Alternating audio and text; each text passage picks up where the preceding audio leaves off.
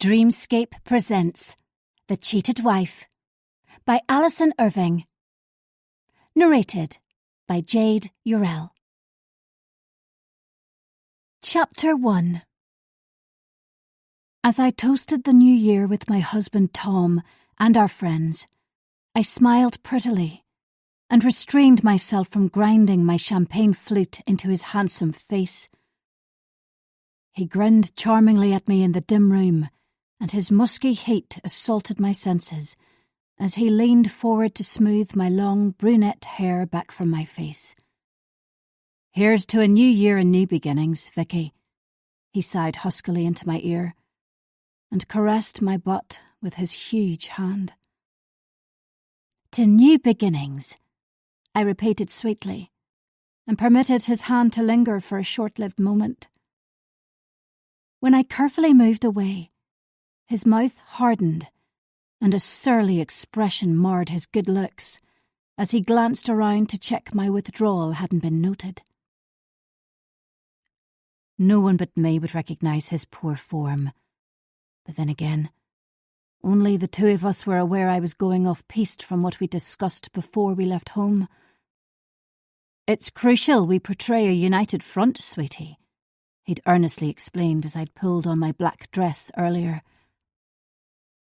Freshly shaved and neatly dressed, he'd sat on the edge of the bed and fiddled with his wedding band, as if to draw attention to his commitment. My lip had curled, and I'd spun away to struggle with the zip at the back of my dress. Ever the gentleman, he'd stepped over to help without needing to be asked, and I'd frustratingly surrendered, shivering slightly as his fingertips caressed my skin. I'm not stupid. I'm well versed in how to play the role of the loving wife. The words shot out and landed full square on him. I could have added I'd had years of training, but bit down on my true feelings, like so often before. In the mirror, I'd noticed his momentary scowl. Then he remembered his current position and gave a self-deprecating laugh. "I know you're not stupid, and I really appreciate you coming with me to Annie and Matt's." He could smoothly flip from irritated to amiable in the blink of an eye, which I'd always found hugely compelling. What remained unsaid, but which hung over us like a dark cloud, was yet another apology for his wayward behaviour. Later, as I clutched my glass in Anne's living room, I recalled the exchange while Jules' annual hootenanny flickered silently on the television. Tom expected me to act as though everything was hunky-dory, whereas the reality was far from it.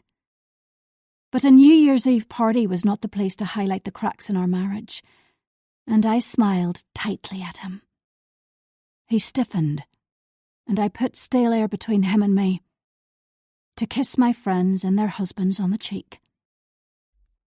"Happy New Year," declared Annie with a gentle smile.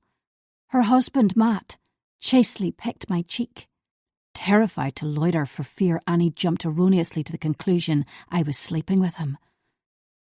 "Happy New Year," squealed Kate, over-exuberant as ever, to compensate for the fact 2/5 of our book club were missing. Her husband, David, beamed as he chinked glasses with me, then moved swiftly onto Tom. Backslaps ensued, like 8-year-olds on the football pitch after scoring a goal. No. Here's to us, or to the best friends ever drivel we'd normally proclaim. For our formerly close-knit friendship group had been crushed into smithereens. Our other book club member, Laura, was holed up somewhere with her hot new man, Sam and Claire. A ripple of hurt as I contemplated Claire, my not-so-loyal friend who'd recently exposed her year-long affair with Tom, my husband of 20-odd years. Obviously, I was devastated at their treachery and genuinely grieved the destruction of our friendship group. But secretly a tiny piece of me was less devastated by Tom's behaviour, for this was a well-worn tale of our marriage. Cheat, discover, beg, forgive. The never-ending circle of life, or rather, the never-ending circle of deceit in the forward marriage. My tall, broad, gorgeous husband pecked my friends, the epitome of affability and dependability. The driest of kisses on Kate's pink cheek, the lightest of touches on Annie's bare arm. Meanwhile, my hand burned from where he'd clasped it as the bells tolled midnight, and our annus horribilis, at long last, drew to its woeful close.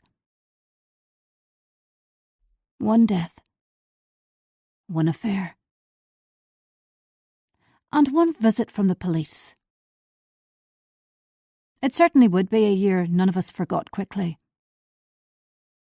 I quashed those morose reflections as Annie switched on the overhead light, and we drained our glasses as though gasping for sustenance. We'd tried and failed to conceal the unpalatable fact. 6 was so much more pitiful than 10, and the upbeat music clashed with our deflated mood. No volume was loud enough to conceal the gaping void where the others should be. In years gone by, the 10 of us would have crowded into Laura and her husband James's house for our annual New Year's Eve gathering, not far along the street from where we partied. Now James was dead, and Laura had sprinted with indecent speed into a sparkling new relationship with Sam. I shouldn't have come. I was unsure if I'd said the words aloud, or if they'd screeched inside my head. Poor Annie frantically increased the volume and encouraged us to dance.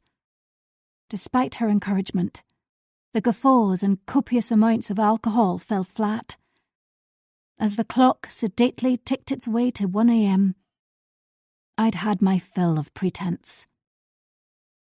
"Let's go," I whispered to Tom when Annie disappeared into the kitchen to replenish the drinks. Matt talked rugby with David on the sofa, and Kate napped on an armchair, glass upended, as Prosecco dribbled onto the carpet. My tolerance for socialising had bottomed out. I had to leave immediately, or the tightening in my chest would obstruct my breath. There was no air in the room. It was suddenly too hot, and the atmosphere too heavy. "We can't leave, it's early yet," Tom hissed at me, rictus grin in place. Anxious, anyone might suppose we wouldn't survive his recent misdemeanour. Because I'd implied, although I was distraught at his latest betrayal, I was prepared to forgive him. Now, he strove for atonement, superficially at least, half-heartedly at best. "We're going now," I spat in his ear, disinclined to keep up the charade any longer. Annie arrived with more bubbly, but I covered my glass with my hand and refused. "It's been such a fun night, but we have lunch with my parents tomorrow. I can't risk being over the limit with the police so vigilant at this time of year." Straight-laced Annie whisked the bottle away from me, the mention of drink driving causing a flush to stain her pretty face. "We'd better leave too." David shook Kate by the shoulder. Groggily, she opened one eye and woke with a start. Saliva rolled sluggishly down her chin. David compressed his lips into a thin line and instructed her to wipe her face. She did so, then rose so fast she teetered slightly on her high heels, black hair flattened from where she'd been lying. Tight hugs and a long-sung goodbye followed, and we promised to meet up soon. I hid my exasperation, for naturally we'd see each other soon, We all lived within a stone's throw. Our street was right at the edge of Castlebrick village, hardly 20 minutes' drive from Belfast. But an oasis of calm surrounded by green fields and the undulating Antrim hills. 15 minutes on the other direction, and we'd be at the coast. Blank windows from neighbouring houses kept their silent watch as the four of us made our way down the street. No stars and no moon tonight to welcome the new year and guide us home. We stopped outside our house and waited as David and Kate made their unsteady way down the street, her heels tapping on the pavement. When they disappeared onto their driveway with a final wave, we stepped onto our own path. The shriek of a cat, so reminiscent of a crying baby, made me jump. Maybe our cat Keiko was mauling some unsuspecting vermin. Wordlessly, we walked to our front door, and Tom unlocked it, then moved aside so I could enter first.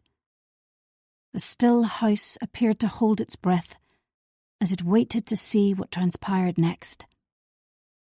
More unforgiving words, slamming doors, noisy make-up sex. "Do you want a drink?" Tom asked me, with sincere brown eyes and chastened features. "Feck off," I answered, as I slipped off my shoes and coat. "You can sleep in Alex's bed tonight." I threw it over my shoulder as I hung my coat in the cloakroom and stalked into the kitchen. He'd been sleeping in our daughter's bed since I'd learned about his affair. His shoulders drooped as his gaze dropped sadly to the floor. Plausible. But the penitent act was an ancient one, which had played out 4 other times in the past 20 years. I'd unquestioningly pardoned him the first time, when he cheated with a gorgeous young air stewardess. Fate had thrown them together on multiple long-haul flights after I gave birth to our second daughter, Flora, and I'd exposed their dirty messages while my breasts leaked milk. I was too fragile to deny his fervent pleas for absolution then. The next time I'd walked in on him kissing the neck of the wife of one of his colleagues at a party, I may have presumed it inoffensive if her hand hadn't been down the front of his trousers and her blouse unbuttoned. The memory of her lacy red bra taunted me for some time after. And so it went on, time after time after time. Routinely, when he was caught, he implored and beseeched. And predictably, I forgave him. He hadn't changed in 20 years, but I had. Perhaps this time I wouldn't accept his behaviour and lame excuses. For this time he'd chosen my friend, and although I understood her reasons for doing what she'd done, his role was indefensible. A fire created deep at my centre blazed at the memory of Claire and her motive for sleeping with my husband. She'd been my friend for many years, and then betrayed me in the worst way possible. Surprisingly, though, I forgave her completely, and almost admired the nerve it had taken to sustain it for so long. Nevertheless, I'd shared those complex emotions with no one, and was unlikely to. On the other hand, I was uncertain if I could pardon Tom. The serial philanderer, so effortlessly. So why would I stay with him? He was devastatingly attractive, though looks were thin over time. He had a great job as a first officer on an Irish airline, and was charismatic, funny, and loving. And when he focused his attention on you, he was irresistible. possessing the uncanny ability to make you feel like you were the most incredible woman on the planet. He was also weak, easily bored, and a narcissist. But I adored being Tom's wife, as on paper we were the ideal couple, good-looking, prosperous, and universally envied. Privately, I'd acknowledged that for years, as I'd outwardly feigned ignorance, which is why I was so angry with Tom. By choosing a friend to stray with, he jeopardised us. However, there was no question I would leave him. Did I like what he'd done? A categorical no. Did I want to make him squirm? Unquestionably yes. Did I love him? Possibly. Was I simply a glutton for punishment? Overcome with lethargy and unable to dissect that question, I filled a glass with water and tiptoed back into the hall. No sign of Tom. So I went into the sitting room, switched on a corner lamp, and reclined on one of the velvet sofas. Tom's heavy footsteps banged overhead in our daughter's room, his tantrum obvious in each slam and thwack. When at last he fell silent, I finally relaxed. The Christmas tree lights twinkled, and I studied them mesmerised. I'd missed the others tonight, and although I'd no fight with Laura, she was consumed by her rekindled romance with her old boyfriend. Rather perturbingly, I'd missed Claire Moore, my devious, dishonest friend. I missed her wicked laugh, her quick-witted retorts, and had never once suspected what she'd been up to. What a mistake that had been. My thoughts wandered, unwilling to dwell on my mortification for long. Instead, I lifted my phone from where it lay on my lap and examined it methodically. I'd been offline for several hours and could have missed so much. Normally, I liked to keep on top of it regularly, but had limited opportunity all evening to scroll through the alerts on my mobile. Messages from our daughters Alex and Flora, who celebrated in Belfast. A text from Laura, insulated with Sam in a cottage on the coast. And then a notification from the person I dreaded most. Chapter 2. I fell asleep on the sofa in the early hours of New Year's Day, fully dressed and exhausted. Tom woke me when daylight filtered through the slatted wooden blinds. He carried a cup of coffee, face shadowed, jaw tense. He'd presumed when I'd agreed to attend Annie and Matt's party, his penance was over. Arrogant to a fault. With a muttered thanks, I lifted my mobile to indicate he was dismissed. He hesitated, obviously expecting me to converse normally with him. When I didn't, he loudly cleared his throat. Can we move past this? I've apologised so many times. I'm so sorry. She came on to me and I was flattered. She refused to take no for an answer. Please forgive me. He knelt on the floor beside me and grasped my free hand. The intoxicating smell of his aftershave teased, and I briefly indulged myself as I stared at his lush lips. I ached to rake my hands through his hair, rip off his shirt, and feel the firm muscles of his torso as I lay under his weight. Feck off, Tom. I hauled myself from my daydream. Claire said you pursued her and I believe her. She's lying, Vicky. Honestly, she is. You know the lies she told about you. She made it up about me chasing her in exactly the same way. She messaged me constantly, demanded we meet, and I'm embarrassed to say, in the end wore me down. He shook his head as if dismissing the image of him and her doing who knows what, who knows where. I'm not going to change my mind. You're not coming with me to my parents today. You can do whatever you want. I hear Will has left Claire. You can go to her house and shag on the carpet. His face reddened and my stomach curdled at the realisation they had indeed shagged on the carpet in Claire's house. Nauseated by him, I roughly pushed him away and swung my legs over the side of the sofa. The coffee cup was knocked over in my haste, and the hot liquid splashed over both Tom and the carpet. You'd better clean that up, I spat caustically, as he rose, nursing his hand where the coffee had scalded him.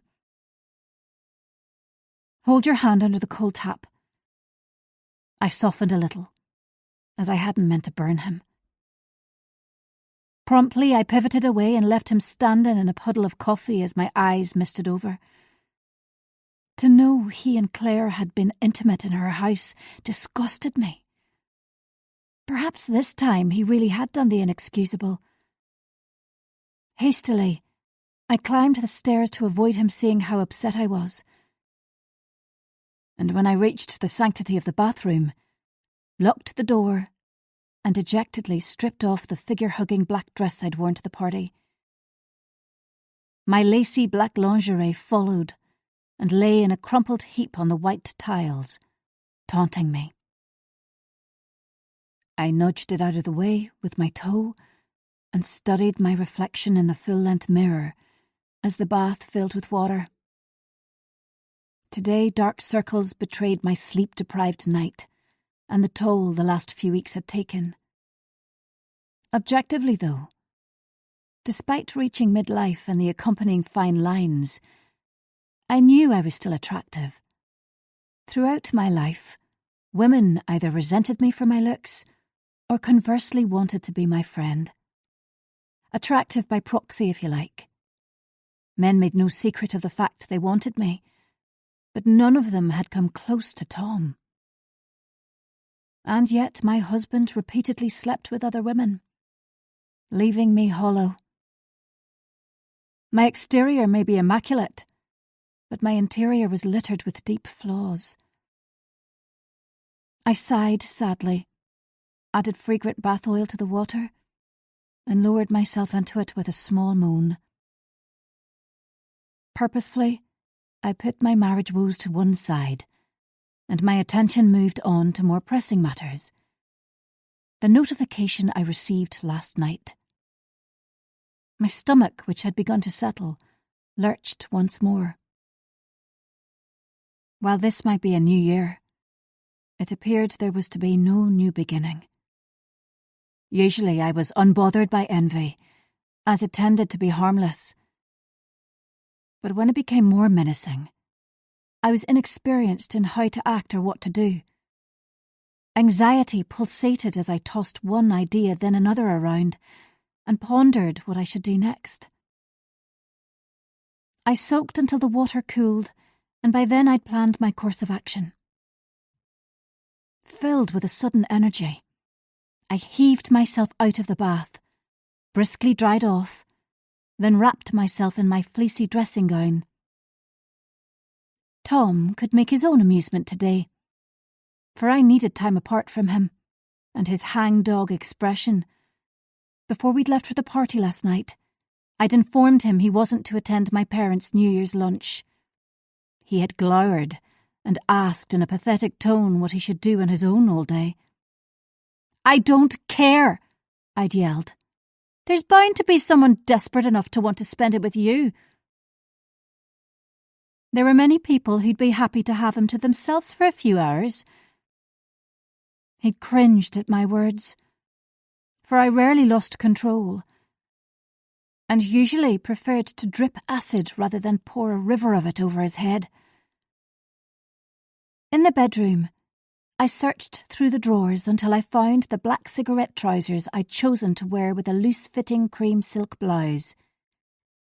My father was exacting in his view of appropriate clothing for a woman aged 50, and I never challenged his instructions. 50, and still wary of him.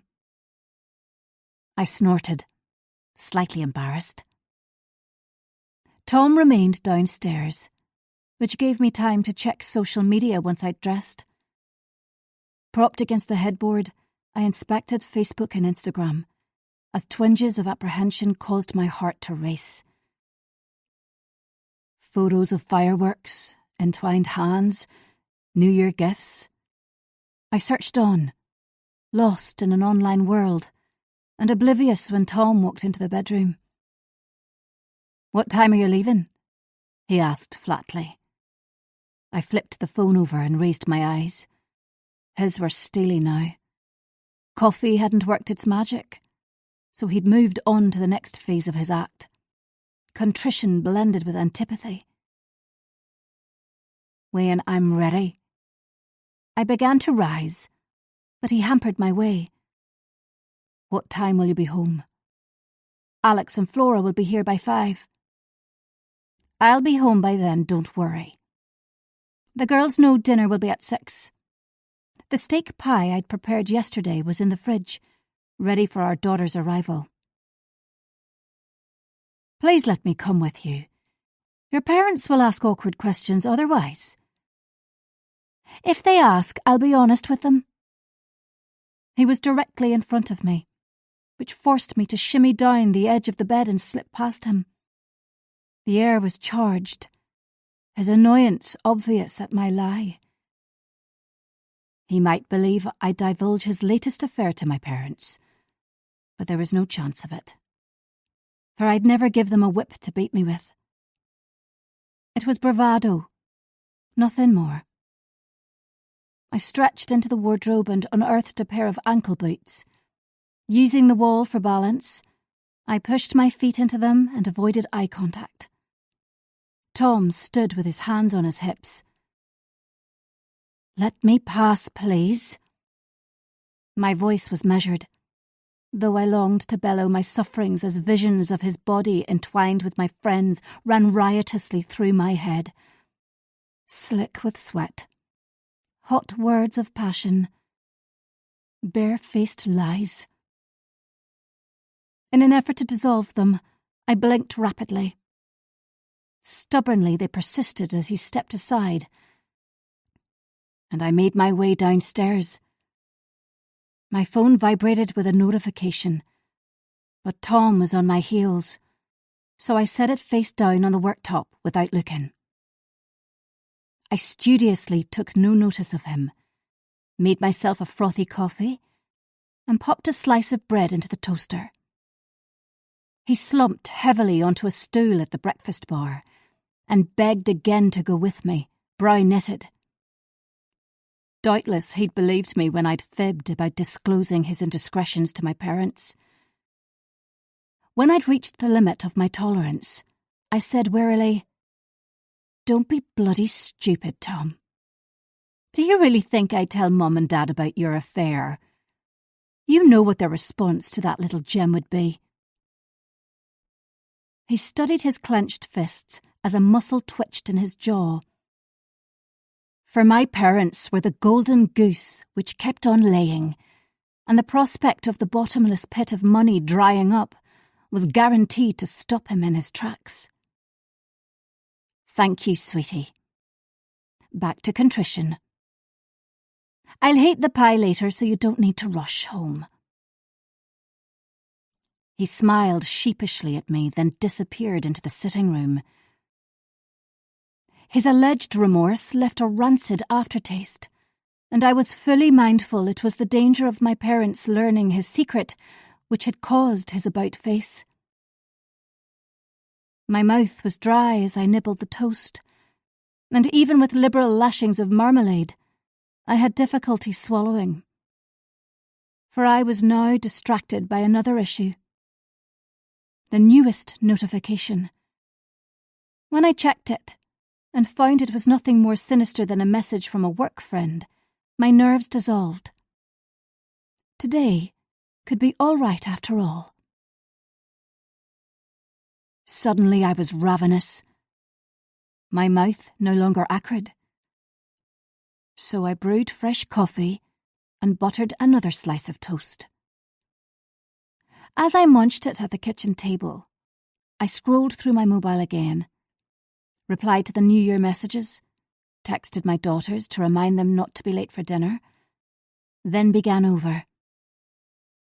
Checking and double-checking everything was as it should be, and nothing untoward had been posted. No unwelcome comments nor messages. Simultaneously anxious in anticipation of what I might read, but helpless to stop myself from looking.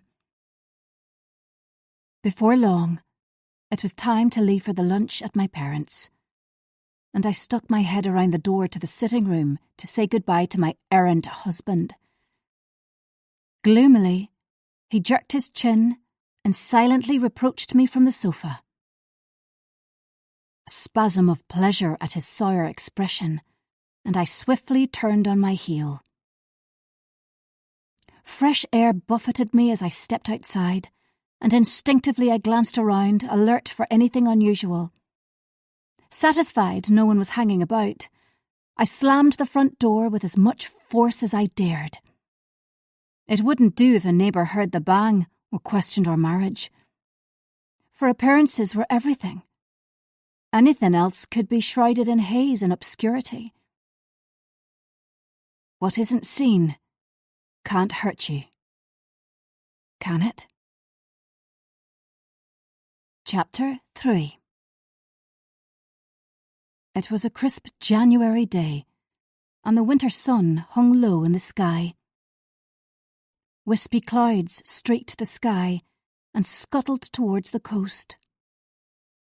As I drove from Castlebrick village towards Belfast, I passed no vehicles on the country roads and a handful on the motorway.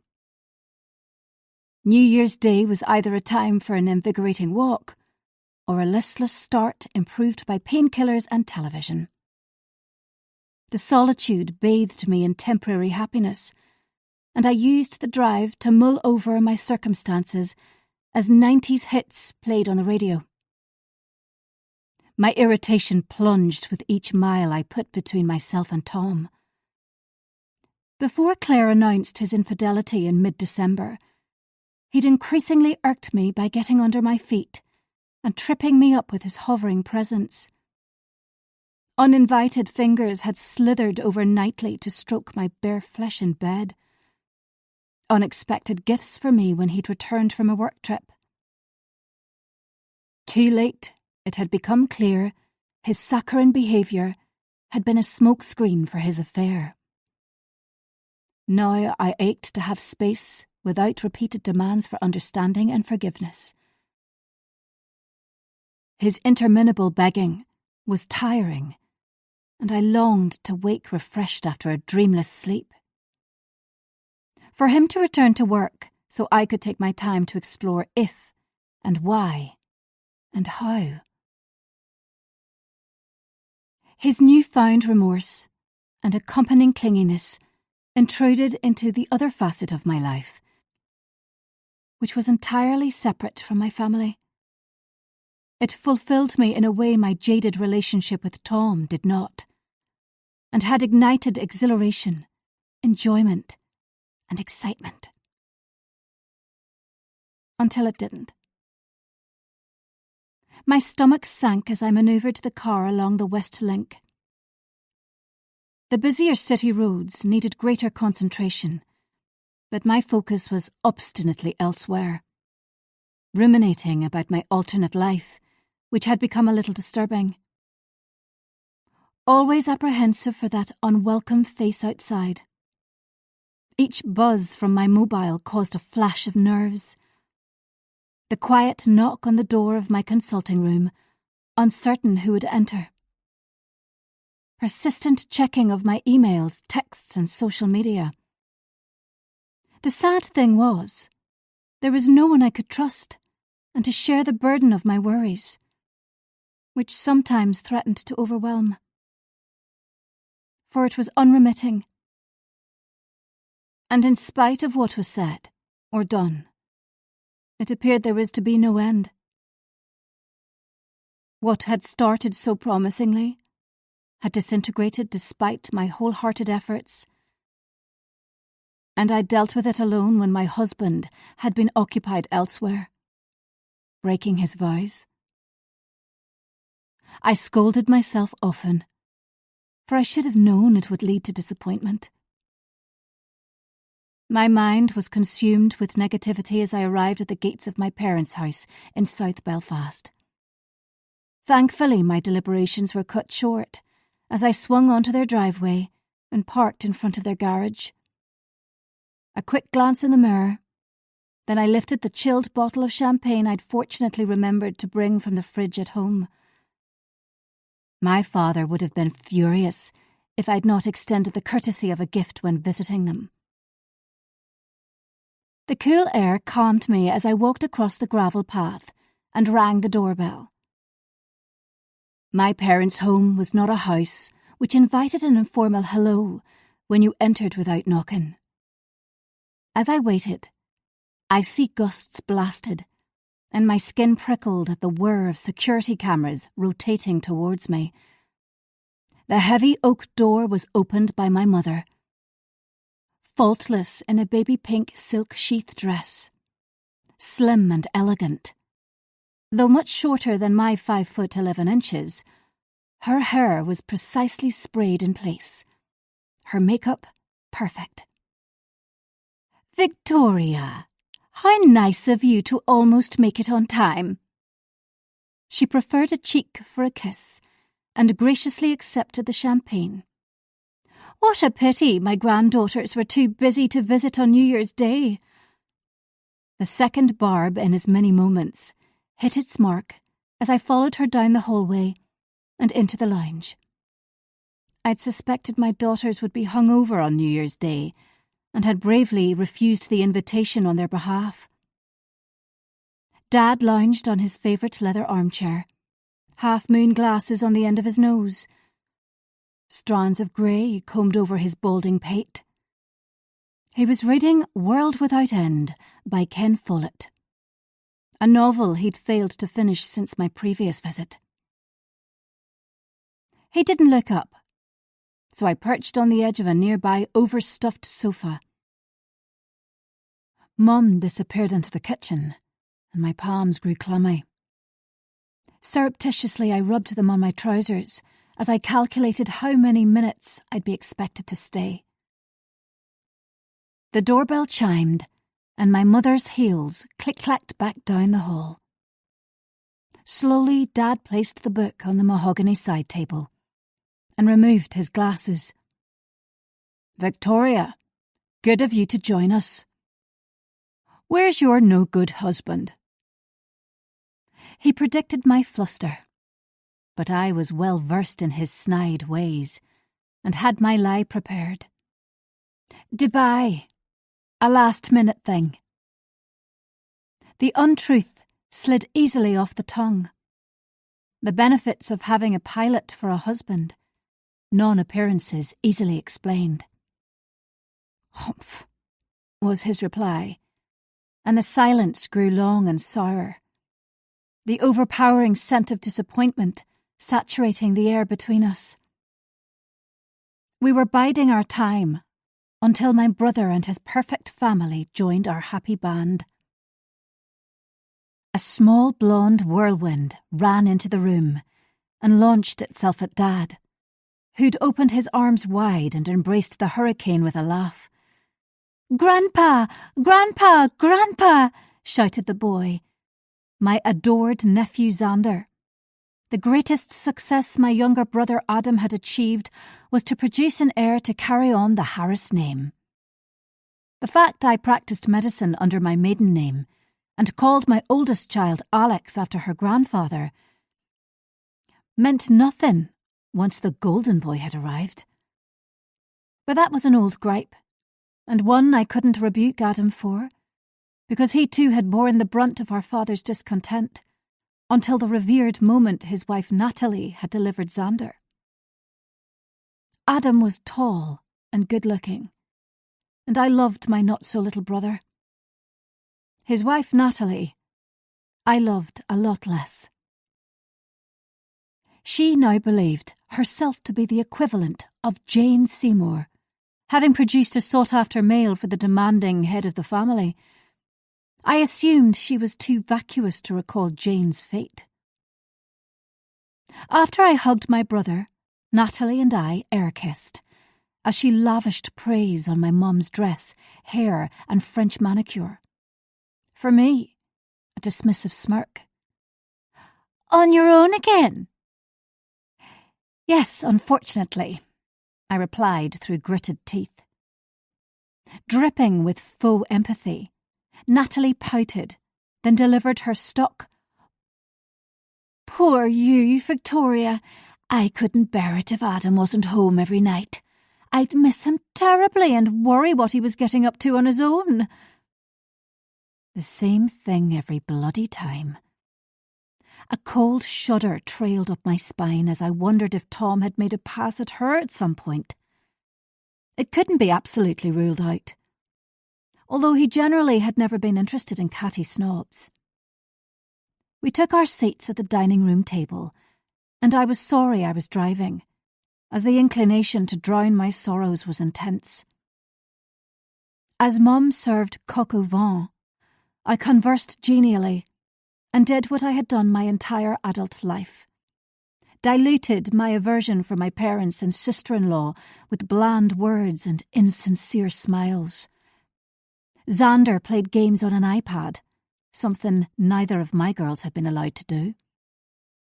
It was unsurprising they resented spending time with their grandparents.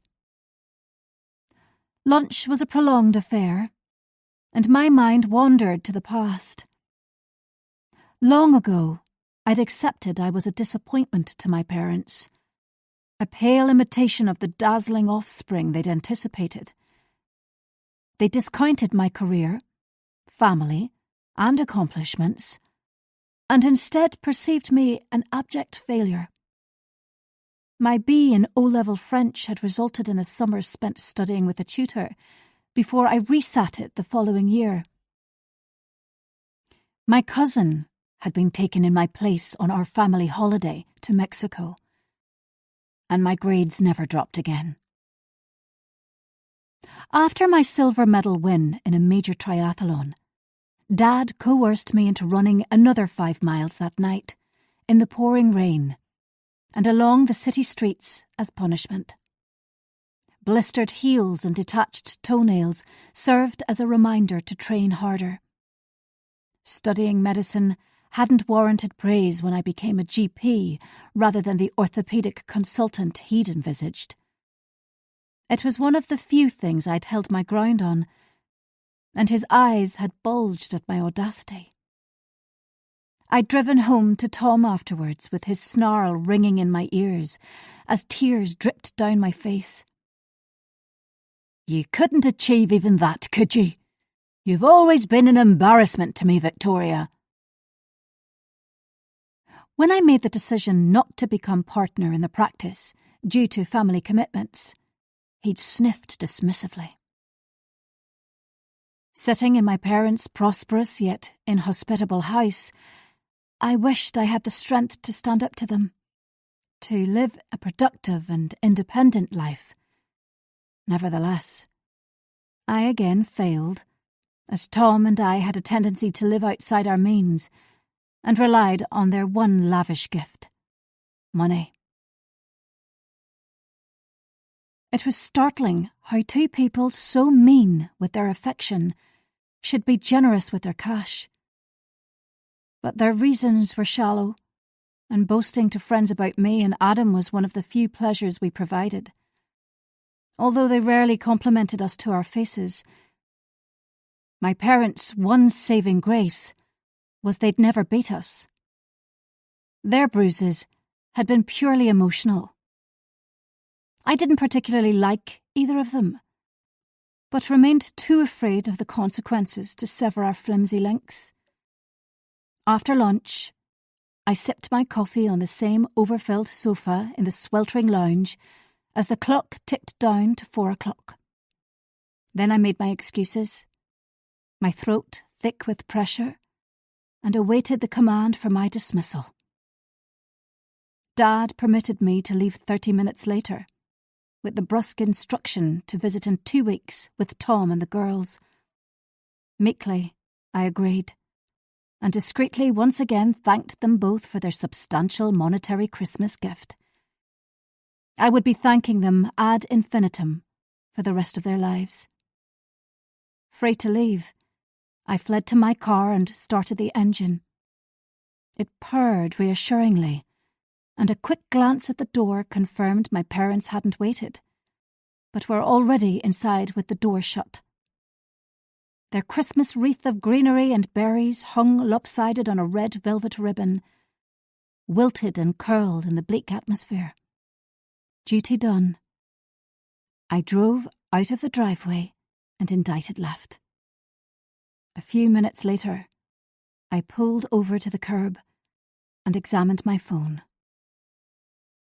Worry drained from me. I read the messages which had been teasingly close throughout the afternoon, though resolutely out of bounds. My parents forbade mobiles to be answered when lunching with them. The exception was a life or death emergency, such as a rapid plunge in the stock market or an unexpected 4-ball at golf. I replied to those which required a response, checked social media quickly, and restarted the engine. When the city lights dimmed in the distance, I reached the country-bound carriageway, and relief streamed through me, for I'd worried unnecessarily, made a mountain out of a molehill. There was a chance I'd sleep well and wake revitalised. It had come to nothing. As the road narrowed and twisted homewards, I drove the car down the country lanes. My mind bounced about as I anticipated a chatty meal with my daughters, while Tom and I papered over the fissures in our marriage. Castlebrook was a welcome sight as I passed the crop of the copper beeches and drove over the bridge. Unintentionally, I slowed down to scour the footpaths and side roads, anticipating a glimpse of that one unwanted face. The village was quiet as everyone sheltered behind closed doors and drawn curtains. A solitary shadow appeared from the park, promptly joined by a bounding dog, and I grinned at my jumpiness. The car was at snail's pace when I reached the street. The streetlights scarcely brightened the darkness, and it appeared there was no one else about. Inevitably, as I began to breathe a little easier, I saw them. Unmistakable despite the gloom. Immediately my breathing became shallow. It was far from over yet. Chapter 4. On edge, I swung onto my driveway. Light peeped around the blinds on the ground floor, the upstairs windows in darkness. Motion sensors had kicked into action when I'd swung into the drive, and harsh light flooded the front of the house. Dazzled by the glare, I gripped the steering wheel and battled to stem my rocketing anxiety. The girls would be inside, and I had to act as if nothing was wrong. A few minutes passed, and I composed myself before shakily walking indoors, where I called a faux cheery hello. Jackets were slung over the end of the banister. Trainers lay discarded in the hall, right beside the cloakroom. Anxiety melded into resentment. I ached for order and tidiness, but suppressed my cross words, for my daughters rarely visited from their university digs.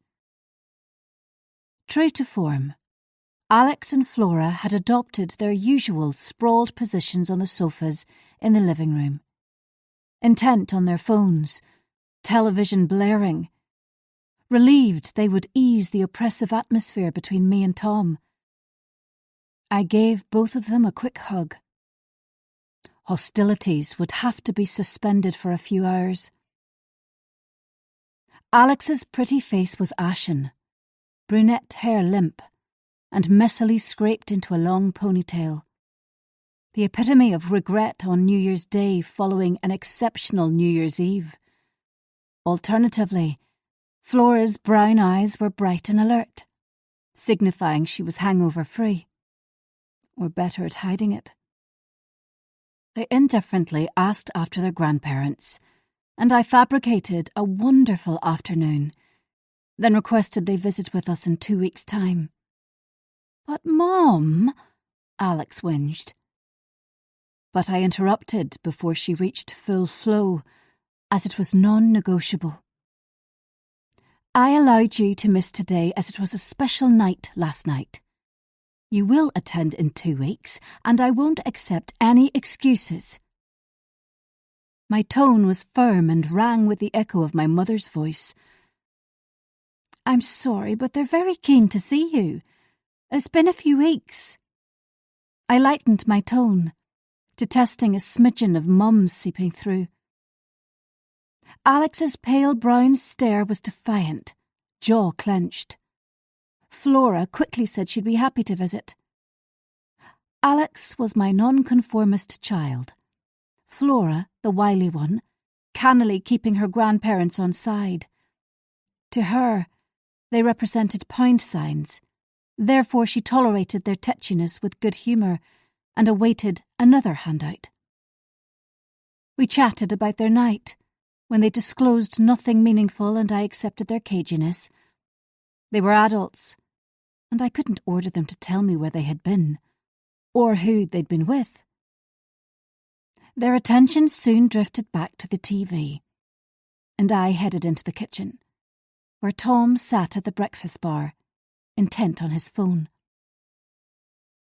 In one smooth movement, he turned it over when he caught sight of me. Unblinking, he exclaimed a jovial hello and questioned how lunch had been. He then informed me the pie was in the oven and the potatoes were boiling. I almost snapped. "So what?" But couldn't bear his face to fall and a reenactment of his poor me betrayal. Instead, I thanked him with the briefest smile. "Why don't you watch TV with the girls and I'll take care of things in here?" I wanted him out of the way so I could have time on my own. He agreed without argument and pecked me on the cheek. Fully clued in that his tight black t-shirt and Levi's enhanced his gym-honed body, he meandered away. Subdued laughter from the girls escaped the front room, in response to some comment from him. I aimed a dirty look in the general direction of the sitting room, for he'd pocketed his mobile as he left the room. Suddenly I was totally drained by the notion of him conducting whatever secretly, and had no energy to brood about it further. My limbs were heavy with his disloyalty and lies. After a cursory check of the pie, I wearily clattered upstairs with my bag. It seemed to burn my hand, but I delayed examining my phone until I stripped out of my dutiful daughter outfit and dressed in a sweatshirt and jeans. Comfy slippers and my hair carelessly plaited completed my transition back to village mum. Finally, I could study my mobile for the latest updates. The unsettling episode from earlier scratched endlessly. What should I do? What could I do? Constant observation and monitoring. From the break of dawn to the blackness of the night, there was no reprieve. Thoughts reeled and emotions whirled at the enormity of it all. The heavy tread of a foot on the stairs warned me of Tom's presence, so I fled into an ensuite and locked the door. There I blundered onto the lid of the toilet, where I received another alert. Thoughtlessly, I bit my thumbnail until the tip ripped off. The throb was immediate as a spot of blood bubbled, and I ran it under the tap. A streak of red circled the plug hole as I made my decision. I pressed the call button and held the phone to my ear. Afterwards, my angst had lessened as I'd hoped. Once I sorted myself out, I cautiously opened the door. No Tom.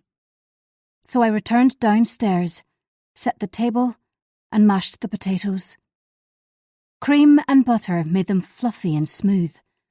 Steamed broccoli for vitamins C and K. A glass of Prosecco swiftly downed as a reward for surviving my parents' excruciating lunch. A second glass, sipped more slowly. Tom dandered through at 6 to offer help, but I simply asked him to see if the girls wanted a drink. A hair of the dog for Alex. A meaningful smile passed between us, words unnecessary, as we recalled many similar days ourselves. Possibly, this is why I entertain his behaviour, I mused as he poured the drinks. When you've been with someone this long, they instinctively understand you. He topped up my glass, handed it back to me, and my animosity towards him thawed a little. Warm fingers brushed mine. I'm sorry for putting you through this. The humbled, repentant husband. And certainly he was sincere at that moment in time. I silently saluted him with my glass, and he returned to the sitting room, with the ghost of a smile playing about his lips. Some people might suppose me ludicrous, staying with a womanizer and a repeat offender. But generally we made a good team, for he was my cover. From my scathing parents, to whom divorce meant failure, from unsolicited attention from other men, from reality when it became untethered and too arduous. We had been a couple for so many years. I didn't know how to exist without him, and was too proud to split up. Therefore, I appreciated him a little, that New Year's Day. The moon hung in the black velvet sky, and frost shimmered on the grass. If I opened the back door, the brook would be babbling at the end of the garden. However, I didn't open the door, nor stand in the garden to lift my head and admire the skies. Instead, I flitted through the house to ensure the doors were bolted and the blinds closed tight, so not even a sliver of light was visible outside. Our family was safely locked away from prying scowls and loitering silhouettes. Content, I lit candles and played soft music, drank Prosecco, and ate dinner with my family. When my phone buzzed on the breakfast bar, I neglected it for a time. We chatted and after dinner played our traditional game of Monopoly at the kitchen table, complete with customary disagreements and fallings out. Tom held my hand at one point, and I endured it, pretending he wasn't untrustworthy, and truly was the man he depicted to others. Our daughters laughed and squabbled, unquestioning we were still together, yet informed he cheated with my close friend Claire. Reflecting on that, I released his hand and disregarded both my distressed words and urge to slap his face. For one night only, I assumed the role of the magnanimous wife. As the good-natured sparring of my daughters and husband eddied around me, I rolled my last dice and admitted defeat. Then I kissed Flora's head, stealthily picked up my phone, and carried it to the sofa in the conservatory, where I read multiple messages, obscured from sight one, caused my mouth to dry. Another text from Claire. Begging, lonesome and rejected.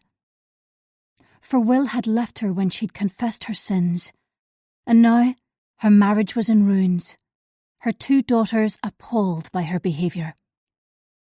And I was torn in two, troubled by her desolation, but sickened by her actions. Stark words of misery laid bare her pain.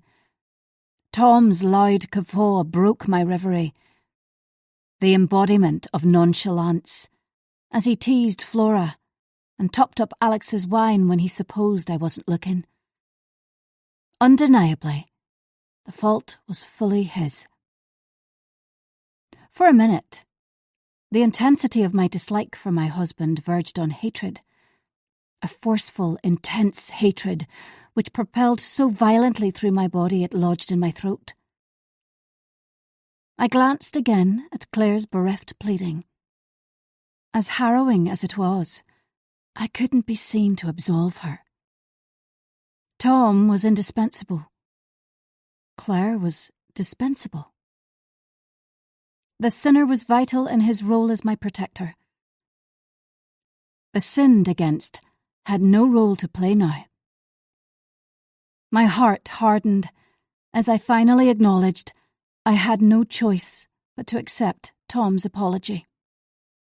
The road had come to a dead end tonight, with no space for U-turns or alternatives.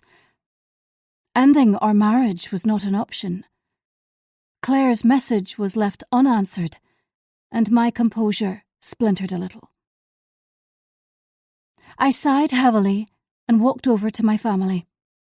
When I leaned forward to plant a kiss on Tom's neck, I allowed my hair to graze his skin in a way he found irresistible. A grip of his muscular shoulder as I murmured I was going to watch television.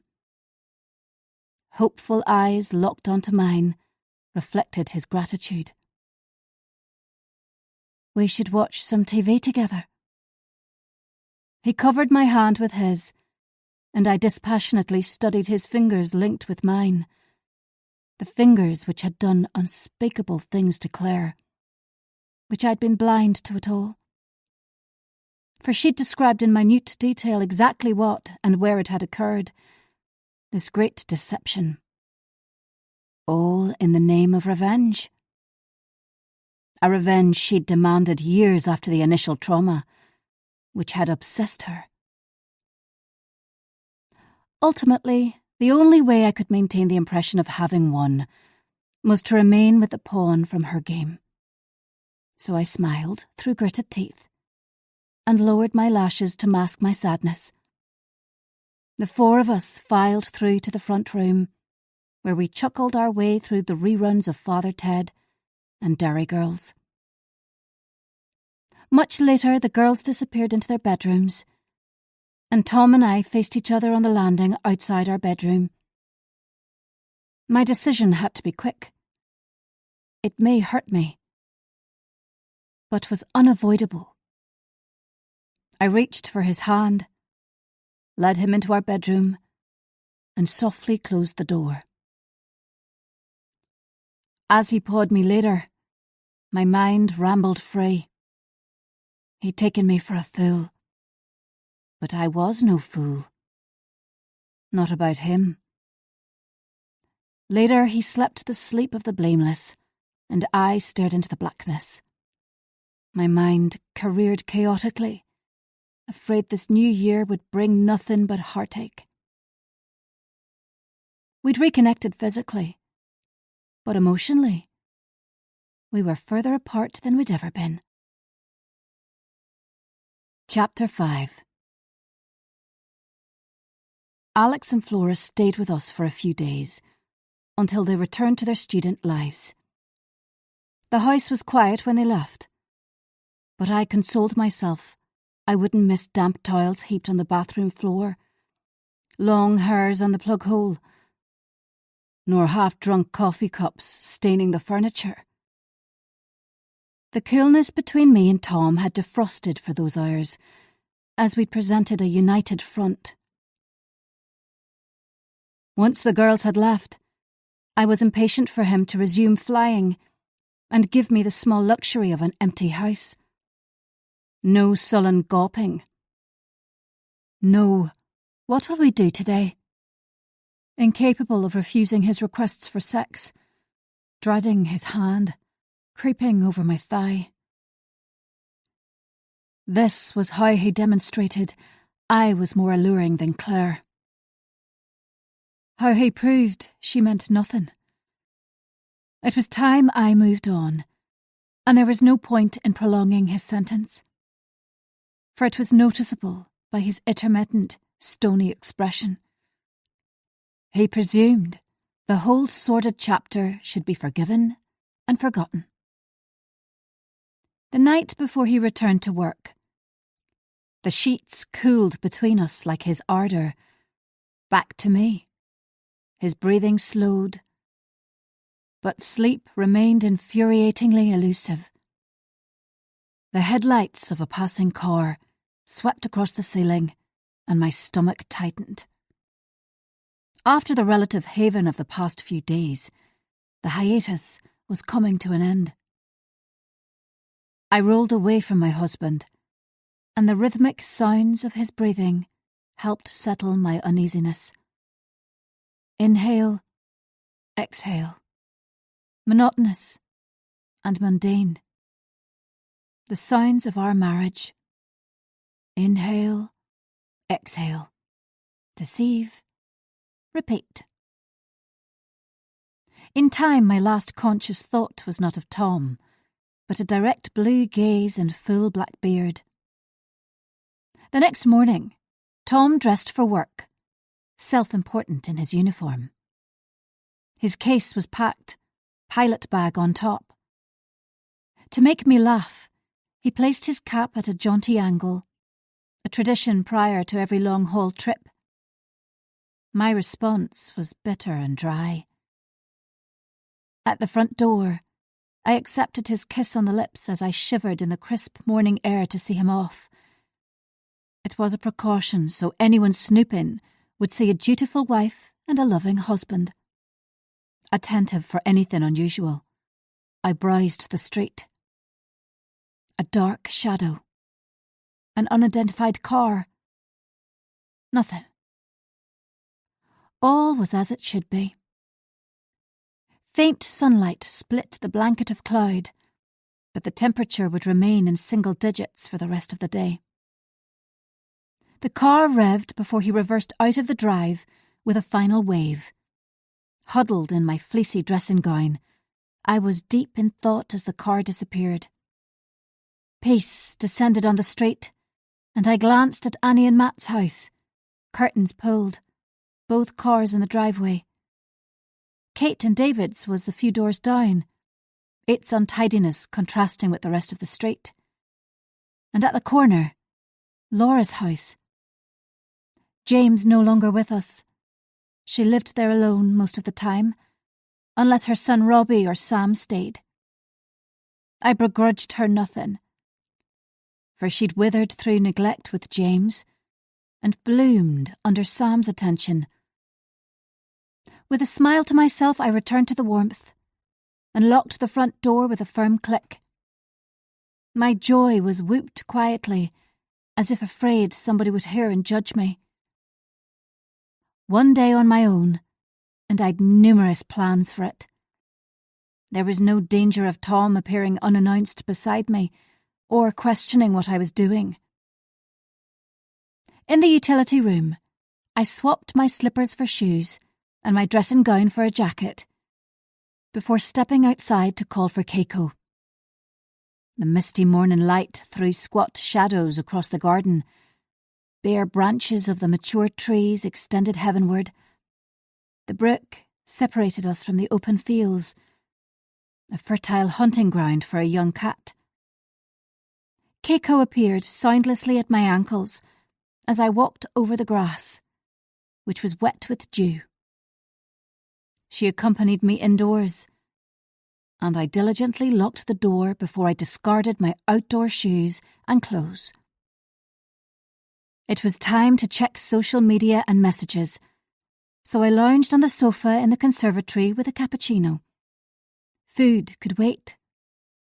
Nervously, I scanned the notifications, predicting the disagreeable, but miraculously found nothing problematic. Able now to relax, I devoured them fully. Kate messaged the book club WhatsApp to invite us to her house on Friday night. Claire had subtly been removed from the WhatsApp group in a show of solidarity with me. Perversely, I wished she'd remained, as I was a little fazed about her isolation. She lived in a huge house in the hills above the village, with no near neighbours, abandoned by her friends and immediate family. Nevertheless, I was powerless to help her, for it was essential I maintain the illusion I was the injured party. I'd spun my saga in such a way Annie and Kate were firmly on my side. But I suspected Laura was torn.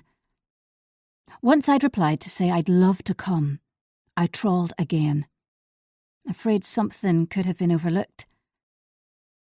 Satisfied my searches were complete, and I'd missed nothing, I yawned with sudden tiredness.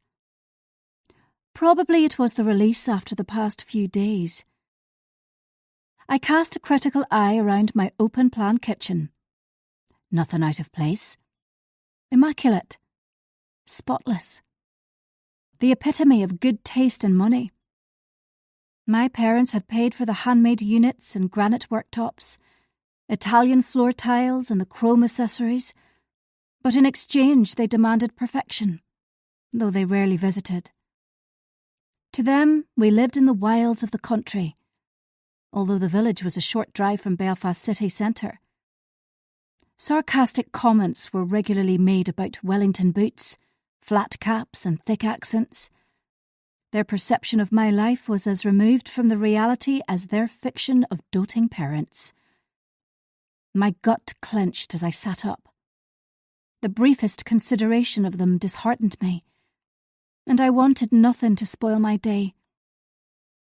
I forced myself to stamp out all thoughts of them and commanded the sound system to play upbeat music. Toast was washed down with cold coffee as I anticipated the long day ahead, ripe with possibilities. First, a shower, then a quick visit to my workplace, the Ballyreevy GP practice. As it was Sunday, I wanted to sort a couple of things out while it was empty of chatter and inquisitive stares. Then an errand, before returning home via a friend's house. My internal voice nagged I should go for a run or a swim, but I rejected it straight away. Long ago, my father's bullying behaviour had destroyed my pleasure in exercise. In his opinion, if it hadn't resulted in a gold medal, it was a futile waste of time and effort. I remembered the purest joy as I cut through the water, my stroke sure and strong, or the wind in my face as I sped down a steep hill. Nostalgia and disappointment surged as I spurned my one true passion. Perhaps one day I'd overcome the mixed emotions and appreciate the benefit of running, cycling or swimming again. In their place, I walked for miles and attended a yoga lattes class with Claire and Laura once a week at the local leisure centre.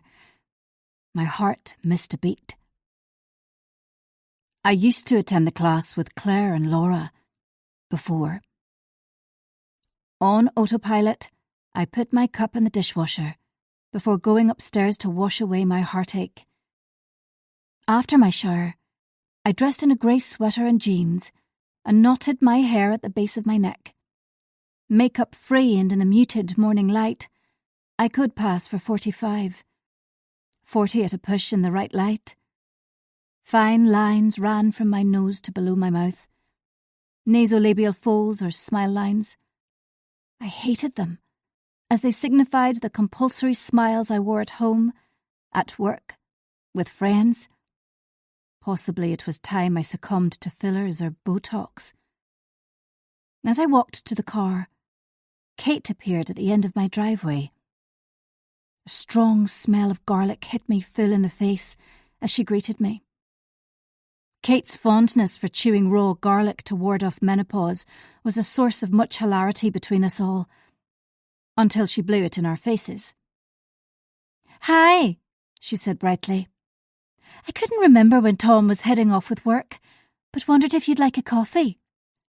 Bloodshot eyes regarded me thoughtfully, possibly anticipating I would sob about my lot in the middle of the street. "Sorry, I'd love to, but I've got loads to do today. Would later in the week suit?" She was a wild swimming devotee, and usually swam in the inclement Irish Sea each weekend, so it was unusual for her to miss it. Then I noted her pale face and wondered if she was hungover. I'd once quietly advised her that she should consider medication other than the liquid variety, along with the garlic and cold water swimming, but she'd reacted so passionately, I'd never mentioned it again. "That would be nice." Her smile died.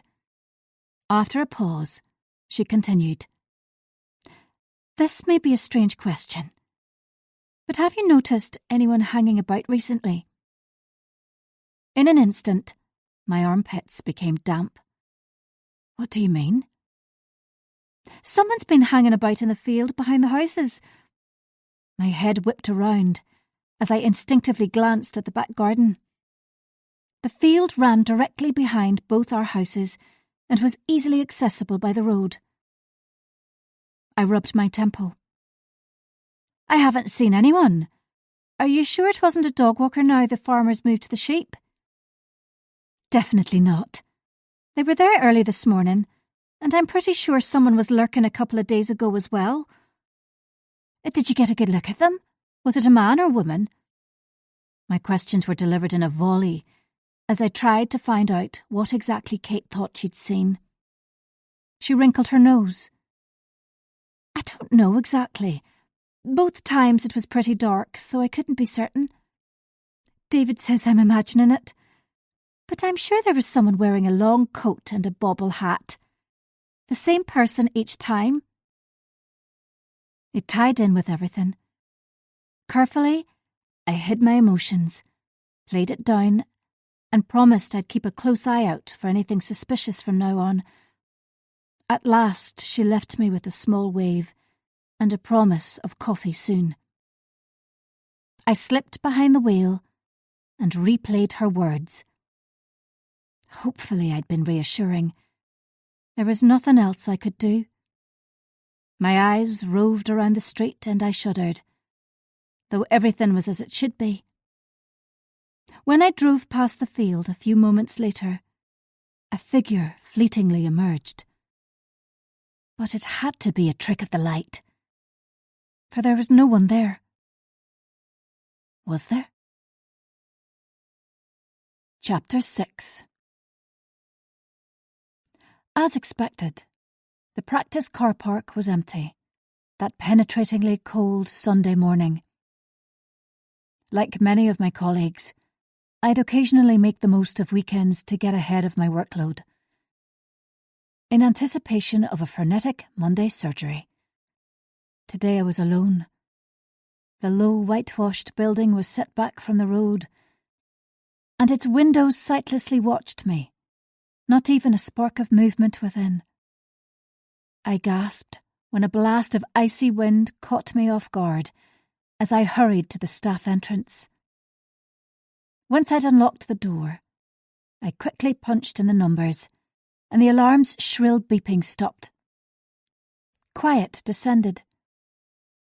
The air stilled suddenly. CCTV would record throughout, but most of the cameras were dummies.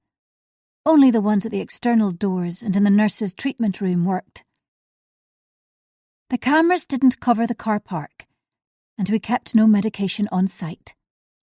Needles were locked away, so break-ins were uncommon, and it was more probable the pharmacy nearby would get vandalised. My rubber-soled boots squeaked on the lino as I passed the row of consulting rooms. At the end of the corridor, I nipped into the office to the rear of reception.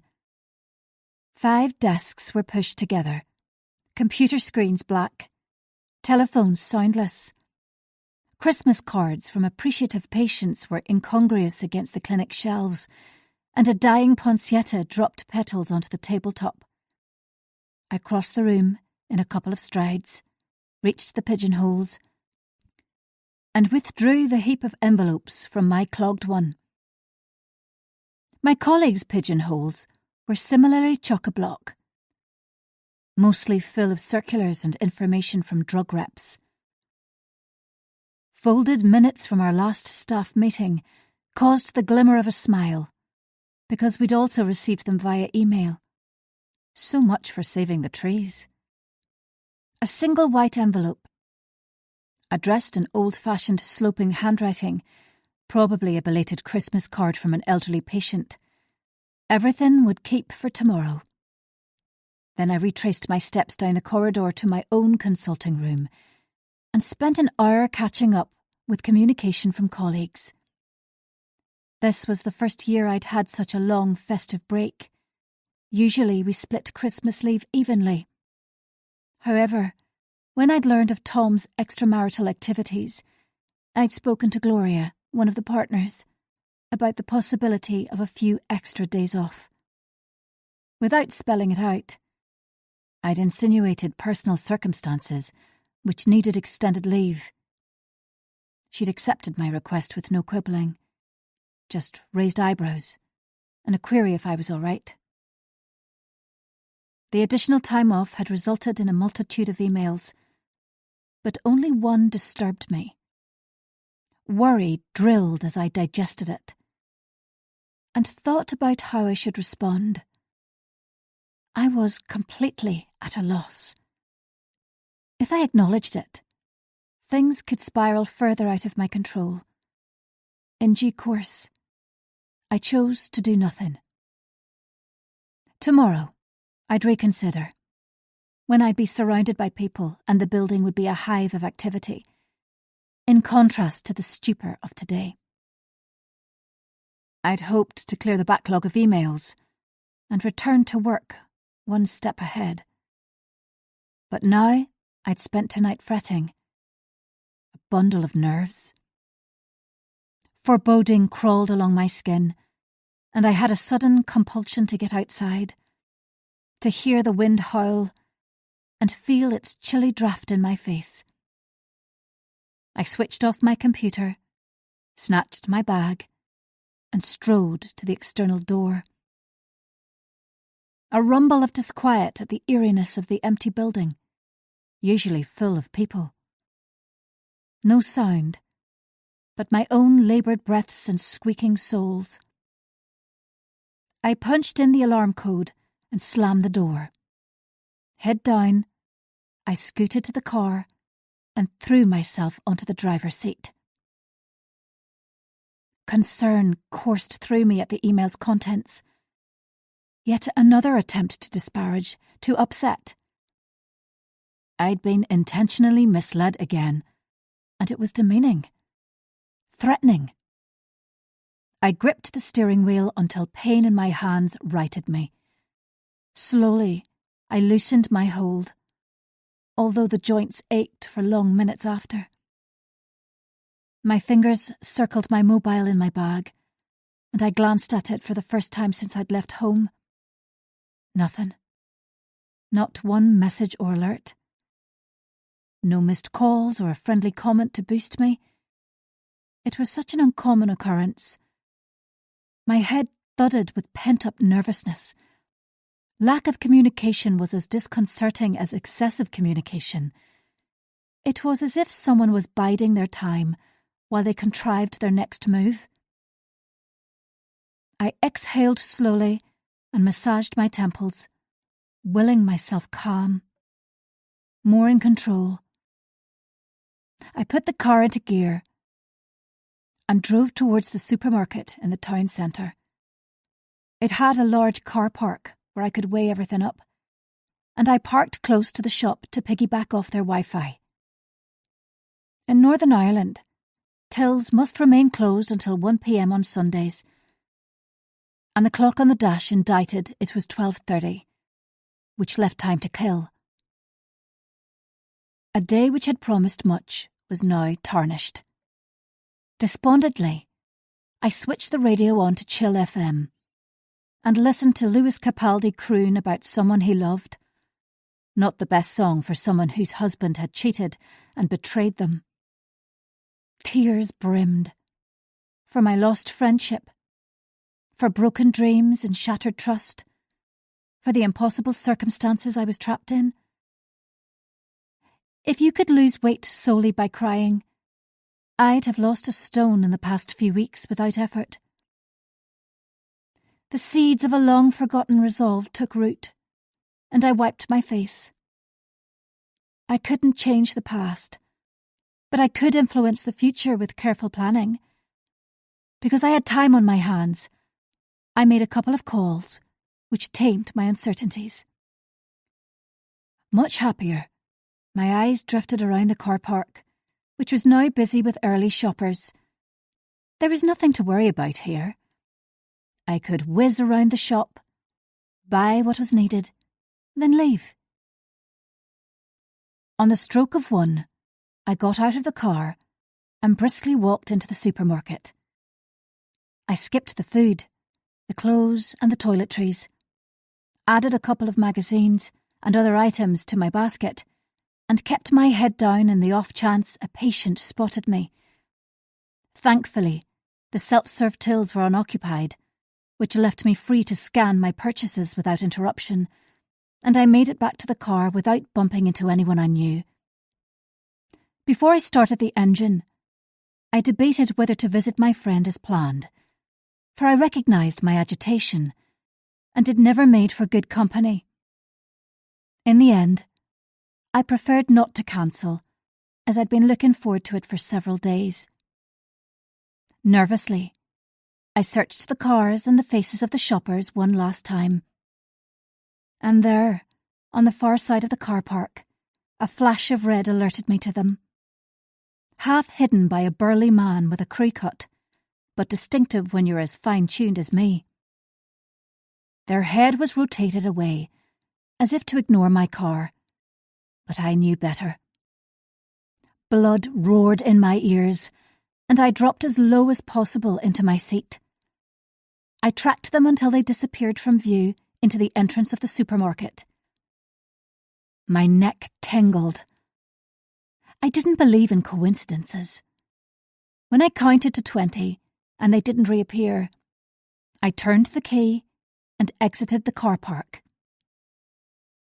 My jaw ached from grinding my teeth on the drive back from Castlebrook.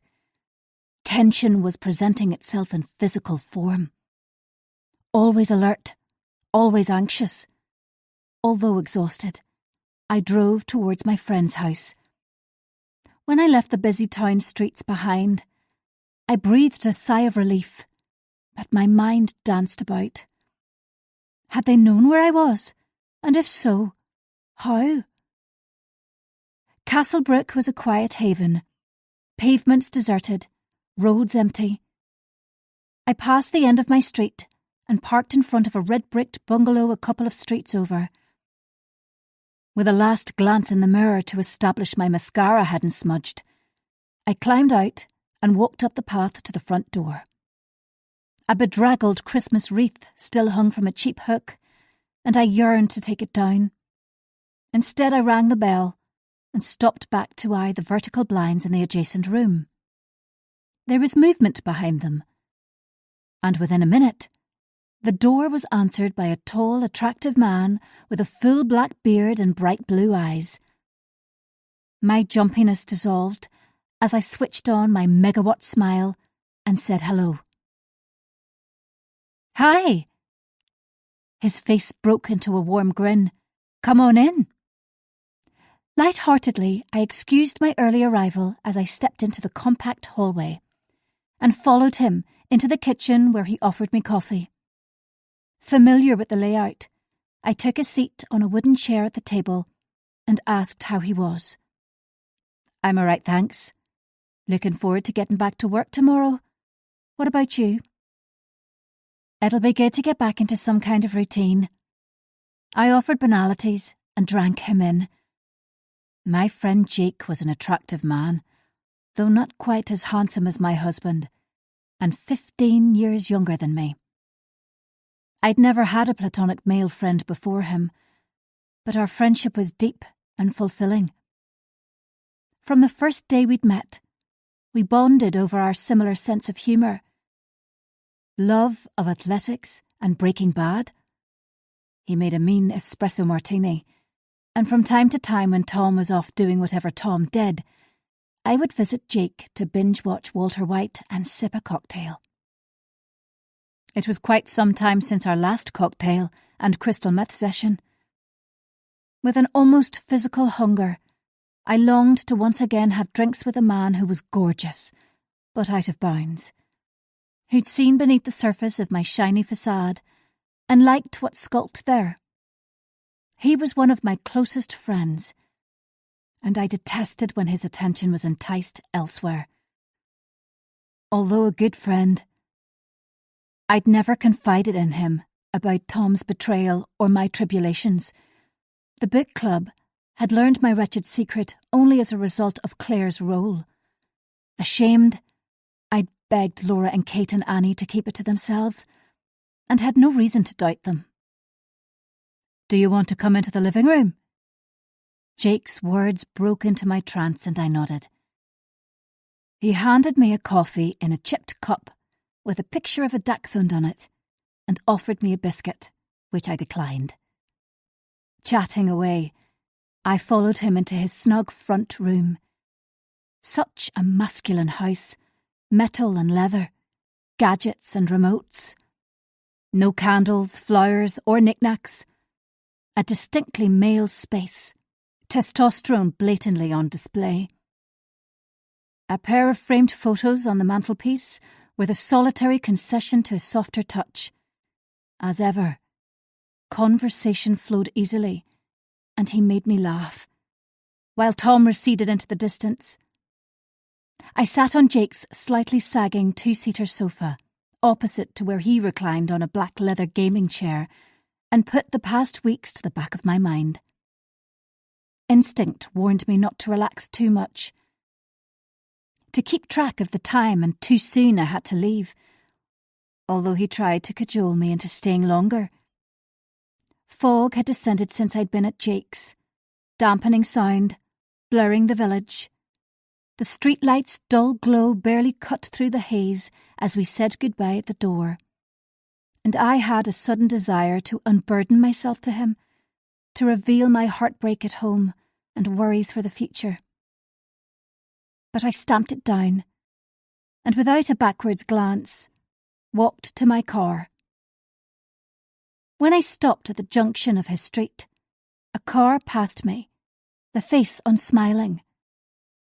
Alarm compressed my chest. Would I ever be free of them? Chapter 7. When I arrived home from Jake's, I pottered about, restless and unable to settle. The solitude I'd craved no longer promised freedom, but instead seemed like a punishment. I hankered after Tom's presence, to keep dread at bay. When I could bear it no longer, I decided to visit Laura after a walk.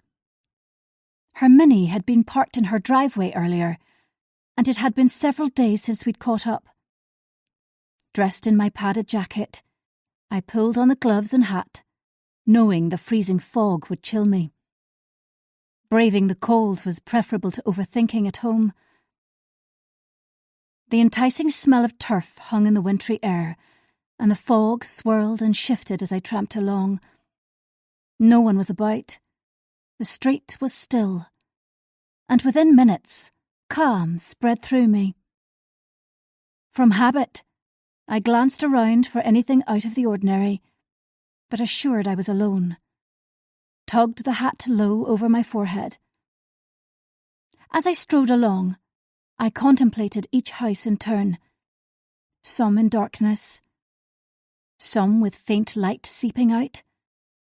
An engine revved nearby, and predictably, a dog barked forlornly. The quiet of the village worked its magic as I marched along the streets, and encountered no one except a group of teenagers sharing a sneaky cigarette at the rear of the park. They greeted me with sniggers and moved away quickly, fading into the murk, their laughs muffled. I looped around the village streets, and well over an hour passed before I reached Laura's. In spite of my warm clothes, my face was frozen, and I was less inclined to see anyone. The urge to converse had vanished along with my misgivings, though I knew I should find out her opinion on Claire and Tom. We'd not had a proper chance to discuss it, and I was curious about her reaction. With a sigh, I plodded up her driveway and rang the doorbell before I could change my mind. While I waited for an answer, I studied the house across the street. David and Kate's was so brightly illuminated, it was probably visible from space. No curtains were drawn, so I could see David and his son Luke watching football on the giant TV screen in the front room. Momentarily uncomfortable, I felt like a voyeur into their private lives. Fortunately, Laura soon opened the door with a smile. "Hi, do you want to come in?" Typical Laura, always keen for company. Her normally pale face was flushed, and she glowed in an emerald green jersey dress, making my jeans and sweatshirt combo dowdy in comparison. "Lovely, thanks. Are you on your own?" The temperature of her house was a welcome in itself. "Yes. Sam had to go into work at the hospice earlier, and Robbie's at his house in Belfast. Is Tom away with work at the minute?" I peeled off my coat, deposited it on the wicker chair in the hall, and followed her into the kitchen, where she offered either coffee or Pinot Gris. As tempting as wine was, I chose coffee, and sat at the table as she filled the kettle. With her back to me, she reached into a cupboard for mugs and asked how I was. I deflected the question back to her, which she appeared not to notice. When she offered biscuits, I refused, mindful of the extra pounds I'd comfort-eaten over Christmas. We went into her living room, where subdued lighting and soft furnishings created a cosy atmosphere. My attention was taken by 2 photos on the white shelves. The first, her and Robbie crouched together on a beach, taken when her son was young. Her red hair had been whipped by the wind, and both of them pointed at something in the distance. The second, a new one, was of her and Sam standing together at Annie's charity dinner dance last October. As she chittered happily, I recalled our surprise on the night, when she'd introduced her friend to us all. Their chemistry had raised the idea of mere friendship almost instantly. I almost asked if she'd deliberately removed every trace of James, for there were no photos of him, and it was as though he'd been erased in every way from her life. I wondered about their marriage, happy and glorious, or hopeless and doomed. She'd never complained about him when he was alive. She was unlikely to now he was dead. Bitterly, I then recalled Claire and Tom's relationship had been thriving the night of the dinner dance, and bile rose, which I swallowed with a gulp of too hot coffee. "How was your New Year?" I asked, through sore lips. Laura enthused for several minutes about a quaint cottage and a bracing walk on a windswept beach. Her contentment was palpable, at such odds with my own internal misery. I chewed my cheek to stop myself from blurting everything out. She was not so self-absorbed she couldn't sense my unhappiness, and abruptly stopped talking, then lightly placed a hand on my forearm and inquired if I was all right. "No, I'm not all right," The roar was exclusively in my head. Obviously, I had to contain myself to prevent the delicate walls surrounding my heart from crumbling. I inspected my fingernails, suddenly keen to be honest with someone. No, not really. It was barely above a whisper. Easy tears spilled, and I allowed them to stream unchecked down my face. It's a huge mess, isn't it? The question was rhetorical. The answer, obvious. She pressed her lips together, nodded, and waited to see if I'd say more. Her gaze was direct, as if she could see right through me. Heat began in my chest and crept up my neck at the memory of my past actions. I'd sugar-coated my convoluted history to Kate and Annie, but under Laura's perceptive stare, the truth was at risk of pouring out in an obscene deluge. Needing a kinder reaction, I sobbed more loudly. Tears always worked wonders. She allowed me to weep, handed me a box of tissues, and finally, my snuffles subsidized. Sorry, I dabbed my face. Do you know the reason Claire did it? Laura nodded. Face on fire, I replied. Revenge, retribution, call it what you want. Now our friendship group is destroyed and I'm living with a cheat. Have you seen her? Is she okay? Yes, I've seen her. No, she's not okay. Will's no longer living with her and Eva and Poppy are furious with her. Did you know Robbie and Eva are in a relationship? I shook my head.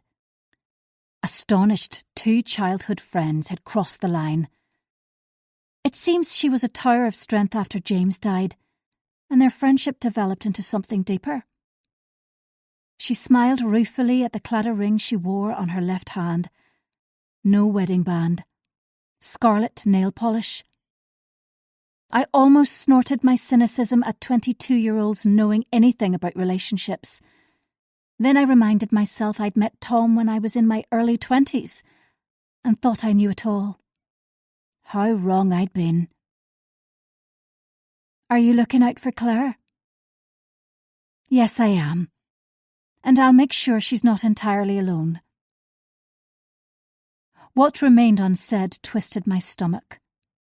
She hadn't verbally condemned my conduct, but she hadn't condoned it either. Laura had climbed onto the fence and made herself comfy with a glass of Pinot Gris in one hand and a frothy coffee in the other. Without thinking, I spluttered that forgiving Tom was harder than expected. No one else was wise to his previous affairs, or that Claire had purely been his latest conquest. Shame about his woeful secret was mine alone to bear. The words tumbled out of me with such speed, it was like someone else had spoken them. Laura muttered something unintelligible. Then, I can't imagine how difficult it must have been to learn about their affair. Life isn't always easy, is it? Do you want to stay with him? I was taken aback by her forthrightedness, and silence filled the space between us. Gradually it dawned on me. It was time to be honest, both with her and myself. Yes, I think so. But he seems to believe I should be over it by now, and things should be back to normal. Whatever normal means. Animosity leaked out. Normal with Tom meant doubt and uncertainty. Marriage provided only the camouflage of affection and security. Tired of analysing my relationship, and spent after finally voicing my emotions, I drained my coffee and made my excuses. I lifted my jacket on the way out, and Laura gave me a quick hug at the door. Before I ventured into the cold night, she said something so wise it gave me pause for thought. Don't stay with him because you're petrified of change. Stay with him only if you love him and can forgive him. And if you can trust him not to stray again. It appeared she was going to say more, but instead smiled and wished me good night. I waited until she'd shut the door before I turned away.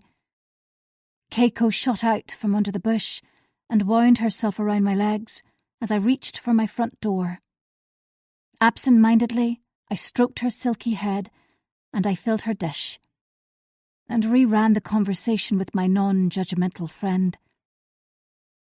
My mobile lay on the kitchen worktop where I'd left it, wanting nothing to interrupt my walk. The expected text from Alex hoping to get out of my parents' Sunday lunch. A plethora of messages on the book club WhatsApp about Kate's on Friday night. A single text from Tom. Before I replied to them, I popped a ready-made lasagna into the oven and went into the sitting room. There I lit candles and commanded Alexa to play soothing music. Keiko leapt onto my lap and curled into a ball, warming my legs like a hot water bottle.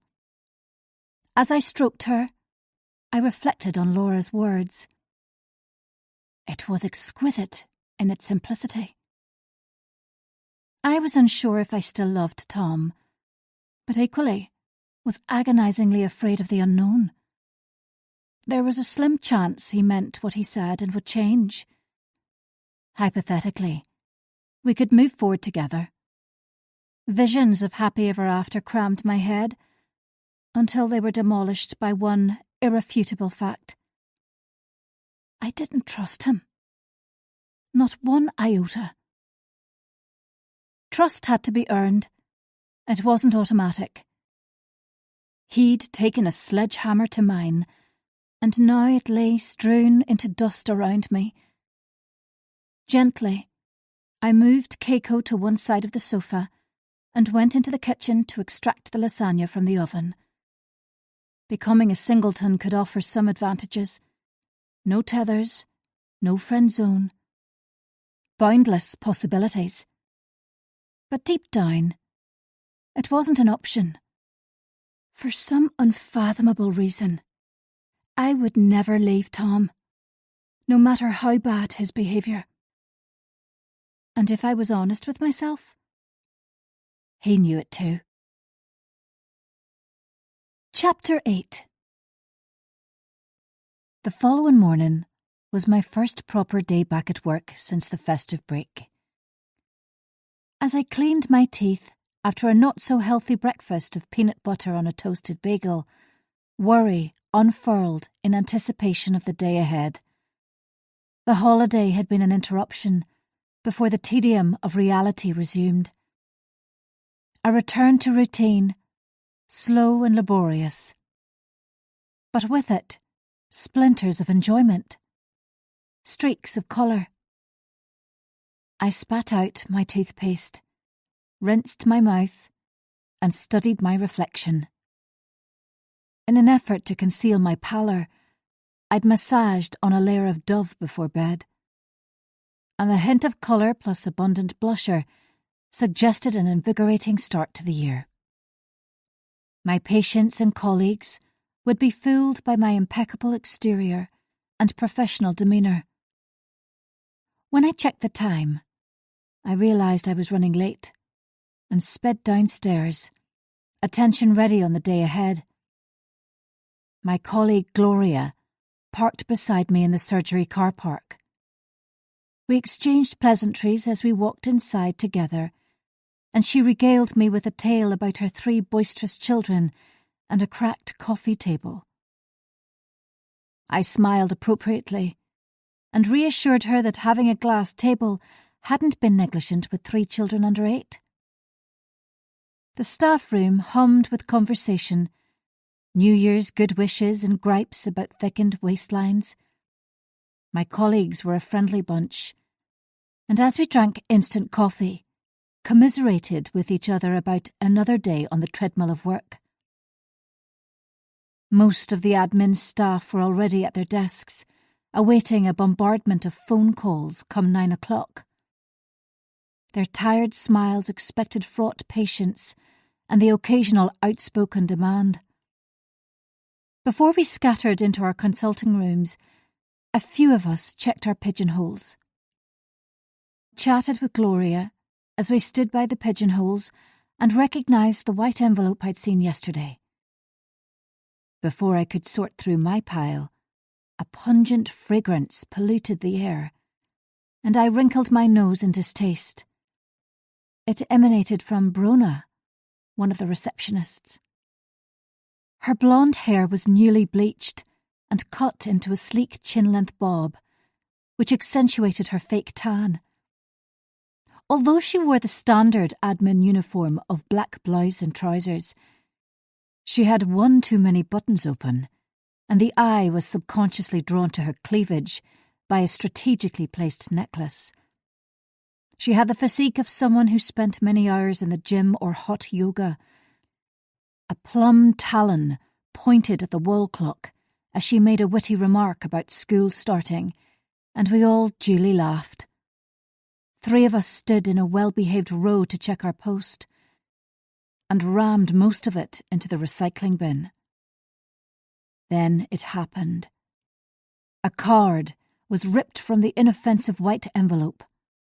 But rather than Santa or snowmen on the front, there was a bunch of wishy-washy flowers, crowned with the words, "With deepest sympathy." A loud intake of breath. Boldly handwritten inside in red pen, "Sorry to hear about your imminent bereavement." It was unsigned. A short silence, then a rising tide of voices at the nasty surprise on a Monday morning. The effect was immediate. Distress. Offence. Quiet anger at the person who would send such a spiteful thing. If it had been an isolated event, it could have been dismissed as malicious but harmless. Combined with a bunch of dead flowers in early December, a broken car window, and a spate of aggressive emails, it was too much to cope with. My palms became sticky. Such a barefaced thing to do in front of so many. Thankfully, my colleagues were a supportive team. Kind words and offers of tea were made, along with attempts to downplay. The festive break had brought no respite from the deplorable goings-on. We huddled together, neglectful of the time and patience already queuing outside the practice entrance. Then Gloria voiced what many were no doubt wondering. Should the police be informed again? They'd been contacted after an email which warned of impending danger, and the other unsettling incidents had duly been reported as well. It's probably too late. I couldn't disguise the tremor in my voice. Surely they couldn't brush for fingerprints or whatever it is they do. So many people would have touched it. I glanced at the others for confirmation, but was met with shrugs and shakes of the head. "Where's the postmark from?" asked Gloria, determined to do something. A blush brightened her thin face. "Belfast," I read aloud, knowing it meant little. The central sorting office dealt with thousands of letters and parcels a week. A male voice broke through the hubbub. The practice manager. "I heard what happened. Can I see it?" Jake reached for the card, face tense. "Are you okay?" A terse nod in reply. He read it, then turned it over, as if searching for a hidden message. "What do you want to do?" His tone was light, and he made no suggestions. "Nothing. What's the point?" "We can ring the police." A statement rather than a question. Worry radiated from him. "No, I want you to bin it. I don't want to have to look at it." I took a calming breath and forced myself to exhale slowly, then unballed my fists. It wouldn't do to reveal my apprehension in front of the other staff. They were upset enough. Jake may be young, but he had a firm manner, and one by one they disappeared to answer ringing telephones or to their rooms. I hung back to see if he would say anything else, but he was engrossed in the card.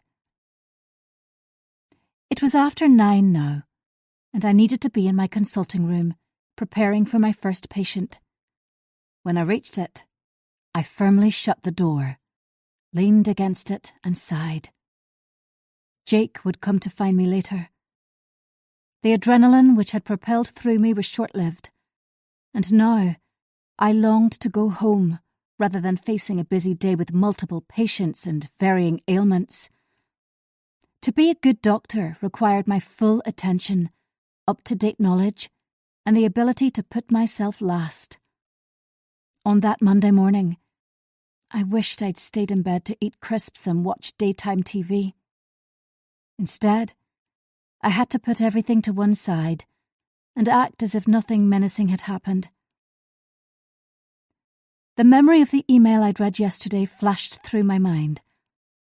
On the back of the card I'd just read, there was only one possible action, which I'd shirked from, but today would have no choice but to address. Self-pity, the most unattractive of traits, welled. I flopped onto my chair. Beams of dusty sunlight streamed through the blinds as I rolled my shoulders. Our ancient computer system took an age to boot up, and I listened for Jake's knock on the door as I waited. But the door remained shut, and the phone resolutely silent. Presumably he would come and find me later, but for now, I had to get to work. When the computer came to life, I opened the detested email, disregarded my hammering heart, and forwarded my response. The morning was busy with patients. An elderly man with a urinary tract infection, a baby with croup, a middle-aged woman with a chronic cough. There was no time to dwell on it. Fretting was impossible when you had the worried well and the ill to care for. By 12:30 I was hungry, and my throat was parched. After a fortnight of eating whenever I wanted, a return to fixed break times was a test. The waiting room was empty. The staff room crowded. Our treatment room nurses giggled hysterically over something, and their laughter was contagious. The card and consequent alarm were temporarily forgotten. There was a free armchair beside Gloria, and I lowered myself onto it to eat my ham and cheese sandwich. She chatted about her morning, and I kept a surreptitious watch for Jake. Although disgruntled he hadn't sought me out earlier, I comfort myself his role within the practice kept him fully occupied. Too soon the lunch break was at an end, and I was about to leave when he walked into the room. A smile and a request for everyone's attention. He didn't need to clap his hands, nor raise his voice. The room fell quiet anyway. I leaned against the wall, keys in hand, and waited. Brona was at his side, practically on top of him, and I bristled a little. She had the cat who got the cream smile in expectation of his announcement. Her lips were newly plumped with shiny lip gloss, and the air around her buzzed with excitement. Although I was braced for what was coming, it was still a shock to hear the words. "Everyone!" At once, inclusive and yet detached. "I'm sure you'll all want to join me in congratulating Brona on her appointment as admin manager of the practice. It's fair to say she excelled at interview, and I, for one, am looking forward to working alongside her in her new role." A soft chuckle, and polite if reserved applause. A subdued ripple of well done. She flicked her hair, smirked, and my sandwich got stuck in my gullet. Ever the consummate actress, I faked delight and made sure to congratulate her before I stomped back to my room. Somehow, I stopped myself from slamming the door and closed it as softly as possible. Shallow breathing filled the space, and my palm ached from where I'd pressed my keys so hard they'd marked my flesh. Mindlessly, I massaged it with my thumb, walked over to my chair, and peered out the window. Small rivulets of rain ran down the outside of the pane. One merged with another, then another, until they pooled at the bottom of the frame. It had been a discouraging day in many ways, but I could handle it. I was expert at it now. Chapter 9. As I'd hoped, Jake made his way to my consulting room at the end of the afternoon. By then, my emotions had stabilised enough for me to civilly discuss Brona's promotion and the morning's episode. My last patient had left, the blinds were closed, and my neck ached from hunching over the desk. The sight of his face made me smile and forget my pains. He sat on the plastic chair usually reserved for patients and reclined back, hands behind his head, long legs extended in front of him, crossed at the ankles. It was reassuring he came to me to talk things through after a difficult day, and it alleviated my earlier disappointment. "How do you feel about everything now?" Frank blue eyes searched for my answer.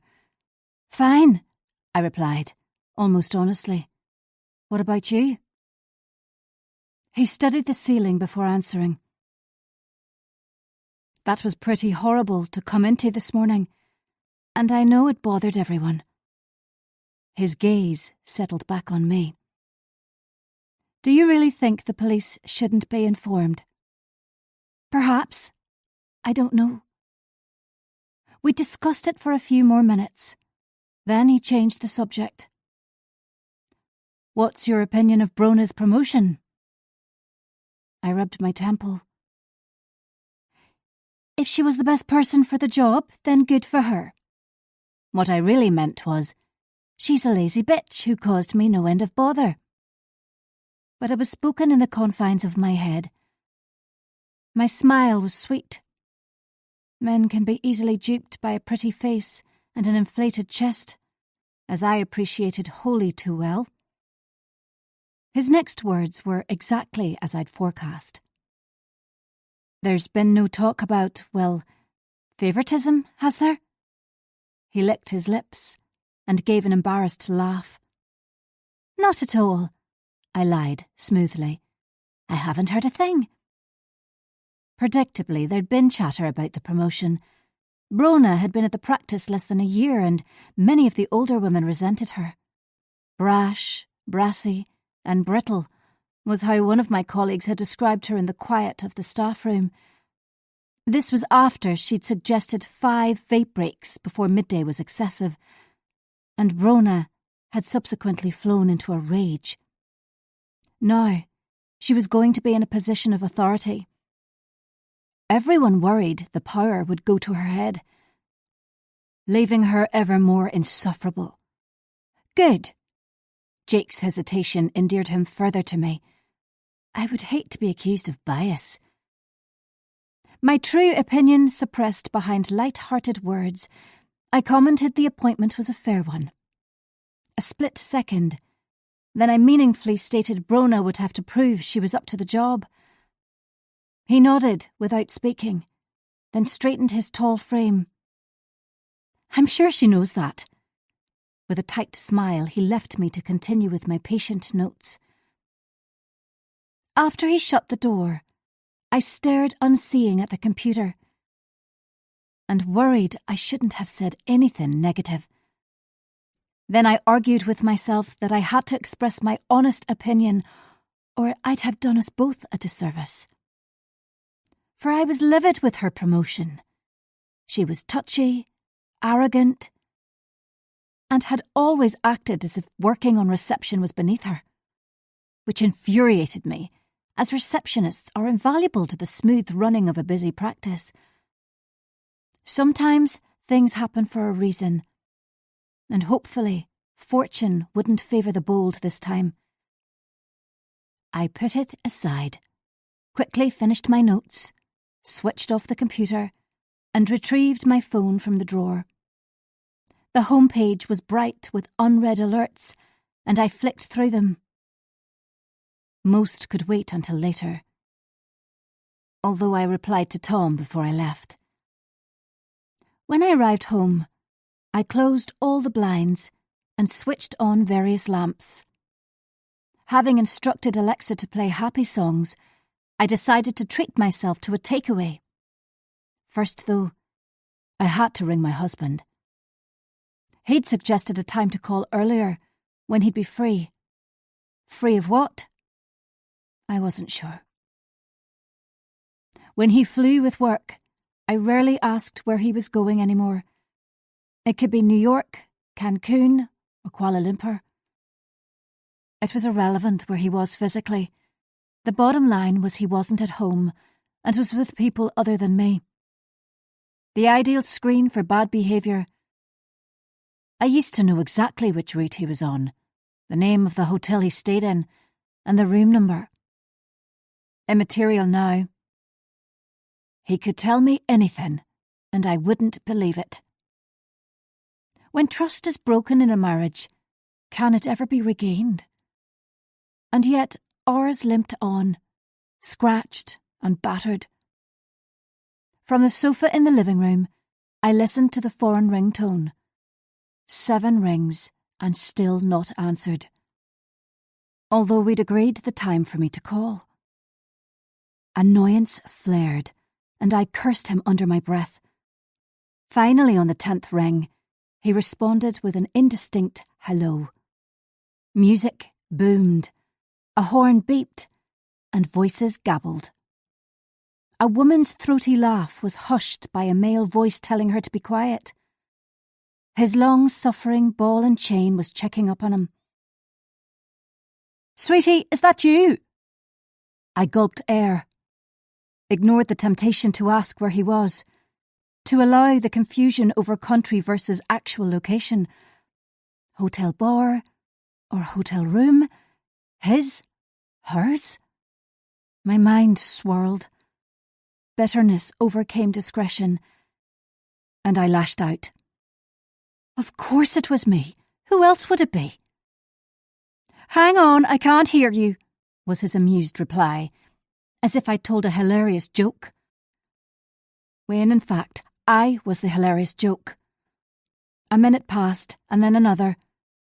Whoever he was with wasn't leaving easily, and I was about to hang up when he spoke clearly. "Sorry, sweetie, we're in some dingy bar for Nicky's birthday." Who was Nicky? I imagined a svelte 20-something with a knockout figure and a crush on my husband. "Is everything okay at home?" "So much better for you being thousands of miles away. Brona got the promotion and there was a worrying card in the post." Same old, I retorted bluntly. He'd no idea of the hassle Brona caused, nor did he know the card was the latest in a series of strange happenings. "When are you back?"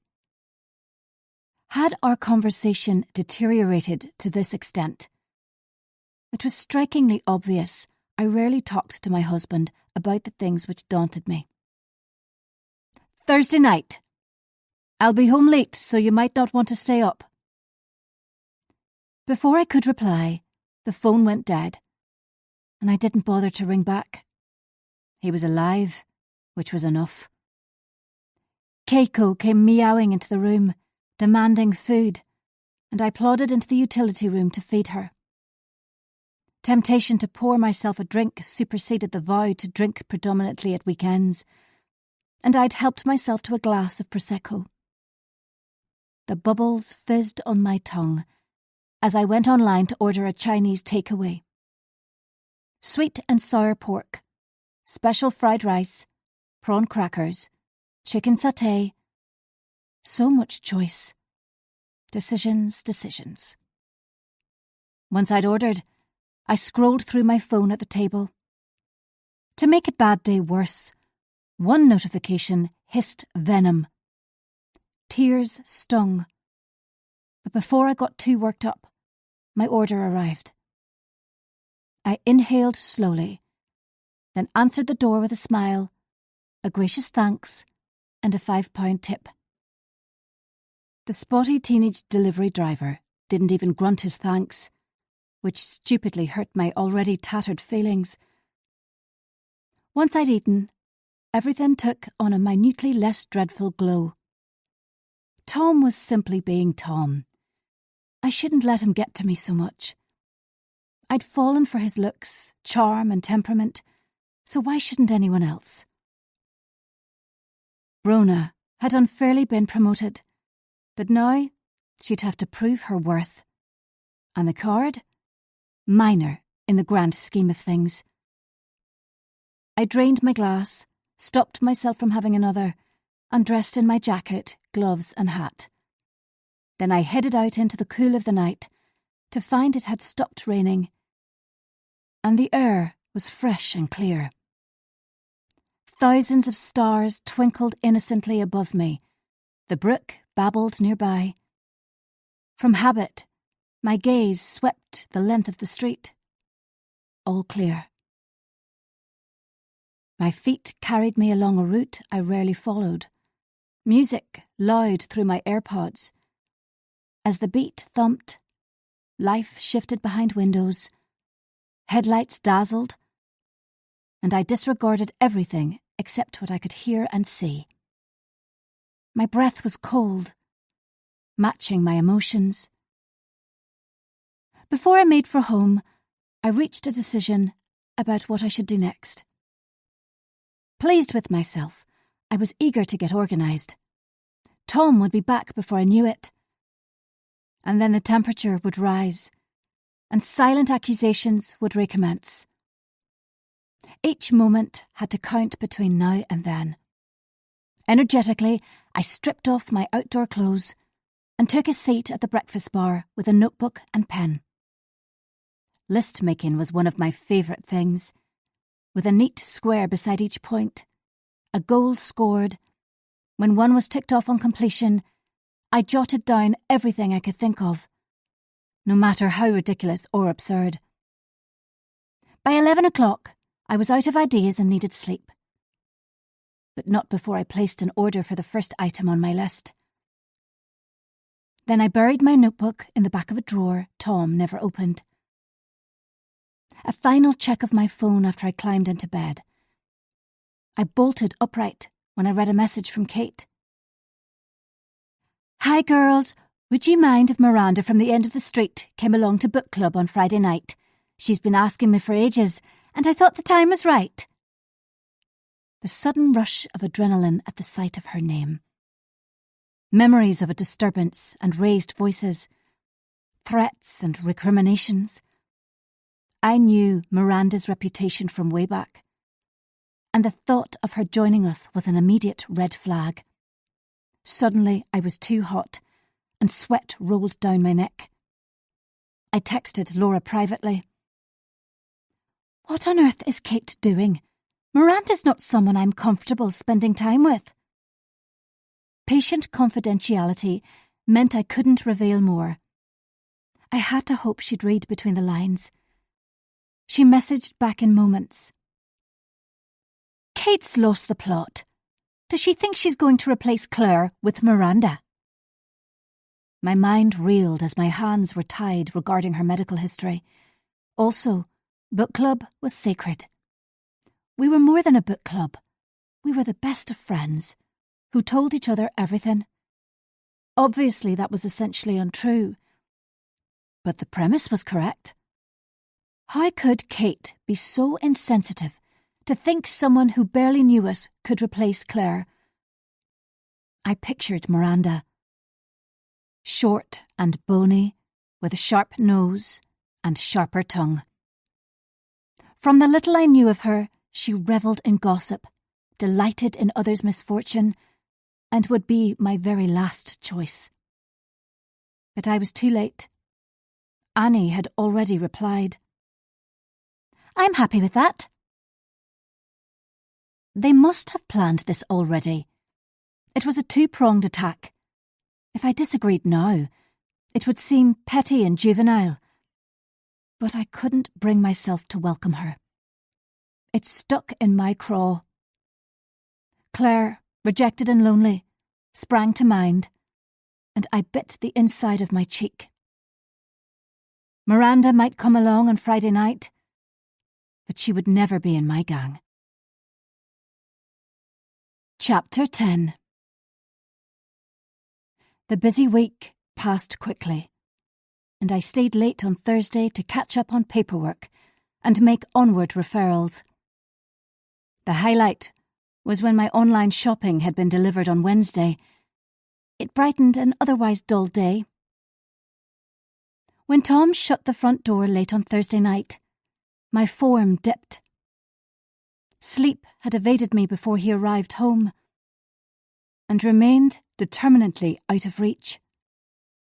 The harder you try, the more impossible it becomes.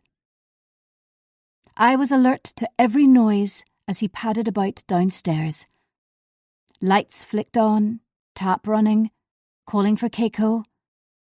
Each footstep a soft tread on the stairs, and then he blocked the doorway.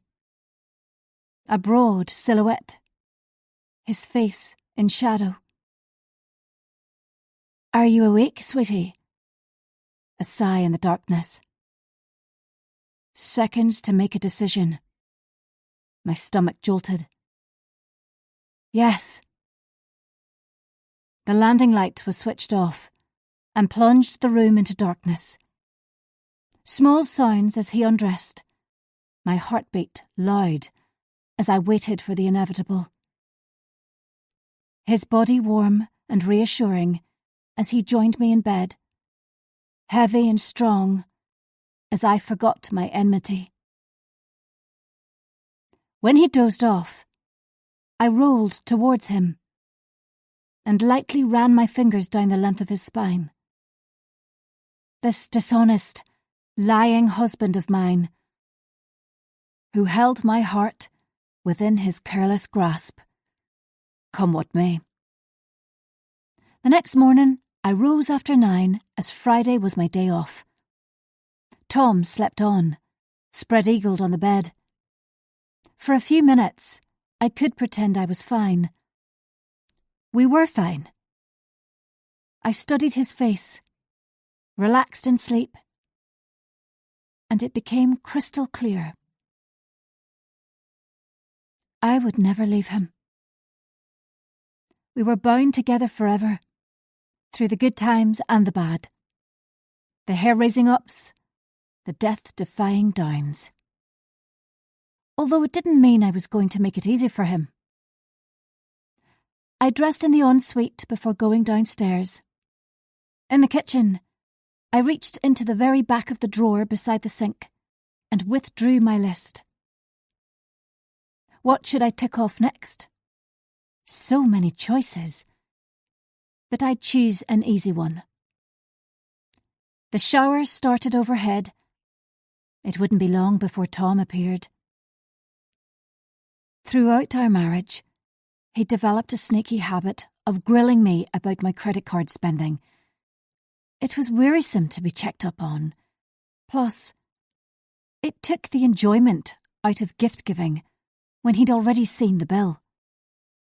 Therefore, it made sense for me to have a private card where I could indulge my love of impulsive purchases without his knowledge. My prepaid debit card was a godsend, and I used it before slipping it into my purse. Every spouse keeps secrets.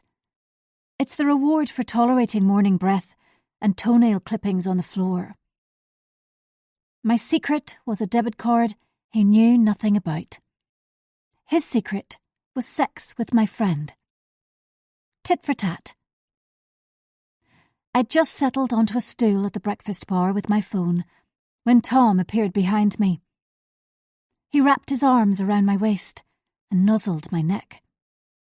The softest of kisses planted along my collarbone as he trailed his hands up and down my sides before they swept over my breasts. "What do you want to do today?" I leaned against him and stroked his biceps. "How about a drive up the coast?" The weather was dry and bright, a contrast to the beginning of the week.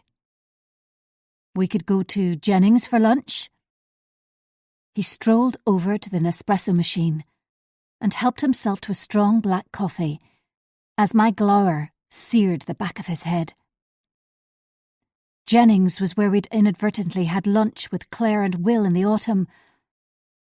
Unbeknown to me, she and Tom had been in the throes of their grand passion. Or at least I'd presumed it had been a grand passion. I couldn't bear to think about it. Although Jennings was a fabulous seafood restaurant, it was forever tainted by that knowledge. "How about we drive up to Pont Stewart and have lunch in Roberto's? They do a fantastic lobster ravioli, and we haven't had Italian for ages." I forced a level tone as he spun away to make toast. Pictures of hot, glistening bodies swarmed in my head, and I screwed my eyes tight against them. "Great suggestion." I opened them as he handed me coffee in my favourite mug and managed a feeble smile of thanks. He hummed as he buttered the toast, then slathered it with marmalade. Tall and muscly, his face tanned and rested, it became clear how much I loved him, despite his faults. Even his self-absorption and selfishness couldn't swamp it. It was time I showed him what he'd almost thrown away. My phone pinged, and I hauled attention away from Tom. My latest purchase had been dispatched, although I would have to find the exact time to use it. Retail therapy had its place without doubt. I walked over and circled his waist. His shower gel was minty, his cheek soft. My hands dropped to his butt, and I kissed him with an intensity which caught him by surprise. "I love you." A husky undertone. "I love you too." The words were said without consideration, and my heart healed a little as the cuts sealed over. The chime of the bell broke the silence, and I sighed heavily.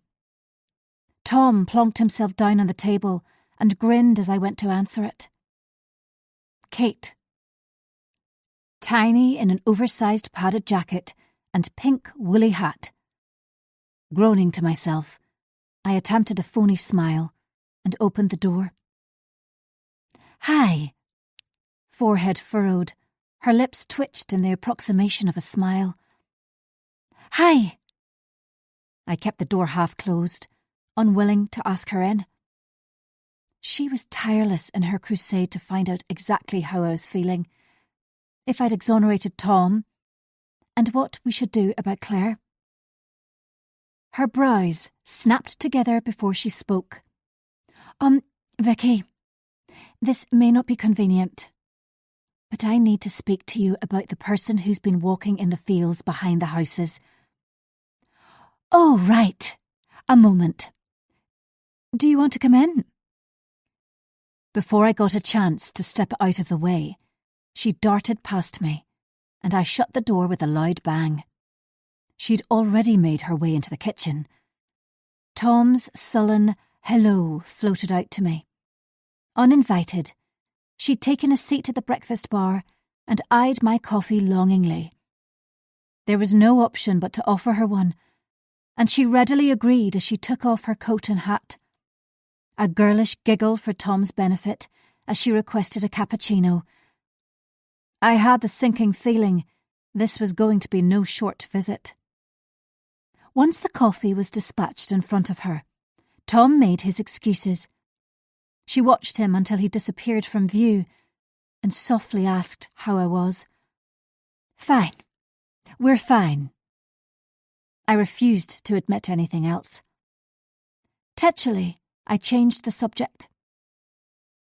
"You wanted to talk about the person you thought was in the field?" Her face contorted at my refusal to discuss my marriage, but she rallied. "There's no question about it. Someone's been in the field. There was a torch moving from side to side on Wednesday night. It was late, and the weather wasn't good, but David agreed with me. I was really quite worried, so yesterday morning I went to suss it out." A long pause before she finally divulged the rest of the story. "I'm so sorry, but the grass was flattened, and it looked like someone had been standing there for ages." My fingers began to tingle.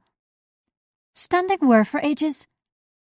She swallowed, and in a quiet voice lobbed her grenade. "Opposite your house. Your bedroom window, to be precise." "You must be mistaken." I rubbed my temple. Stubbornly, she insisted. "I'm not. It's dug up because of the heavy rain. The track of flattened grass stops right behind your house, exactly where the little wooden bridge is." The little wooden bridge Tom had built for the girls years ago, so they could make it down at the edge of the field. "So someone's been using the field to what?"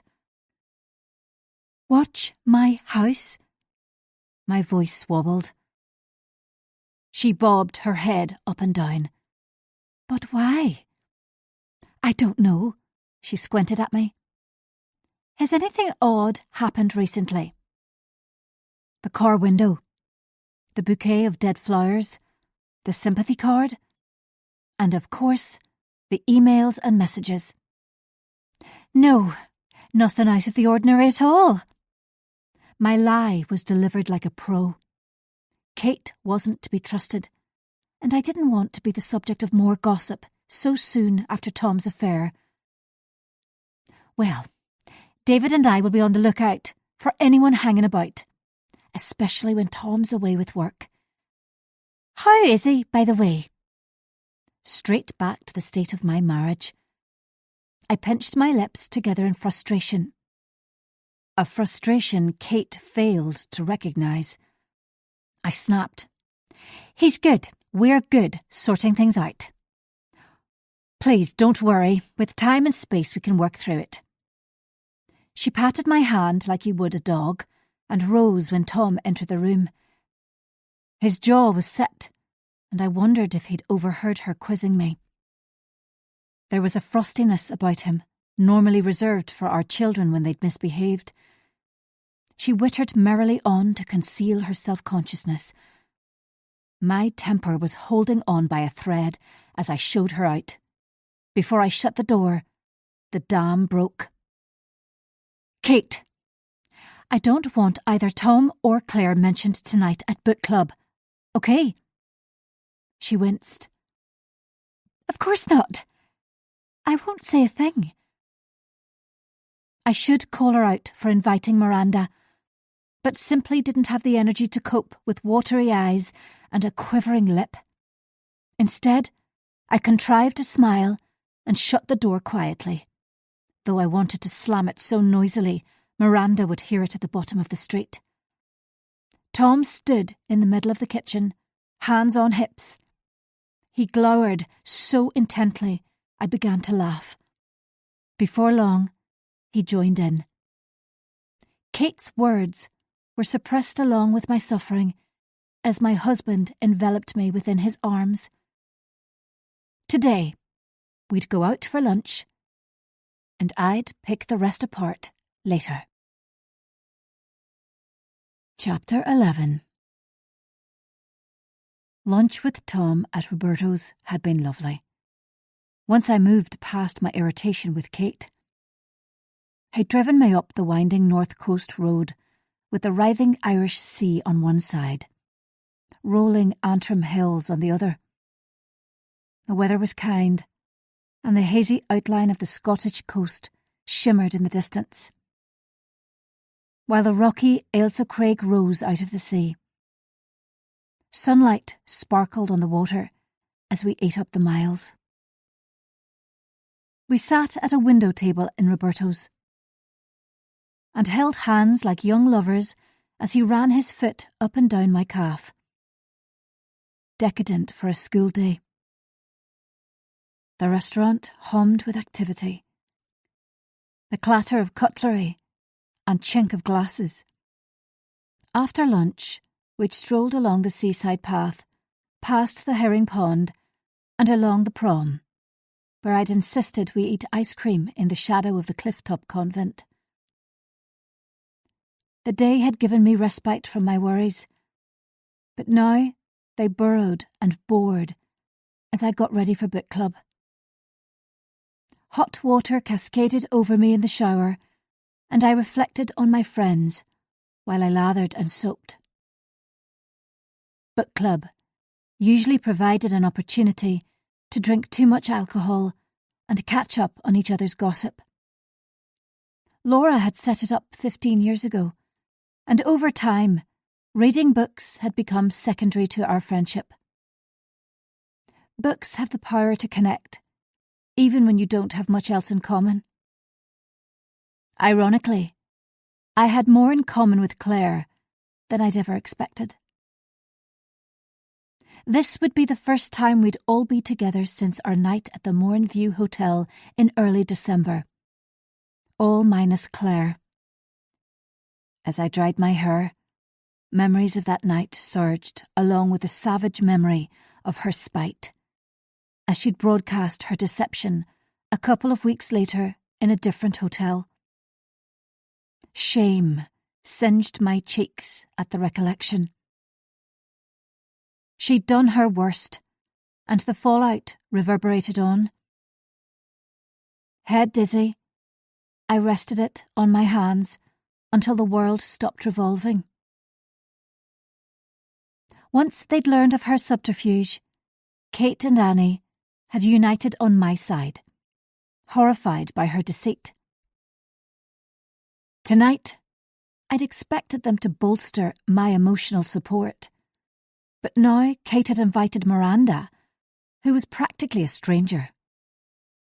The four of us hadn't yet had a proper chance to debrief in person. Annoyance jabbed, and I wondered how the new addition would change the dynamic. Before I left for Kate's, I scrolled through Facebook, and a comment below a post grabbed my attention. An Italian restaurant, a mouth-watering bowl of pasta. White wine so cold, condensation coated the glass. Male hands loosely spread on the table. Not having our usual Prosecco? It's not like you to mix your drinks. Innocuous. However, the poster, Be Good, had a penchant for commenting on every photo.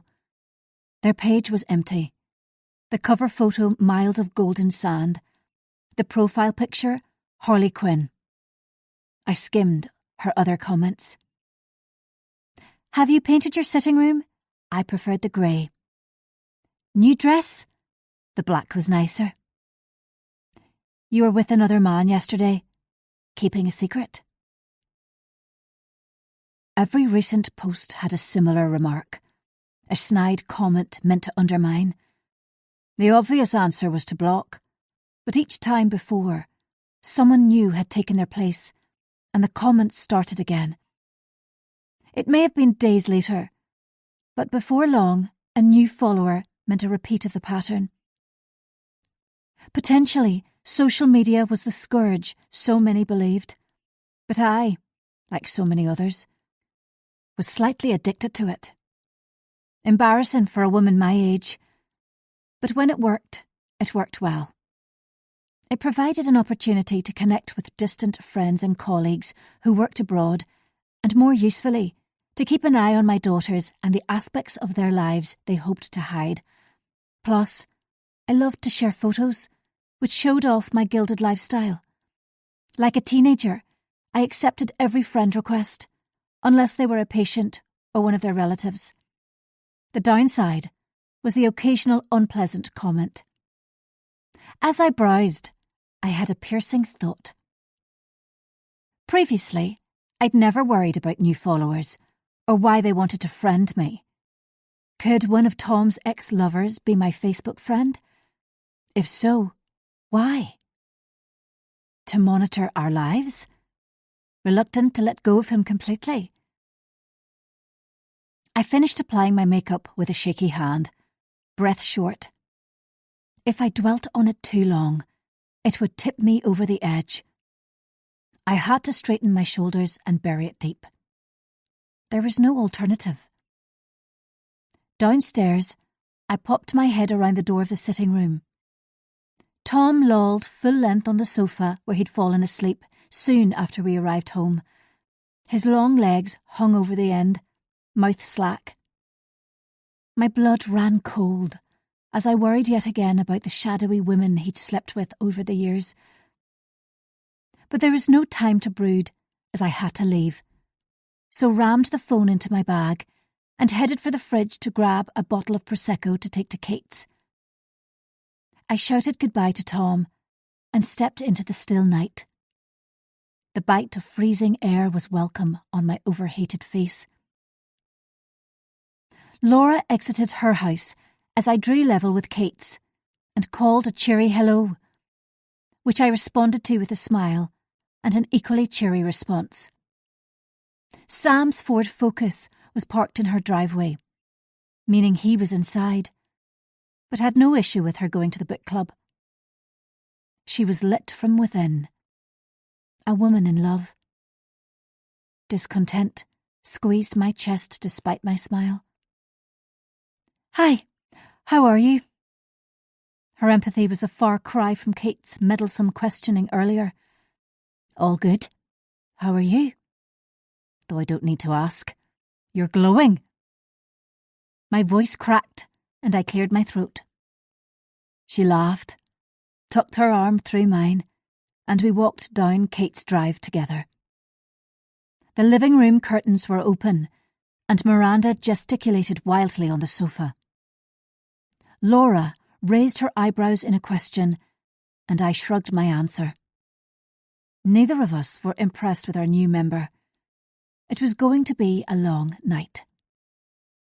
David opened the door and invited us in. Tall and slim, his dark brown eyes flitted between us. A brief kiss on the cheek, a kind hello. I liked David because he had a heart of gold and the patience of a saint. He accepted the bottle of Prosecco with a smile and disappeared into the kitchen to pour us a glass. The hall was a mess, coats and shoes everywhere, the bottom stair piled high. As usual, it was in need of a good tidy. My mother's badgering criticism rang in my head. Raised voices from the living room greeted us. Annie, Kate and Miranda were already in full flow. Miranda instantly jumped up from the sofa, and I found myself enclosed in a tight embrace. Sour breath grazed my skin as she whispered, "I hope you're okay," in my ear. Unable to manage a civil reply, I brusquely stepped back and positioned myself as far from her as possible on an armchair by the window. Had Kate broken my confidence and told her about Tom's affair? I'd specifically asked her to keep it private, and hurt crackled beneath my calm exterior. "It's so lovely to be invited. Kate and I have been friends for ages, but I always thought book club was out of bounds." A shrewd laugh. "Although Kate says you don't really read books anymore. I brought one of my favourites, The Affair by N.A. Cooper." I choked when she said it, and hastily turned it into a cough. Miranda had the grace to blush, and Kate blustered past the flagrant faux pas. The two women nattered together, talking over Annie, who tried to interject. Miranda's voice grated like a knife scraping a plate until it made my ears bleed. There was no question about it. Kate had confided in her about Tom. Unfortunately, it was as though a tap had been turned on, and words gushed from her in a torrent. I caught Laura's eye, and she covered her mouth with her hand to stop laughing out loud. Claire's absent had been filled, but with roughness and clamour, not laughter and fun. I missed her suddenly, puzzled why Kate had invited someone so soon. Fortunately, David carried in our drinks and interrupted Miranda's flow. I accepted my Prosecco with thanks and sipped it slowly. Hysterical laughter, jarring voices and raucous chatter. I rested back on the chair and contributed little. Kate and Miranda downed their glasses of wine in minutes, and it became clear they'd one thing in common: an inability to hold their drink. As I nursed my glass, I evaluated our newest addition. She'd clearly gone to some effort to spruce up, though her heavy blusher gave the impression of a high temperature, and her roots needed touching up. It was more her behaviour I found disagreeable. Her over-loud voice, unceasing giggles, and habit of placing a proprietary hand on Kate's arm. Once, she'd laid it on her thigh, which was positively bizarre. Laura spotted it too, caught my eye, and winked. Miranda was trying too hard, and perhaps I was too world-weary to accept a replacement for Claire. Or we were a tight-knit clique, though I'd never admit it. The seconds ticked excruciatingly slowly to 11 o'clock. Eyes glazed and words became slurred. My mobile was in my bag at my feet and buzzed repeatedly. I yearned to sneak it into the bathroom, but was being closely scrutinised. By Miranda, Kate, Annie. Only Laura acted as though nothing was out of place. When I could bear it no longer, I bent down both to hide my emotion and grasp my phone. To the top of my head, Kate's garbled voice asked about Tom and Claire. Quiet descended. Annie's eyes were round circles in a pale oval. I prefer not to talk about Tom. My tone was ice, to match the hand which gripped my heart.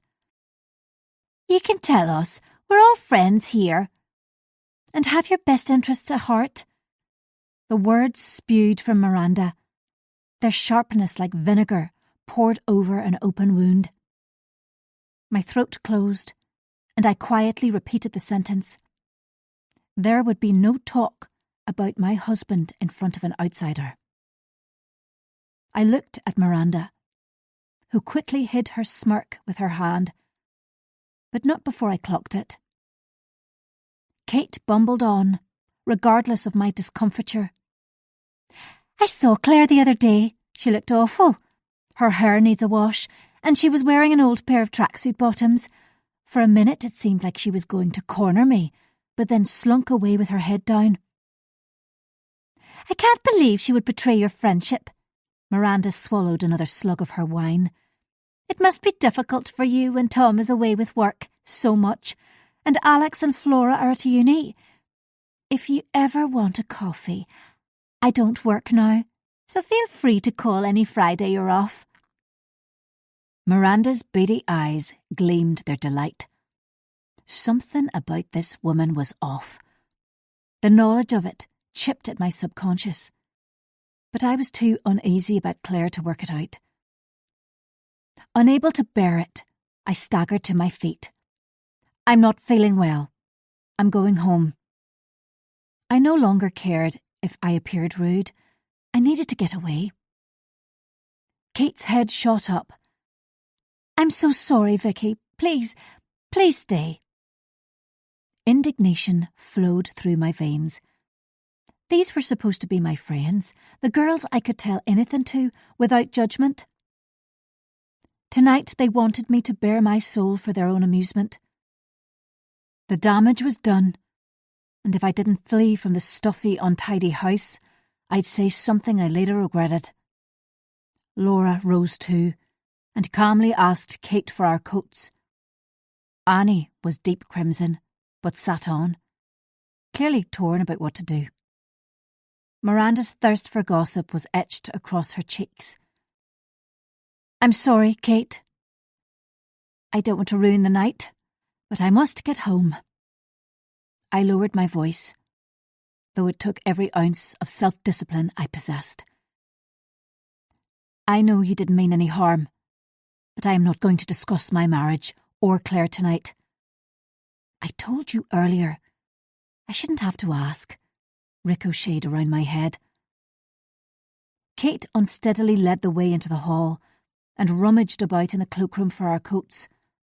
When she stumbled against the wall, my animosity dwindled. She really was very drunk. One by one, she lifted jackets out and discarded them on the tiled floor. Laura's brows knitted together, and she offered to help. Kate refused, and finally found our coats, which she flaunted like trophies. "Stupid David hid them on me," she giggled as she handed them over. I zipped up my coat and thanked her for the evening. No doubt, she wouldn't remember the disagreement or glacial atmosphere when she woke tomorrow. Although I was desperate to leave, she insisted on pulling me and Laura in for a hug. Disentangling ourselves with a forced laugh, we stepped into the cold night air. "I can't believe Kate mentioned Claire and Tom. That was completely out of order. And I don't know about you, but I'm not going to book club again if Miranda's there." Laura's tone was mutinous. "She's a gossip and also has an unhealthy interest in you and your life." I balked at her perceptive words. A woman I spent no time with and had barely spoken to in several years appeared intimately acquainted with my life, my family, and my work. The question was, why? Chapter 12. I was welcomed from book club by every downstairs light burning brightly, the blinds wide open. Our home was on display for anyone who happened to be passing, or looking. Anger roiled as I unlocked the door. There was no sign of Tom, and when I stepped into the sanctuary of my hallway, I was greeted with silence. Laura's perplexing words had circled on my short walk up the street. Miranda's behaviour and prurient interest in my life worried me. I shut the blinds, switched off the lights, and paced into the kitchen. Here too the blinds were wide open, which allowed anyone to peer in unhindered at me. My home, my life. The moon was suspended above the tree line, and I focused on the bottom of our garden, jet black despite the moonlight. A shiver sidled up my back, and I roughly closed the blinds. Frustrated Tom had failed to do so. Too het up to sleep, I went to get a drink of water. When I swiveled to reach for a glass, I spotted Tom's mobile, which glared balefully at me from the breakfast bar. I filled the glass with ice-cold water from the fridge, sat on a high stool, and placed the glass beside the phone. Warily, I prodded the mobile, expected it to be switched off. Instead, it illuminated instantly, and I withdrew my hand as if scorched. A smiling photo of me and the girls, taken on Christmas morning, greeted me, plus notifications from someone called Ashley on Instagram. Dread pulsed. I'd been oblivious Tom had an Instagram account. The phone was locked, and I didn't know the passcode.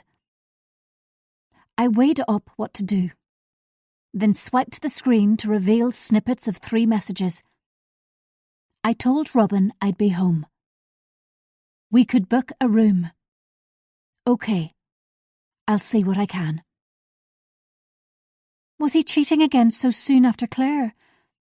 Were his earnest words of love and apology a barefaced lie? Despair fluttered. Possibly, this was the price for loving Tom. Always insecure, never trusting. Before my mind could descend further into the abyss, a door creaked and I swung around. Tom's face was creased with sleep, his hair tousled. He took one look at me, dashed over, and grasped my chin between his hands. What on earth's wrong, sweetie? Are you having an affair? I sniffed pathetically. He dropped his hands and his expression closed. Why are you asking me? Of course not. I pivoted round, snatched his phone, and thrust it towards him. Who's Ashley? He spread his hands in front of him and answered quietly. Ashley's another pilot, and a bloke.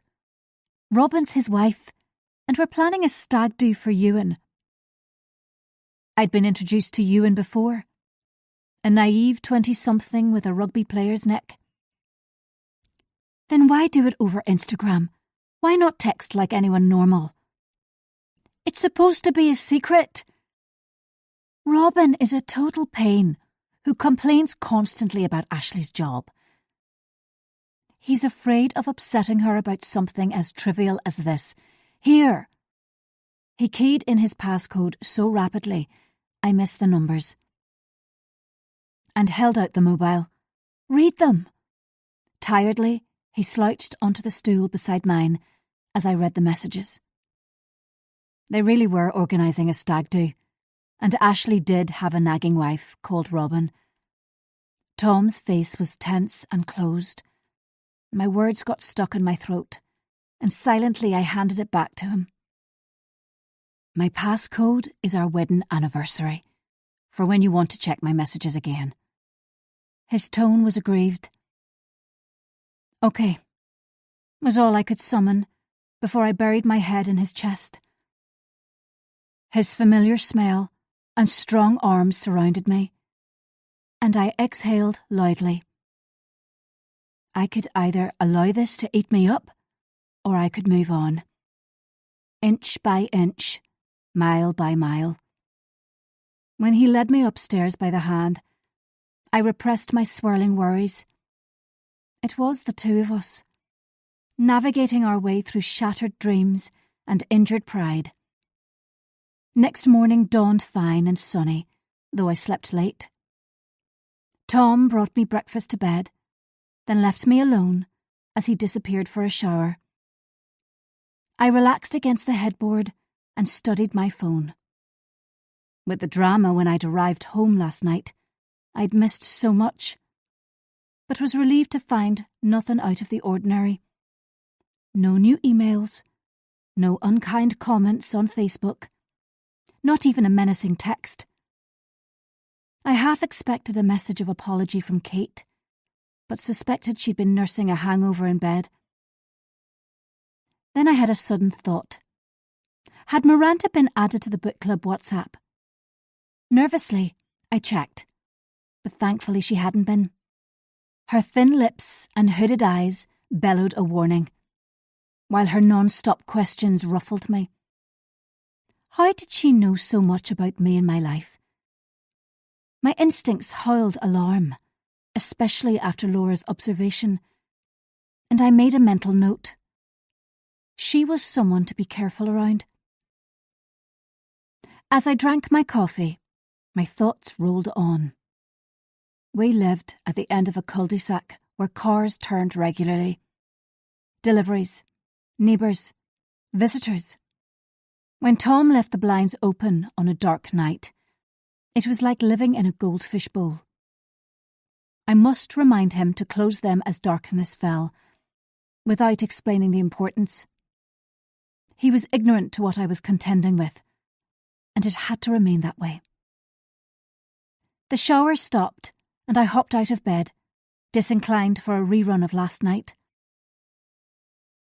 I headed downstairs with my coffee mug, in my dressing gown and slippers. Streaky sunlight peeped around the edge of the curtains in the hall, and I yanked them open, keen for daylight.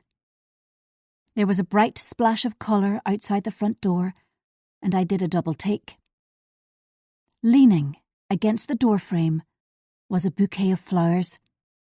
Pink, purple and yellow roses wrapped in cellophane, the ends concealed by a plain white plastic bag. My heart rate quickened as I scanned the drive and street from the safety of the hall. No one was about, no unfamiliar cars, no unwelcome faces partially concealed by a scarf. Should I wait for Tom to come downstairs or go out and investigate now? He cleared his throat upstairs. I made a quick decision, prized open the door and lifted them cautiously. The door shut with a bang, and I carried them into the kitchen. It was plainly time for a Ring doorbell or CCTV, but I'd have to covertly discuss it with Tom. Apprehensively, I examined the flowers and inside the plastic bag. There was no card, nothing to suggest who'd left them or why. A thorn sliced my finger, and I dropped them into the sink with a yelp of pain. My finger throbbed as I ran it under the tap and pressed firmly to staunch droplets of blood. I should have left them for Tom. Whoever had deposited them would see they'd been brought indoors. Although no one was obviously hanging around, they could be hidden, studying our house. I moved over to the table and sat heavily on a chair, my injured finger wrapped in damp kitchen roll. Tom found me there a few minutes later. "What's up?" He was disinterested until he spotted the flowers. "Where did those come from?" His eyebrows lifted. "They were on the doorstep. I noticed them when I opened the curtains." "Who left them?" I answered as neutrally as possible. "There was no card, so I don't know." "Weird. Do you want another coffee?" Tom put them out of his mind and popped a pod into the Nespresso machine. Clicking and whirring filled the kitchen, and I raised my voice to be heard. "I should bin them." "It seems a shame. There's probably a simple explanation for them." Tom mooched out of the kitchen towards the sitting room, and the sound of the television filled the silence. I stared at the bouquet for a few moments and tried to work out who would have left them. Despite Tom's casual response, I was unnerved. Then, a thunderbolt. What if they were for Tom and not me, as I automatically assumed? Repulsed, I unlocked the back door and stuffed them into the wheelie bin. Fatigue washed over me at my complicated life. It was peace I craved, not malicious communication and unwanted gifts. My thoughts moseyed on. Could they be a peace offering from someone at book club after last night? I gathered up my bag from the hall table and slowly climbed the stairs. In the bedroom, I composed a message for the book club WhatsApp. "Strange question, but does anyone know anything about flowers left on my doorstep this morning?" I sat on the side of the bed and studied my phone while I absent-mindedly rubbed my sore finger. Laura is typing. Kate is typing. Annie is typing. My patience was wearing thin. One by one the replies came. No, no, no. The question answered. I waited to see if anyone would be brave enough to mention the elephant in the room. Miranda's bizarre behaviour, and how out of place she'd been. No one did, and my exasperation rose. I gnawed a fingernail and questioned if I should begin the conversation. The longer I left it, the less confident I became. Ultimately, it would be better discussed face to face. for a text can't convey tone and can be misconstrued. Before I raised the subject, I should talk it through with someone. But if I was too rash, it could have unforeseen repercussions. I stabbed the numbers into my phone and made a call. Afterwards, I was much calmer, my nerves reduced. My calm didn't last. I checked my mobile as I dried off after the shower. One message was all it took, and I was as ill at ease as I'd ever been. Chapter 13. Book club was forgotten by the time Sunday arrived, along with a bitter wind and a splatter of rain. It was time for lunch with my parents. Tom, dressed for the occasion in a slim-fitting shirt and chinos, and had polished his shoes, experienced in how exacting his father-in-law was about such things. Flora had taken the train from her university on the north coast to stay in Alex's student digs in Belfast overnight. I should have laid down the law and instructed them not to party too hard, but I'd been preoccupied and forgotten. Foolishly, I expected them to act responsibly, then remembered too late they still needed to be badgered occasionally. When they exited Alex's house, puffy eyes and wan faces gave the game away. My fury reigned over their heads, fueled by trepidation about my parents' reaction. Tom placed a warning hand on my thigh and tightly informed the girls to buck up. Rebellious glares drilled into the back of my head on the short drive from the Holy Lands, where Alex lived. Hangovers and my parents, a match made in hell. Initially, Tom was affable and complimented Mum, then asked Dad how his golf swing was. The girls behaved beautifully and praised the food, though I quashed a smile when Flora became a greener shade of pale. Things deteriorated when my mother asked Tom how Dubai had been at New Year. From bathing the room in a warm glow, he grew monosyllabic. I'd forgotten to tell him about my lie on New Year's Day, and he tripped straight into the quagmire with his newly shined shoes. Mum had jerked upright. Dad's cutting retort could have shattered glass. The atmosphere hadn't improved when Flora scampered from the dining room to the downstairs toilet to be sick. Sooner than expected, we were coldly excused, and when the front door slammed behind us, I relaxed. "Thank Vic, that's over," Alex announced dramatically, and I didn't have the heart to reprimand her language. The oversight had been mine, and I'd have to own it. The silence in the car was heavy on the drive down to Alex's house as Tom studiously focused on the road. He manoeuvred into a space on the street a few doors down from Alex's, and I climbed out of the car to give my daughters a hug. They begged not to have to visit their grandparents again for a long time, and I promised to make excuses for them. When they turned on their heels, I watched their retreating backs forlornly. My parents possessed the unique skill of making me feel like an incompetent mother. "I take it you'll be written out of the will now?" Tom asked, with a wry smile, when I got back into the passenger seat. I grimaced in return. "As of this moment, I don't care. I'm sorry to have dropped you in it with them." My hand found his, and the earth stopped rocking.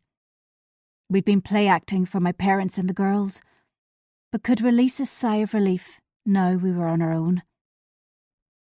The following day, I drove to work through torrential rain. Chit-chat and gossip greeted me, and I prepared myself for the onslaught of patients.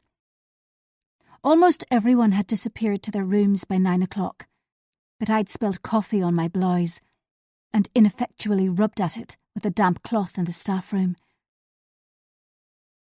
Before I made it the length of my consulting room, the buzz of voices in reception captured my attention. Brona's strident tones cut through the racket, and my curiosity was piqued. A burly delivery man with a shaved head systematically unloaded cardboard boxes from a trolley onto the floor by the reception desk and pointedly snubbed Brona's raised voice. Her gaze landed gratefully on me. "What's going on?" I was imperious and hoped my unfriendly tone would stop him in his tracks. No such luck. He never glanced my way. Ginty the receptionist waved an invoice under my nose. "Envelopes! 10,000 of them!" Panic was evident in her panting exclamation and wide eyes. Normally unflappable, her cheeks flamed red. The delivery man continued to stack the boxes on top of each other, creating a precarious tower. "Please stop. Who ordered them?" It was as though he was deaf or I hadn't spoken, as he continued to ignore me. "All it says is Ballygravy GP practice." Ginty's gaze shot over to Brona, who cowered by the desk as alarm rolled off her in waves. I didn't need to ask. It was clear the error was hers. The delivery driver finally reached the bottom of the trolley and straightened with a groan. His trousers had slipped down to reveal the waistband of his boxers, and he hauled them up with one hand. Fluorescent lights reflected off his bald head, which shone with exertion. "That's them unloaded." He held out a clipboard. I switched on the charm. "I'm very sorry, but there's been a mistake." I reached for the clipboard so I could read the invoice. It should be easy to rectify. Someone must have ordered the wrong number and not spotted it before payment. The finger was pointed at, clearly at Brona, the new admin manager, although her name wasn't on the invoice. I handed the clipboard back without signing.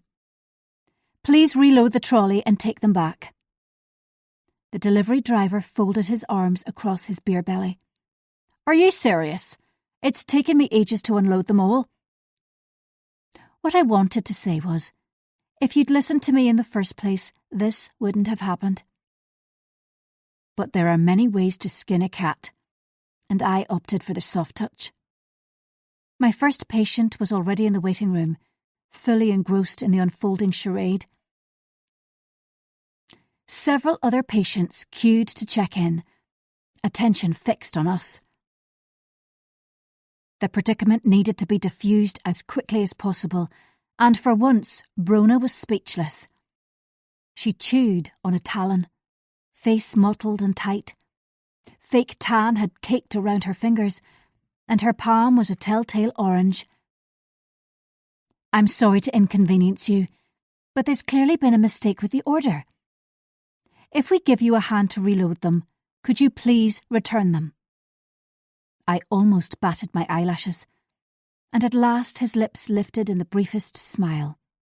He sighed. "Okay, but don't you be lifting them. You might damage yourself." "Well, you'll get it done far faster than us, as you're so much stronger." I tinkled a laugh and thought, men can be so gullible sometimes. All it takes is a bit of flattery and a pretty face. Noting the time and rapidly filling waiting room, I indicated to Brona we should move into the back room. Her heels tapped after me, which grated on my already thin nerves. She was like a deflated balloon, all the bluster gone. We reached the privacy of the staff room. "I'm really sorry." She was chastened, a far cry from her usual overconfident self. "I must have ordered the wrong number last week. There was a delivery for me when I was doing the ordering and I got sidetracked.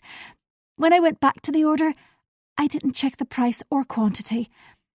It was a very strange delivery of extra-large gym kit." Her eyes glistened brilliantly, as though begging me to sympathise with her incompetence. Our budget was tight enough.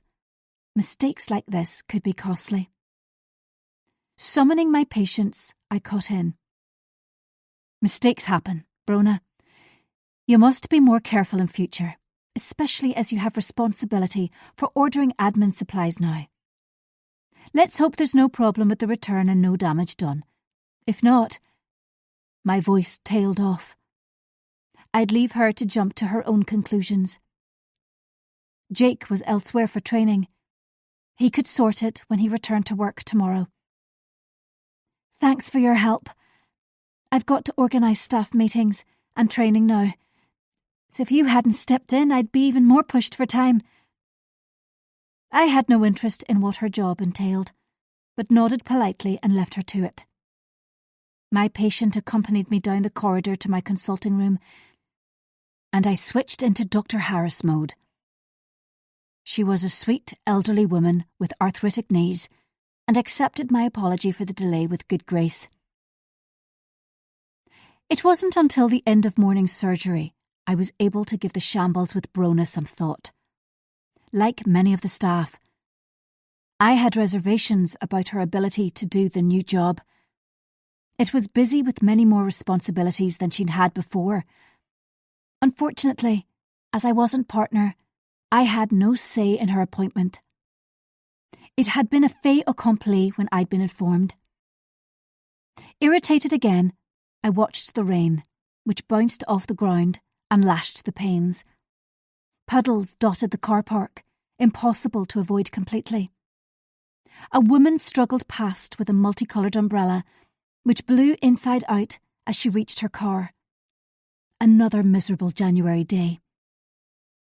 My stomach grumbled as I checked my phone. On the home page was one message. "Is everyone free for coffee at the village cafe on Friday? I've got a half day in work, so could make it by 1. There's a few things we need to chat about, and I know you can't make Friday night, Vicky." Laura had bitten the bullet and was going to discuss the contentious issue of Miranda with book club. They were going into Belfast for a meal on Friday night, but I declined as I had other plans. Grimly, I answered to say it suited me. I wanted Miranda out of book club before she ingratiated herself any further, and was glad Laura was on side. One by one, the girls answered and we arranged a time. No one proposed inviting Miranda, which was a relief, as I'd been half expecting Kate to suggest it. Towards the end of afternoon surgery, a patient failed to attend, which gave me a few minutes to myself. My throat was dry, and I returned to the staff room to make a cup of coffee. Ginty and another member of the admin staff clustered together by the kettle. Groaning inwardly, I fixed a smile in place and said hello. Startled, they swung around. They hadn't heard me enter. "Is everything all right?" Ginty scowled. "Oh, everything's great." I cocked an eyebrow and waited. They exchanged a look and an almost imperceptible nod of encouragement. Ginty launched in. "Brona's made another mistake. She's now in charge of scheduling meetings, and she's booked a staff meeting for next Friday afternoon. Half the staff don't work Fridays." Friday was a terrible day for a staff meeting. Brona should have known better. I rubbed my temple before speaking. "It's easily sorted. Frustrating, yes. Lethal, no." I forced a warm smile while Ginty pouted. She'd been vociferous in her criticism of Brona's promotion already. 2 mistakes in one day would antagonise the staff further. Coffee forgotten, I walked back to my room and opened the staff intranet on my computer. As a GP, I could change and add to the practice diary. Unlike most other staff, I fidgeted with my earring as I ruminated what to do. Should I change the day of the meeting, or discuss it with Brona first? I'd been involved in the morning debacle. I didn't want to be associated with this one too. After a while, I emailed the staff's issues to Jake. As practice manager, he'd had a role in her promotion. Now, he could oversee the resultant problems. Rather than express annoyance with the day's events, my email was light-hearted and kind. I reinforced the issues raised were not mine, but those of nameless general staff, and pointed no fingers. It was still raining when I left work and hurried to my car. The continual mizzle meant there was a few people around. Street lights and car lights cut through the gloom, and tyres sprayed lying water high across the footpaths. I sat for a while, lost in my thoughts. Figures shifted indoors. Shadows loomed in the dark. I made a phone call, which went unanswered, and irritation trickled through me. I made another call, and another. I'd assumed Tom would be home, but he was answering neither the house phone nor his mobile. He could be anywhere, with anyone. I switched on the engine, decision made. The who, the what, and the why would drive me crazy. I had more insistent anxieties. My husband and his wayward behaviour would have to wait. Chapter 14. Tom had another long-haul trip early on Wednesday, and left with a kiss before dawn. The pillow curved from his head, and I extended a hand to find it cold beneath my fingers. Although early, I was wide awake, and reflected on his behaviour over the past few days. His mobile had not so subtly lain on the countertop, or on his bedside table, where I could examine it if the notion took me. Doubtless he believed such over-the-top transparency would placate me, but it multiplied my suspicions. I'd made a point of not handling it, and carefully kept my distance, as though I fully trusted him. But the knowledge he'd made an Instagram account behind my back needled. The excuse he used to message Ashley about the stag weekend was a poor one. Who was to say he hadn't made another, or how long he'd had the account for? The girls had once shown me how straightforward it was to have more than one Instagram account, or Facebook, or X. He could have multiple accounts, and I'd be none the wiser. Later in the shower, I mulled over the book club coffee on Friday. Kate had never apologised for dragging up the subject of Claire and Tom last week, which was unusual. She was never normally so remiss, always petrified of causing offence. Laura had messaged to ensure we'd be singing from the same hymn sheet when we met for coffee. Neither of us wanted Miranda at the book club. It was too soon after Claire. I was too susceptible and needed friends who could be trusted, not someone with a desire for me to dish the dirt on my husband's betrayal. I was the cheated wife who deserved sympathy, not spiteful interfering. After work on Wednesday, I trekked as usual around the village. The fresh air and quiet streets helped soothe me after hectic days in work. When I wore a hat, scarf and dark jacket, I was anonymous. Even the keenest of eyes would have been hard-pressed to recognise me in the dark, and the knowledge was invigorating. The pavements were glassy with rain, the wind bracing on Thursday evening. Nevertheless, I couldn't wait to get outside and ambled along the village streets. Lights shone from some houses, leaving them on full show, which baffled me. Perhaps my own experience had forever changed me, from carefree to careful. Other people's lives played out under a bright glare, and they were unbothered by who observed it. I wanted to stop with Jake, so my walk took me up his street. The day after the envelope and staff meeting fiascos, his usual good-natured expression had darkened when Ginty pounced first thing. Eager to fill him in on Brona's slip-ups, I'd lurked nearby, ready to intervene if needed. But he dismissed us with a gentle instruction he would deal with it. A glance thrown in my direction and a tight smile was the closest he'd come to sharing his opinion with me. For the first time, a sliver of disappointment pierced me. I'd wrongly assumed he'd be rattled and want to discuss it with me. It had languished between us all week, as I futilely waited for him to seek me out. Miffed, I'd been short with him once or twice, which didn't seem to faze him.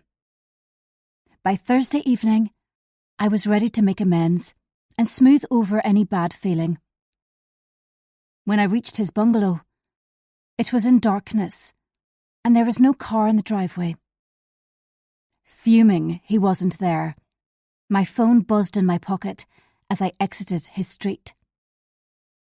When I read it, I instantly turned for home, my walk cut short as I sped along the rain-slashed streets.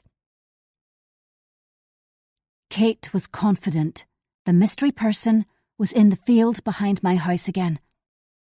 I needed to return home as soon as possible.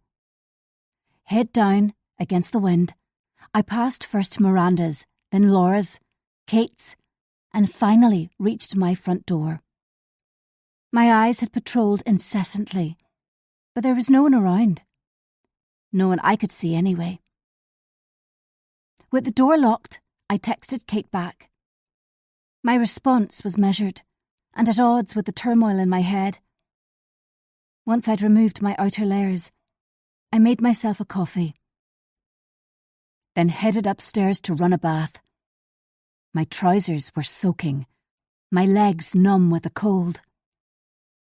Before I sank under the bubbles, I made a phone call, which helped settle me.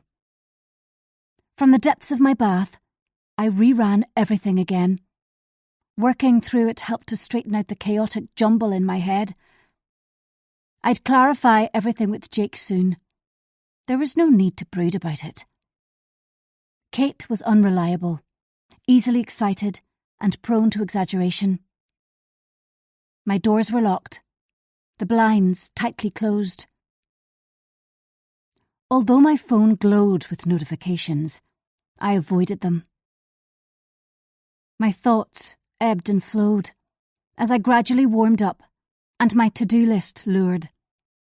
So many items still to tick off, so much fun to be had. Relaxed now, I dried off, dressed in my pyjamas and dressing gown, then checked my mobile. It was time I took charge again.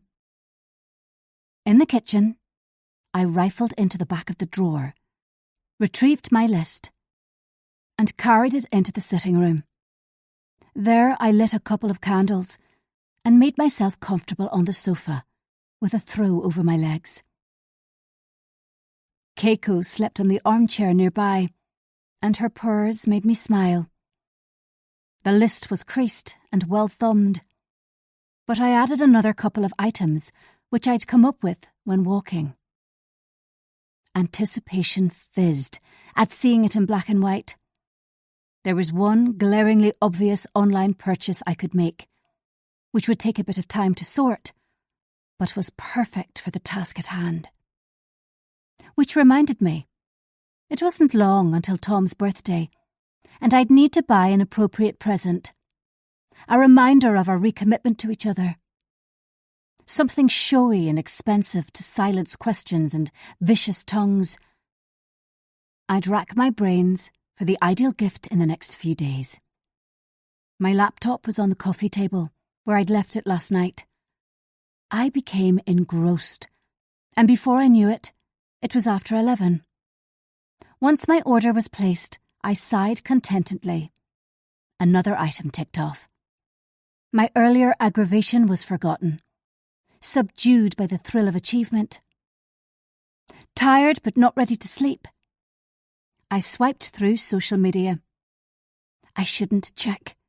It did nothing but upset and throw me off balance. But I did anyway. Despite the risks and the almost inescapable heartache. Foolish. Always foolish. On Instagram, The cursor hovered over search, and before I could change my mind, I typed in Tom's username and clicked on his profile. When he'd been home, I'd boldly not given in and examined it. Now, he was a continent away. I could wallow with no risk of being caught. He had nearly 50 followers and in turn followed 40 back. 50 people who had access to his life when he'd hidden it from me. At some point, I'd pitifully click on each and every profile to see who he followed and to agonise over them. There were half a dozen photos he'd posted over the past year, the last one a couple of weeks before Christmas. An outdoor jacuzzi with 2 pairs of flip-flops discarded by the steps.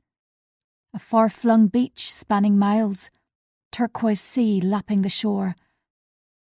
Skyscrapers, unforgiving against an azure sky. Colourful dishes of tantalising food.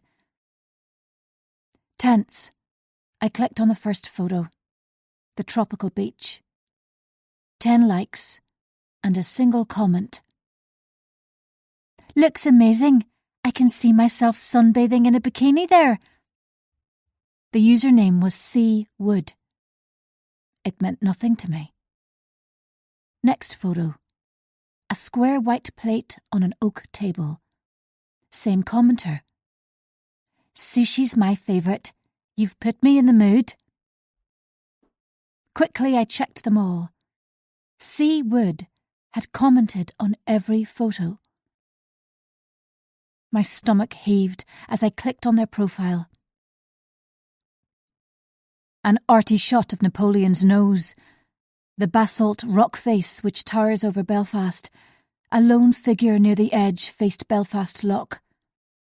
Their account was private, which gave no indication who they were, except for the suggestion they were Northern Irish. My loving, unreliable husband lied compulsively and strayed persistently. My mind trundled down the rabbit hole of self-reproach and doubt. Once I had finished with his Instagram page, Facebook became my focus. His profile photo was an old one, taken years ago on a family holiday to Portugal. In it, he peered out to sea, shades on top of his head, chin propped on his hand. His face was tanned and unlined, and my heart flipped. It was almost unfair how handsome he was. The cover photo was 4 pairs of sun-kissed bare feet in a circle, golden sand beneath. It was the 4 of us, taken when the girls were young teenagers. The hurt was exquisite, like a burn from standing too close to a flame. Could I ever trust him again? Inundated with despair, I closed the laptop with a soft thud. Over and over he'd betrayed me. Time and time again I took him back. Was I a masochist? Did I deserve his contempt? Was this retribution for past sins? I rose so fast, I became lightheaded and the room swayed. That specific path was the route to madness, and I couldn't go there. Not now. Not ever. On unsteady legs, I returned to the kitchen and hid my list at the back of the drawer. My earlier optimism had abated. The mysterious sea wood weaved around my psyche. I was certain it was a woman, by the sugary comments. Was it an old lover? An admirer? In the past or hideously current? I caught sight of my reflection in the window. Sallow complexion and bruised eyes observed me. The insecurity beneath the veneer was oozing out. I forced a brilliant smile. Mouth contorted. The grin faded. My gloss was dulling. Carefully, I made certain everywhere was spotless before I climbed the stairs with leaden feet. My body desired sleep, but my mind whirred into overdrive. Without cleaning my teeth, I crawled under the duvet, lugged it up to my chin, and flicked off the light. Darkness fell. Keiko jumped on the bed and stretched out alongside my legs. Her weight was a consolation as the knot in my stomach unkinked. My reservations about Tom lessened. The ties which bound him to me were tatty and torn, but tough. Contrition for past deeds was crushed deep into the crevices of my mind. My present situation shifted and shimmered in the shadows. Tomorrow, I'd move forward and confront whatever it brought. Chapter 15. The rain stopped overnight, and a cool breeze chased the clouds eastwards. When I opened the blinds, I was greeted by pale sunlight and a clear blue sky. Contentment bubbled as I stretched and yawned. It bubbled until I checked my phone, when it was replaced with a raging fire. Kate wanted to invite Miranda for coffee. I slammed my palm onto the dressing table with such force it ached. Miranda's sly meddling chafed, and Kate's suggestion doused my good humour. Without hesitation, I typed, "I need to see you girls on your own today. Don't dare invite her." Fortunately, I read it before sending. Too brash. My teeth were bared and I rarely dropped my guard, so deleted the last part of the message. If Miranda did appear, I'd manufacture tears and leave. There was more to this get-together than simple coffee with friends. It was an opportunity to unravel what Kate thought she'd seen last night. I had an inkling of who she suspected, and wanted her to confirm or deny it. With careful questioning, I could tease it from her. I planned to walk to the cafe, but social media sidetracked me. When I glanced at the clock, it was late, and I'd have to drive. Repeated scrolling through Tom's Insta and Facebook hadn't resulted in anything new, so I had to pull myself together and set it aside. The cafe car park was half full, and I recognised my friends' cars. I raised my chin to the sun and inhaled the earthy fragrance of the ground after the rain. Green fields rolled away from the village, and in the distance, the Antrim hills were lush and grassy. I was more at home in the quiet village than I'd ever been in the city centre. The others were already seated at our usual table by the window, and I noted the fifth chair hadn't been removed. Claire's absence was disguised under a heap of coats. Steaming mugs of coffee and a variety of scones littered the table, though I'd no appetite, and opted for a flat white.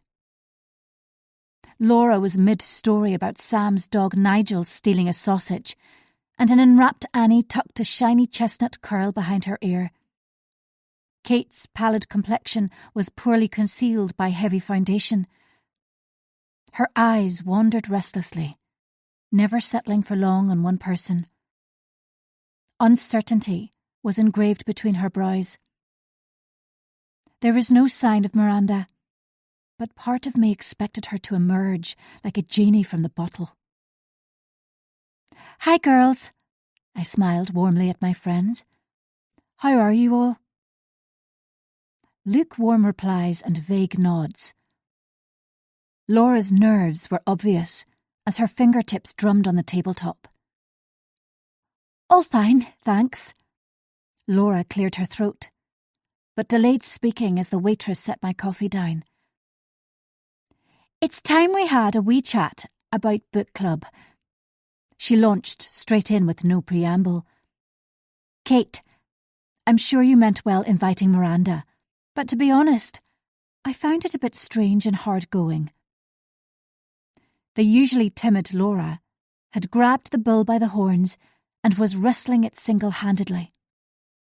I hid my surprise and waited for her to continue. Annie blushed, and Kate's bottom lip wobbled. Laura's eyebrows rose, as if daring her to interrupt.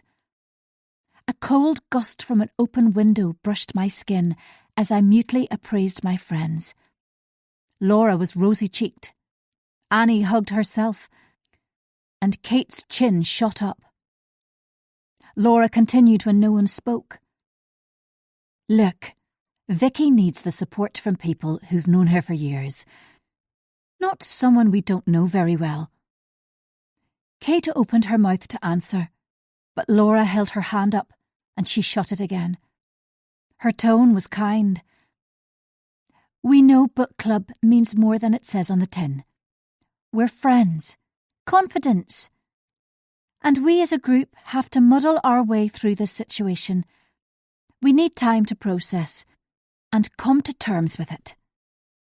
Unfortunately, the time isn't right for a new member, any new member. She was careful to stress it wasn't just Miranda. To join us. She flopped back against the seat and sipped her coffee. Her set jaw dared anyone to contradict. I'm sorry if I offended anyone.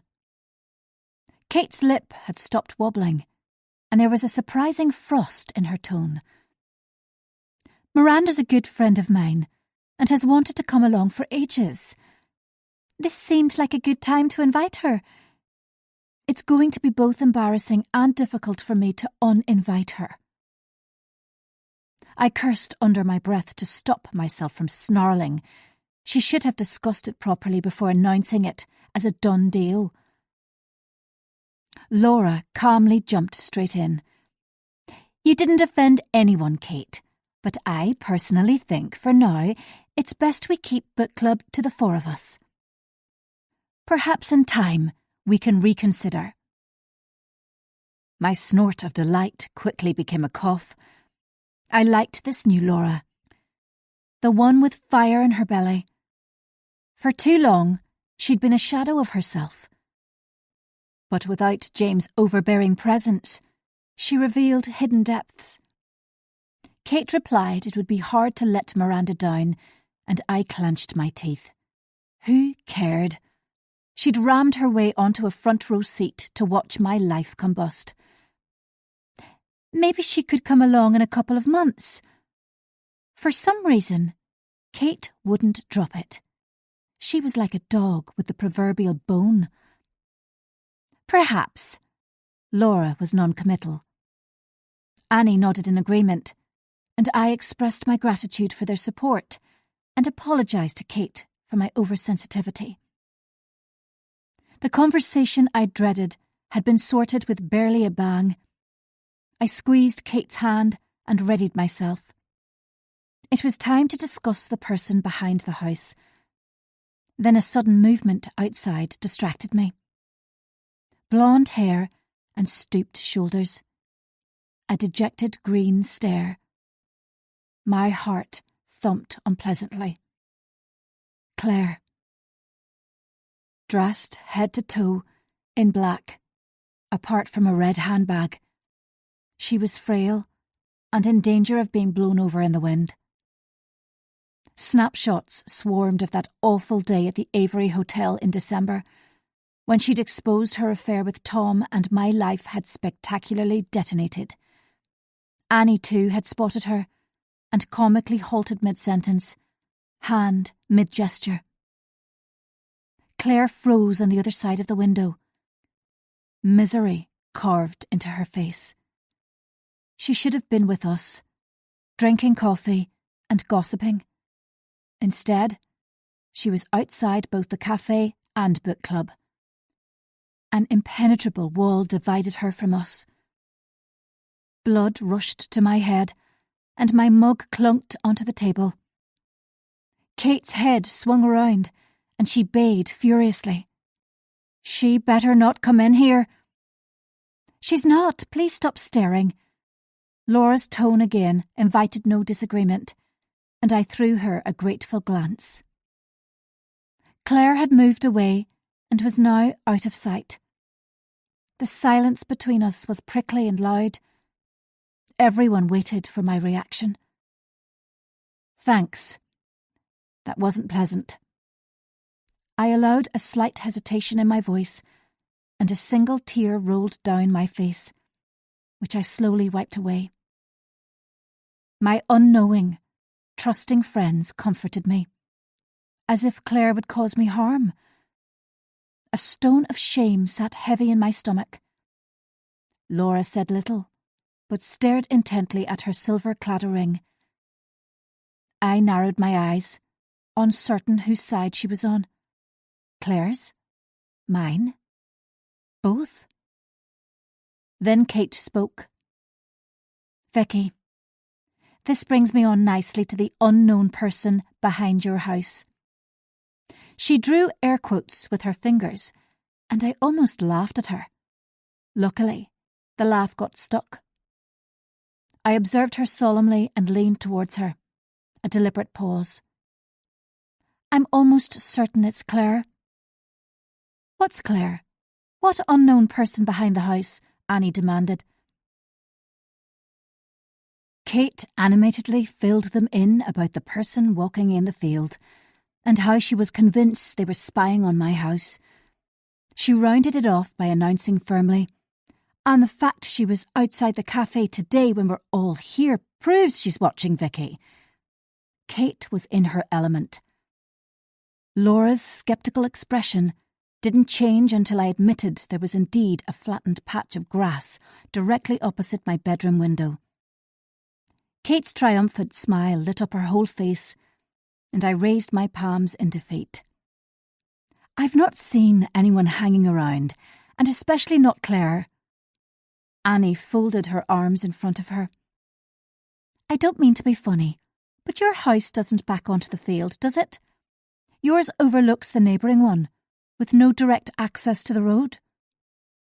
Annie couldn't argue with Kate about that point. Also, I'm pretty certain they were wearing a green bobble hat like Claire's. Annie and Kate sparred good-naturedly. Laura said little, and I listened without contributing. Claire, not Claire, a stranger, a harmless dog-walker, round and round in circles. We're considering a Ring doorbell, I finally commented, and external cameras as well. My friends nodded, and I stopped myself from saying more. The seed had been sown. Claire was far from finished with either my husband or me.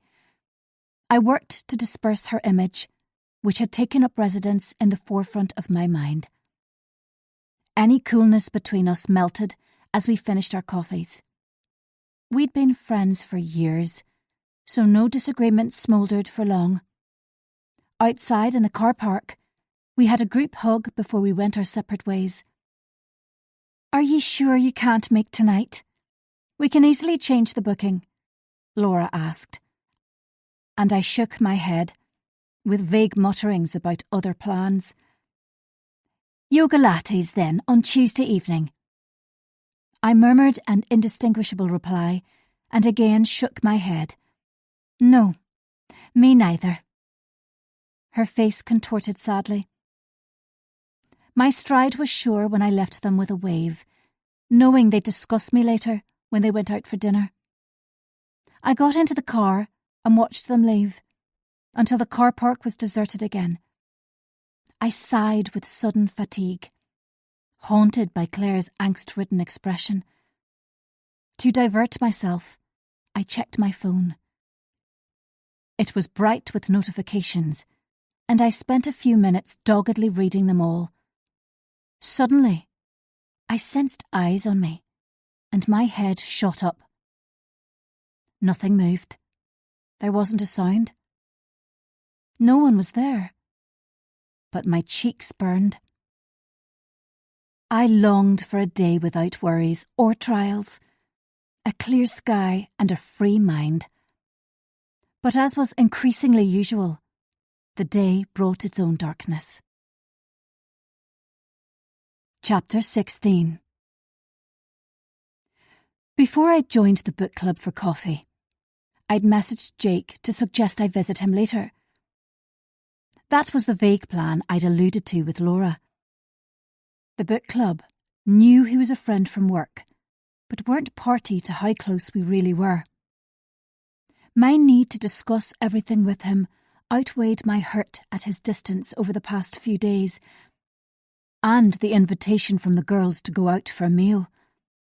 I wanted to glean his true opinion on the issues with Brona earlier in the week.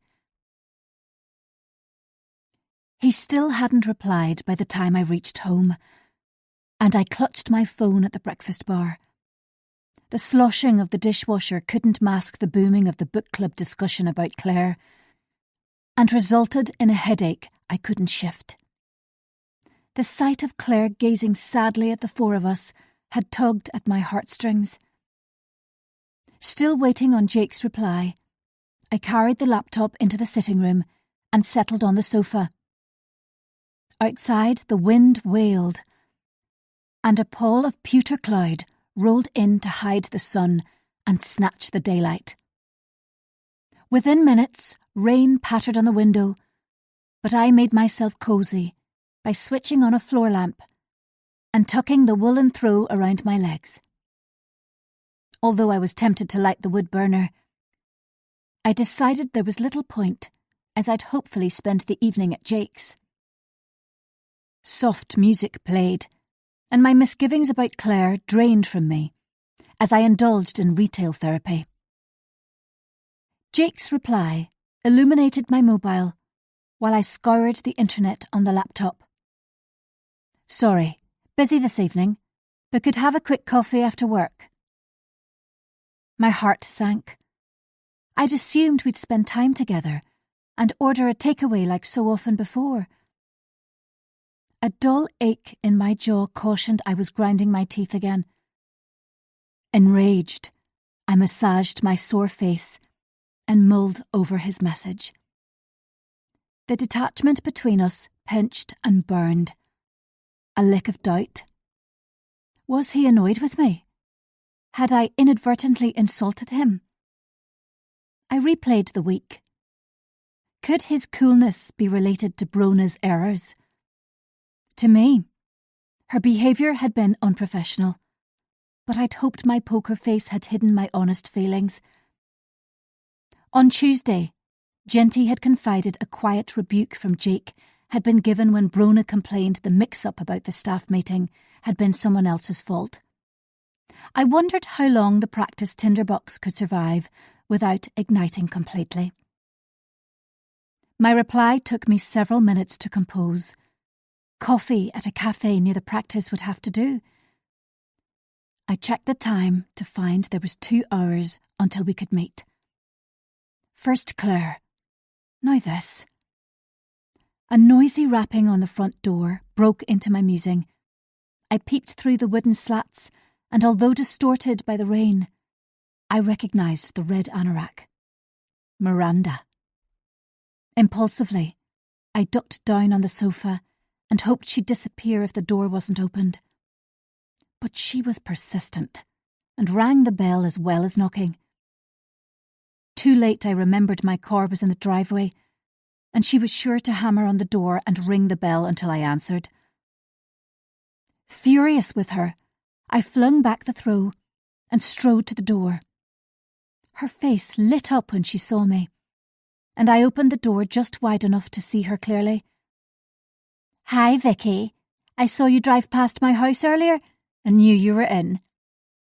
Her hood was up, which accentuated her bony features.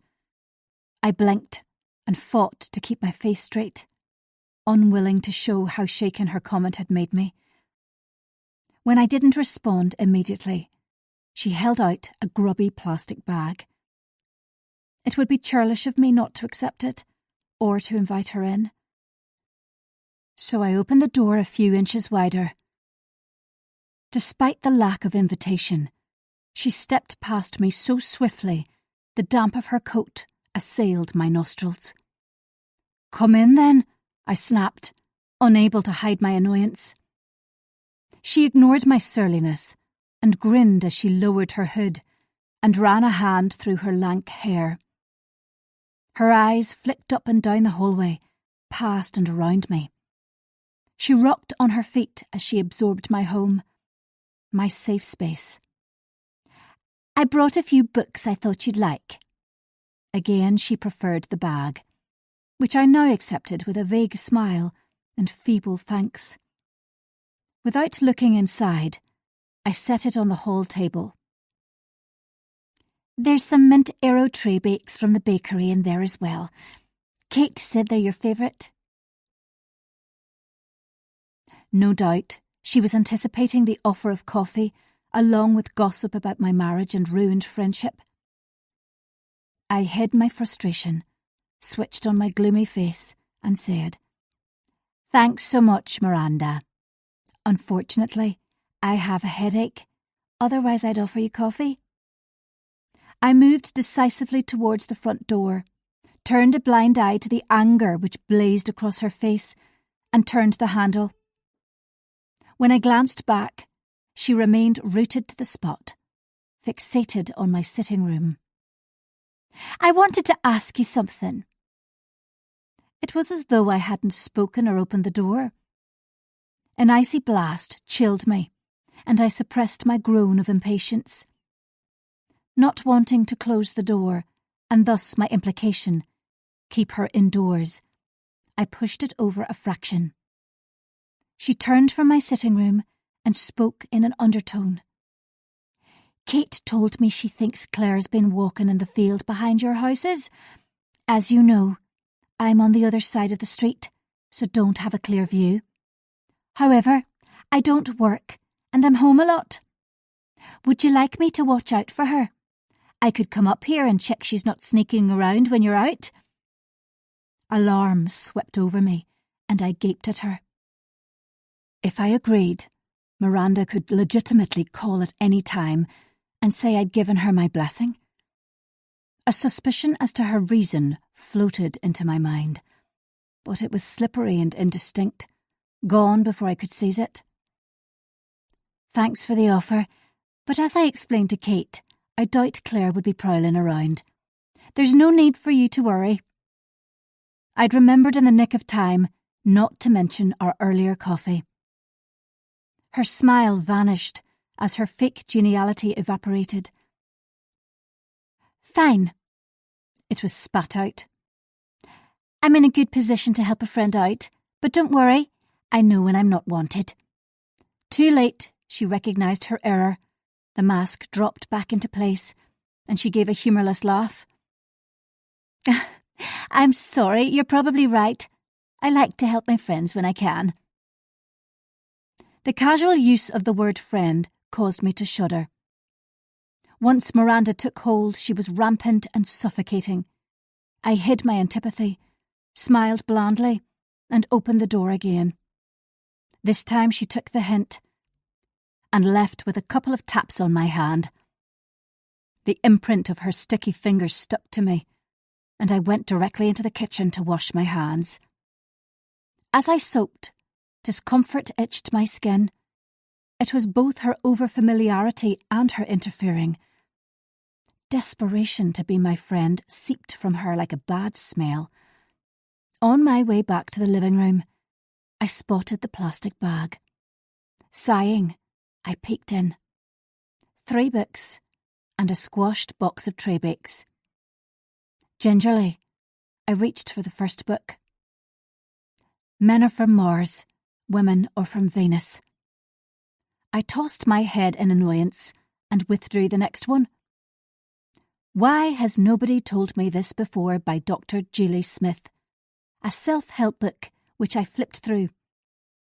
Miranda had annotated the margins. I huffed out my anger. Overfamiliar indeed. Lastly, a novel. The Paper Palace by Miranda Coley Heller, about an affair and a lost love. I slammed it down with such force the table vibrated. Bitch. I removed the tray bakes and carried them to the sofa. Mint arrow tray bakes from our local bakery were indeed my favourite, and I devoured one in moments. As I munched, an idea formed, which cheered me up considerably. I had time to relax with more online shopping before meeting Jake. There was something special I had in mind, but it might be difficult to source. An hour later, everything was good. My order had been placed, and there'd been nothing worrying on Instagram or Facebook. I was about to delve into X when my phone vibrated.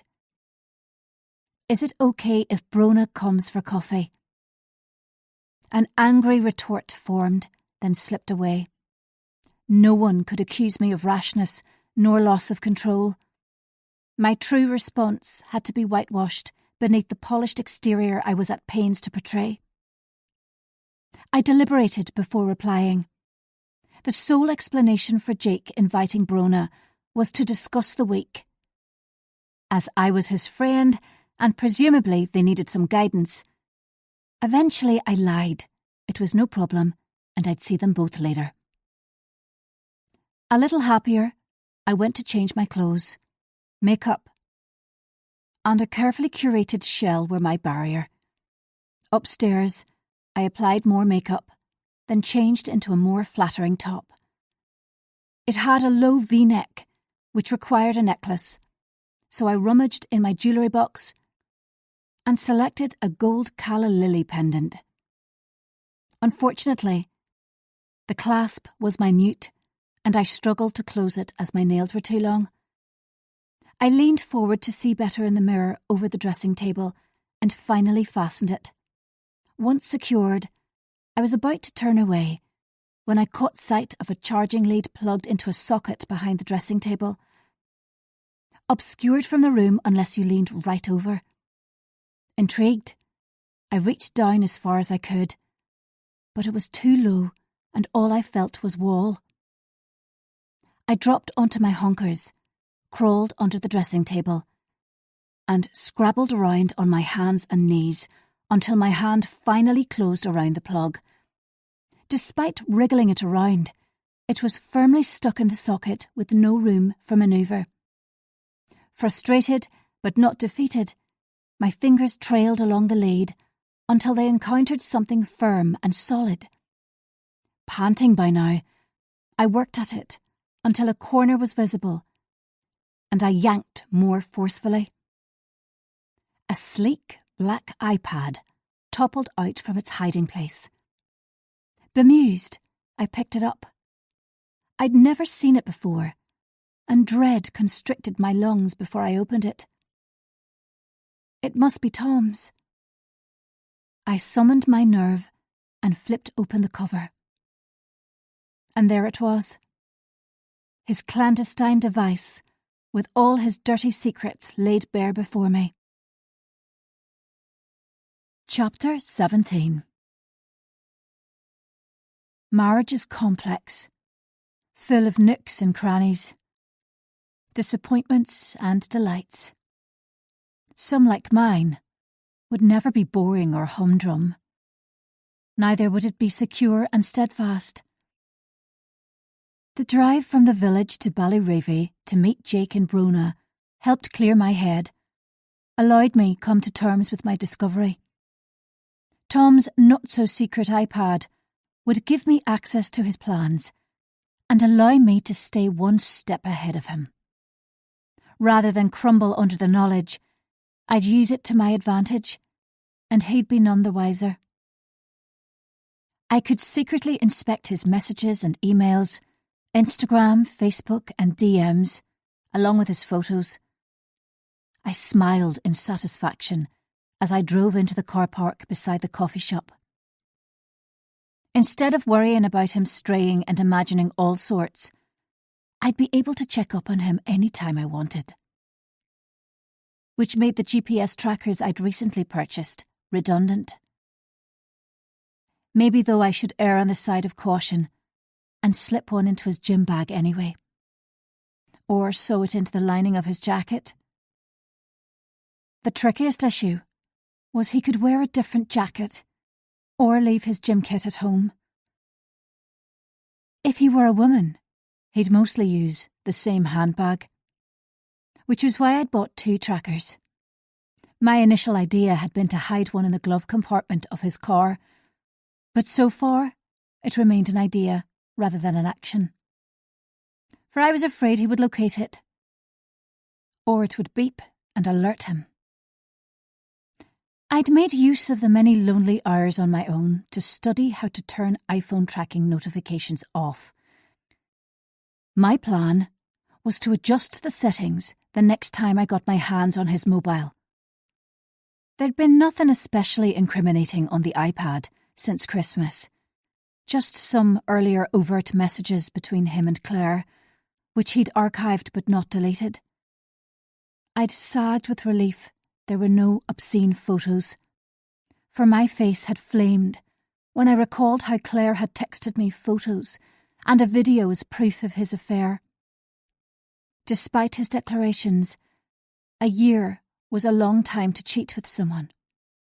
Indisputably, there must have been genuine emotion involved. The car park was poorly lit, and as I reversed into an empty space close to the coffee shop, I spotted Jake across the street. His outline was out of focus in the murk, but I'd recognise his tall, broad frame anywhere. A quick glance in the mirror, I applied some lipstick and exited the car. Something moved in the periphery of my vision. Was it a bush? Or a person hidden in the shadows? The streetlights were muted, the boundaries of the car park jagged, and I peered into the shade until my eyes ached. It was only a bush. The heels of my boots broke the silence as I walked towards the coffee shop. I longed for summer, with short nights and balmy sunny evenings. Winter's frost and dank skies depleted my energy. A burst of noise and light greeted me when I opened the cafe door. Jake had his back to me at the table near the faux fire and was so intent on his phone he didn't see me arrive. No sign of Brona, so we'd have time to chat before she interrupted. I placed a hand on his shoulder and admired his firm muscles as he swivelled round. His hair was newly trimmed, and I stopped myself from trailing my fingers through his short back and sides, which was strange, as he seldom induced such desires. Uncovering Tom's latest subterfuge must have triggered the unfamiliar reaction. "Hi." His smile was wide, and I took a vacant seat on the far side of the table from him. "Hi," I beamed back and skimmed the room, but recognised no faces. "How are you?" "Good." He placed his phone on the table. "Do you want to go ahead and order or wait until Brona comes? She had to go to the supermarket, but won't be long." She could take as long as she wanted, but I smiled, and we ordered coffee.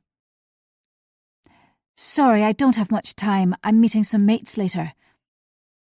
He really was young. Mates? No problem. It's good to catch up. How's work been today? Not exactly subtle, but Brona's arrival would limit our intimacy. Jake steepled his hands together. Uncomfortable, if I'm honest. There's been a few issues this week, and I get the impression staff are antsy. I nodded and carefully kept my face blank, although I was eager for him to continue. He paused momentarily before saying, "Brona's struggling a bit with her new role, and so much has gone wrong already. Is there any chatter about it?" He valued my opinion, and it warmed my heart.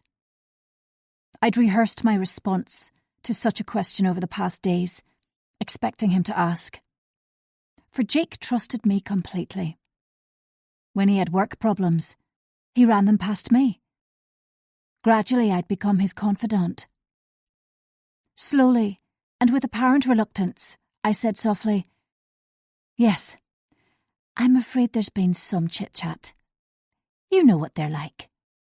The envelopes, the staff meeting. Was there anything else? He studied his coffee and took a sip before speaking. Money's gone missing from petty cash. Brona can't be blamed for that, I fired back. It's money paid by a patient for a private letter. Although we've been slowly changing the system to bank transfers, some of the old school patients have been vocal in their objections and insist on paying cash or by cheque. It was something he tried unsuccessfully to change. Most GP practices had already stopped cash payments, but our partners were disinclined to make bank transfers the sole method and used the argument some patients could struggle with the technology. There was already some awkwardness at having to charge a fee for such letters. Jake continued. Brona took the cash yesterday and swears she locked it away, but Ginty discovered it was missing from the safe this morning. Biding my time before replying, I swallowed a mouthful of coffee. Everyone knows where the key is kept. Anyone could have taken the money. He nodded. I know, and you know, but the finger of blame is being pointed firmly at Brona and she's upset. A flurry of activity at the entrance broke through our chat, and I glanced up. Brona. I raised my hand in a wave to warn Jake, and his head pivoted around. A quick smile accompanied by a blush. Poor Jake. He was caught between a rock and a hard place. Sorry I'm late. She arrived in a flash of colour and cold air, unwrapped her long red scarf, and heaved the chair beside Jake's out from under the table. The feet scraped on the tiles, and I flinched. Seemingly oblivious, she sat down and waved the waitress over. She gripped her vape, which appeared to be surgically attached to her hand when out of work. Her tone irked me, and I gave her a hard smile. I'd forgotten to collect my new EpiPen from the pharmacy, and then I had to buy some wine. I'm going to see mates later. That word again. It made me feel 90, not 50. I'm starving. Do either of you want anything? What muffins do you have? She asked the waitress when Jake and I shook our heads. The waitress suggested she go up to the counter and see for herself, and she flicked her hair, tutted, and sauntered up to the counter, hips swinging. Jake excused himself to use the bathroom, and I watched her crossly. She gesticulated and pointed at the display as her loud voice rang around the coffee shop, proclaiming the importance of knowing exactly what ingredients were in each muffin. A commotion beside our table diverted me. Brona's scarf trailed across the floor and had looped around the wheels of the pram. I rose to help the frazzled mum disentangle it, and as I straightened up, saw Brona's expensive handbag had got caught in the chair leg. It took me a couple of minutes to sort it all out, as Brona finally selected her muffin and marched back to the table. Embarrassment grew as she eyed her bag, which I still nursed on my knee. An uncomfortable laugh as I handed it over to her. Sorry your scarf got snarled in a pram's wheels and your lovely bag got caught in the chair leg. I was worried it would get damaged. Thanks. Dismissively she set it on the floor again. The waitress was useless. She had to ask someone else the ingredients of the muffins and took ages to find out if any of them contained peanuts. I'm highly allergic, you know. As she lectured us about it 10 times every day, there was no chance I was ignorant. Thankfully, Jake reappeared, and the conversation continued in fits and starts. There was no real reason for Brona to have been invited, and my tolerance plummeted. She blowed about her new job and neatly sidestepped my question about how she was getting on. There was no mention of the missing money, but instead she blathered on about responsibility, and I nodded in response. Jake was quiet, and I wondered if he was sorry he'd included her. Perhaps he thought with her new role, she'd appreciate being asked. When she began a monologue about booking a holiday to Tenerife, I stopped listening and devised an excuse to leave. Then Jake glanced at me and cleared his throat. Brona dithered and they exchanged a look I couldn't decipher. Uncharacteristically nervous, she toyed with her vape. Actually, there was a reason Brona wanted to come along today. She blushed, which was a first. I'd supposed her incapable of it. Something else has happened, which only we know about. An email was sent to both of us, with a compromising photo attached. He reddened as he plucked at the cuff of his shirt. What do you mean, a compromising photo? I kept my tone low. Brona reached into her bag and withdrew a mobile. It was a new Samsung Galaxy Flip, ostentatious and flashy like its owner. Do you want to see? She asked with a grimace. I'd rather not. Her eyes were downcast. I'd prefer not to have to describe it. Okay, let me see. I held out my hand. Her nose wrinkled as she handed it over. I stared at the photo. Who sent this? Who else was it sent to? Who would do this? The questions shot from me, and I involuntarily rubbed my temple. Jake was gentle. Me and Brona were the sole recipients. When I replied to the email, it bounced back as the email address doesn't exist. Obviously, it's not a photo we'd want either colleagues or patients to see. Unfortunately, they threatened to forward it to other practice staff. We wanted to chat it through with you privately. He was a good friend, and I was touched by his consideration. Brona sighed, muffin forgotten. I laced my fingers together on the table and collected my thoughts, though my heart pounded and head throbbed. They sat across from me and listened intently. Jake nodded once or twice, and Brona remained uncommonly silent. Should the police be informed? Brona was pale under her fake tan. Perhaps, I don't know. What do you think? We talked it over, back and forward, until the coffee cooled and we were the last ones in the coffee shop. Once we had a plan of action, I needed air. To get away from the confines of the room. We said our goodbyes, and I crossed the car park to the seclusion of my car. Strangely, my eyes didn't roam, and my mind didn't career madly around. I was intent and focused. Things had stepped up a gear. Chapter 18. With the engine running and the heater chugging warm air over me, I sat alone in the car. Goosebumps sprinkled my skin as damp fingers crept up my spine. Across the car park, Jake and Brona walked along the footpath, heads together. She petite and blonde, him tall and dark. I tracked them until they rounded a corner and disappeared from sight. The mortifying photo on Brona's phone seared my eyelids. It looked to have been taken after excessive alcohol had been drunk. Huddled in the car, I recalled a frigid December evening in Belfast. The practice Christmas night out at the city centre Laganside Hotel. Sequins, sparkles and stilettos. Turkey and ham.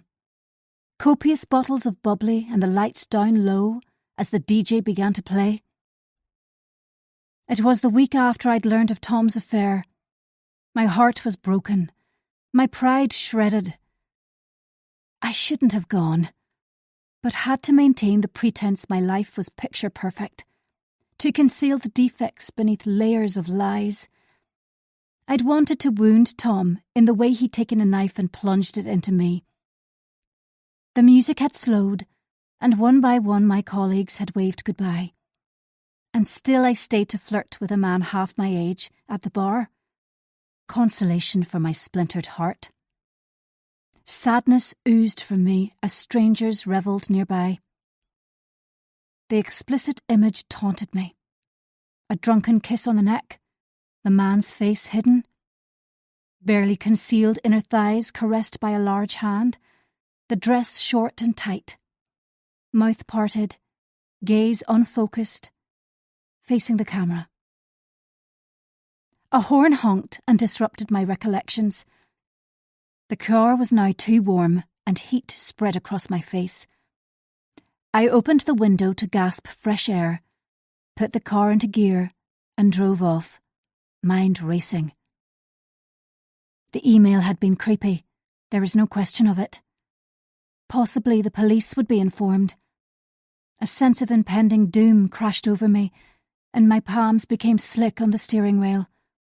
My throat jammed at the injustice of it all. Rather than go straight home, I took a detour in an attempt to cure my anxiety. The evening lay before me, empty, lonely. Tom would be back tomorrow, and we would recommence our dance of betrayal. Oddly, my quiet house held no appeal as my mobile illuminated with alert after alert. I should make the most of my obligation-free time. No children to mind, no husband to consider. I now wished I hadn't refused the meal out with the girls, but I presumed I would be busy with Jake. I should think of this night on my own as a bonus, not a calamity. Unexpectedly ravenous, I slunk into the nearest chippy and treated myself to fish and chips. The smell of vinegar was tantalising as I devoured the greasy takeaway in the car. It would linger for days, a reminder of my temporary loss of control. It was indulgent, irresponsible.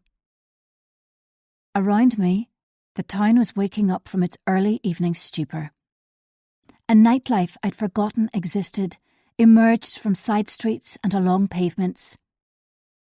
The light drizzle ignored. Teenagers tottered in stilettos, and skirts barely covered their buttocks. Fresh-faced boys with fake IDs bought alcohol to take to Prez at a friend's house. Sad-faced 40-somethings fell out of a sports bar.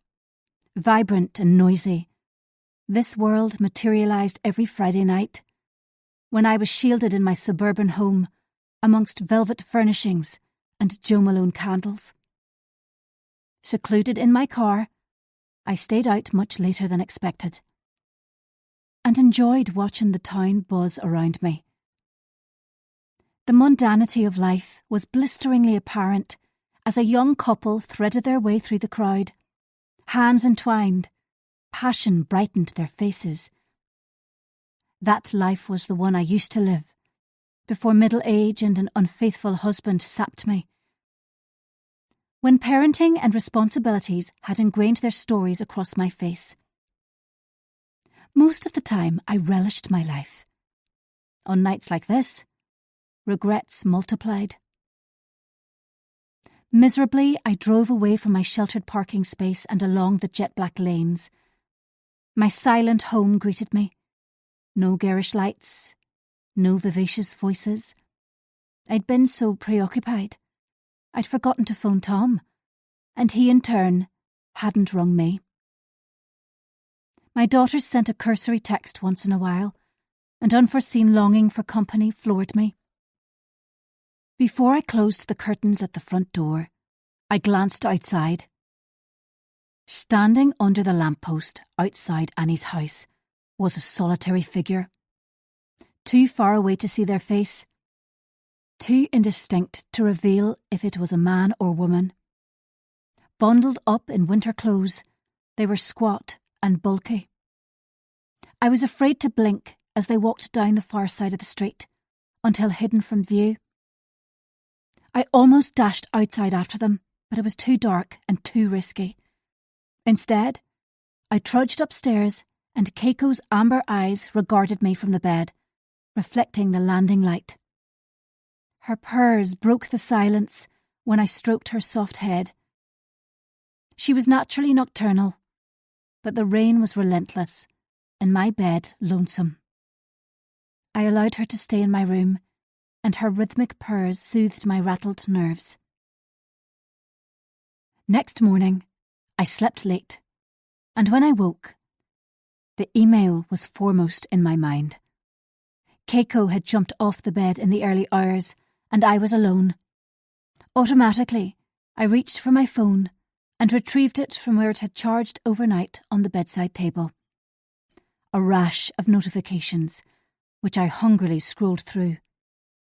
One curt message from Tom. His flight was delayed, and he'd be later home than expected. Claire had drunk texted again, pleading, begging, desolate. I deleted it, and wonder again if I should block her. Yet again, I found I couldn't. A jolt of remorse before I moved on. Comments on Instagram which caused my stomach to knot. An alert to notify me my latest purchase had been dispatched. The long day stretched out before me. Impetuously, I opted to drive into Belfast to fill the meaningless hours ahead. Guilty about our disastrous lunch at my parents', I messaged Alex to suggest we meet. 2 grey ticks showed it had been delivered. No blue ticks to let me know it had been read. My daughters' lives were fulfilled and busy. Flora was at university on the North Coast and worked part-time in a popular hotel. Alex led a hedonistic student life before the reality of a full-time job. An unexpected poignancy pricked me. They didn't need me anymore. No one needed me. I wished my relationship with my mother was better. I yearned for a happy marriage. Last night, I'd been enticed by a more exciting life. This morning, I wanted to submerge myself under the bedclothes, eat chocolate and watch television. But I must rise, paste on a smile, and tackle my demons. Lounging about in bed is a self-indulgence for the lazy and boring. Mum's words resonated from decades ago. Contemplating her for even the briefest moment eroded any happiness or pride I had. Over the years, I'd learned to compartmentalise my life. Daughter meant failure. Mum brought joy. Doctor equalled satisfaction. Wife. There were many words I associated with wife. Inadequate. Lacking. Second best. Failure. That word again, which ripped and stung and tore strips off me. Furious with my maudlin ruminating, I threw back the duvet and leapt out of bed. I'd have breakfast, then go into the city. Rather than a lonesome, drab day, I'd immerse myself in things I enjoyed. My positivity lasted until after my shower and while I dressed. As I dried my hair at the dressing table, the recollection of Tom's iPad poked and prodded. It was too tempting to ignore. I found myself on my knees again and hauled it from its hiding place. Although I searched methodically, there was nothing new. No unread messages, no incriminating photos. His DMs were old ones. Satisfied my reservations were unfounded, I stuck it back into its hidey hole and headed downstairs. Over breakfast, I browsed social media. Laura had posted a photo from the evening before on Facebook. The night had gone ahead without me, as if I was irrelevant. 3 laughing faces, busy restaurant in the background, plates loaded with delicious food, chic decor, and smart clothes. Laura, grinning as she raised a glass of wine. Kate, face scrunched up. Annie, curls bouncing and head thrown back as she laughed at something unknown. While I'd kept out of sight in the shadows, my friends had spent time together. Despondency lugged me down. I'd chosen poorly. My life had shrunk to such an extent. I actively missed out on so much. It was time I focused on the good and forgot the bad. Put my problems to one side and fully participate in life again. Then a question popped into my head. Who'd taken the photo? I recoiled when I noticed the fourth plate of food and a glass of red wine. Had they invited Miranda? Surely not. I thumped out a private message to Laura and anxiously chewed my nail. 3 rolling dots, then the response pinged. Miranda was there. Unbelievably, Kate invited her and only told me 10 minutes before the taxi arrived. I was gratified she ended the text with a furious face emoji. Laura did like a good emoji, and I laughed, feeling much less regretful I'd missed out, and by default, skipped Miranda. I asked how she'd been. Total nightmare, can't hold her drink, and encouraged Kate to drink too much. She was downright paralytic at the end of the night, going to have to speak to Kate about her. We texted back and forward for a while, and I felt so much better for it. It was time I dragged myself from my navel-gazing and re-entered real life. Then my phone pinged with an alert, and all good intentions flew out the window. Chapter 19. After the rain, the air was crisp, and I inhaled deeply. Low-lying cloud veiled the tops of the Antrim hills, and my attention flicked to the bottom of the back garden. Bare trees and open fields beyond. No insubstantial shadows nor unwanted stairs. The grass was wet, and water dripped from the conservatory roof onto the paving slabs below. I wrapped my padded coat around me and set off on foot. There was something I needed to do before my excursion into Belfast. The street was deserted except for 2 young boys who zipped past on bikes and whooped loudly. Annie's windows were blank. Matt's car missing from the drive. He was probably rowing with his club on the lagan. I walked down the path towards Kate's house. Although it was early, I wanted to make a point. Tired of procrastinating about Miranda, I was going to call her behaviour out. Nicely, in a passive-aggressive manner which brooked no argument. With a glance at Laura's silent house, I turned onto Kate and David's driveway and squeezed past Kate's car. It had been abandoned at an angle beside the neglected flower bed. There was a huge indentation on the passenger door, along with several gouges. Possibly her son Luke had driven into something, as he'd recently passed his driving test. The driveway was empty where David's car was usually parked. The downstairs curtains were tightly closed, and there was no sign of life. Nevertheless, I rang the bell. No answer. I pressed again. Eventually, Kate's youngest daughter, Sophie, glared at me through the glass.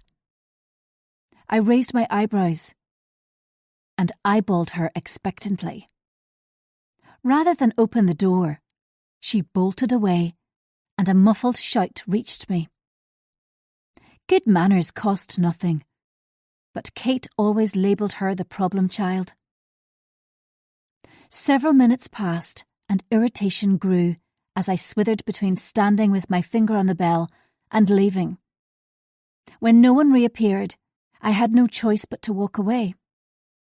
I was certain Kate was home, but for some reason refused to come to the door. I'd have to send her a message instead, although tone could always be mistaken in a text. The walk home calmed me as I assured myself she was sleeping off her bender, and it had been foolish to call so early in the day. I reapplied my lipstick in the mirror, lifted my bag from the table and set off. A quick glance confirmed the curtains in Miranda's house were still closed. Mainly, I hoped she had a thumping headache and a queasy stomach. On my drive into the city, I ruminated about Miranda. Although my inherent dislike of her was a tad irrational, she set my teeth on edge. Kate had let it slip she'd been estranged from her adult daughter for several years, although she didn't know the reason. Otherwise, Miranda was divorced, didn't work, and had a tendency to overstep boundaries. I couldn't quite put my finger on what annoyed me. Envy? Definitely. I could spot it a mile off. Dishonesty? Likely. That she was a gossip monger was undeniable. Green fields were replaced by houses and businesses as I drove alongside Belfast Lough. High above the road to my right was Napoleon's Nose, shrouded by wispy fog. Miranda was forgotten, replaced by the cryptic Insta-commentator C. Wood. I'd have to carefully explore Tom's iPad to learn more about them. As usual, the West Link was snarled with traffic. Stop-start, with tooting horns and red lights. At last I exited onto the mobbed city roads, which required my full concentration, with their many one-way streets and congestion. Here rows of red-bricked student houses sat cheek to jowl, with slick apartments rented by young professionals. Coffee shops, boutiques, and high-end jewellery shops nestled beside charity shops and takeaways. Cars were parked in every available space, nose to tail, an inch between bumpers. Wheelie bins clogged the pavements, interspersed with toppling piles of rubbish. Broken gates and chipped paint, discarded beer bottles and overgrown gardens. Fast food wrappers drifted in the gentle breeze.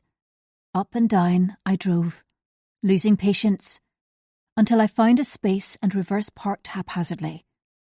I sat on, glad to have parked, but in no hurry to leave the warmth of the car. Soft 80s rock thrummed from the radio as I visualised Miranda again. She tried to barge her way into our group, although unwelcome.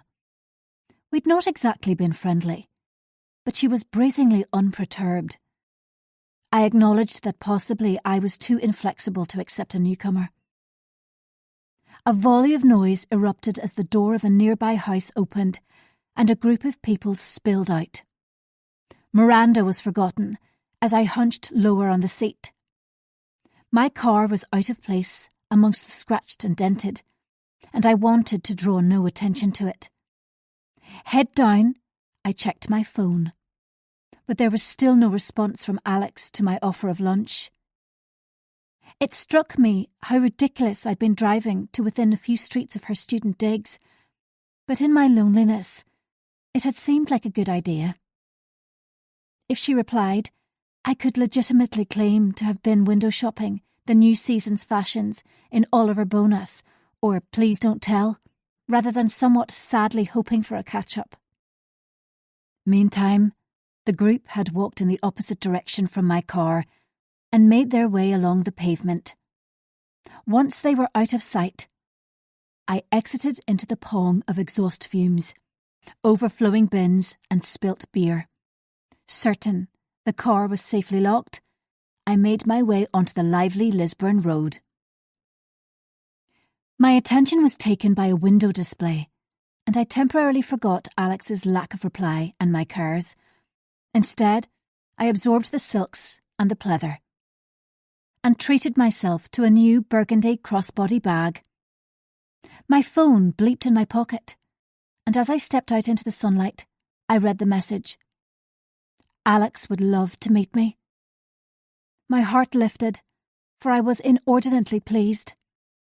After Sunday lunch with my parents, I'd agonised she was still mad, and was avoiding me.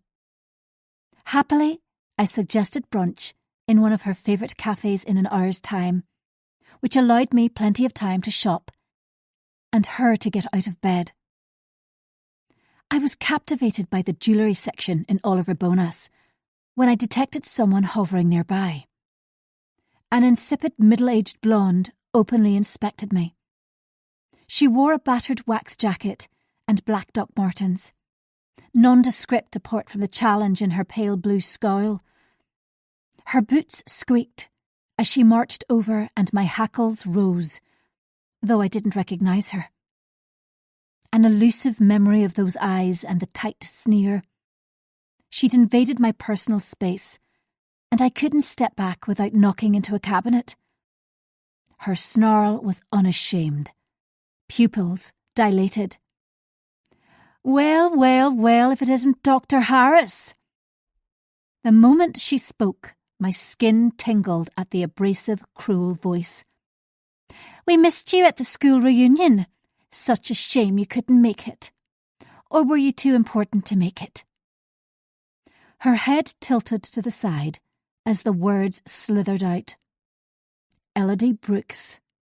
A blast from the past. She'd been the leader of the pack, the queen bee, who I'd feared and admired in equal measure. Nausea swilled in my gut. It had been years since I'd seen her, and I'd steered clear of any contact since our time at university. Memories of our school days glittered and blurred my vision. I blinked them away, drew myself up to my full height, and coolly appraised this deceptively bland personification of poison. Her lizard smile widened, and years of loathing spewed out. She'd never forgiven me for moving on at Queen's University.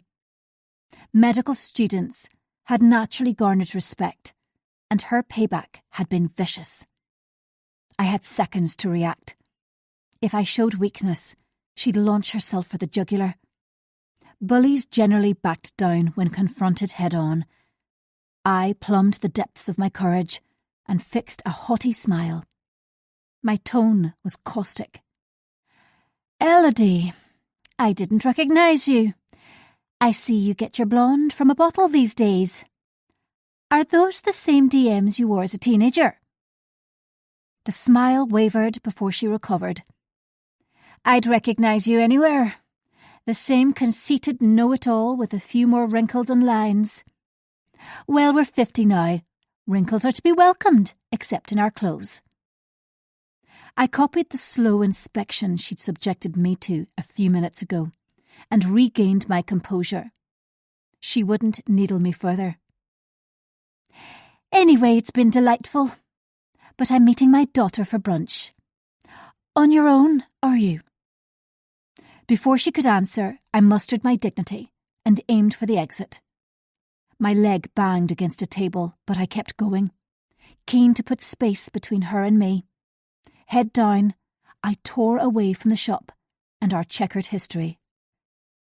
How could she have this effect still? Blindly, I sped up the street, each step putting distance between us. Lost in the past, I almost missed the cafe where I was due to meet Alex. With quaking hands, I wrenched open the door and scurried as far from the entrance as possible. A table was free at the very back, and I lowered myself onto the banquette seat. I set my bags on the floor and laced my fingers together to stop them shaking.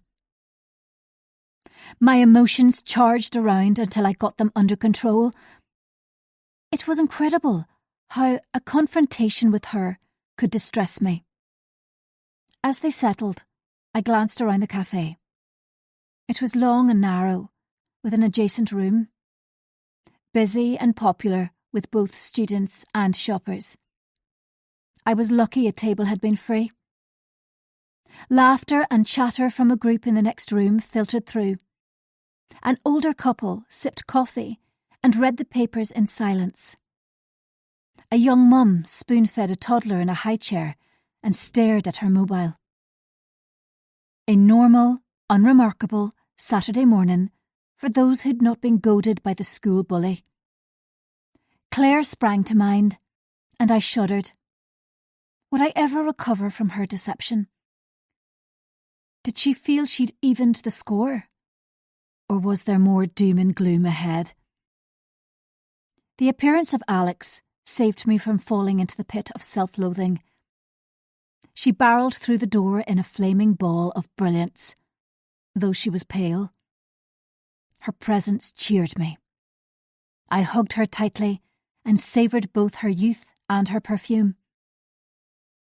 When I went up to the counter to order lunch, I sensed a pair of eyes on me. But when I swung round, no one was looking in my direction. Everyone was absorbed by their phones or in conversation. I returned to Alex and quickly forgot all about it. Chapter 20. I remained keyed up after my run-in with Elodie, and on the drive home from the city, it replayed again and again. Now I was courageous and brave, but then had been very different. She reminded me of a long time ago, when I'd been desperate to fit in, to be included in the popular gang. Even at the expense of others, I'd been prepared to do whatever was needed. Remorse pricked me. I usually kept my mind firmly away from those years and my abysmal behaviour. She'd knocked the wind out of my sails. And when I reached Kate's house, I'd no heart to confront her. It would keep for another day. When I opened my own front door, Keiko rubbed against my ankles before shooting outside. A night indoors, and she was ready to prowl in the fields. I switched on the coffee machine, shrugged off my coat, and unpackaged my new handbag. It was a beauty, with multiple pockets and zipped compartments. The ultimate everyday bag. Meticulously, I transferred everything into it from my old one, then glanced at my phone. One missed call from Tom. I played his voicemail as I prepared the coffee. He'd be home around 7, would bring a takeaway, and was looking forward to seeing me. He missed me. My breath caught, for his voicemails were usually practical and short. Was it a sign of guilt? I tore upstairs with my coffee, grabbed his iPad, and systematically scrolled through it, confident there would be something incriminating. A photo, a message, an email. But there was nothing suspicious at all. My pulse raced as though I'd run 10 miles. I hunkered back. The situation was driving me crazy. The iPad slipped onto the carpet. As I buried my head in my hands, how was I ever going to move past this? Could I ever truly move past it? The doorbell chimed and I jumped. Too deep in misery to see anyone, I would have ignored it, but it rang again. Someone was persistent and wouldn't leave until I'd answered it. Defeated, I thrust the iPad carefully back into its hiding place, swiped my face, and checked myself in the mirror. Mascara had left faint trails of black, and I rubbed them with a wet finger. The bell rang once more, so I trudged downstairs. Kate had her back to the door, hands in pockets, pink woolly hat hiding her black hair. I opened the door and she swung around. "Hi." Her voice was raspy, as though she'd smoked 50 a day for 30 years. She cleared her throat and tried again. "Sorry I missed you this morning. Sophie only told me a wee while ago you'd called." "Come in." I waved her in out of the cold and offered coffee. She nodded in reply. Kate was usually ebullient. Now she was strikingly subdued. A spark of disquiet, as this was out of character. Silently, she followed at my heels into the kitchen. "Is everything okay?" I reached for a mug as she whipped off her hat and ran a hand through her hair. A grimace. "No, not really." She unzipped her coat. "I need some advice." It was dropped onto the table along with her hat. Coffee made, I handed her the mug and suggested we move into the sitting room. Would you mind if we sat at the back of the house? She jerked her head towards the conservatory. Of course, no problem. Now I was apprehensive, for she was a pale shadow of herself. She flagged onto one end of the sofa, and I took the armchair. The sky outside was a thunderous grey, so I flicked on a floor lamp. It cast a shadow over Kate and drained her completely of colour. She licked her lips before speaking. I've had a terrible row with David, and he hasn't come home. He's furious with me, and I don't know where he's at. He's not answering my calls or texts. The kids are really angry and blame me. It flooded out the noise and bluster, like a dam bursting. Snot bubbled and tears streamed down her cheeks. Stunned by her admission, I offered the box of tissues from the side table. She sniffed and blew her nose, eyes wet and shoulders bowed. I switched into GP mode, familiar with encouraging the deepest, darkest fears from frightened patients. Do you want to tell me what happened? If you don't feel up to it, then you don't have to. He says I'm drinking too much, and he's worried about me. The words were muffled, spoken to her chest. The hanky was back at her nose as she snuffled unhappily. My training kicked in, so I waited, certain there was more. A lengthy pause before she continued. He doesn't like Miranda and says she's a bad influence, that she's always hanging around the house with a bottle of wine in her hand. The last straw was when he got up this morning and she was asleep on the sofa in the living room. The sofa in your living room? I was dumbstruck. Why didn't she go home when you got back last night? I wanted her to, but she insisted on coming in when the taxi dropped us off. Laura and Annie probably assumed she'd walked down to her own house, but she was determined. Then we finished a bottle of white I'd opened before we went out. She fell asleep and it was easier to leave her. I thought I'd be up in time to get her out before anyone woke this morning, but I slept in. Her voice petered out. What happened this morning? I stamped down on my anger towards Miranda. David found her and came storming upstairs. He made me go down and wake her. She was livid. I could tell by her face. When she left, she slammed the door and then all hell broke loose. David shouted at me, took his keys and drove off. There was more to it than a simple argument. This had been the behaviour of a man at the end of his tether.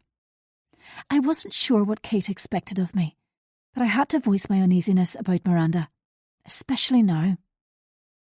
I'm sure David will come home when he calms down, but this isn't like him. What he said about Miranda, well, I can see how he'd be annoyed if she's in your house a lot. I frowned and abruptly changed the subject. Are you concerned about how much alcohol you're drinking? She rubbed her nose with the tissue.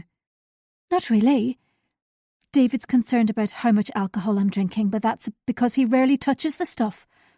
He thinks most people are raging alcoholics. When one spouse doesn't drink much, it can seem like nagging if they comment or complain. I had to tread carefully and kept my voice conciliatory. However, you know it's because he's worried about you. If you do want to reduce how much you're drinking, I can recommend several resources which could help.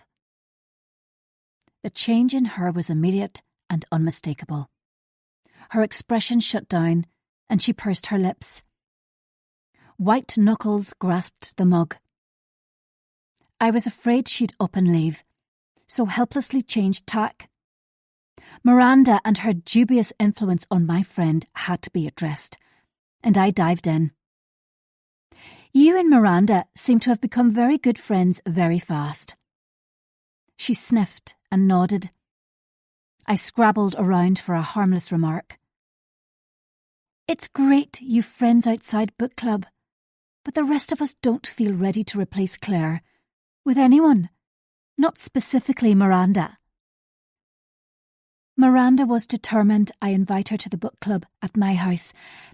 I tried to say it was too soon after the Claire business, but she insisted there was no time like the present. This wrong-footed me, for I'd presumed it had been at Kate's invitation. Why was she so keen to join? Kate drank her coffee before she replied. I don't know. Though she's always asking about you all, how you are, what you're up to. Especially... Her voice died away. Especially? I prompted, when the silence became painful.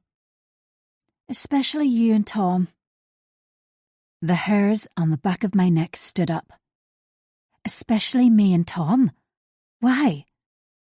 She admires you and asks where you buy your clothes, or what your favourite restaurant is, where you go on holiday. She gave a short laugh. It's flattering, actually. She never asks me where I buy my clothes. It was emphatically not flattering. It was disturbing. My nerve endings jangled a warning. I'd rather you don't invite her along to book club again. My tone was firm. It was the tone I adopted when the girls behaved badly, or Tom pushed me too far. I'm sure she means no harm, but I'm not in the right place for it at the minute. Tom and I are still finding our way after Claire. I dropped my voice and added a quiver. And, Kate, you need to sort things out with David. If he's not happy about Miranda being at your house so often, you need to tell her to stay away. Fighting with David is a bad sign. She nodded, as if she was listening and absorbing what I was saying. But her light had dimmed, and I got the impression she was agreeing because it was the easy option. When she left, a strong gust buffeted me as I stared into the street. Tom had cut the hedge back in early winter, and now I could see directly across to my neighbour's house.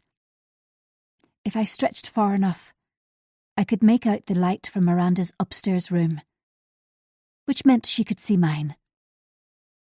I hightailed it inside and banged the door.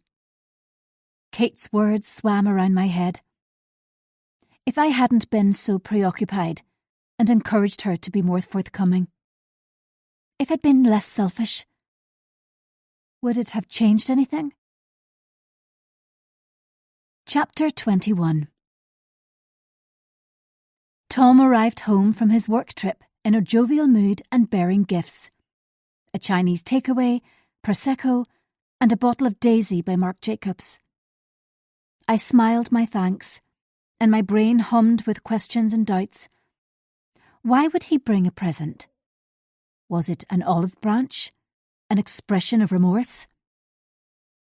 It was exhausting, always second-guessing his motives. After we finished the Prosecco and ate the takeaway, he made love to me with a passion which did little to ease my distrust. Typically, he rolled away afterwards and fell asleep quickly, while I remained awake for hours. The blinds were open a crack, and I stared at his back in the moonlight. The defined muscles, the inch of tan line on the nape of his neck. Was there a graze beneath his shoulder blade? A long, slim red line made by a nail? Or something entirely coincidental? When sleep came, I dreamt I was in the Belfast gardens surrounded by a baying mob of teenagers. I jolted awake, skin damp. Tom's side of the bed was empty. The sheets cold and rumpled. The smell of bacon frying filled the house. Full-on repentance mode from Tom this weekend. He was so very predictable. Gifts, sex, making breakfast and bringing it to bed on a tray with a frothy coffee. Odds on, he would suggest a walk by the ocean this afternoon. My head was fuzzy through lack of sleep. but I propped myself against the headboard and reached for my phone. Footsteps on the stairs alerted me to him, and I set it on the bedside table before I got a chance to examine it fully. "Morning, sweetie. I've toasted you pancakes with bacon and maple syrup and made a frothy coffee." He beamed as he set the tray on my lap, and I muttered my thanks. "So far, as expected. We could go for a walk on Ballydun Beach later. It looks like a nice day. Full house, bingo." "Great idea. You're so caring." He pecked me on the lips and disappeared into the ensuite to shower, self-righteous smile in place. As I chewed a piece of bacon, I was certain dirty dishes would be scattered around the worktops, and fat from the frying pan would have japped everywhere. On the rare occasions Tom prepared food, he used multiple dishes, most utensils, and then left me with the washing up. But it was the thought which counted, and when I'd cleared my plate, contentment stirred.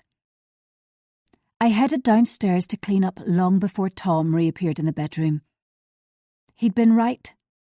The sky was a clear blue, as far as the eye could see. And although dew tipped the grass, it was a promising day for a walk. Laura loved walking by the ocean, and I missed her company. Although short notice, I texted to see if she and Sam would like to join us, and I waited for her answer. I made another coffee. Tom silently appeared at the kitchen door, which startled me. A tight t-shirt, bare feet in sliders, and face tanned from his recent trip implied summer rather than midwinter. "Oh, you surprised me," I laughed at his serious face. "What's up? You look very solemn." "Nothing. I just wondered where you were."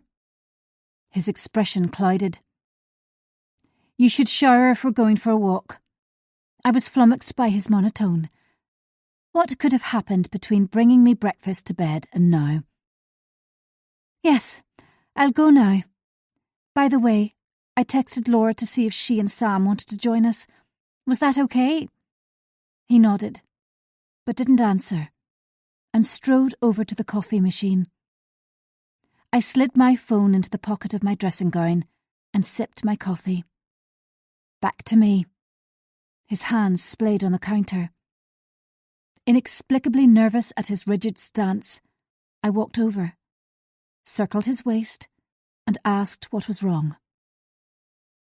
I stroked his stomach until he relaxed against me and gripped my hands with his. "Do you trust me?" "Yes," my voice said. "No," my mind squealed. "How could I?" "We can't move forward if you don't trust me." "I'm trying, Tom. I'm really trying." He swung around and wrapped me in a tight hug without speaking, until my phone vibrated in my pocket and he loosened his hold. Then he cupped my chin and raised it, eyes boring into mine. "I'm sorry for what I did. I'll never hurt you again. You have to believe me." "I know." I kissed him full on the lips in the impression of normality before I went upstairs, head crammed with blame and objections, but I couldn't face another row, more pleading apologies and tepid reassurances. Naked, I stepped under the pounding water and wondered what had triggered his sudden change in mood. As I washed my hair, I mulled over our many secrets and how our marriage survived by the finest of threads. Laura had replied when I got out of the shower. "Sam and I would love to go for a walk and then something to eat at Jennings." There was no way I'd have lunch in Jennings, but I'd persuade them to go somewhere else. After I replied, I called down to Tom to let him know they'd join us. His voice floated up to me as I dried my hair. I pondered Laura's situation. She'd been widowed last September when James had a fatal heart attack after a bike ride. Rather than break down under the loss, she'd seized life with both hands and thrown caution to the wind. Her resilience was admirable, and I envied her a little. She hadn't succumbed to her grief, but had risen each morning and kept her suffering private. When she was with the book club, she'd never wallowed or complained. Mortification flooded me. Her husband was dead, and she was thriving. My husband was alive and well, and I was drowning in my own sea of misery. "We're nearly out of milk," he called up the stairs, "so I'll nip to the village shop. Do we need anything else?" I shouted that we needed bread. Unexciting, everyday married life which unquestionably conflicted with his exhilarating, unencumbered spells abroad with work. The front door shut with a bang, and I stared at my reflection in the dressing-table mirror. Sad, shadowed eyes, pallid skin. I clapped my cheeks gently to coax some colour and nibbled my lips. Marginally better. Earlier I'd been able to ignore my mobile, but now it drew me to it, like a magnet. I sat on the edge of the bed and meticulously thumbed through it. Kate thanked me for listening yesterday. No update on whether David had come home, but it was safe to assume he had, though I imagined crosswords had been exchanged. Alex promised she'd visit soon, thanked me for lunch, and I beamed to myself. Whatever grudge she'd harboured had been forgiven. It reminded me to text Flora, as it had been several days since she'd been in contact. Up to date with everything, I dressed quickly. The lure of the iPad irresistible. I'd have a quick gander before Tom arrived home. A glance outside established he'd not driven up, and I'd missed the growl of the engine. So I kneeled in the usual place and reached behind the dressing table. But all I felt was the wall. No lead, no iPad. I stretched a bit further and tracked the skirting board with my hand. Still nothing. Strange, for I didn't think I'd pushed it too far the last time. Frustratingly, I couldn't feel the plug, so rose with a soft groan as my knees complained and bent over the dressing table to check the socket. It was empty. I gasped aloud and wriggled back under the dressing table. No plug, no lead, no iPad. Tom must have moved it. There was no other explanation. Had he rumbled me? Or maybe I hadn't tucked it back in the right place. Then I remembered Kate had rung the bell the last time I'd inspected it, and I'd carelessly pushed it into place before answering the door.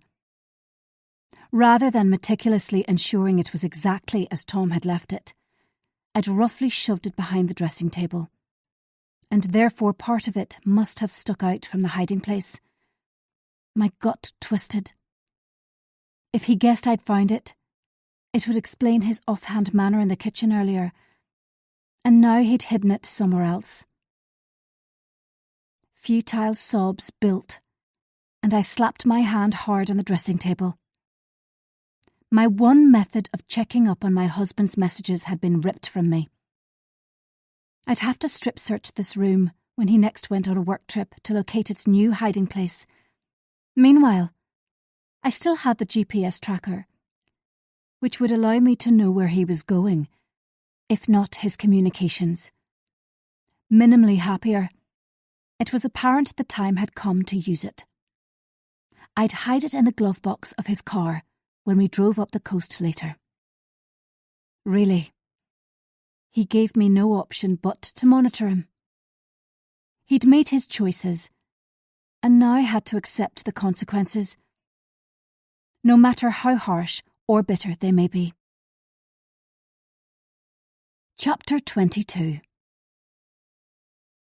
I'd only met Sam a couple of times and was unsure how to describe him. Friend was Laura's preference, so I opted for that, though their chemistry was potent, and it was plain they were friends with benefits. She hadn't been around much. Many nights when I walked past her house, it was empty with black windows, no glint of movement inside. Although Kate liked to stress it was too soon after James, or Sam was nothing but a rebound relationship, I disagreed with her. When she'd first introduced him to us last autumn, he seemed friendly and kind, and Laura now exuded happiness. It was time to learn more about him, to form an objective opinion on whether he was good enough for my friend. We arranged to meet them at the beach car park in Ballydun, a seaside village about an hour's drive from Castlebrook. The sun was low in the sky as we zoomed up the coastal route, and sunglasses shielded my eyes from the glare. As the car ate up the miles, Tom admitted he was a little uncomfortable about Sam, as he'd been good friends with James. My opinion was that he should know better than to throw stones at someone else's choices, and I was glad the glasses hid my real expression. The discussion fizzled out, and the radio filled the resulting silence. We sped along the same snaking road we'd driven recently. Today, slow-moving camper vans trundled in a convoy in the opposite direction, no doubt aiming for Glenarm Harbour. Motorbikes whizzed past us, taking the racing line, risking blind bends. I rested my hand on Tom's thigh, his muscles firm and strong under my fingers. I've never walked on Ballydun Beach. What made you suggest it? I ducked slightly to get a better view of the towering hills above us. Sheep peppered the landscape, along with gorse and picturesque ruins. The question was innocent, with no ulterior motive. I've heard good things about it.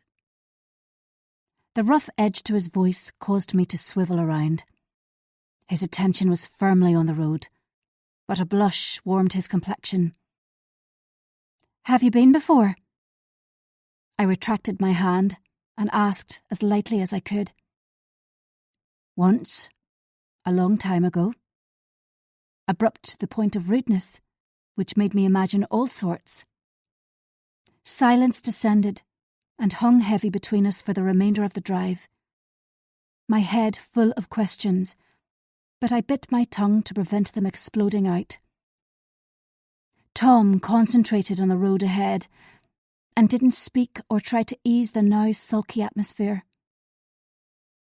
The village was an ancient settlement with one street lined by boxy whitewashed houses, a village store and thatched pub, the Stile and Donkey. Puffs of white smoke belched from the chimney, and the smell of turf pervaded the air. Tom swung into the empty car park and killed the engine. Sand had blown over the low seawall and splattered the tarmac during a recent storm. I removed my sunglasses to soak it in. A long golden beach curved around the bay, and seaweed sprinkled the sand as waves broke angrily on the shore. Seagulls dive-bombed the lone picnic table, and to our right, a lighthouse kept watch over a sheltered harbour. In the distance, the horizon was too indistinct to see Scotland, though on a clear day, the paps of Jura could be seen from the north coast. Thankfully, Sam's beat-up Ford Focus drew alongside us within a few minutes, and I bottled up my cynicism. There was no real reason to suspect Tom, but his manner was stilted and awkward, and my radar hissed a warning. This village and beach walk had not been as routine as he'd led me to believe. Before we exited the car, he rested his hand on mine. An audible sigh. Someone in work mentioned this was a lovely place for a walk, and the pub did great scampi, which is your favourite. That was the reason I suggested a walk here. There was no hidden agenda, I promise. Pale brown eyes regarded me intently as his eyelid flickered. Another lie. I studied his large tanned hand, plastic smile in place. It was a good idea, thank you. He visibly relaxed and waved over to Laura. When he opened the door, a blast of wind caught it, and he gasped theatrically. I adopted my brightest facade, then stepped out into the biting air. Sam's chocolate lab Nigel bounded out of the boot, tail wagging. He nosed over to me and nudged my hand, expecting treats. I giggled as he padded away when none materialised. The wind whistled, and I was glad of my gloves and hat. It was almost the end of January, and storms sweeping in from the west were commonplace. As we set off towards the harbour, I invented a misplaced phone and asked Tom for the car keys. Smoothly, I explained, "I'd forget my head if it wasn't screwed on," and walked back to the car. I eyed the three of them as they continued along the coastal path and opened the glove compartment. It was disappointingly bare, and contained only the handbook, a packet of wipes, and a pair of leather gloves. If Tom rummaged around in there, he'd find the GPS tracker in no time. I didn't have long before questions were asked about my delay. Eventually, I dropped it into the passenger back seat pocket and hoped he never delved in there. I remembered to lift my mobile from where I'd purposefully pushed it down the side of my seat, slammed the car door, and jogged to catch them up. Nigel gambled far ahead, and Laura tucked her arm companionably through mine. Tom and Sam walked together, discussing that great leveller of men, sport. Fishing boats bobbed about in the harbour as ripples chased across the water's surface. "How's things?" The standard Northern Irish greeting. "Good. What about you?" Laura tugged her fleecy hat over her ears. "Great. Never better." She tilted her head, and I frowned sadly. "I'm okay. Not great, but okay." Worried Tom would overhear, I changed the subject with the subtlety of a brick. "How was the meal out with Miranda?" As expected, Laura took the bait and launched into a full-on mini tirade, which continued all the way to the lighthouse and back to the beach. She grinned at herself. Sorry, she wound me up big time. I thought about not sharing how she'd slept on Kate's sofa, but couldn't stop myself and spilled the beans. Laura bit her lip at the news, as I also blabbed about Kate and David's row. It was done from a place of care, not gossip, though guilt panged at the broken confidence. The sand was soft as we made our way towards a quaint stone cottage set back from the beach. Light glowed from one of the rooms, and the garden ran down to a white picket fence, which bordered the beach. A fabulous location for a short break. Ominous rain clouds obstructed the sun just as we reached a cluster of black rocks at the end of the bay, and we turned back as the first spots of rain fell. Nigel had calmed and trotted alongside Laura. Tom and Sam slowed to allow us to catch up, and Sam reached for Laura's hand. Sparks flew, and his smile was for her alone. A twinge of envy at their undisguised bliss in each other's company. Meanwhile, Tom walked a couple of feet from me, hands in pockets, head turned towards the cottage. A muscle twitched in his cheek, and I doubted the beach recommendation had come from a colleague. The lie eddied precariously between us. The rain quickly became a downpour, and we dashed towards the stile and donkey. Breathless from the exertion, The rain stung like needles by the time we reached the shelter of the porch. We hurried inside, and the waitress showed us to a table beside the fire, where peat burned in the hearth and smoke lazily drifted up the chimney. A worn-out Nigel made himself at home and curled up at Sam's feet. Eyelids dropping. I glanced around the bar at the open beams and whitewashed walls, which were festooned with old memorabilia. Multiple donkeys glared forlornly out of grainy photos. Tom gallantly offered to drive home, so Laura and I ordered a bottle of Pinot Gris, the men alcohol-free Guinness. Conversation never faltered, and I realised early on how much I liked Sam. Intelligent eyes studied me from behind round glasses as he spoke about the rewards and challenges of working in a hospice. We traded medic black humour, and I was gratified when he got my jokes, which usually went straight over Tom's head. One thing caused prickles of discomfort. Laura mentioned her son Robbie was in Scotland with his girlfriend Eva, Claire's daughter.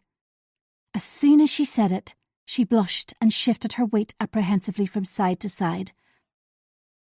Intentionally casual, I replied, "How nice," and moved the conversation on. Tom stared at the fire, but I was impervious to his embarrassment. He deserved to be. The second glass of wine I'd consumed with my scampi and chunky chips had blurred my boundaries, and I was seduced by a third. "You're a bad influence, Laura," I grinned as we ordered 2 large glasses and toasted each other.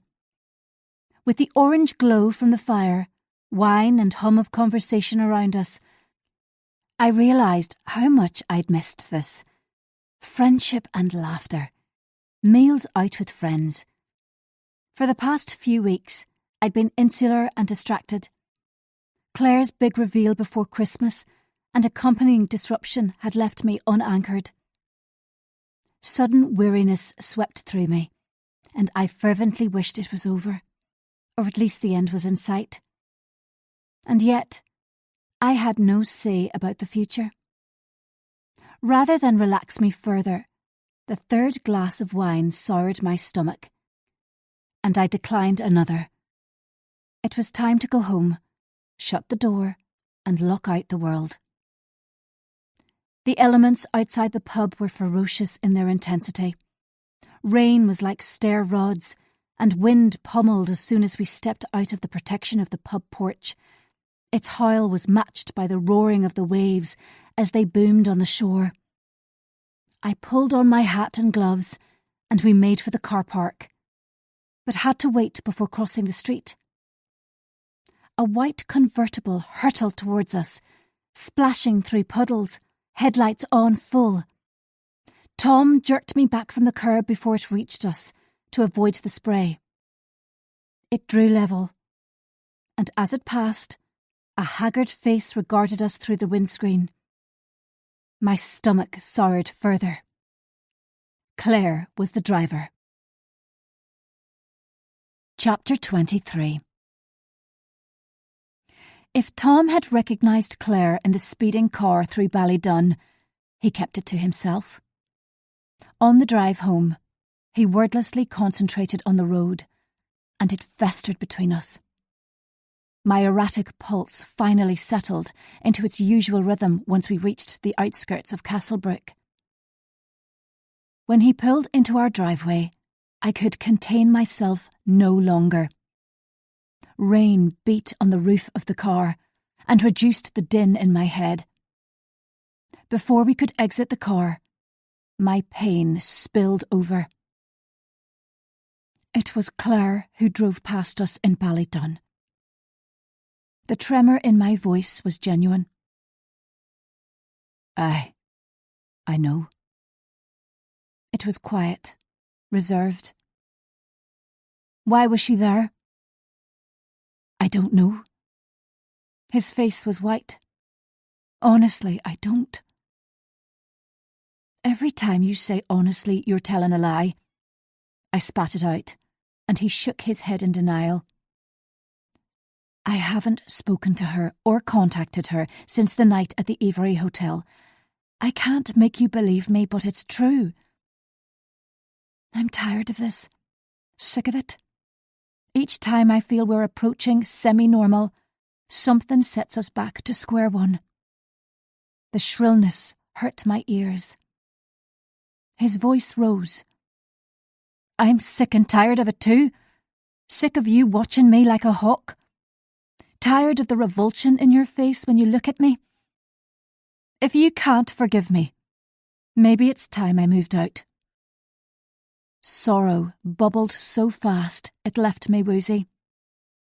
The very idea of life apart from Tom was overwhelming. Despite my agony, despite his cheating. So I did what I did best. I cried. I was adept at it, having honed my skill over the years. First I willed my eyes to well, allowed the tears to pool, and roll dramatically down my cheeks. I didn't wipe them away, but focused on my trembling lower lip and dejected sobs. It always worked. On Tom, my friends, my colleagues. My parents were immune to it. Therefore, I'd stopped faking it in front of them years ago. I could tell from the repetitive clenching and unclenching of his fists, Tom was fighting to resist my weeping, but was softening. One last throw of the dice. I'm sorry, Tom. A soft moan. I don't know why I say these things. Of course I believe she hounded you, but it was still a shock to see her in Ballydun the very day we were there. The minute I spoke, I realised there were only two possible explanations. She was familiar with the village, and it was simple bad luck she was there at the same time as us. The alternative was more sinister. She was following us. I coughed several times to dislodge the obstacle in my throat. If I allowed myself to wonder why she was familiar with the village, it opened a huge can of worms, such as, why was Tom familiar with it too? The memory of the secluded cottage on the shoreline burned my eyelids. This was not the time to untangle it further. It would keep for another time, when I was alone and could consider it sensibly. It was a shock for me too. Could she have been following us? The one thing I was afraid of. Then he laughed, as if it was a game, and so absurd to be impossible. I too forced a laugh, and his fingers unwrapped from the steering wheel. Come on, we'll have to run, or we'll get soaked. Before he could pull the handle, I cupped his cheek and held it tight. Myriad emotions wrestled, but the most fundamental was sadness.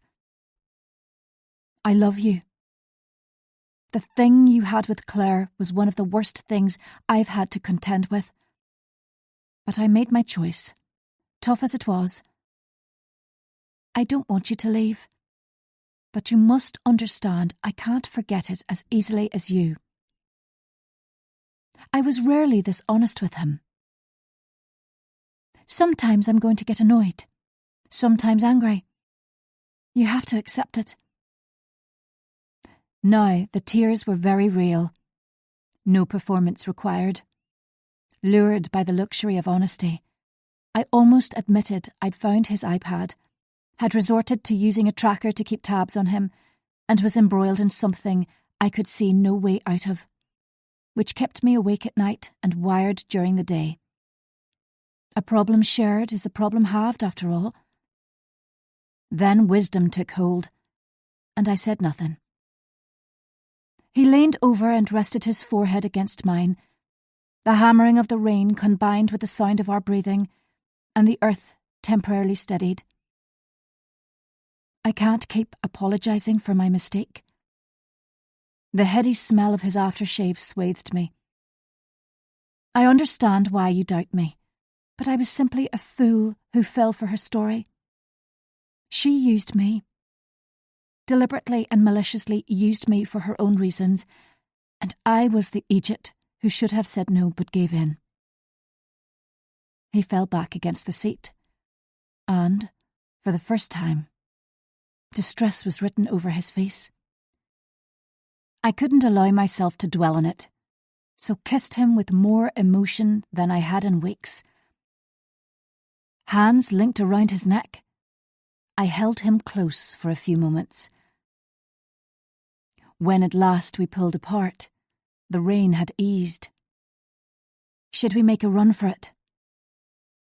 We sprinted for the front door, and splodges of rain soaked my hair as Tom fumbled with the lock. But I didn't care. I'd moved on to a new phase of coping with my husband sleeping with my friend. Now I'd hit rock bottom. I could begin to crawl towards daylight.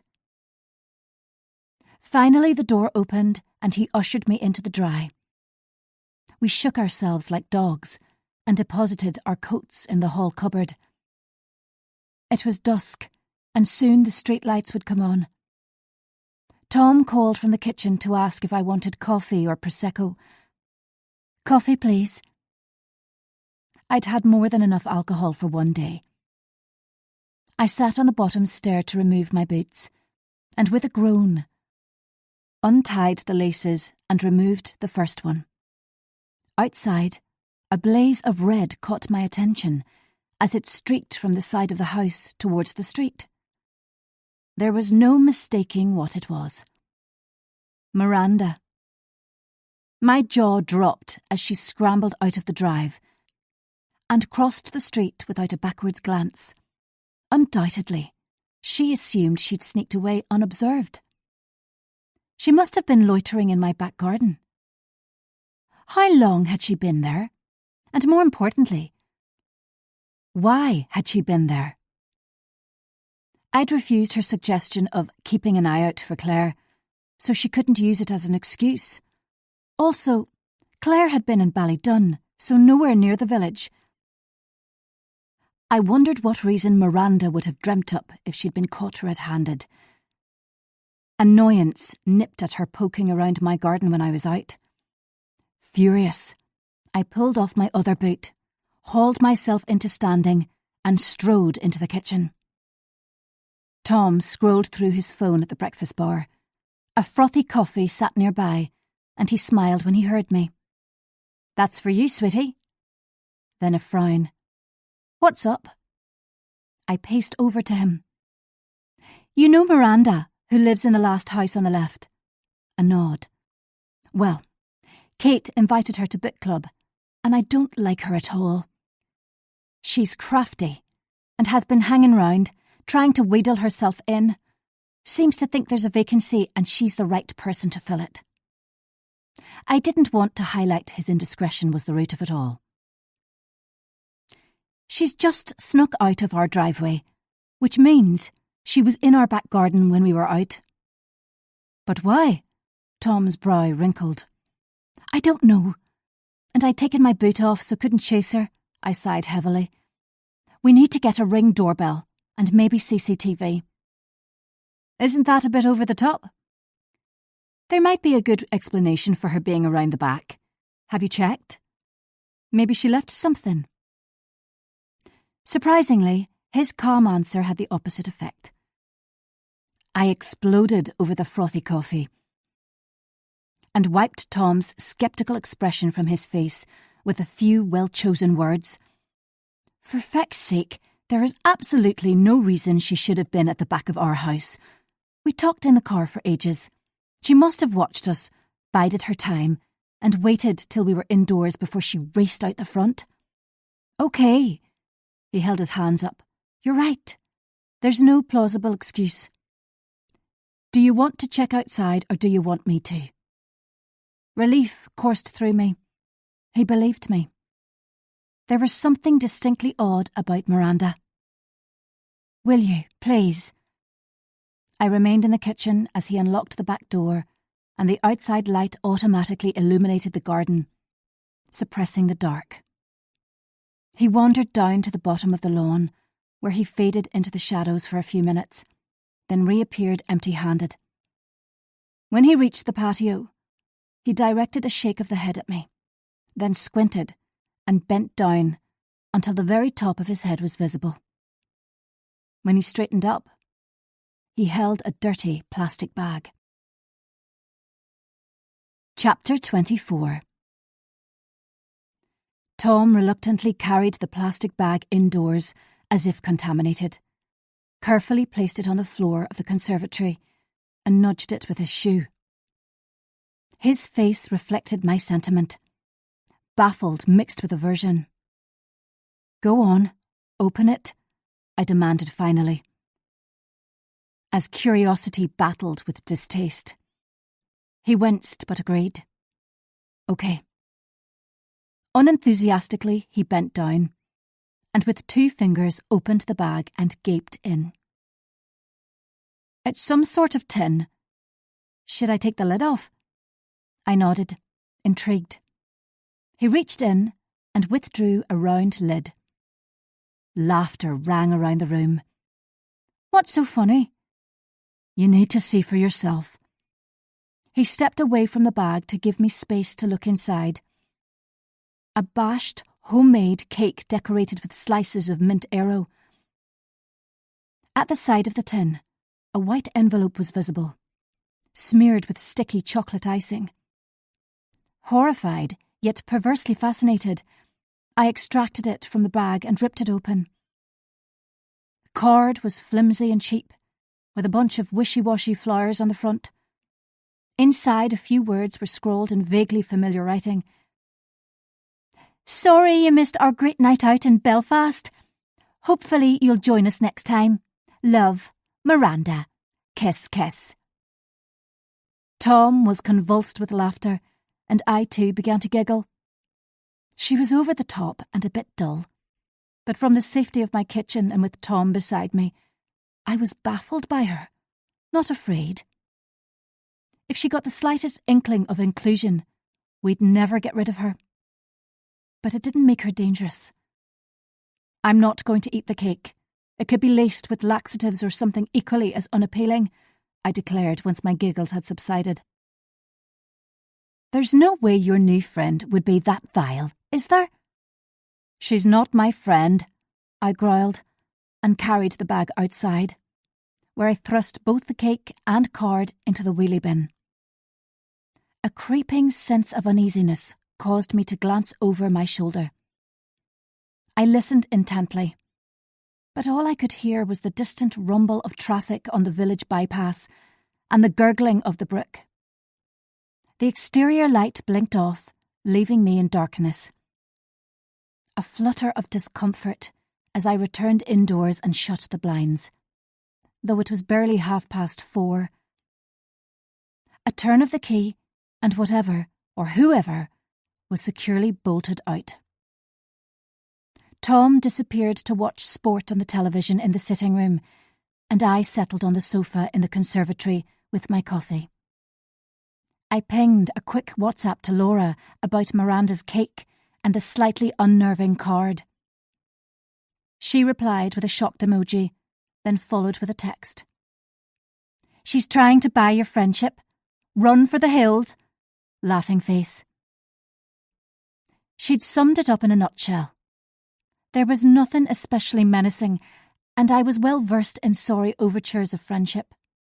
Most of them I ignored, having been deeply scarred by damaging relationships as a teenager. The book club had been enough for me. 5 friends who shared everything, even husbands, as I'd learned to my cost.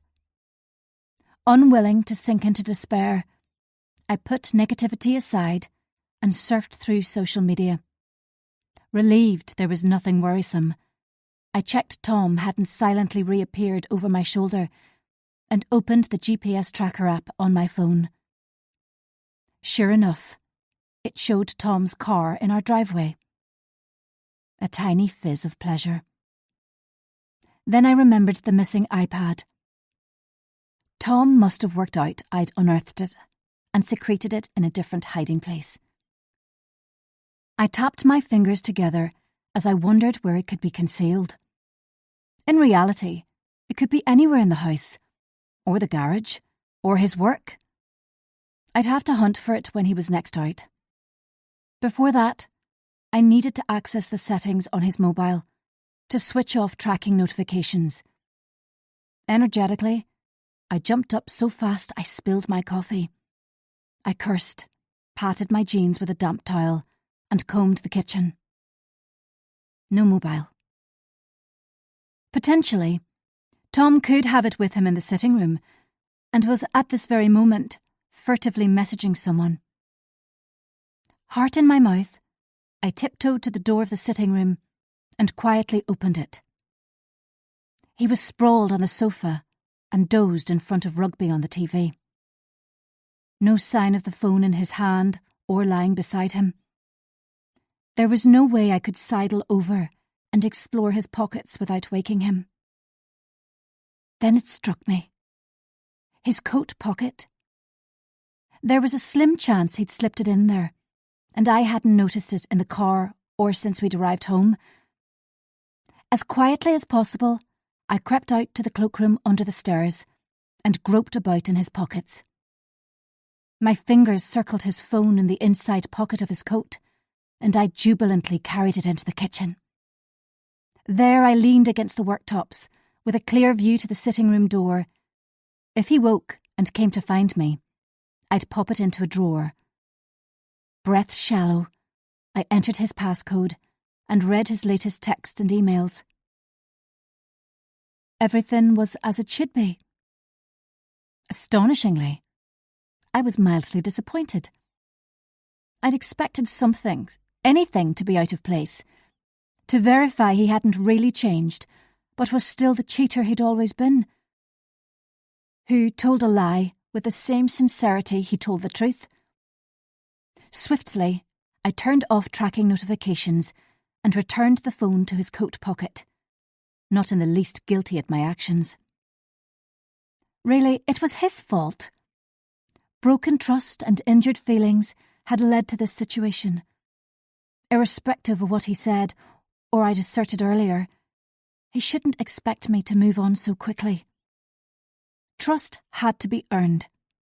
There was a long way to go before he earned mine back. I lifted my handbag from the hook in the cloakroom and slowly climbed the stairs, preoccupied. When I reached our bedroom, my spirits nosedived. There were so many hiding places for an iPad, and no way of searching when Tom could interrupt me at any moment. It wasn't fair. So I did what I always did when anxiety swelled. I made a phone call. Except this time, there was no answer, and it left me tetchier than ever. I rang Flora next, but it went to voicemail. Everyone was off having fun, while I floundered in gloom. Determined not to give in to the doldrums, and with Tom sleeping, I changed into jeggings and a warmer jumper. I'd go for a walk around the village. Wrapped up within my hat and scarf, I'd be nondescript, and even Miranda wouldn't recognise me. Suddenly I needed fresh air, the atmosphere in the house dense. Despite our walk on the beach earlier, I was too restless to settle. Tomorrow, I'd be back in work, confined to my desk for hours, and at the mercy of patients and colleagues. A memory of the photo that had been sent to Jake and Brona blurred my vision. Downstairs, I stuck my head around the sitting room door. Tom was awake and stared at his phone, although rugby still played on the television. "I'm going for a walk." My tone was light. "Another walk?" He grinned at me, virtue personified. "Yes, I feel cooped up in here." He thankfully didn't suggest accompanying me. If he came with me, he'd insist we rehash things again. In the utility room, I opted for my long padded jacket and deliberated which hat to wear. Once selected, I pulled on my boots and closed the door with a thud. The rain had stopped and I gulped the cold air, as though starved of oxygen. I squinted up at the star-strewn sky, exhaled slowly, and headed down the street. When I reached Miranda's house, there was no sign of life, and a spasm of unexpected sympathy at her barren existence gripped me. As hoped, calm surged through me as I walked the pavements in the semi-darkness and luxuriated in the silence. On the still streets, no one could disturb me. An hour passed and my load lifted. It was then I could face returning home to Tom and his misplaced hurt. But rather than turn onto my street, I continued along the country-bound road. There was no footpath here, just a narrow, grassy verge. I kept walking till I came to the gate of the field which ran behind our houses. This was where Kate thought she'd seen someone being Claire. I rested against it and strained to see into the field, knowing it was pointless, but unable to stop myself. If someone was lurking, they'd be camouflaged among the shadows, hidden in the shade, even now, observing me. Mentally and physically, I gave myself a shake. Kate was wrong. With a sigh, I turned for home. As soon as I set foot in my street, it was as though a switch had been flipped. My senses tingled, and I scanned around.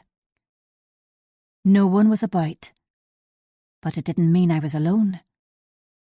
The exterior lights burned brightly at Miranda's, which accentuated the overgrown garden and grimy paintwork.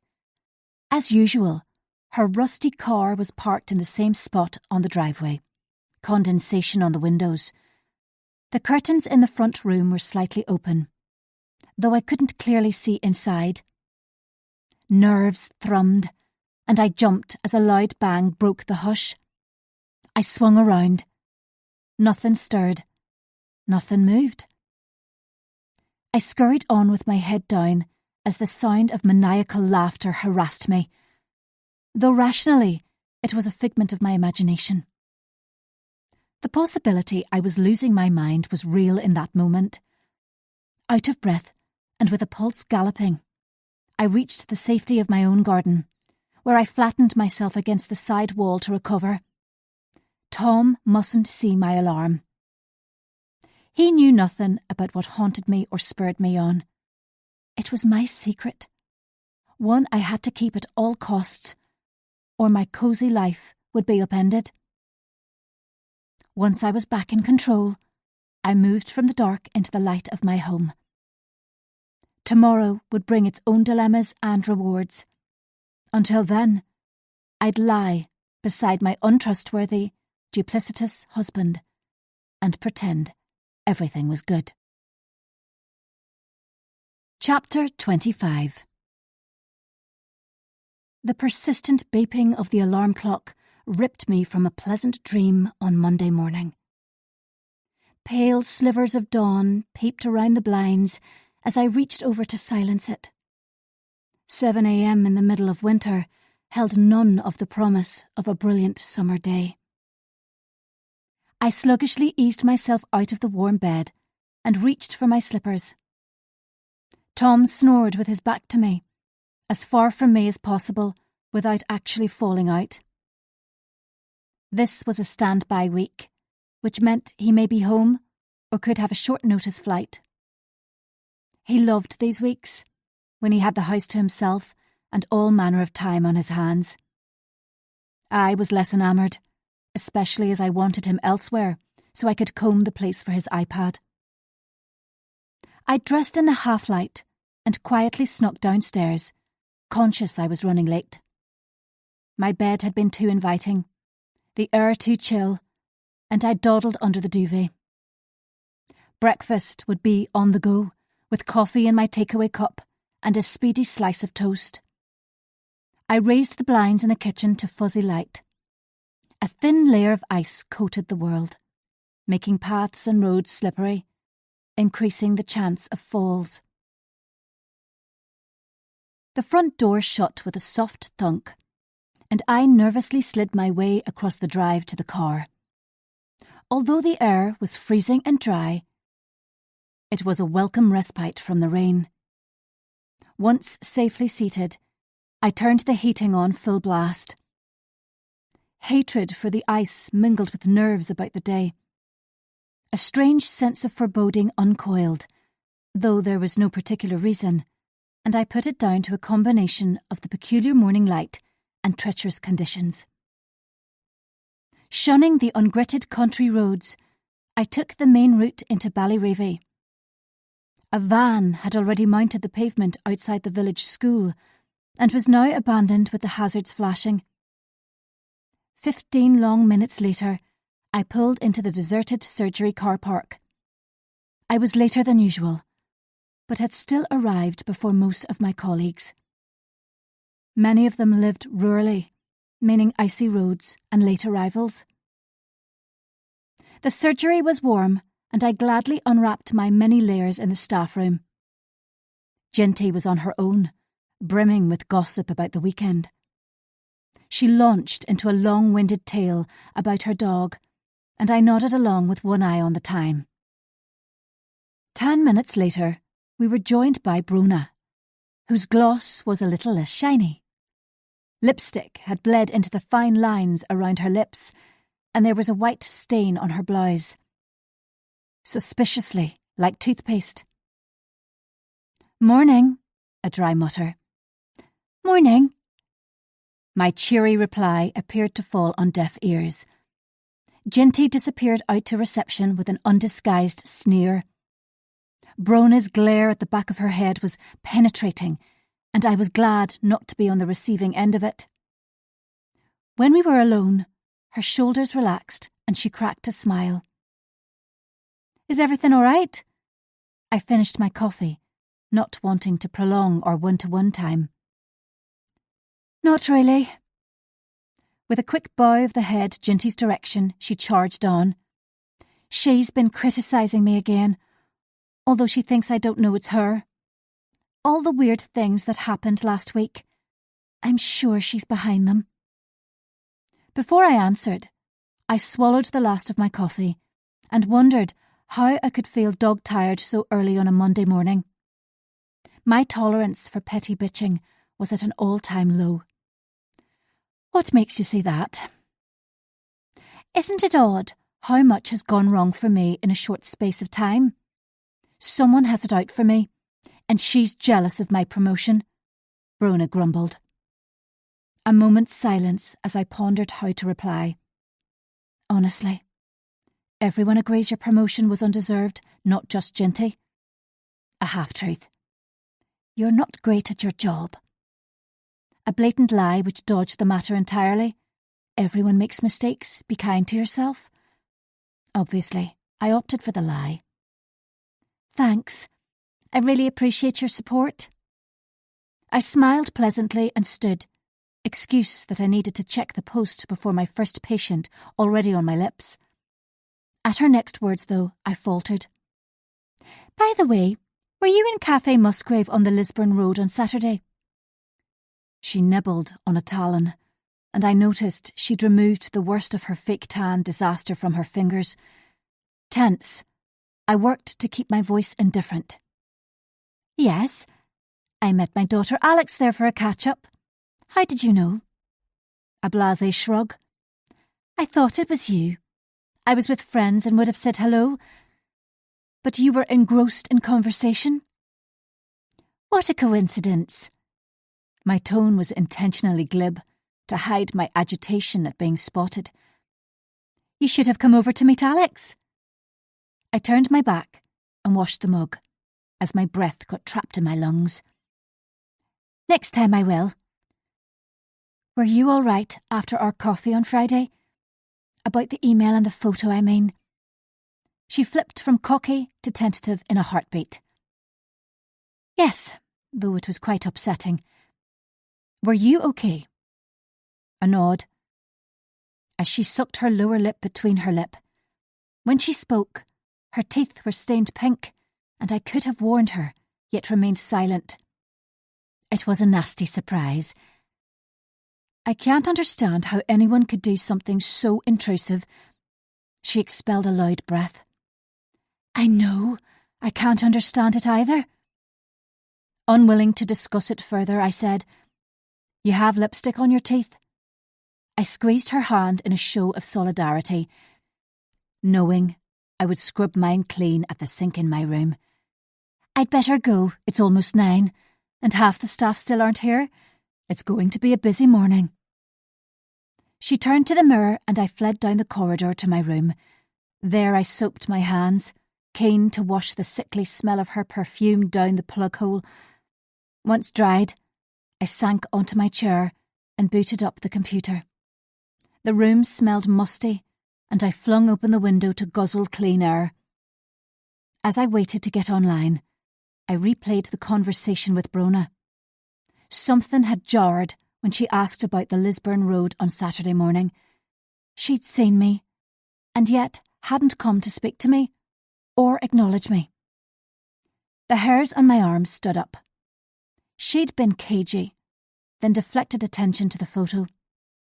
A gentle knock at the door hauled me from my brooding. Jake opened it when I barked enter.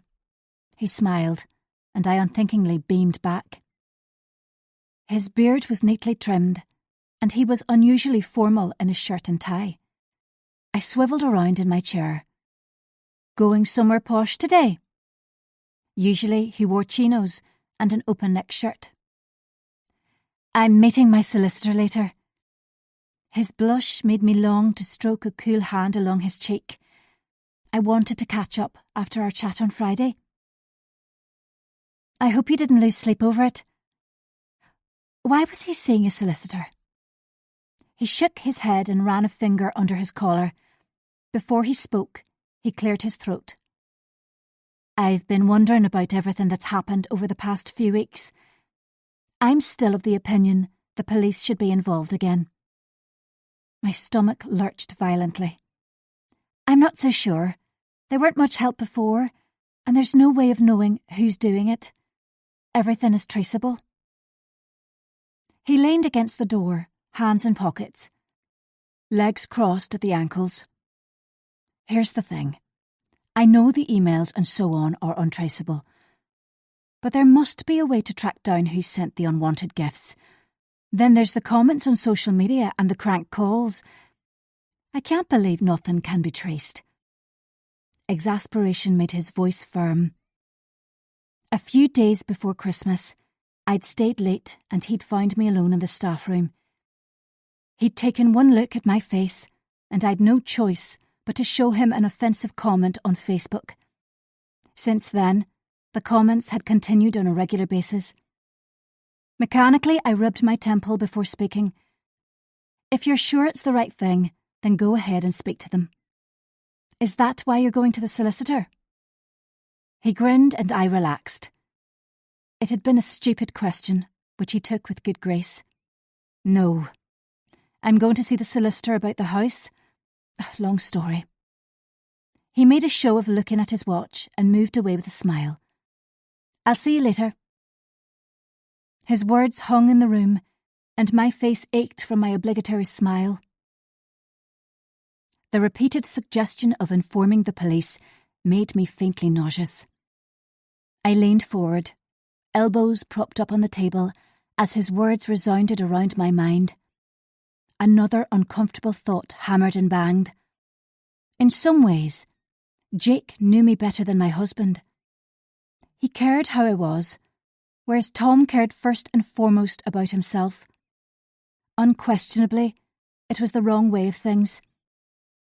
A reliable husband's role was solace and security. A friend shouldn't replace that. And yet, Jake looked after me better than any other person. Than the book club, my family, my husband. Jake was conscious what was happening, and guilt pricked me.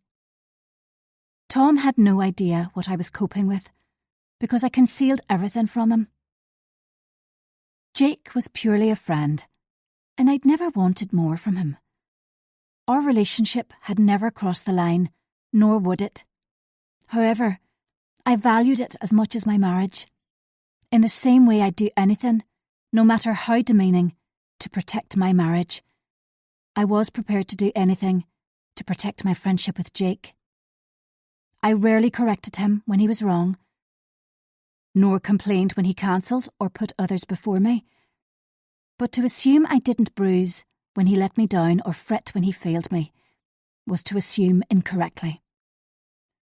Nothing and no one would stain or corrupt my friendship with Jake, although they might try. Chapter 26.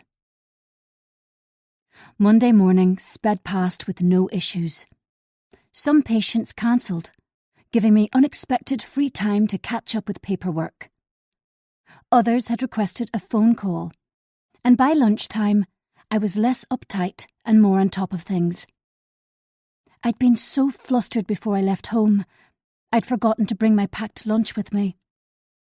Irrespective of the icy footpaths, I'd have to venture to the corner shop to buy a sandwich. Angry and hungry, or as Flora would say, hangry, I reached the front office to find Ginty had been on reception on her own all morning. Her colleague had phoned in to say she wouldn't make it until the afternoon, and Brona had been too busy to help. The words spat and sizzled as she slammed folders into the filing cabinet. The atmosphere between them deteriorated daily, and I'd no idea how to improve it. A lopsided stack of post was piled high on the desk below the pigeonholes, and Ginty pointedly raised her eyebrows at me, as if daring me to comment. "Would you like me to sort this for you?" My growling stomach would have to wait. Her face broke into wreaths of smiles, and I bit down on my grouchiness. Helping a colleague went a long way to a peaceful workplace. Brona strutted in as I was feeding the letters into the pigeonholes, but rather than offering to help, she perched on the edge of a desk and launched into a speech about her hectic morning. Hostility flared from Ginty in such strong flames, I expected Brona to combust. Soon, though, I'd reached the bottom of the pile, and there was one package left. I inspected the company logo on the box, but it was one the surgery hadn't used before. The cardboard was ripped open with little consideration. What on earth this is? Ginty, Brona and I crowded around, hunger and animosity temporarily forgotten. Out fell a calendar, with a sepia photo of Ballyreevy Town Hall on the front. A frown before opening it. Page after page of arty monochrome photos, some taken up close, many snapped from a distance. No people, all local places. There was nothing to suggest when they'd been taken, or who'd been behind the camera. The last page rang alarm bells, the intention to frighten explicit. A photo of 2 cars parked outside Ballyreevy GP practice. Mine and Brona's. The parking spaces alongside were empty, and there was no one around. The calendar clattered onto the table and was followed by silence, broken by the ticking of the wall clock. The photos were all places I'd been to recently. Brona bit a long plum nail as she watched me, face flaming. Ginty lifted the cardboard package and groped about inside it. She withdrew an invoice, but there was no note and nothing to indicate who'd sent it. Brona said throatily, "This is so bizarre. Why have they done this?" Unable to speak, I shrugged helplessly. Ginty intervened. "I'm going to ring the company and see who placed the order." She marched from the office, leaving Brona and me on our own. She toppled onto a chair and I swayed on my feet, before reaching out for the calendar. It was poor quality, with cheap, shiny pages, and I flicked through it slowly. Castlebrook Park. An empty street I knew to be Jake's. The pharmacy next to the practice. The coffee shop, where we'd had coffee on Friday afternoon. The pages swam, and I dropped it onto the desk. Ginty bustled back into the office, face matching her neat pink scarf. They refused to tell me much, except the order was placed by a B.R. Logan, and the delivery address was here. No personal message from the seller or for the recipient, which they said isn't out of the ordinary. There's no Logan working here. Full marks for stating the obvious, Brona. There was a B.R. though. Brona Reeve. I kept that knowledge to myself and dropped onto a hard-backed chair. The three of us looked at each other. Ridges were etched onto Ginty's face and her eyes flitted between us. "What do you want to do?" asked quietly. A forced smile. What can I do? Like everything else that's been happening, it's weird, but too ambiguous to do anything about. It's simply a calendar of local places. Except for the one of the practice and our cars, there's nothing overly intimidating about it. My feet tapped on the floor until Brona pointedly stared at them. With an effort, I stopped. Jake needs to know. We nodded in unison. Another issue to lay at Jake's door. The three of us smiled grimly at each other until I offered to nip out to the corner shop and buy chocolate for everyone. A squeak of delight from Ginty, and a wan smile of agreement from Brona. I pulled on my coat and shuffled across the car park and down the street, greedily inhaling the air which was invigorating after the sickly scent of Brona's perfume in the confined office. Fortunately, the footpaths had been gritted and reduced the chance of falling. The morning played on a loop. Each day now brought its own trials. At home, at work. There was never a reprieve from it. When I reached the corner shop, it was a relief to step into the warmth. The soft prattle of voices greeted me, the weather and slippery paths the main topic of conversation. I selected pre-packed sandwiches for myself and a chocolate cake for the team, then went up to the till. The bell tinkled at the entrance, but I didn't turn around. The assistant scanned the items and mumbled the total. Metal studded her ears, nose and eyebrow, and she scratched a patch of eczema on her chin. Flakes of skin floated downwards, and I removed my purchases before they were sprinkled with them. My already fragile stomach soured. Outside the shop, I bowed my head against the wind and tramped back towards the surgery. Jake would by now know about the calendar, and may even at this very minute be on the phone to the police to report more strange goings-on at the local GP practice. I entered through the staff door and followed the hubbub of voices. Anyone who was in work had congregated in the staff room, and I set the cake on the counter. Smiles and thanks replaced troubled expressions. There was no sign of the calendar, and Ginty whispered that Jake had removed it. What's he going to do about it? He's going to consider it, which was code for he didn't tell me. I'd tactfully raise the subject with him later. Brona inched up beside me and loudly announced she'd need to read the ingredients of the cake to ensure it didn't contain nuts, and I clenched my teeth together. I'd already checked the ingredients and knew there were none, but she was understandably fastidious about it. With lunch over, I returned to my consulting room in an irritable frame of mind. There'd been no sign of Jake, so I still didn't know what he was going to do about the calendar, nor had he inquired how I was feeling, which rankled. He'd let me down. although loath to admit it to myself. This was increasingly common. It never crossed my mind that I expected too much from my friend, when he had other responsibilities and duties. Grumpily, I opened my patient list to see who was scheduled next. I grimaced at the screen. My day was going from bad to worse. It was Miranda. She wasn't my patient. Why had she inveigled her way onto my list? How had she done it? Before I called her, though, I rang Ginty to find out. The phone rang again and again, and I was about to slam it down when she answered. "What's Miranda Stevenson doing on my list?" "Sorry, Vicky," she was insistent. "Said she wouldn't see any other doctor." "She's not my patient," I snapped, then massaged that back of my neck.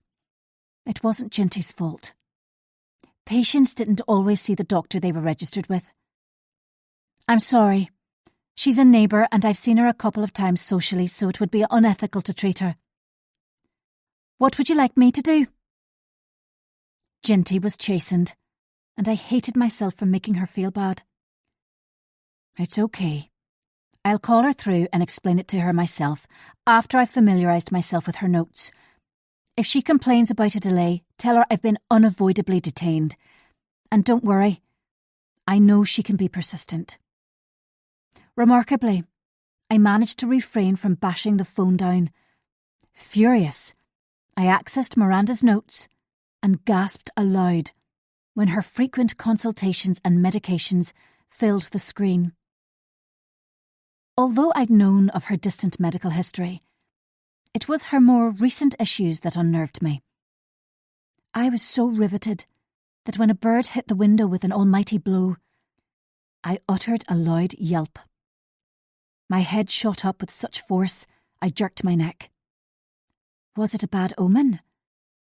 In a cold sweat, I closed the computer and called her in. Chapter 27. I had a few moments to gather my nerve before Miranda reached my consulting room. Beads of sweat dotted my hairline as I wondered about the reason for her appointment, and I dabbed them with a tissue.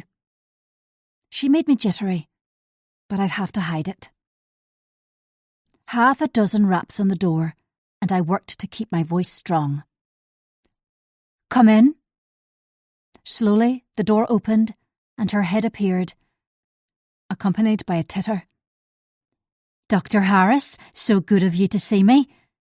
In she traipsed and sagged into the plastic chair at the end of my desk. She unzipped her red anorak and placed a worn navy handbag on the floor by her feet. She smirked. Her eyes sparkled with excitement, and I feigned a polite smile. Indolently, she crossed her legs and rested her hands in her lap. Forcing a confidence I didn't feel, I adopted my most professional manner, calm, clear and concise. "I'm afraid you've had a wasted trip. Unfortunately, as we've occasionally seen each other socially, it would be unethical of me to treat you." 2 vertical lines appeared between her brows. "So you're saying because we're friends, you can't be my doctor?" Her words inflamed, but the memory of her medical history made me guarded. As neutrally as possible, I replied, "Rather than cancel your appointment completely, my colleague, Dr. Corey, has a free slot in 15 minutes, so you could see her then." "But it's you I came to see." The smirk was gone, replaced by a curled lip. "You never thanked me for the cake," which was very disappointing. "I spent a lot of time on it and had to get the bus into Ballyreevy to get aero bars as the village shop had sold out." My blood pressure rose. "That was remiss of me, and I apologise. Thank you for the cake." Deciding attack was the best option, I repeated, "Again, I'm sorry I can't treat you, but rules are rules." She rested back in the chair, uncrossed her legs, and continued as if I hadn't spoken. It's Kate I wanted to see you about. I'm worried about her. My temper boiled, and I held on to it with difficulty. This is my place of work. I can't discuss Kate now. I'm sure you appreciate the practice is very busy. Actually, it's not. I overheard your receptionist say there's a number of cancellations today because of the ice. The smirk was back. It was clear she wasn't going to leave till she was ready, regardless of what I said. Please, I'm at work. I can't chit-chat about Kate here. I'm sorry, but this is neither the time nor the place. How many times had I now apologised? I understand completely. In one quick movement, she stretched over the desk until her fingertips almost touched mine. I could come to your house later. Rancid breath wafted over and instinctively I leaned away. My gut had warned me about her, and now she handed me a spade to dig my own hole. I'm afraid Tom is home this week, and we like to do things together in the evening. Maybe another time. I'm sure Tom wouldn't mind a friend calling to discuss her worries about Kate.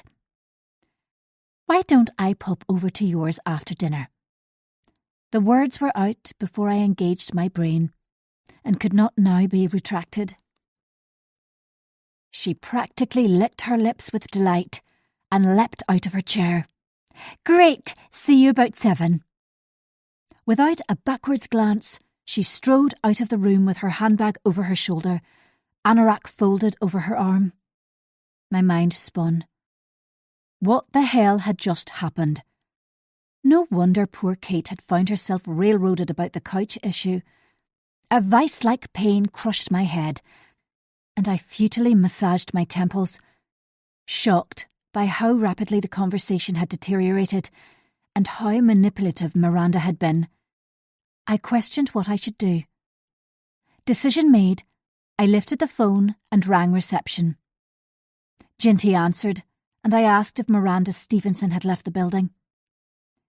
Yes, though she spent ages looking at the posters on the waiting room walls before she left. I need you to highlight her name so she's not booked in for me again. She's a neighbour, and I've explained to her it's unethical. Without demanding any further explanation, Ginty agreed, and I could hear tapping on the keyboard already. Sorted. She was nothing if not efficient. I thanked her and quickly typed up notes about the consultation. Then I closed the tab, as if not seeing them meant they could be forgotten. Unthinkingly, I called my next patient in, and for the remainder of the afternoon had no opportunity to reflect on anything else. My surgery ran late due to an unwell baby who had to be urgently referred to the Royal Belfast Hospital for sick children, and it was well after 5 before I finished. The poor mum had been distressed and required gentle handling. I was totally spent by the time her partner arrived to whiz them into the scary experience of hospitals. The silence of my consulting room was soothing as I finished my patient notes and shut down the computer. Echoes of the day wavered and twirled. The calendar. Miranda's complex medical history. Her chilling, complacent expression as she got the better of me. A shiver brushed my spine. The last thing I wanted to do was spend any time in her company. How I rued suggesting the visit, but she'd bulldozed my feeble attempts to deflect. There was no way I was going home to make dinner now. Tom could order a takeaway and have it ready for me arriving home. I rootled about in the drawer, retrieved my phone, and rang him. But his mobile rang out and went to answer phone. Fury pounded until I remembered I could track him. Quickly I checked the tracker app to find his car outside the gym. Obviously, he'd forgotten I'd been at work, and we'd need dinner. As usual, he'd assumed I'd sort it, and his dinner would be on the table when he arrived home from a workout. He probably expected his slippers to have been warmed, and me to greet him wearing skimpy lingerie and a lascivious smile. Crossly, I rang my favourite Chinese takeaway and placed an order. I didn't care what Tom wanted.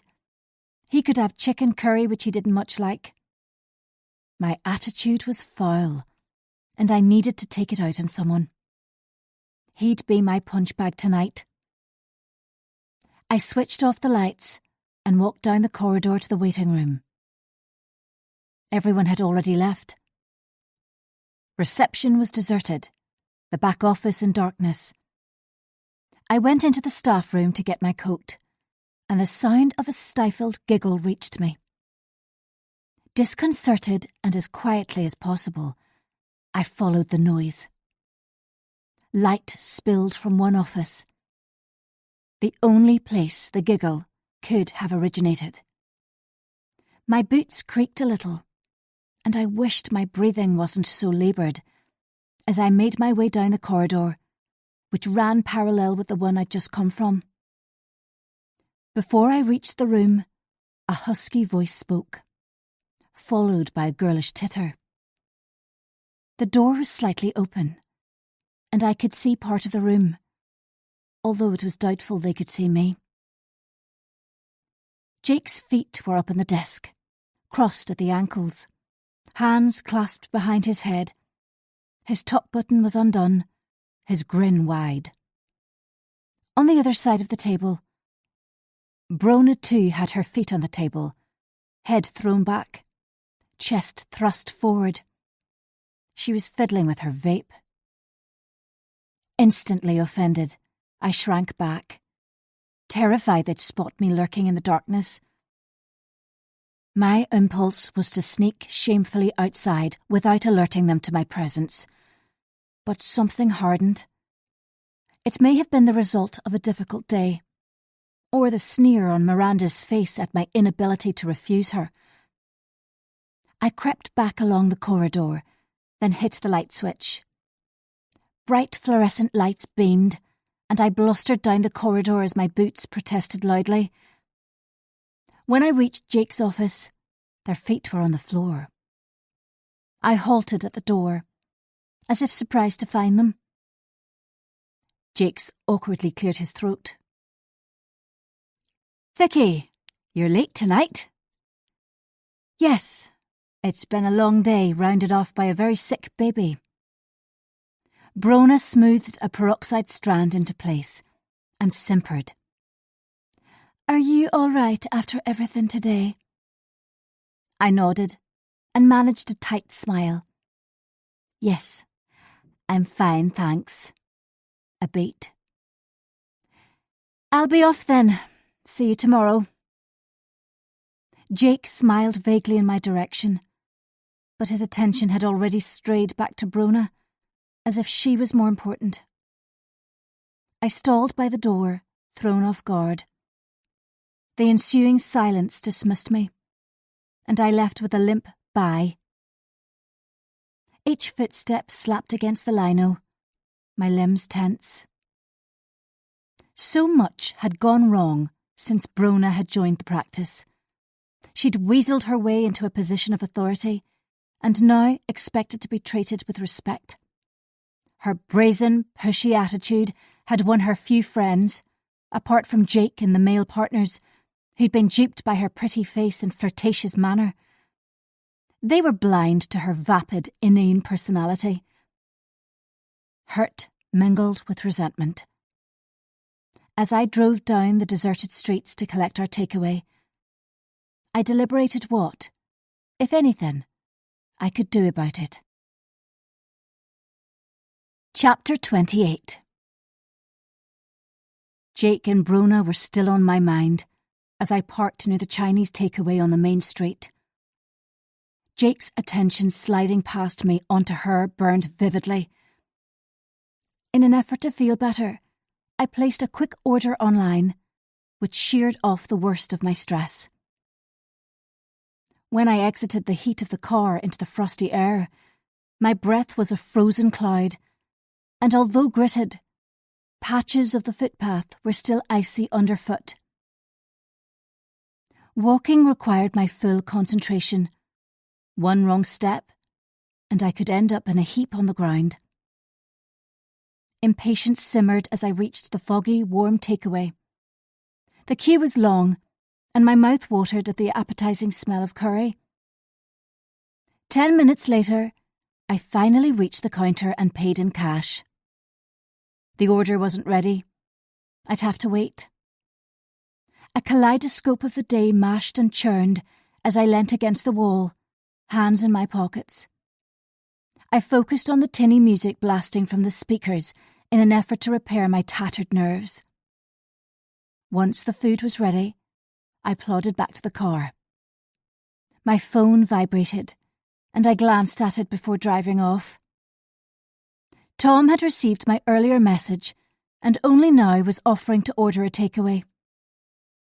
I threw it on the passenger seat without replying. The sleepy village welcomed me, and at the bottom of my street, I scowled at Miranda's house. There would be one chance to nip this in the bud. Tonight, she would meet the other Vicky, the one I was usually at great pains to conceal behind the meek and mild charade. The gloves would come off to unleash the claws beneath the velvet. With a grim smile, I swung into my driveway and stormed into the house.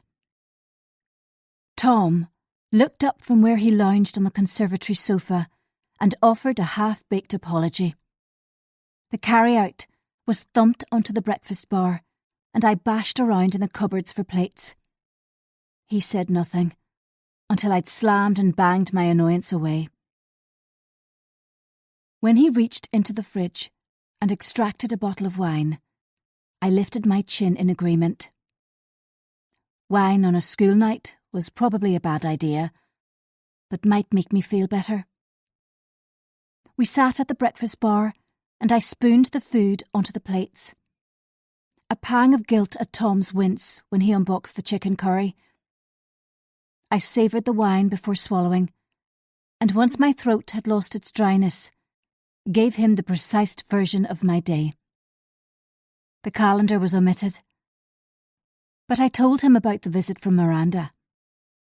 Naturally, I couldn't and wouldn't divulge her confidential medical history, but spoke in coded terms. Emphasised my overriding uneasiness for Kate and how entangled she'd become with an unstable friend and neighbour. A sudden realisation struck me with an almost physical force. Miranda was unstable. Therefore, I had to ignore the impulse to wade in with all guns blazing and tread discreetly, yet still warn her off. There was no reason to be afraid of her, for she was basically a lonely woman with limited social skills. I could handle her. Buoyed by the second glass of wine and my belly full of food, I changed out of my work clothes into jeans. Tom had assumed his usual position on the sofa in the sitting room to watch sport on the television. With a shout, I was going to visit Miranda. I zipped up my padded jacket and slammed the door.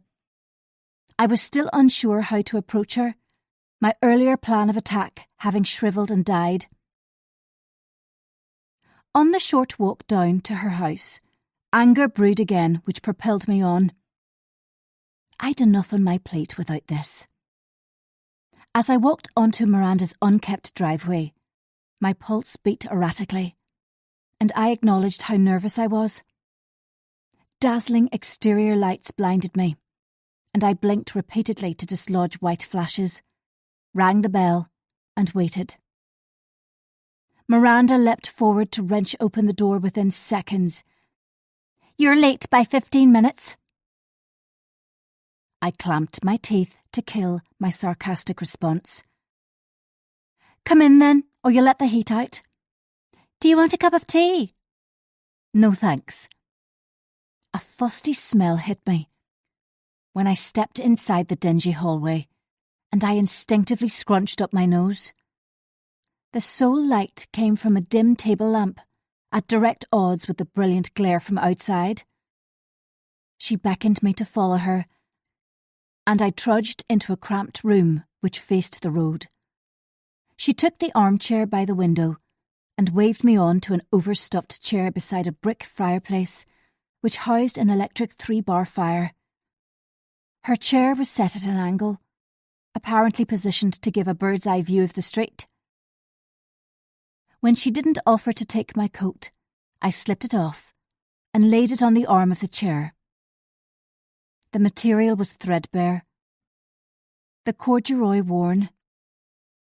The smell was less pervasive in this room, and I scanned around. Busy floral wallpaper above the lurid green dado rail, stripes beneath. A clutter of twee ornaments. Wide-screen television. Basket of wool and knitting needles. Perhaps she was nothing more than a lonely woman who craved company and was inept at recognising non-verbal prompts. Within 5 minutes, I'd revised my opinion of her. Along with poor social skills, she was downright nasty with a side of malice. Laura, Annie, even Kate didn't escape the occasional snide comment. Mostly, she complained about being excluded. Rebuffed by Laura and Annie. The insinuation I too fell into this category. I squeezed my nails into my palms and suppressed the instinct to retaliate. She prattled on about what a good friend Kate was and how excited she was to be included in the book club. Her voice faded when I didn't as much as murmur in response. My attention was taken by the one photo in the room, high on a shelf. A selfie. Miranda clung like a limpet to a worse-for-wear Kate. Both cradled large glasses of wine, faces blurred. My stomach clenched as Miranda droned on about Kate's deteriorating marriage. Kate and David's marriage was solid, and if there'd been cracks, it was not up for discussion with Miranda. Outraged, I abruptly stood. Her mouth dropped open and she rose to face me, shoulders squared. A dark energy filled the room. I invaded her personal space, got too close, and all the time I smiled and kept my voice low and slow. Please do not leave any more gifts in my back garden. Do not book an appointment with me in work again. And do not assume because you are Kate's friend, you're my friend. It was hissed, yet sugar-sweet. She could take it as the veiled threat I meant, or one acquaintance speaking superficially to another. When I stepped back, I dropped my head to the side. Artificial smile in place. My eyes were locked on hers, until she nodded once. Was there anything else you wanted to chat about? A shake of her head, and I lifted my coat. It would be rammed straight into the washing machine when I got home. Great. Nice talking to you. Will I show myself out? She may have answered, perhaps not. I'd already reached the hall and turned the key in the lock. I anticipated a hand on my shoulder or the door to be barred, but neither happened.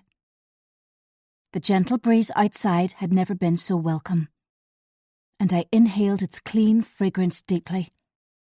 Without a backwards glance, I stalked out of the drive and onto the pavement. My impulse was to jog away, but I kept my stride long and unhurried, and ignored the blood banging loudly in my ears. Her possessive chatter about Kate had been vexing, and if I were a good friend, I'd warn her to be careful, to put some distance between them. So instead of making my way to the sanctuary of my house, I darted down Kate's drive and rang her bell. The house was brightly lit, and I could see straight down the hall into their kitchen. Shadows shifted, but a few minutes passed until David appeared. He was pale, but his eyes lit up when he saw me. When I asked if Kate was about, he gave a quick nod and invited me in. "Kate, Vicky's here," he shouted upstairs, and Kate's answering call floated down. "Go into the living room. Would you like coffee?" David was a gem, a big-hearted man who radiated goodness. I declined coffee and followed him into the living room. As ever, it was untidy with cushions on the floor, cup stains on the coffee table, and the remote protruding from the back of the sofa. But it had something Miranda's house lacked: a family's love. It was in the very fabric of this home. From the shoes abandoned in the hall to the photos on every wall, smiling, happy faces on the sports field, on beaches, in woodlands. And at its centre was my friend, who entered the room with a tired smile and smudges under her eyes. She sank onto the chair opposite, and I filled her in about Miranda's visit to the surgery and determination I visit her. She pressed her lips together as I briefly explained what Miranda had said, though I hid some of it along with my nervousness. It would help no one to repeat the jealous nature of Miranda's conversation, nor her feverish manner. When I finished talking, Kate paused before saying, "Thanks for speaking to her. She can be quite forceful and trips me up a lot. I'll try and stand up for myself from now on." She flopped back against the chair. The sense much was being left unsaid lay heavy between us, but Kate clammed up when I explored further. Half an hour later, I gave her a hug at the front door. Cold air swirled around us, so I didn't linger. Her face was tense, which was quickly replaced with a bashful smile as she wrapped her arms around her body. Before I reached the end of her drive, the front door was shut with a firm thump. Her words about trying to stand up for herself bothered me most. Did Miranda have a secret agenda in befriending Kate? If so, what could it be? Something gnawed at me on my return home, but it was hazy. A memory or an image which swam out of reach. I reassured myself I'd done my duty in warning Kate, but I wasn't confident anything would change. Tom was still prostrate on the sofa, and I called hello, stripped off my coat, and put it directly into the washing machine. It needed to be disinfected of the stale, unhealthy odour of Miranda's house. A grain of satisfaction at standing up to her warmed me, and I lay beside Tom, curled myself into the crook of his arm, and kissed his spiky jaw. His aftershave was clean and fresh, and my senses awoke. Desire throbbed as I ran my hands along his stomach and down his thighs. His response was restrained until I kissed his earlobe, and he released a soft moan. It wasn't until much later I worked out what had niggled. Lying on Miranda's side table in her hall, beside the lamp, had been a brochure for the Morn View Hotel, where the book club had spent a night before Christmas. I recalled mist-enshrouded mountain peaks, Prosecco bubbles, and a crowded dance floor. The mistaken belief I was secure in my marriage and my friendships. There was a slim possibility Miranda having the brochure was a complete fluke. But alarm bells clanged so loudly, I was positive there was nothing coincidental about it. Chapter 29. I packed away my uneasiness about Miranda as best I could after my visit to her house, reluctant to worry about something I had little sway over. We'd no plans for another book club get-together in the near future, and a hiatus would probably be for the best, at least until we saw how the land lay with Miranda. Each morning when I woke, I'd envision a grotty plastic bag on my doorstep, or a flash of red in my garden. But relief flooded daily when neither materialised. Despite the stormy weather, I braved the windswept, rain-drenched evenings to get my steps in and clear my head. I'd taken to scurrying past Miranda's as dread crawled along my skin, head down, scarf over the lower half of my face. Fortunately, only my footsteps reverberated, rather than the expected holler of my name. After our dire consultation and my visit to her house, I initiated a conversation with my colleague Gloria about Miranda. She was her registered GP, and I'd seen from the notes how frequent her appointments were. Naturally, I had to be cautious and not be too forthright about my curiosity. But what I gleaned from our conversation proved my alarm wasn't unfounded. What I could do about it was less definite. Arguments thundered in my head until I decided the best course of action should be to watch and wait. For I assumed she wouldn't back down without a fight. Someone like Miranda wouldn't take kindly to being excluded or challenged. My exhilaration at defying her hadn't lasted, as I waited on tender hooks for her next move. Kate replied to my tentative follow-up messages with curt replies. No, she hadn't seen Miranda since Monday night.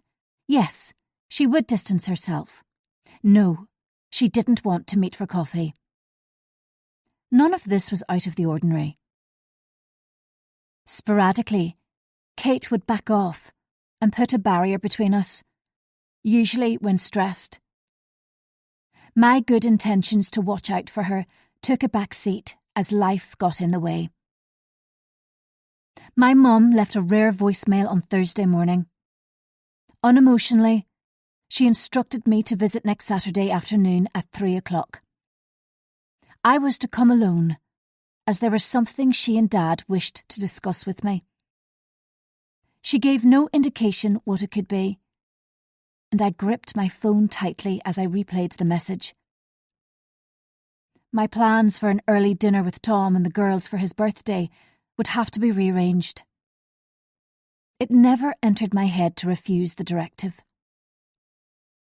The atmosphere in work was in turns troubled, then tranquil.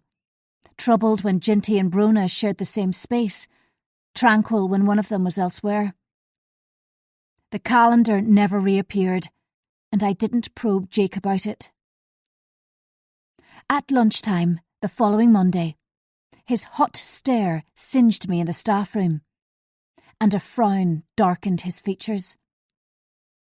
He coloured at my quizzical glance, and my smile went unreciprocated. My stomach jolted as he pivoted away and paced out of the room. Misgivings about our friendship skyrocketed quickly. I agonised whether he still valued my opinion. He now rarely sought my company, either in work or out. Two voices merged each time I walked past his office, the door ajar, forewarning intimacy. His messages had tapered off, and I argued with myself before texting him. When I scrolled back through my mobile, I found he'd not messaged in a week. Nothing since the calendar incident. Doubts rattled around my mind, and I became increasingly agitated. Before I left work that day, I made up my mind to speak to him, or my night would be ruined. I waited until the end of the afternoon session, then marched down the corridor to his office. Outside the room, I forced a smile and gave 3 firm raps on the door. When he called me in, he was engrossed in his computer. A hurried smile and a request to hang on a minute. He indicated I should sit down, and I nearly swung my feet up on the desk like Brona had done. Decorum won, and I clasped my hands neatly in my lap. When he raised his head, colour had once again bled across his face. "How are you?" His words were clipped. "All right." How are you? Fine. Is there something I can help you with? His coolness caused the base of my spine to dampen. Jake, what's wrong? I twisted my wedding ring anxiously. So much for being in charge.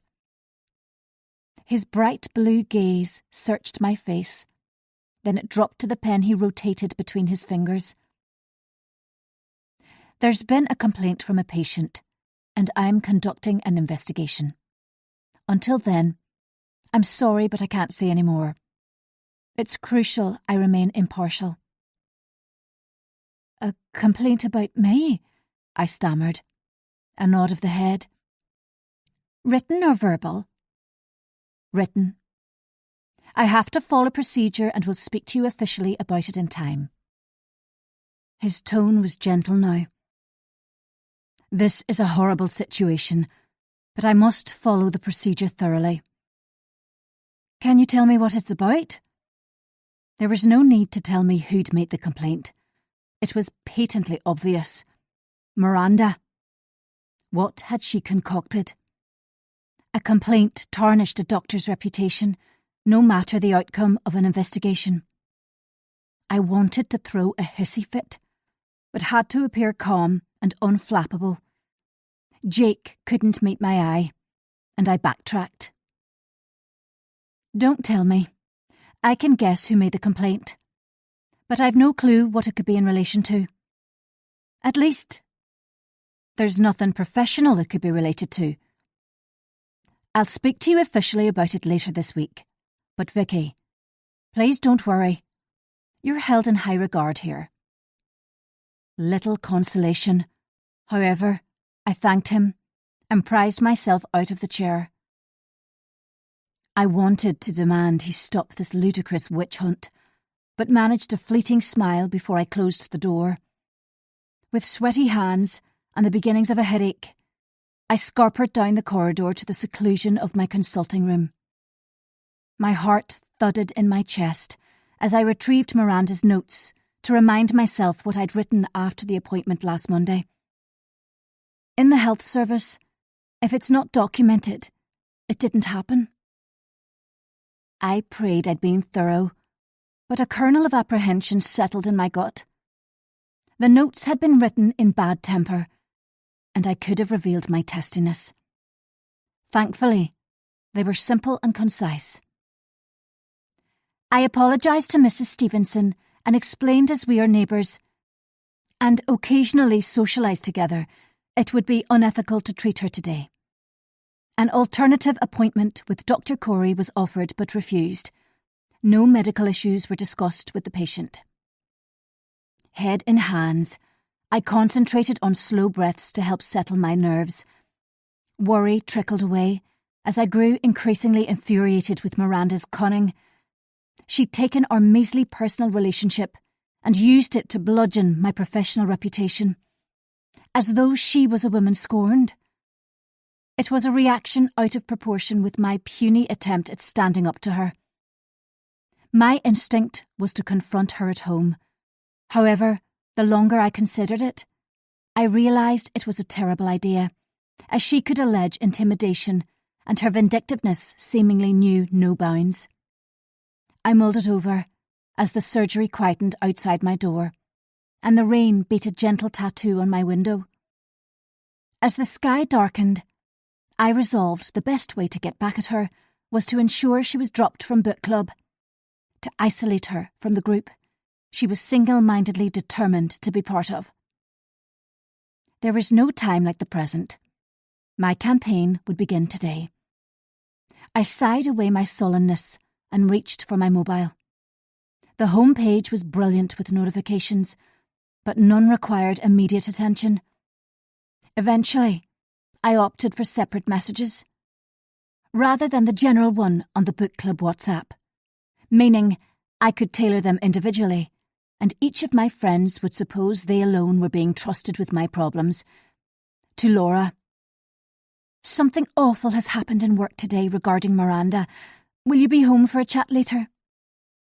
To Annie, I really need to discuss something with you. Will you be in later? To Kate, How are you today? Would it be okay if I popped in on my way home? There's something I want to run by you. Laura answered to say unfortunately she was staying in Belfast with Sam, but could ring me later. After a few moments, Annie replied she would be home after 6 and to call over any time. Impatiently, I gnawed my nail. No answer from Kate. Although the grey ticks turned blue, so possibly she was formulating a reply. I couldn't sit and wait on her. The practice would be locked up for the night soon. There was still no response from her by the time I arrived home. Had Miranda wormed her way in and lied about me to Kate? I recalled our conversation last Monday, when Kate had acted as maddened with Miranda's behaviour as I'd been. But what if I'd been mistaken, and she was firmly on Miranda's side? Worse, what if the whole Claire debacle had made her view me differently, think less of me? A sudden buzzing from the phone prevented me from trundling down the path of self-recrimination. Kate had replied. As I read it, my heart skipped a beat. Sorry, I'm not feeling well, so tonight doesn't suit. No suggestion about another catch-up. No interest in finding out what I wanted to discuss with her. Disappointment washed over me before resolve took hold. Miranda was not going to wreck my friendship. I'd overcome much tougher opponents over the years. She was foolish to underestimate me. She'd taken the pliable pretense of me and assumed I had no depth nor substance, which would be to her cost. Chapter 30. It was Tom's last night at home before he left for a long-haul trip. Apart from one overnight flight in the past week, he'd been home every day, and I was champing at the bit to be Tom-free for a few nights. Although by nature self-absorbed, he could sense my unhappiness on my return home from work. And over dinner, I clumsily disclosed I was under investigation following a complaint. His fork clanked onto the table as his mouth dropped open. Jake wouldn't confirm it, but I think Miranda's the patient in question. A flicker of dismay crossed his face. What exactly do you know? Not much yet, except Jake is following procedure, and he'll speak to me later in the week. I don't know what she's accused me of. My mouth was so dry, I was having difficulty swallowing the chili con carne. I can't stand this. She's been a thorn in my side for weeks, and now this. The last word caught on a sob, and then Tom was beside me, stroking my hair and telling me it would be all right. I leaned against him and took solace from his solid presence. For too long I dealt with everything on my own. To share my problems was novel, and I luxuriated in it.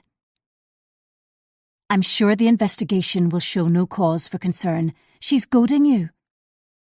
I nodded against his chest, raring to believe him. I'm going to ring Laura later, after I've been over to see Annie. Kate doesn't want to meet up, which is a worry. I'm afraid of what venom Miranda's been dripping into her ear. Tom stepped away and retook his seat opposite me.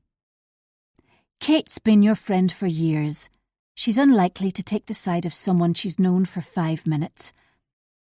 I wanted to believe him, but the memory of Miranda's savage expression panicked me a little.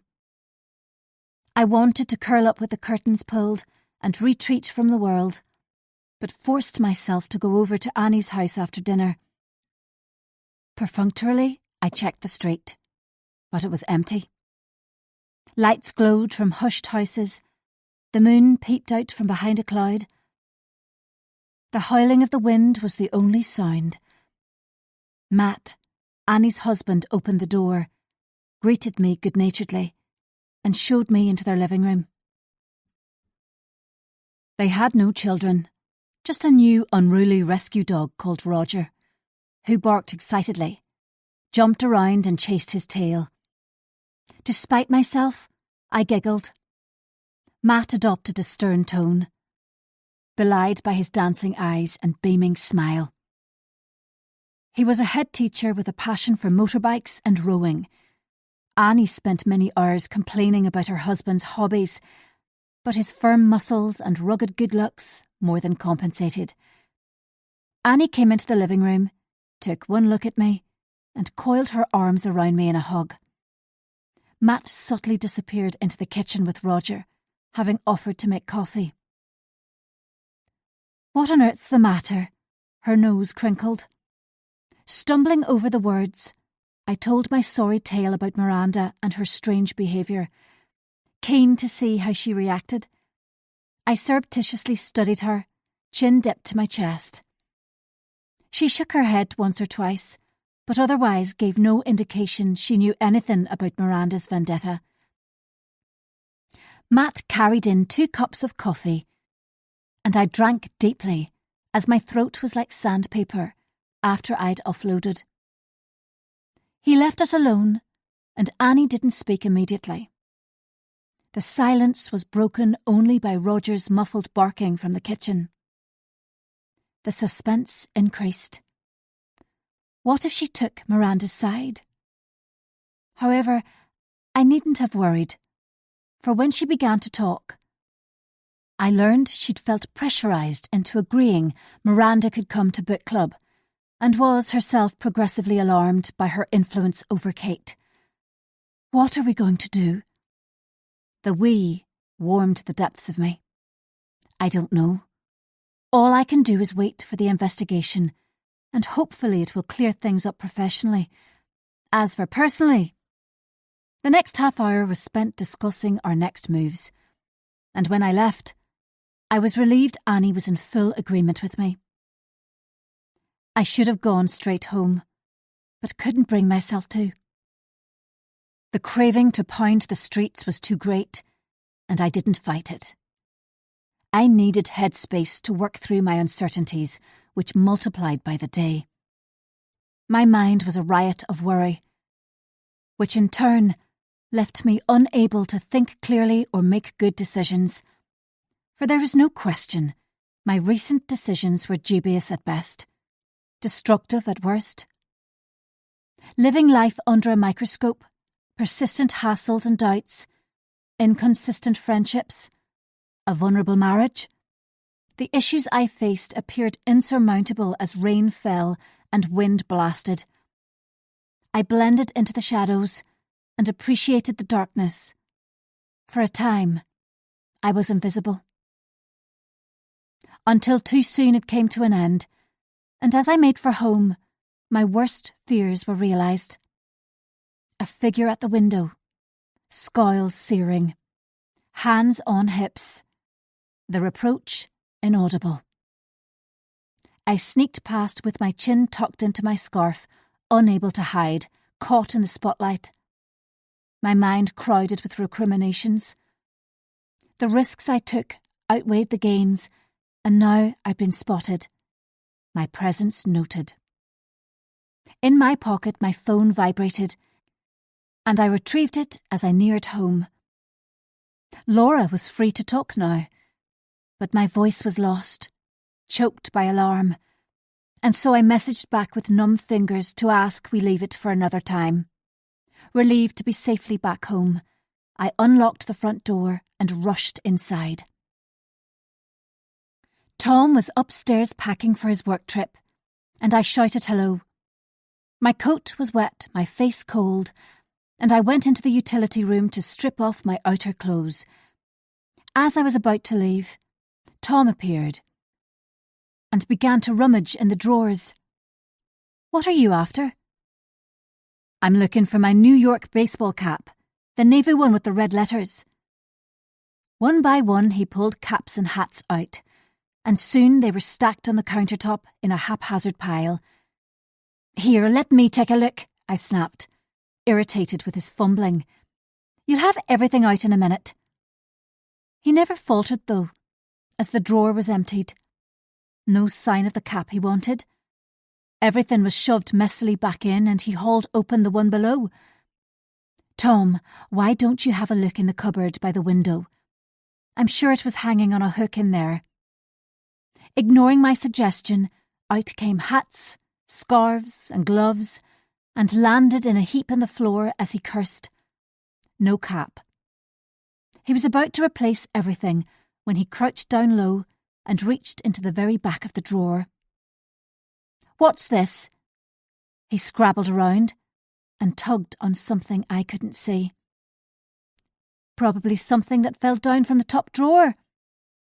Annoyed, I tried to move him out of the way, but he wasn't budging. "Aha!" he pronounced, and with a flourish brought out a green woolen hat. A puzzled look as he fired deep red. "Not your baseball cap, then?" I busied myself with tidying everything back into the drawer. "Is this your hat?" he asked brusquely. "It's an old one of Alex's. Why?" "Nothing really." He paused. "I knew it wasn't one of yours. You don't usually wear green." "Like I said, it's one of Alex's old ones." We eyed each other warily until he dropped the hat back into the drawer.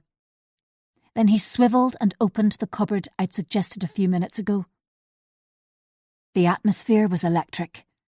I stiffened, ready for the onslaught.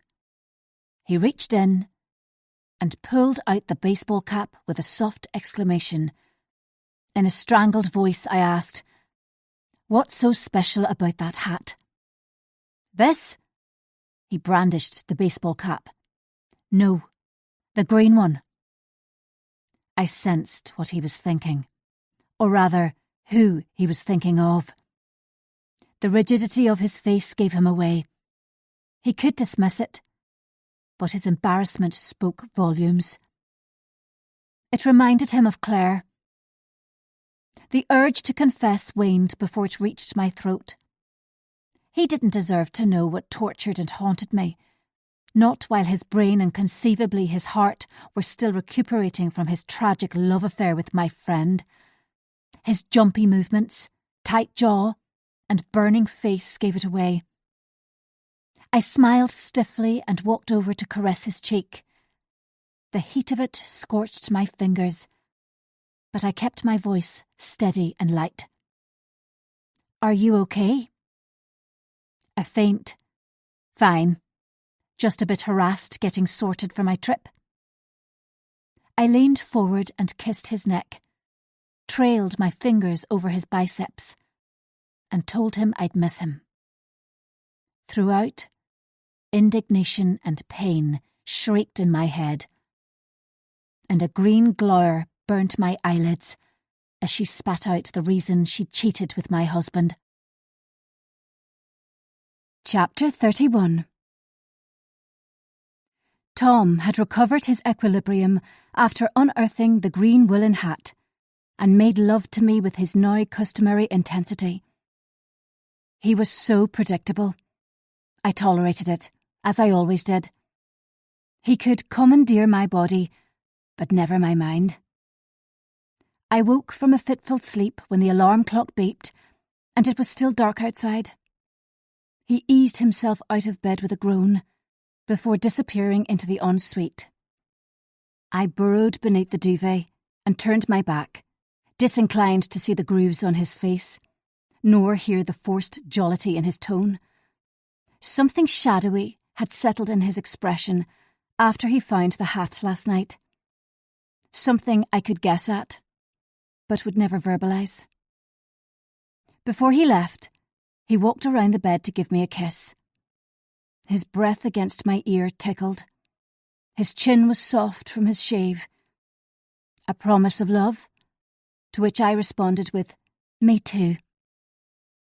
No silly cap ritual today, no fond farewell at the door.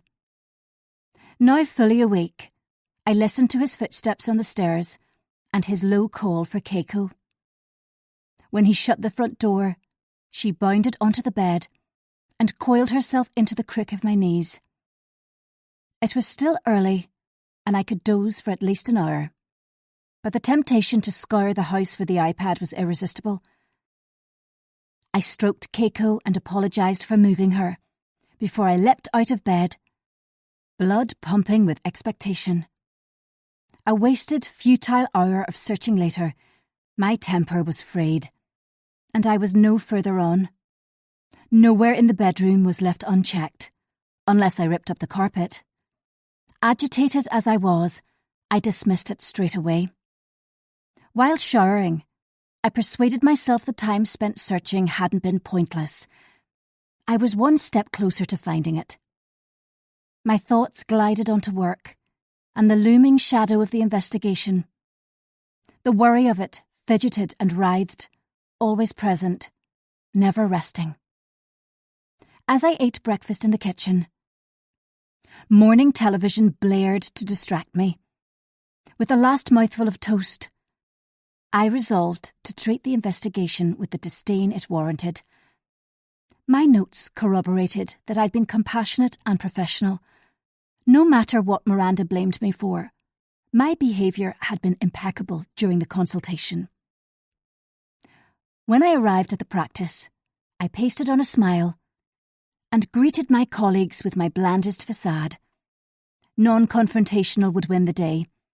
Gossip and chatter was upbeat, as a new reality show was discussed at length, and I giggled along with them, though reality TV didn't hold my interest. Then Brona arrived in the staff room in a cloud of perfume and wearing a grouchy expression. The very atmosphere cooled, as one by one my colleagues exited the room, rather than include her in the conversation. Gloria and I were left with her, and I opted for pleasant. Two-faced, but pleasant. "Morning, Brona." "Morning, Vicky." Her glower was blistering. "How are you?" "Were you out for a walk in Castlebrook last night?" "Yes, I walk most evenings, no matter the weather, especially after a tough day in work." Pouting, she replied, "Yes, I've seen you a few times." I sipped my coffee before replying. "Well, I do live in the village." A short laugh. "There's limited routes I can take to get my 10,000 steps in." She blew out her cheeks. "True, I suppose." It seemed she would say more, but instead stalked away. Gloria sniffed loudly beside me. "She has a face like thunder. Seems you shouldn't be walking around your village without the boss's permission." Her ironic nickname for Brona always made me smile. We chatted together for a few more minutes before we went our separate ways. Jake came to find me before lunchtime for an official discussion regarding the complaint. He took the chair at the end of my desk, and I crossed my legs to stop them jiggling. The basis of the complaint was my condescending manner, lack of empathy, and unprofessional behaviour. "Condescending and unprofessional?" I rolled my eyes. "That's what she alleged." His smile was rueful. "There's no evidence of any wrongdoing, Vicky. Your notes clearly documented why you couldn't treat her, and she declined to be seen by an alternative doctor. Ginty states you rang her after the patient left your room and requested it to be highlighted on the system that she shouldn't be allocated to you in future." "So there's no basis for the complaint?" "There is no basis. But, unfortunately, there's something else." He avoided eye contact and stared out the window. "She says you've been loitering outside her house." Assuming this was a joke, I chuckled loudly. However, his expression was grave, so I knew it was true. Indignant, I exclaimed obviously I'd never loitered outside her house. We lived on the same street, so if she'd seen me it was by chance. Unfortunately, she says she can back it up. What has any of this to do with the quality of my work? How can this be incorporated into an official complaint? He thrust out his chin. It can't. But I needed to update you as she may take it further. I flinched as though struck. What do you mean? For the next 5 minutes, Jake talked me through exactly what Miranda had claimed. As expected, I'd been completely exonerated of any misconduct following his investigation, and a letter would be sent to her with the findings. Unfortunately, if she was unhappy with the result, she could contact the Northern Ireland Public Services Ombudsman to investigate further. Jake reassured me there was no scope for such an inquiry, but she was within her rights to request one. Once we'd exhausted the discussion about the formalities, he revisited the allegation I regularly lurked outside her house. Perplexed, I explained about her overfamiliar attempts at friendship, turning up unannounced with a bag of books, leaving the cake and hiding in my garden while Tom and I talked in the car, demanding I visit her at home. She may even have left the bunch of roses on my doorstep. I finished by saying, this is because I refused to socialise with her and told her I didn't want to be her friend. The childishness of it all made me defensive. Rather than placate me, Jake's reaction was unhelpful. I agree it's a little strange. The main problem is, she says she can prove it. He frowned at my look of dismay and continued, the thing is, I've seen you regularly out walking around the village, in my street, past my house, when it's dark and stormy and most people are indoors out of the bad weather. Last night, for example, it was pouring and windy, and yet there you were. I bristled and replied, I make no secret of my walks. There's nothing alarming about them. I do not loiter outside houses. I didn't realise walking in the rain broke the law. Instantly his colour drained and he snapped. Of course it doesn't break the law. What I mean is, it could be thought of as a little strange by some people. Do you think it's a little strange? The seconds ticked on. He studied his hands. No, I don't. Not really. Emphasis on the word I riled me, and I held on to my temper with difficulty. There was no need to ask who did consider my harmless walks suspicious. I tried to come up with a suitable retort, but my mind was a vacuum. Brain fog made an appearance at the most inopportune moment. Jake rose and shoved his hands into his pockets. His habitual pose. He scuffed a toe on the lino and cleared his throat. I'm sorry if you're upset. That wasn't my intention. I shifted away from him, wanting to remain unemotional, but failing. He had upset me. I shouldn't have to hide it from him. Well, I am upset, both about the complaint and the other suggestion. I'm sorry if my walks have put you in a difficult position. I wasn't remotely sorry, but allowed my voice to wobble. It's all right, no real harm done. He shrugged off my apology, and the sting of his dismissive gesture hurt. He left with a quick smile, his parting words echoing with menace. No real harm done. All I'd done was walk the village streets in the dark, and now my intention had been misinterpreted, had been included in a formal complaint in my workplace, and in addition, had caused a rift with my friend. No real harm done. I was sick to death of it all. Sick of hidden agendas and sneaky accusations. Fed up with people who leeched and sucked my goodwill. Weary of subterfuge. One thought sliced through the din in my head. Jake was my friend. Now he'd begun to doubt me and believe some of the unsavoury things I'd been accused of. Our friendship was crumbling, and I could do nothing to stop it.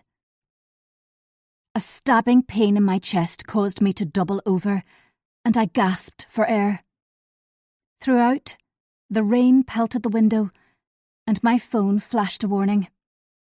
At last the pain diminished, and with unsteady hands, I checked my mobile and tracker app. Tom's car wasn't at the airport as it should have been. It was parked outside an unknown house in Belfast. Chapter 32. By the end of the workday, an impeding migraine floored me. Zigzag lines flashed in the periphery of my vision, forewarning a brutal headache. I swallowed pills with a slug of lukewarm water and rang Genty. I'd 2 patients left, a regular with poorly controlled diabetes and a woman with a rash on her face. It would be difficult to assess them with disturbed vision, but I was too afraid to cancel them at short notice. No other doctors had a free slot, which left me no option.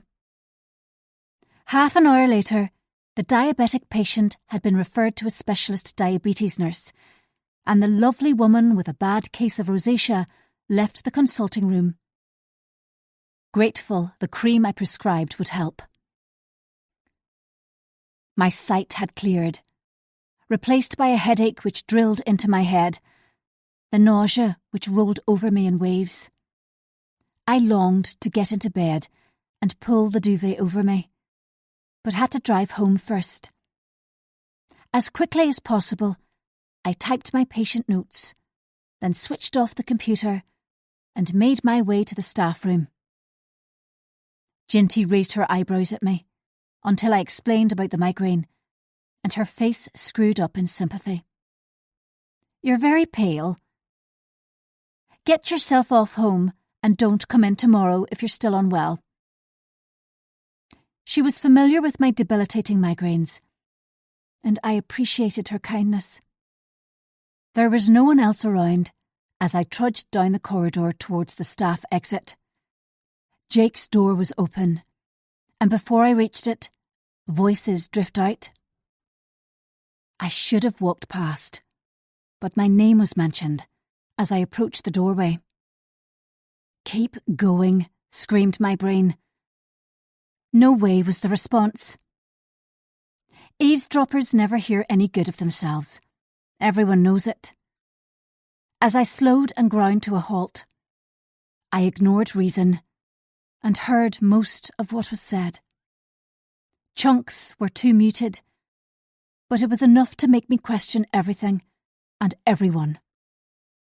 I no longer knew who was on my side or had my back. You had no choice but to be honest, as difficult as it was. Jake's response was too indistinct to hear. "I'm glad you called her out. It's been going on too long." It was horrible. She was fuming about it. "Don't tell me. She gazed at you with those chocolate brown eyes and you apologised." A repressed titter followed by a deep laugh from Jake. My stomach knotted at his duplicity. They talked on, but I could listen no longer. As noiselessly as possible, I crept down the corridor and into the car park, glad of the dim light. As I slunk to my car. Inside, I leaned my arms on the steering wheel as tears pooled. Betrayal by Tom was nothing new. Betrayal by Jake cut like a knife. Was he the friend I'd believed he was? Minutes passed while I digested this new and deadly insight, while paranoia ran rampant. My trust had once again been hurled in my face. What if I'd put too much faith in our friendship from the beginning, and he'd simply humoured me? Kept me on side? I cringed at the notion he may never have been the friend I'd supposed. At long last, the staff door opened, and Gloria exited first, head bent towards Jake. From the obscurity of my car, I observed them both. So innocent, so banal. Something deep inside me curdled as Gloria raised her hand in a wave and climbed into her car at the far end of the car park. She drove off as Jake stood under a light to read his phone. Expression veiled, he swiped the screen, and I ducked as low as possible to avoid attracting his attention. I shouldn't have worried. He was too enwrapped in his mobile to see me. A few minutes later, he popped it in his pocket and made his way back into the surgery. My heart hardened towards him, bruised, but not defeated. I drove home and wondered what I could do. But my head throbbed and sickness churned, leaving me incapable of working it out. I needed to lie in a darkened room and allow the painkillers to work their magic. Relieved to be home, I locked the front door behind me with a click. I didn't even have it in me to race around the house closing blinds, but headed straight upstairs, peeled off my clothes, and crumpled gratefully into bed. Keiko joined me on the top of the duvet, and her soft purrs relaxed me. A short time later, sleep claimed me. When I woke a couple of hours later, moonlight filtered through the slats of the blinds. Although not completely improved, my headache was a little better. I stretched my legs and my stomach growled in protest. All I'd eaten was an insubstantial sandwich at lunch, and I longed for hot buttered toast with marmalade and a mug of frothy coffee. My handbag was still on the bottom stair, and after I'd closed the blinds and hall curtains, I carried it into the kitchen, withdrew my mobile from its depths, and waited for the toast to pop. It was then I remembered Tom's car had been outside the house in Belfast. When I checked the tracker, it hadn't moved. I lost my appetite, and the toast no longer appealed. Rashly, I rang him, as I was in no state to drive into Belfast and confront him directly. The mobile rang out and went to answer phone. Frustration crackled. I sank onto a chair and resisted the urge to throw the phone at the wall. Instead, I made another call, which was answered, and my mindset improved. I buttered the toast and made coffee, which I carried into the conservatory. The floor lamp cast dim light over me, too bright, and my headache would re-emerge with a vengeance. When I'd finished eating, my decision had been made. Irrespective of how I felt in the morning, I'd phone in sick tomorrow and spend my time wisely. First, I would search the house for the iPad and study its contents fully. Next, I would drive to the house in Belfast where his car was. Finally, I would confront my husband and demand to know why he'd lied to me again. If he asked me how I'd found his car, I'd invent the excuse someone had spotted it when they were driving past and informed me. I was adept at inventing a good story. After all, my life was one long role-play.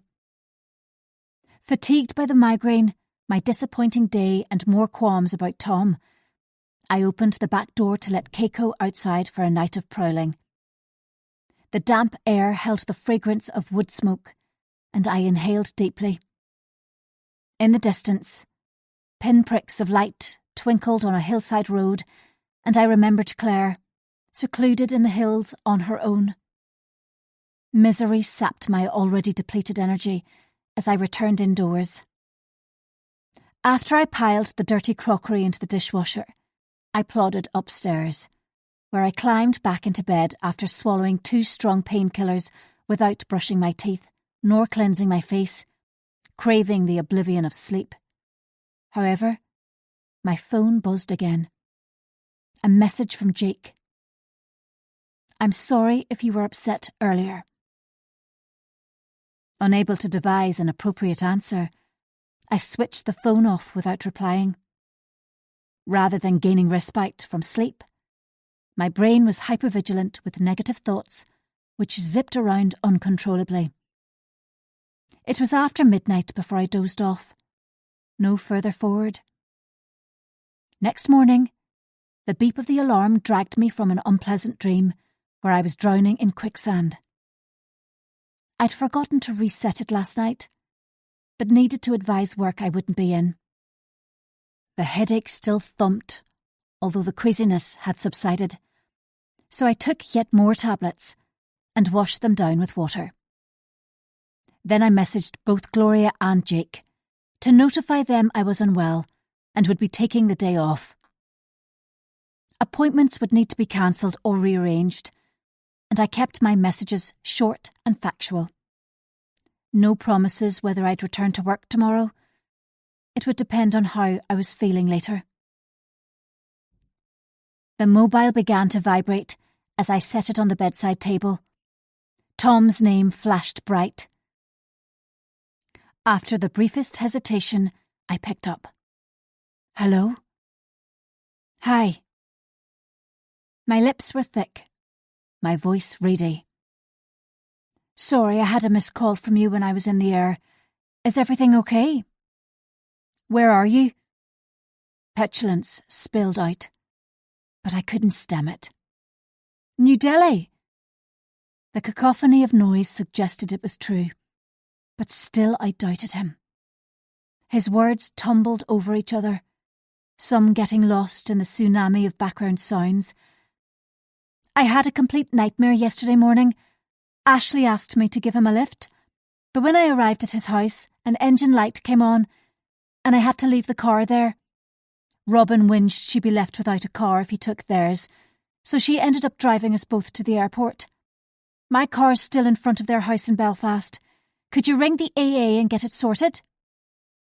Relief like cool water poured over me. There was a simple explanation after all.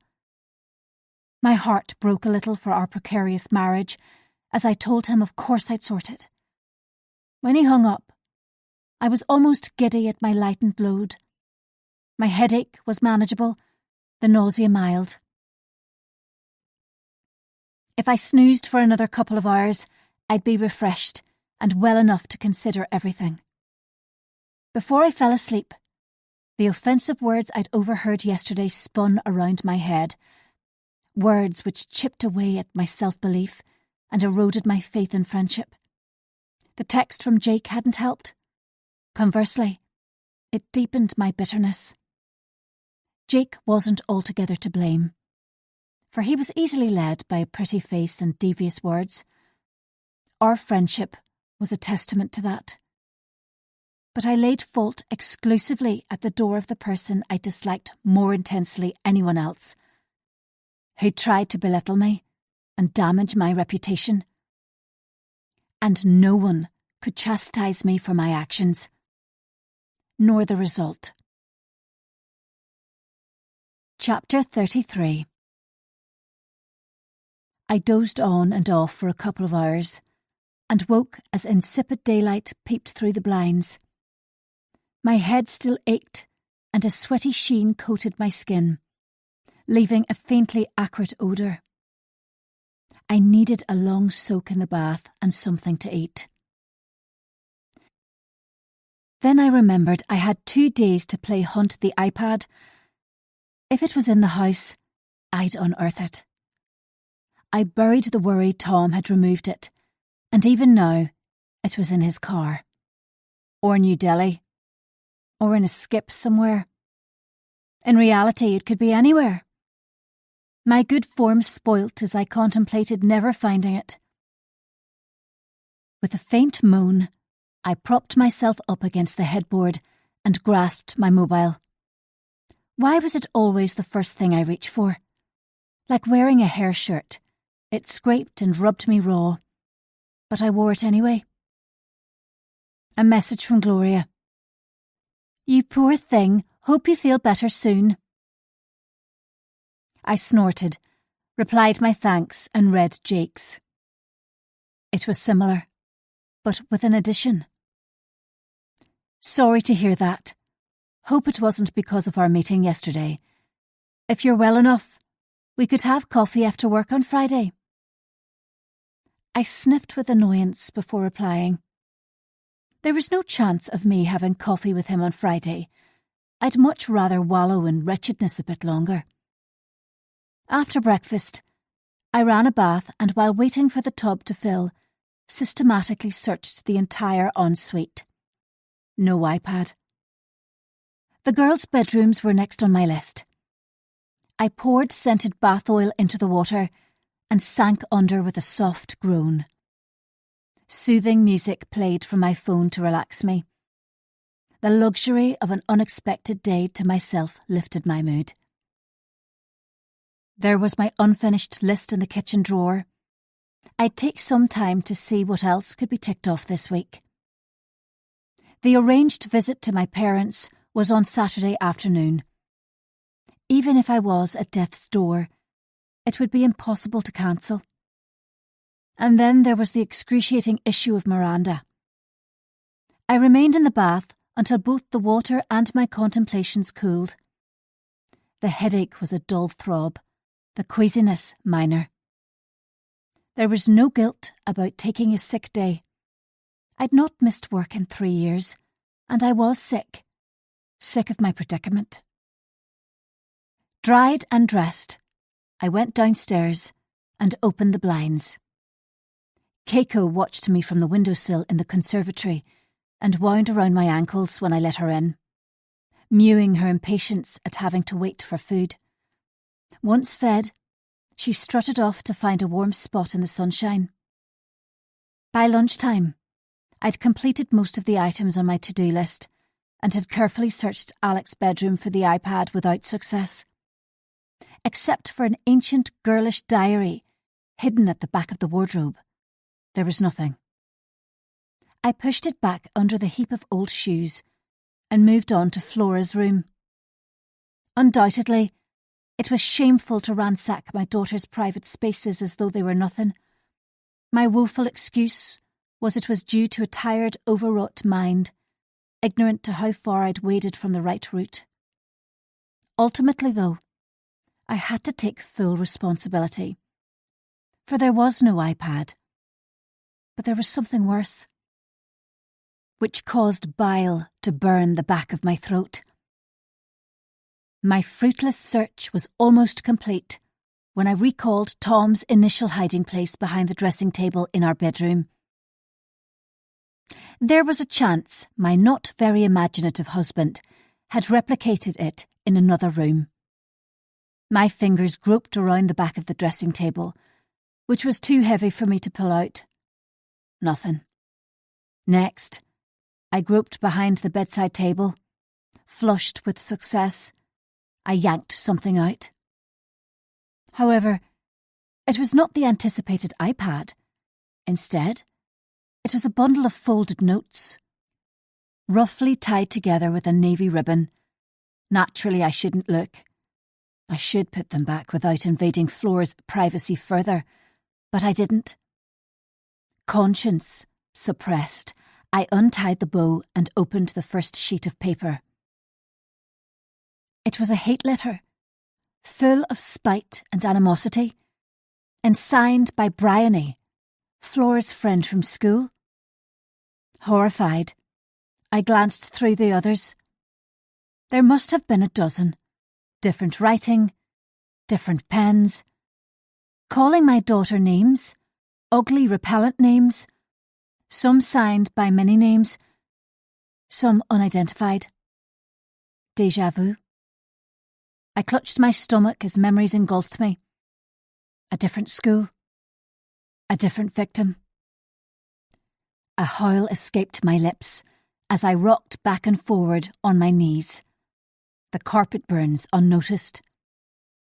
My daughter had been bullied and I had no idea. She was pretty, smart and popular, and I'd been complacent. She could never be a target.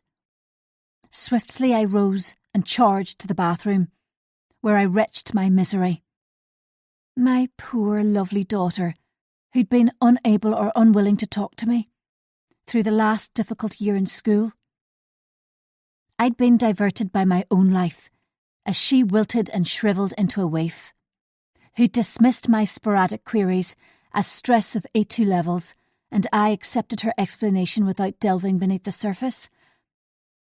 I wailed my shame and guilt, which rebounded coldly back at me in the tiled bathroom. So many regrets, for being unsuspecting of her suffering, for being a neglectful parent, For being self-absorbed and selfish?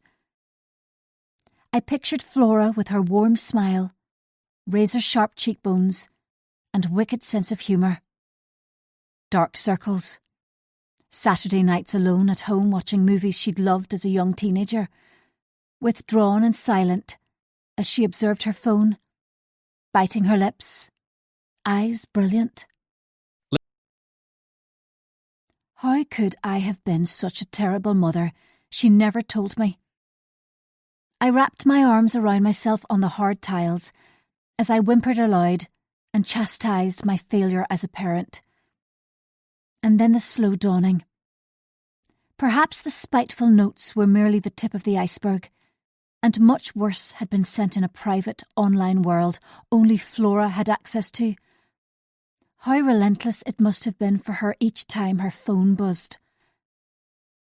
Surely she was thriving now, happy and content studying journalism with English at university. Adamant she wouldn't go to Queen's University in Belfast. She'd stated she wanted to spread her wings at the Ulster University on the north coast, and we'd accepted her choice at face value. None of her friends were going there. Now it made perfect, hideous sense. With the benefit of hindsight, I understand her reluctance to come home at weekends or socialise in Belfast over Christmas, except with Alex. A crumb of comfort she'd moved on and left it in the distant past. Then I recalled another victim of bullying, who'd exacted her warped revenge many years after the events, and how the fallout had impacted and fragmented my family. For the first time since the middle of December, I allowed myself to consider my teenage behaviour. My despicable, horrendous behaviour towards someone weaker and defenceless. Humiliation overwhelmed me, from my centre to my extremities.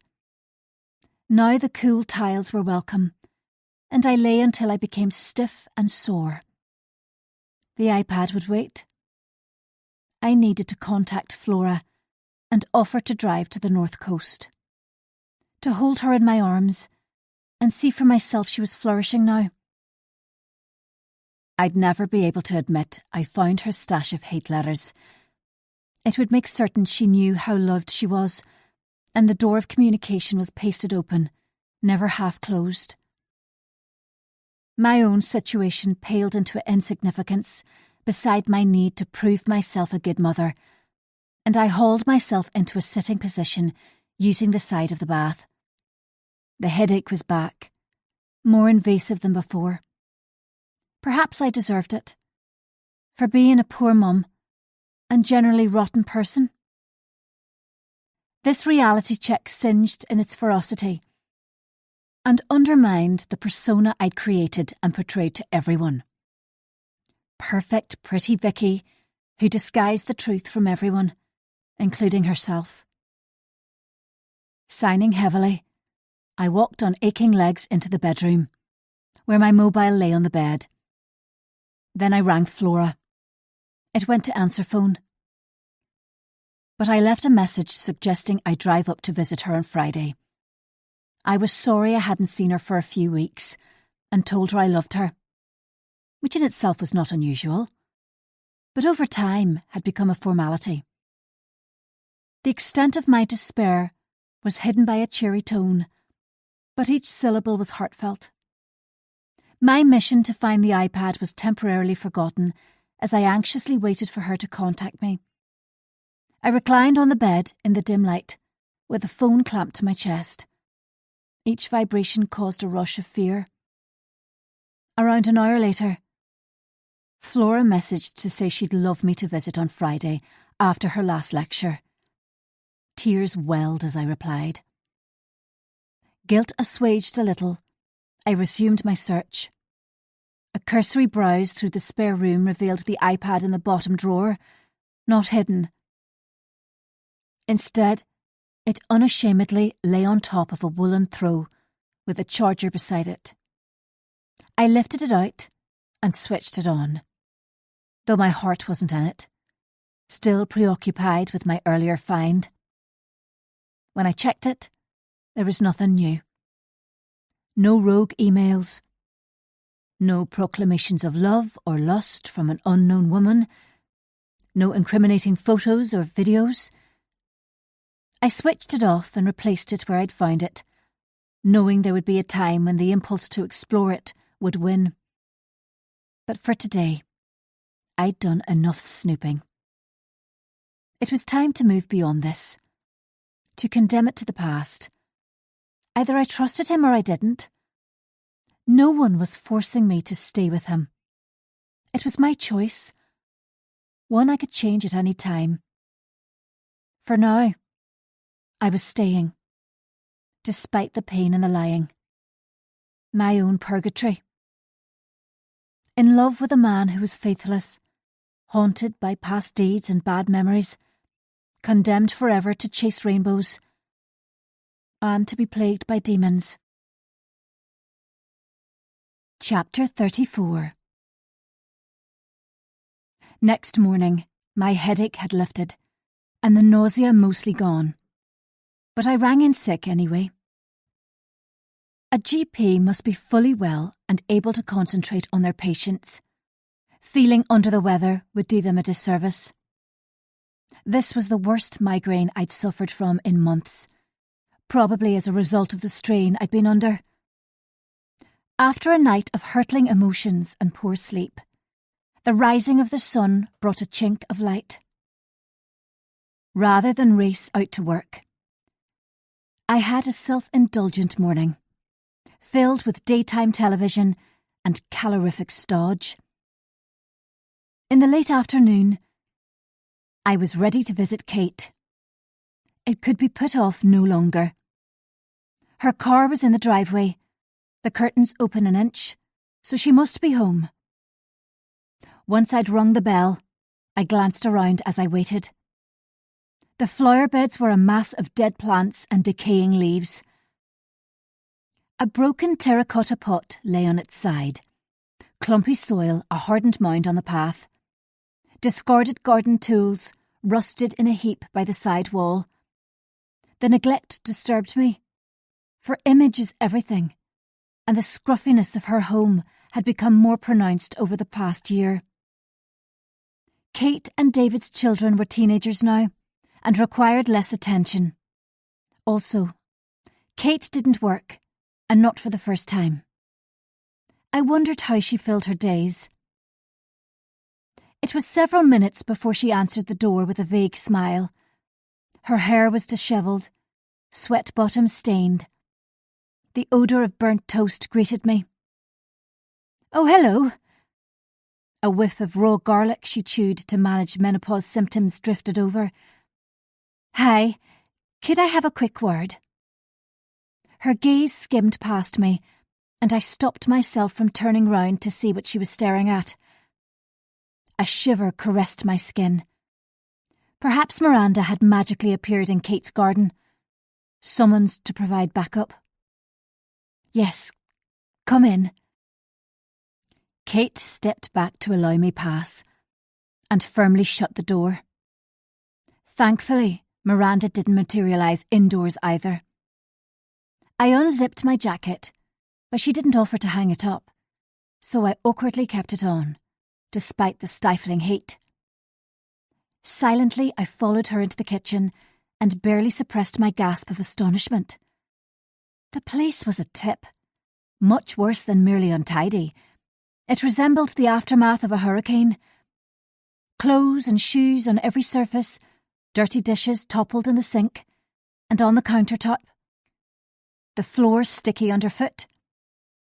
The burnt toast smell was pungent, and charred black flakes littered the worktop. Her glare was a challenge as she sized me up. "Do you want coffee?" "Lovely, thanks." I met her dare head on. "What's up?" Her tone softened a little. I dived in as she busied herself making coffee. When she sniffed the milk, I didn't blink, but hid my disgust behind a fixed smile. "I really need to chat to you about Miranda. Have you spoken to her this week?" A loud sigh. I speak to her most days, so yes. I know about the complaint. She was very unhappy after your appointment. Her words hit me like a slap. Kate had known about the complaint for days, but chose not to speak to me about it. For the first time in our long friendship, I was thrown off balance, unsure whose side Kate was on. Previously, I could have counted on her to support me, no questions asked, loyalty unyielding. She'd been the one person who wholeheartedly cheered for me and excused my occasionally less than stellar behaviour. What did she say? I accepted the preferred mug and trailed behind her into the living room. Another bomb site. The television had been silenced and an ancient rerun of a soap played on. Half-full mugs of cold coffee dotted the coffee table. It crossed my mind Kate could be depressed. The unkept house and garden, drawn demeanour, unwashed hair, and clothes. If I hadn't been so distracted with my own issues and been a better friend to her, I would have inquired how she was. Asked why the curtains were closed at lunchtime. Queried whether she had worries which overpowered her. Obsessed by my own agenda, and to my later shame, I didn't ask, but left her to navigate it on her own. Instead, I took off my coat and sat down on the one free space, an armchair by the fireplace. It would be best if I don't say too much until Miranda gets a written response to the complaint. She didn't look at me, but observed the television, where Angie and Den were having a row. "Kate!" It spewed from me. "You don't believe I've done anything wrong, do you?" She shrugged, as if to dismiss my difficulties and our friendship. "How could you? It would have been unethical of me to treat her against my code of conduct." A plea to relax the stony expression. She wanted to discuss your marriage. I'd planned to keep that card up my sleeve until later, but her vacant expression chilled me. "She's a good friend. There's nothing wrong with what she said."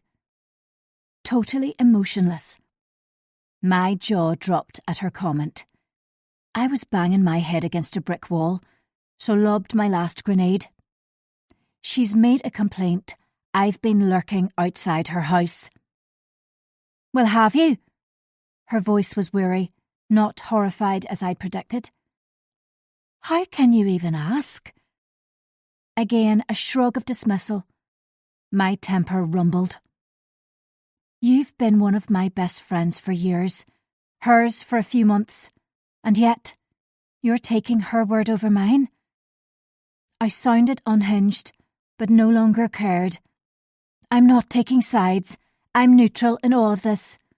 Please don't pull me in and expect me to choose one of you. Miranda has done nothing but be nice to you." This was a new Kate, one which equally appalled and alarmed me. "All she did was try to be included and be your friend, but for some reason you've taken against her and put me in a very difficult position." I set the mug on the coffee table with a thump, between a pair of dirty socks and a remote. Dismayed, I stood up and mustered my composure. "I'm sorry you feel that way. I assumed you knew me well enough to know I'd never be unprofessional, and frankly, I'm shocked you've given these accusations credence." Rather than cry, which was Kate's default reaction, she met my eye and said, "Do you hang about outside Miranda's home, hoping to intimidate her?" My fragile composure cracked. "For feck's sake, of course I don't. You're sure Claire is hanging about outside my house as well?" A hesitation. "I'm not so sure it's Claire. I think someone's been wearing a hat like Claire's, that's all." I could have bitten my tongue off for mentioning Claire, so pulled on my jacket while expecting a plea to stay. However, she said nothing, and it hung between us. Without another word, I thundered out of the room, inadvertently kicked a hockey stick on the hall floor, and almost tripped over. The fresh air cooled my temper and I gulped it ravenously. I'd walk off my stress. When I reached Miranda's house, I couldn't resist taking a gawp. The curtain in the front room twitched, and I straightened my shoulders, refusing to give Miranda the satisfaction of seeing me upset. An hour passed before I arrived home, and it wasn't until I'd stripped off my coat that I remembered I was off sick. If a patient had seen me, it would leave a bad impression. Terrible, in fact. I scuttled inside, locked the door, and reprimanded myself for allowing my temper to lead me into doing something stupid. Laura was a calming influence. I needed to speak to her soon to put my mind at ease, for I was in unfamiliar territory with Miranda's dogged determination to make me notice her. Like a wayward toddler, my attention was better than none. After I texted Laura, I settled down to scour social media. The photos, posts and reels smoothed the edges of my very frazzled nerves. When I clicked on Instagram and checked Tom's account, there was no new activity. Relieved, I inspected the most recent photos on my friends' feeds and amused myself by leaving comments. Laura had posted a photo of a white-tipped waves breaking over a harbour wall. Annie's latest post had been of a fundraiser for her breast cancer charity. Dressed in a pink tutu and wearing a head bopper, she scaled a muddy climbing wall. My smile lingered until I clicked on Flora's last photo, and anguish once again overflowed. It had been taken after her exams, her pallor unmistakable. How could we have missed her unhappiness? But as was my tendency, I became engrossed by another post, another photo. This one was of two entwined shadows, one tall and broad, fused with a smaller, slimmer one, taken at the top of a hill. The backdrop of green fields extended to a sliver of sparkling ocean in the distance. The caption, "Happiness is a walk with my fave." Without giving myself pause for thought, I added a comment. A spiteful, unkind comment which produced a bubble of happiness. The next couple of hours were spent on the sofa with a frothy coffee and a new thriller. Amazingly, the beeping of my mobile didn't distract me. I was too absorbed in the devilish doings of a serial killer.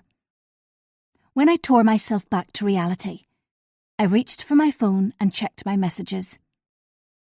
Flora confirmed when and where we'd meet in Port Stewart tomorrow. Laura bolstered my confidence. I wasn't out of order about Miranda. She was at fault. I was above reproach. Tom would be home late tomorrow night, thanked me for dealing with the AA, and let me know that Robin would drop him home after getting him and Ashley. As usual, I couldn't hold my phone without checking social media. Blithely, I scrolled through Instagram until horror wrapped its tentacles around my heart as my gaff boomed and bellowed. There was no way to know if my comment had been read or viewed, but it mocked me in black and white. My first mistake. Rapidly I deleted it, as the pressure tightened. How stupid of me not to change profile before commenting. I'd always been so careful, so circumspect. One impetuous error could potentially cost me dear. I had to hope I deleted it in time. If not, I could be in serious trouble. Chapter 35. The next day I drove an hour north, with the radio blaring loudly. I'd had a disturbed night as my carelessness fumed and snarled. Although there was no obvious comeback, I catastrophised incessantly, certain my house of cards was on the verge of tumbling down around me. To my relief, Flora shone with contentment in her new life at university. We lunched together in a seaside cafe, which afforded the perfect view of Portstewart Strand. Although the middle of winter, the cafe was busy, and there was a long row of cars parked at the foot of the sand dunes. The paint was chipped and dulled on the iconic "Danger, do not swim near rocks" sign on the beach steps. The nearby lifeguard hut unoccupied. Over fish and chips, I delicately raised the subject of her school friends. She played with her teaspoon and flatly replied she'd unfriended them on social media and never contacted them. I allowed the silence to be filled by the voices around us and scrape of cutlery on plates. "I'm good, Mum. Stop fretting. Those bitches are my past, not my present." I should have dug further, but her glower was firm, and I reluctantly changed the subject. After I paid the bill, we walked 2 miles along the strand, between choppy waves on one side, high dunes on the other. With the salty tang on my lips and stiff headwind, we didn't talk much. But when we reached the Barmouth, she playfully insisted we scramble onto the black rocks and walk to the lighthouse. Across the shimmering water, the Inishowen headland of County Donegal was cloaked in low-lying cloud, while the Mussenden Temple stood proud on the cliffs looming above the sea. Happiness spread as we took selfies with wide smiles. Her trauma seemed to be behind her, leaving no obvious marks. Later, I dropped her off at her halls of residence, and 2 girls waited for her on a low wall. They jumped up as she reached them, and their giggles delighted me as they walked away together without a backwards glance. The drive home was a slow one with poor visibility, and a diversion on the dual carriageway. By the time I reached Ballyrivi, I was completely spent. Worry about Flora had dwindled with each passing mile, surpassed by unpleasant thoughts about Miranda, work, and the growing fissures in our disintegrating book club. It was nearly 5 o'clock, and streaky orange daylight split the darkening sky. The streets were thronged with schoolboys in rugby kits, black blazers slung over bags, or fresh-faced girlfriends' shoulders. New drivers with oar-plates crawled down congested roads near the school, and I inched my way past them towards the practice. The surgery car park was almost empty, with a handful of cars. Jake's was one. Light spilled out of reception and adjacent consulting rooms, meaning that people bustled about inside. I didn't want to be spotted by my colleagues, so parked on an adjacent side street, which gave me a clear view of the surgery, but concealed me in the deepening gloom. The hostility of my meeting with Jake still disheartened me, and I argued with myself if I should speak to him in person. As the engine ticked and cooled, I sent him a text. "If you're free on Sunday afternoon, could I come over for a quick coffee?" A flutter of anticipation at the 3 rolling dots, but the reply never came. Instead, the screen remained blank where his answer should be. For the next half hour, I monitored the surgery entrance with one eye, the other glued to my phone, as I willed it to flash with his response. Dusk fell and street lights flicked on, dim yellow light cutting through the blackness. An elderly woman lumbered out of the practice, swollen legs and cumbersome gait, supported by a walking frame. A middle-aged man barely made it outside the front door before the red tip of his cigarette glowed brightly. When Jake's car was the last one in the car park, I could wait no longer and recklessly chose to go and find him. Halfway across the deserted street, voices reached me from the direction of the staff entrance. Jake wasn't alone. My heart jumped. I slunk back into the shadows and watched as they made their way to his car. Her trill laugh pierced the silence. A possessive hand placed on his arm. the sickly sweet aroma of peach wafted over the cool air. Under cover of the shadows, I tracked the car as Jake drove them both towards the high street. Empty of emotion, I trudged back to my car and crept inside. I was used to being in control and resented this loss greatly. Truthfully, I couldn't understand it. For most of my life, people had prized my friendship, craved it. Miranda was a case in point. Those who were included in my friendship group had been prudently chosen. Then Claire had broken ranks to exert her retaliation and smash my self-confidence. Now Kate was a loose cannon, on the cusp of picking Miranda over me. And Jake, the one platonic male friend I'd ever had, was proving himself increasingly unreliable.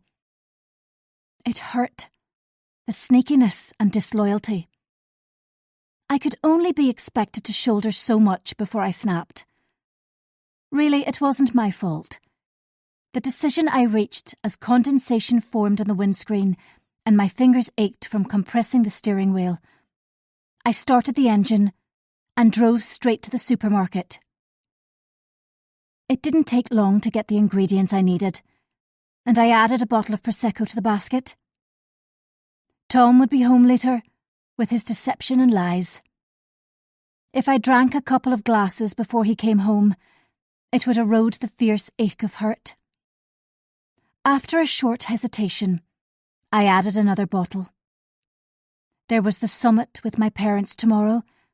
My reward would be a glass of something cold and refreshing after. Before I left the car park, I made a phone call. It rang out and I tried again. No answer. In temper, I flung the phone onto the passenger seat and it bounced onto the floor. With a curse, I drove home, mind already elsewhere. On the way, I passed the end of Jake's street, which irritated and offended in equal measure. Where once I would have casually called in for a coffee and a chat, self-doubt forbade me. As I drew level with my beautiful home, the monoblock drive, landscaped garden and pristine paintwork had never been so unwelcoming. I recognised it for the superficial facade it provided. On the exterior and to the uninformed, we had it all. On the interior, we were splintered and paling, while darkness submerged the light. I slammed the front door and walked through the house, snapping the blinds shut. Jake's failure to reply smarted. And again I was unsure how to act. No doubt he would respond at some point, but it gave me little comfort. Usually he texted back quickly, and this prolonged delay was new and most unlike him. Activity had always shaved off the excesses of my anxiety, and I itched to pound the pavements. Although determined not to change my routine because of criticism, I cowered from further accusations of loitering. Then courage swelled. It was 6:30. Tom would be home in around an hour. To hell with them all. I was going for a walk. Up and down familiar streets I marched, wrapped in many layers to ward off the chill. Except for a lone dog walker in the park, I met no one. The freezing night air and exercise worked their magic. And my tension was allayed with each step, until my phone buzzed in my pocket. I withdrew it and read Jake's message. Sunday would suit him around 4:00. After I'd replied I would see him then, a smile played about my lips. With renewed enthusiasm, I turned for home. At the end of my street, I crossed the road to avoid walking directly in front of Miranda's house. I didn't glance in her direction, determined I could weave my magic and my friendship with Jake would be restored. Tom arrived home not long after me, with dark stubble and tired eyes. He embraced me in the kitchen, his kiss brief. Mundane chit-chat and a bottle of beer later, he said Robin had complained continually on the drive from the airport. It gave him a new appreciation of how accommodating I'd always been of his job and necessary spells away from home. I spontaneously kissed him before he went to shower. Antagonism thawed for a time. While he was upstairs, I made arrangements to see Laura on Monday evening. It had been too long since we'd caught up on each other's news. She suggested inviting Kate and Annie as well, but the memory of Kate's vacant look was too harrowing, so I declined and explained I preferred to see her alone. When I checked social media, I was relieved to see my earlier comment hadn't provoked a reaction, and I relaxed. Presumably, if anyone had seen it, they'd have responded. I poured myself a glass of bubbly and planned the next few days. Above me, Tom's footsteps thumped around in the spare room, which was unusual. Unless he was going to check the iPad. Giving myself no time to consider, I tore out of the kitchen and up the stairs. When I reached the room, he sat on the edge of the bed in semi-darkness, head in hands, though he turned when he heard me. "What's wrong?" A pang of fear. "I'm sorry, sweetie." "Sorry for what?" "I can't believe I jeopardised us again. Our marriage. Our family." His face was careworn. "What do you mean, again? Had he done something stupid on this trip?" "With Claire. We have so much, and I almost threw it away. There's something wrong with me. It was all for nothing." My feet moved across the room, and I knelt on the carpet in front of him. Words careered around my head, but I couldn't express them. Instead, I leaned my forehead against his, and we sat together. When he began to talk, I listened. Really listened to what he said. No interruptions with bad temper nor questions. I'd never fully understand his compulsion to push boundaries or stray, but it would be hypocritical of me to rebuke him. In my own way, I was putting our marriage at as much risk as he had. And if I crashed and burned, he'd have to pick up the pieces. The temptation to confess my own story was great, but it glided away before I uttered it. The truth was laid bare between us that Friday night. The almost truth. And as a result, I slept better than I had in weeks. Chapter 36.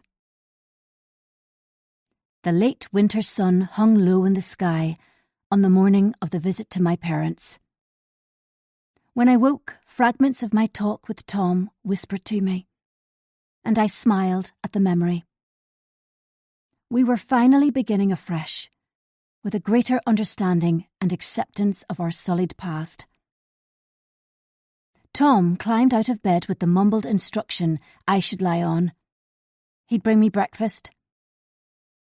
As I nibbled on the toast and marmalade he'd carried up, the progress we'd made in resolving our differences last night delighted me. It was as if the walls, which had been constructed from spikes and wire between us, were disintegrating. Even facing my parents in the afternoon couldn't wipe the smile from my face. I should have known it wouldn't last, and the sunny morning would blend into a turbulent afternoon, that a bitter wind was already blowing. Tom kissed me at the door before I left for the city. The worry lines faded. A sighed, "I love you," before I exited our cocoon and embarked on the drive alone.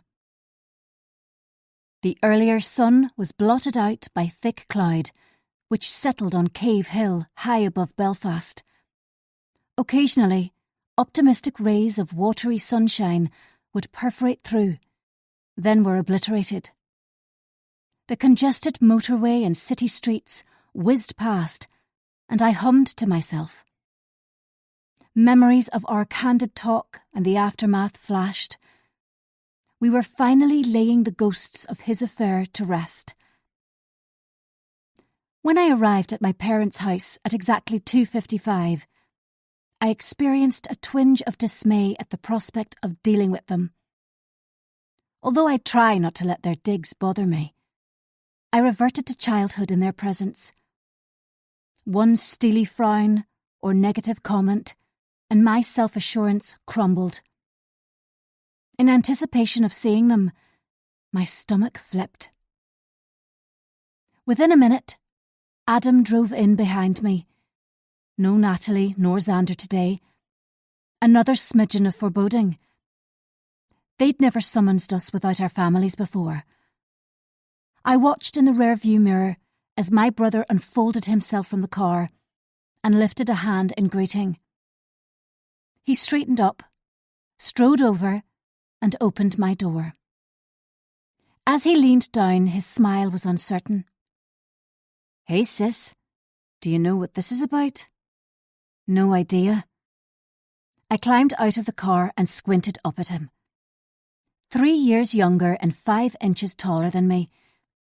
He was a handsome man who'd always been there for me when the frigidity of our home grew intolerable. I grasped his hand and smiled encouragingly. "Once more onto the breach, then." He grinned down at me, and we rang the bell at exactly 3 o'clock.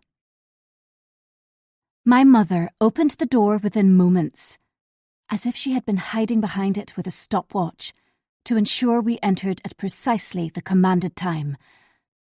Her smile didn't reach her eyes as we kissed her cheek, and she led us down the hall towards the lounge. Dad was in his usual leather armchair, today no unfinished book nor half-moon glasses. Instead, he nursed a whisky, which was extraordinary so early in the day. Adam and I sat at either end of the sofa, and after a cursory offer of coffee, which we both declined, my mother neatly seated beside Dad. I stifled a giggle at the impression we were about to play table tennis across the walnut coffee table. 2 hours later, me and Adam left the house together, shell-shocked.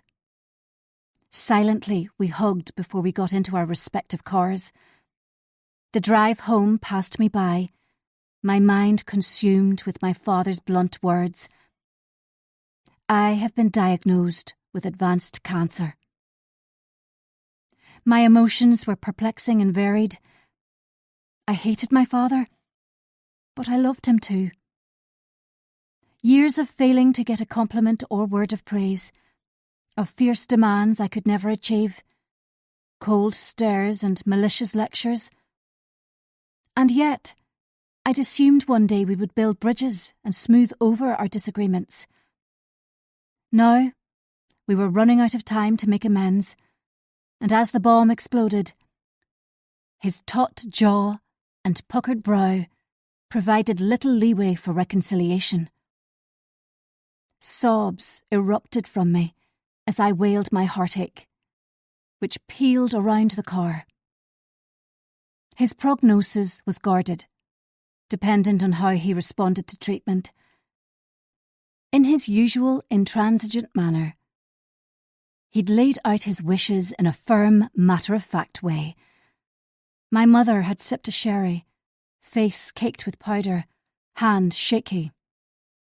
She was shriveled and small, like all fight had leaked from her. Most unusually, he hadn't snarled as I questioned him. Hands were wrung together were the solitary sign of his edginess. I fell into Tom's arms when I arrived home and spluttered the news. He hugged me tight and rubbed my back as if I were a child. We held each other for long minutes as I answered his questions to the best of my ability. "I always thought your father would live forever." Tom moved away and offered me a drink, but I declined. It sounds so stupid, But I know what you mean. If you could prolong life through force of personality and willpower, Dad would never have surrendered to illness. Mind blank, I went upstairs. From the back of the drawer, I plucked out yoga leggings, a t-shirt and trainers. They were designed for indoor classes, but would do. A lightweight top.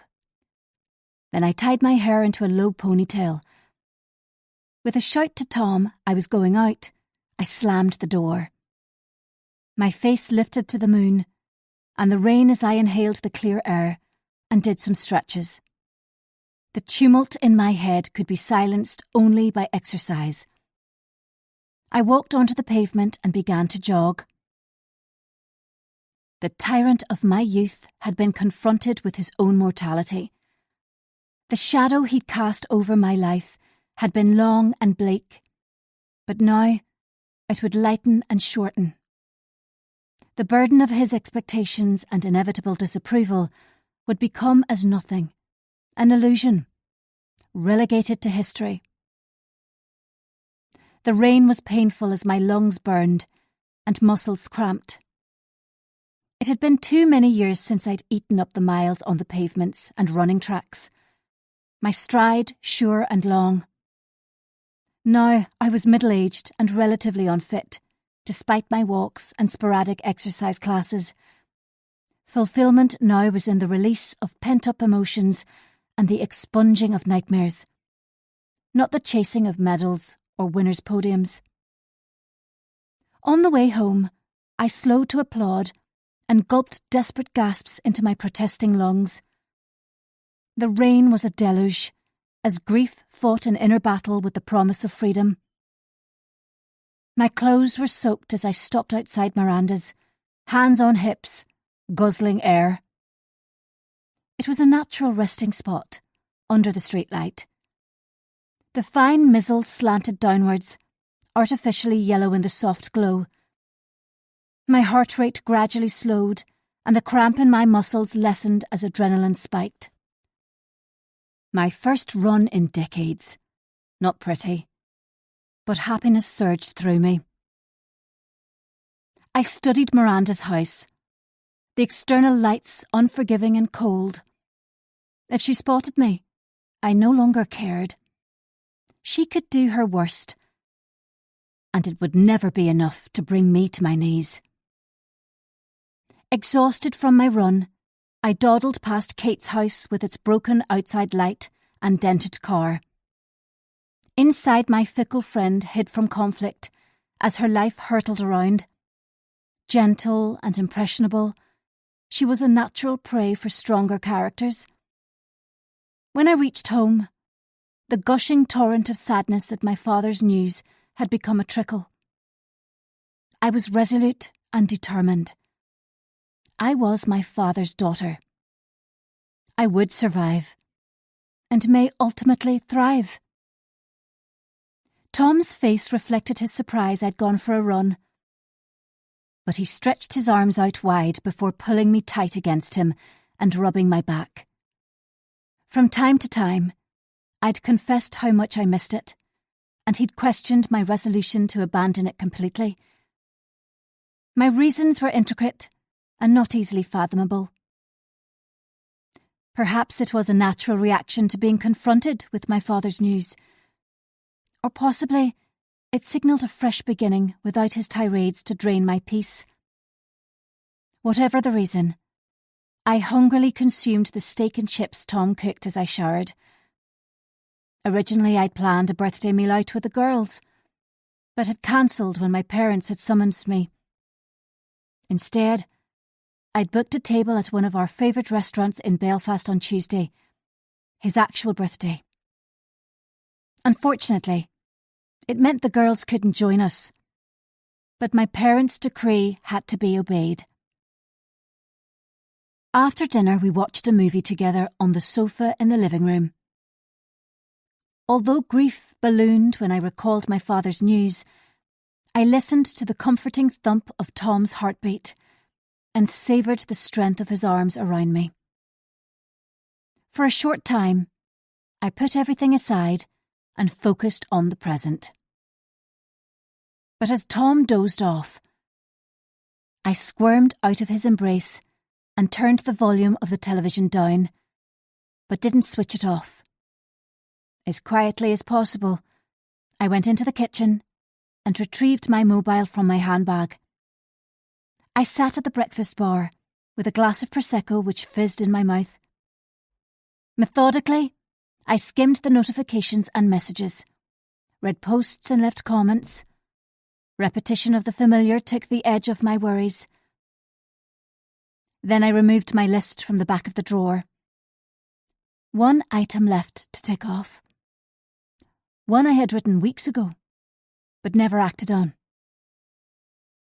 I perused my scribbled note and sucked the end of my pen.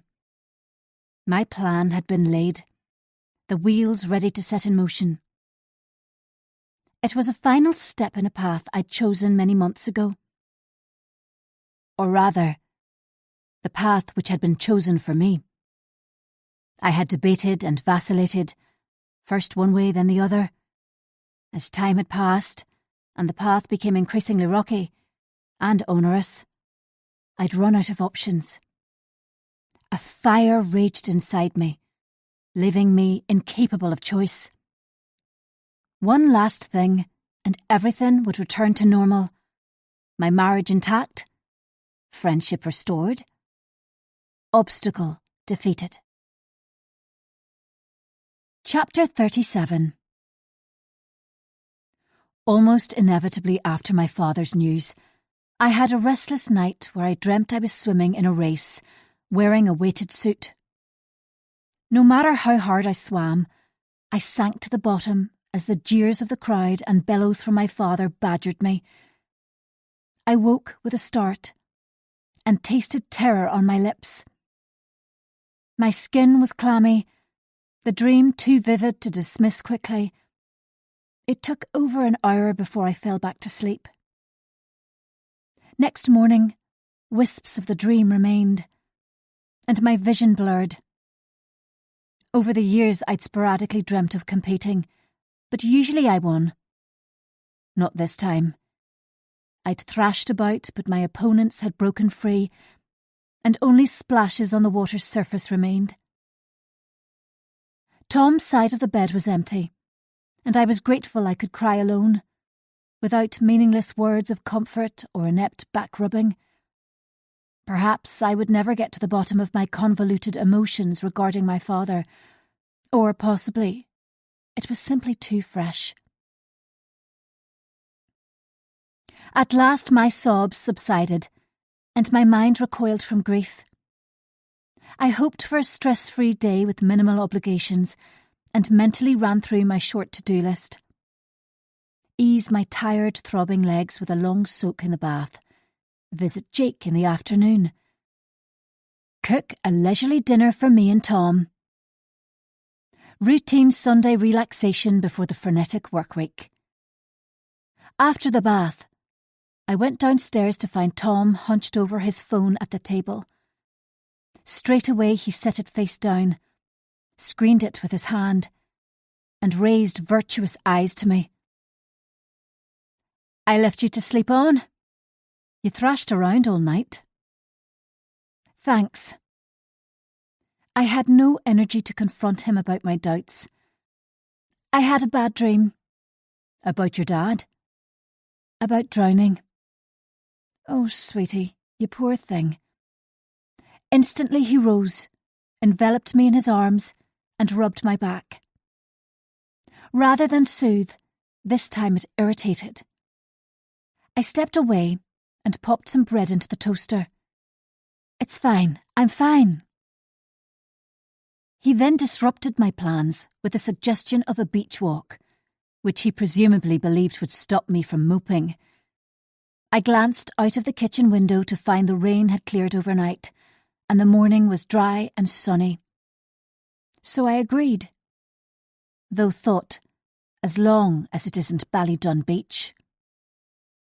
The memory of our day there tainted my guardedly optimistic outlook.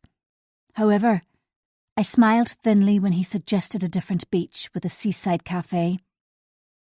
Our vow to move on lived to fight another day. Decision made, we dressed in warm clothes. Waterproof coats at the ready. I offered to drive and Tom good-naturedly agreed. Before we left the house, he hugged me and stroked my hair. His familiar smell and wide chest made me feel small and cherished, and my hands dropped to his butt to pull him closer. We kissed, and I was tempted to scrap the walk and lead him by the hand upstairs. Sanity prevailed, and we held hands on our way out to the car. I never glanced around for prying eyes, my attention fully on the road as we left the village behind. Tom fiddled with the radio, searching for music we both liked. Then we sang along like teenagers. The car ate up the miles as we sped towards the Irish Sea, and by the time we reached the coastal road, contentment had settled beneath my ribs. We drove through the seaside villages with sheltered harbours, past sheer cliffs and seaweed-strewn rocks. Wild swimmers braved the freezing water along with bodyboarders, and Scotland rose from the misty horizon as scanty clouds raced across the sky. Before we reached the beach car park, Tom muttered quietly and reached down into the footwell. Disinterested, I glanced over as he groped about at his feet, and with one hand braced himself against the dash. "What's up?" "There's something caught under the seat. It's half out, but has got stuck."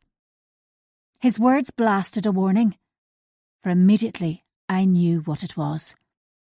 "Don't worry about it now," I barked. "It's probably something that rolled out of my handbag." With a grunt of satisfaction, it broke free, and out of the corner of my eye, I saw him lift it up. Small, black, solid. Fear pulsed as he examined it. Excuses filled my head, but failed to reach my lips as I indicated right and pulled into the first empty space. Sudden silence as the radio cut off and the engine faltered. He turned to face me. "Why do you have a burner phone?" His nostrils flared. "Don't be daft, it's not a burner phone." Playing for time, my brain rushed to invent a reason for my second phone, but it was completely blank, and I couldn't produce one credible excuse. "I'm not stupid."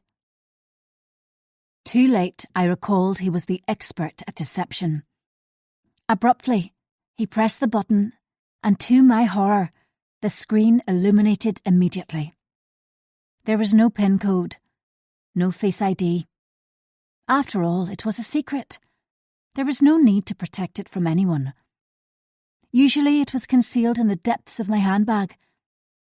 Horror tightened my chest as I recalled flinging it down in anger when my call went unanswered on Friday outside the surgery. The phone had bounced off the passenger seat and onto the floor, but in my upset, I'd forgotten to retrieve it. Too perplexed by Jake's slyness to think clearly, and rather than return it to the inner pocket of my bag, I had left it lying under the seat. Now my husband watched me through narrowed eyes as I desperately tried to make up a reason for having it. Before I could speak, he began to scroll through it. It didn't take long, for there was no internet connection on the most basic of phones. No messages had been sent. Its sole purpose had been to make calls. The log displayed one number, rung multiple times. Tom's knuckles were white, to match the pallor of his face. "Whose number is it?" His words landed heavily in the oppressive atmosphere of the car. My arm shot out, and I tried to wrestle it from him. But he clamped it firmly and I couldn't loosen his hold. Maddened, I flung myself back against the car door as I panted loudly. "Give me the phone!" Whose number is it? Slow and deliberate. It's a work phone. A believable lie had finally come to me as I rubbed my temple furiously. That's not what I asked. His face was unreadable now.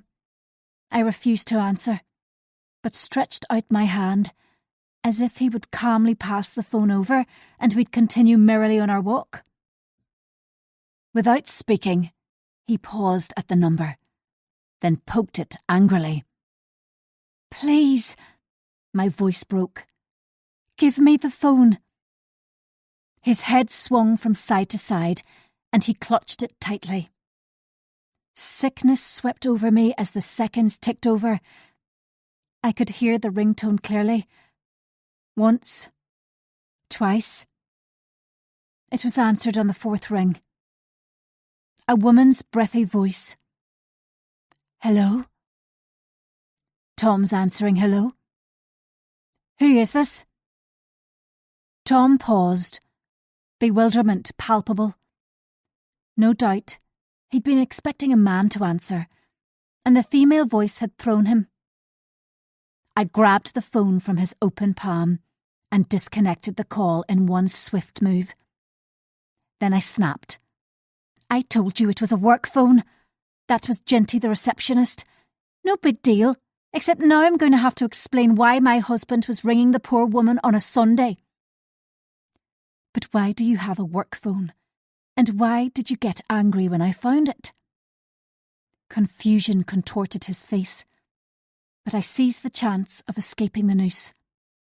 You've no reason to doubt what I've said. Attack was my best option, and I ploughed on ruthlessly. We're not all up to no good. Some of us have boring, dull lives, and the biggest drama is a walk on the beach on a cold day. I held my breath as his cogs turned. Finally, after interminable moments, he nodded. Okay. There's a rational explanation. He smiled, and I tightly smiled back. Reaching over, I lightly stroked his jaw. Did you really think it was a burner and I was up to something? He huffed a little before replying. I was just a bit suspicious why you had a second phone. I'm sorry to have doubted you. I contrived reluctance as he placed a gentle kiss on my lips, unyielding until he apologised again. Only then did I relax. He'd come dangerously close to prizing open my deepest secret, my darkest obsession. With a final kiss, we exited the car and strolled along the wind-swept beach. We chatted together and I concentrated on filling his mind with nonsense so he'd forget the mobile. Forget the precarious moment I'd protested my blamelessness. Forget why I had a phone with one number, but multiple calls. When we reached the car park after our walk, I suggested coffee in the beachside cafe, and he agreed with no dispute. Hopefully, the memory of the phone had dissolved, replaced by golden sand and thunderous waves. My unprincipled, gorgeous husband, who'd spent so long concealing his own discretions, had underestimated me. And my aim to decimate. Chapter 38. We arrived home from our walk and coffee in the beach hut, in companionable silence. Tom hadn't mentioned the mobile again, and I'd buried it in my coat pocket. It was useless to me now. I'd break it and cut up the SIM card when he was occupied elsewhere. Then I'd replace it with a new one in the next few days. I was due to change it anyway. I'd used this one since the beginning of January, which was longer than I usually held on to one. Once I'd changed into more presentable clothes and scrunched my hair into a messy bun, I was almost ready to visit Jake. A slick of lipstick, a brush of blusher, and layers of mascara. Painstaking no-makeup makeup to enhance my looks and imitate midlife radiance. We may be platonic friends, but he was still a male, and therefore susceptible to good looks. A pretty face allows you to get away with so much, for people expect an attractive exterior to equate to an equally attractive interior, which of course can be a misplaced assumption, and shockingly, I'd weaponised my looks to my advantage over the years. Tom had assumed the position in front of the television with the remote, and I gave him a chaste kiss before telling him I was going to visit Laura.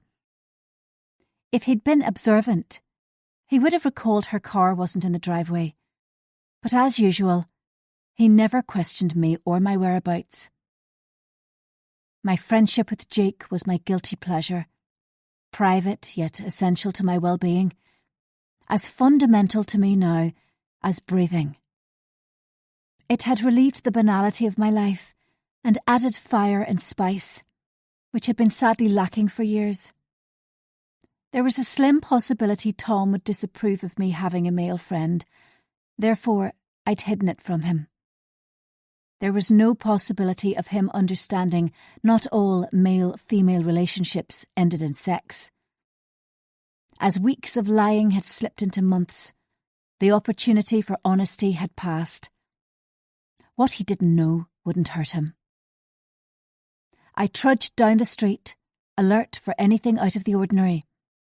The nape of my neck prickled as I passed Miranda's house, certain she tracked each step. The prickling stopped when I reached Jake Street, and contentment fluttered. He was bound to use today to apologise for his brusqueness last week, his reserved manner, his biting behaviour. His car was in the drive, and I inched past it to ring the bell. While I waited for him to answer, I glanced around the street and inhaled the wood smoke aroma of a nearby bonfire. There was no one around. The street was empty and quiet. Jake answered the door with a cautious smile and invited me in. Silently, I followed him into the kitchen, where he offered me coffee, and I took my usual seat at the table, though he was clearly preoccupied. Politely, he inquired if I was feeling better, and initially I was bright and cheery. However, conversation which usually flowed stalled, and the silence was broken by the clang of a spoon and the fridge door closing. In a wooden voice, I asked if he was all right. An intense blue stare, and from nowhere, apprehension uncoiled. A brief, "Fine," followed by an inclination of the head that we should move through to the living room. My footsteps slapped along the tiles as coffee splashed over my wrist, scalding it. I was too unsettled by his frosty expression to say anything, and unobtrusively massaged the sore area. When we reached the sitting room, he flopped onto his gaming chair with a soft groan, then relaxed his defences. A sip of coffee, before he spoke in a stilted tone. "I'm sorry if I seem a bit worked up. Something unsettling happened earlier." I raised my eyebrows and waited for him to continue.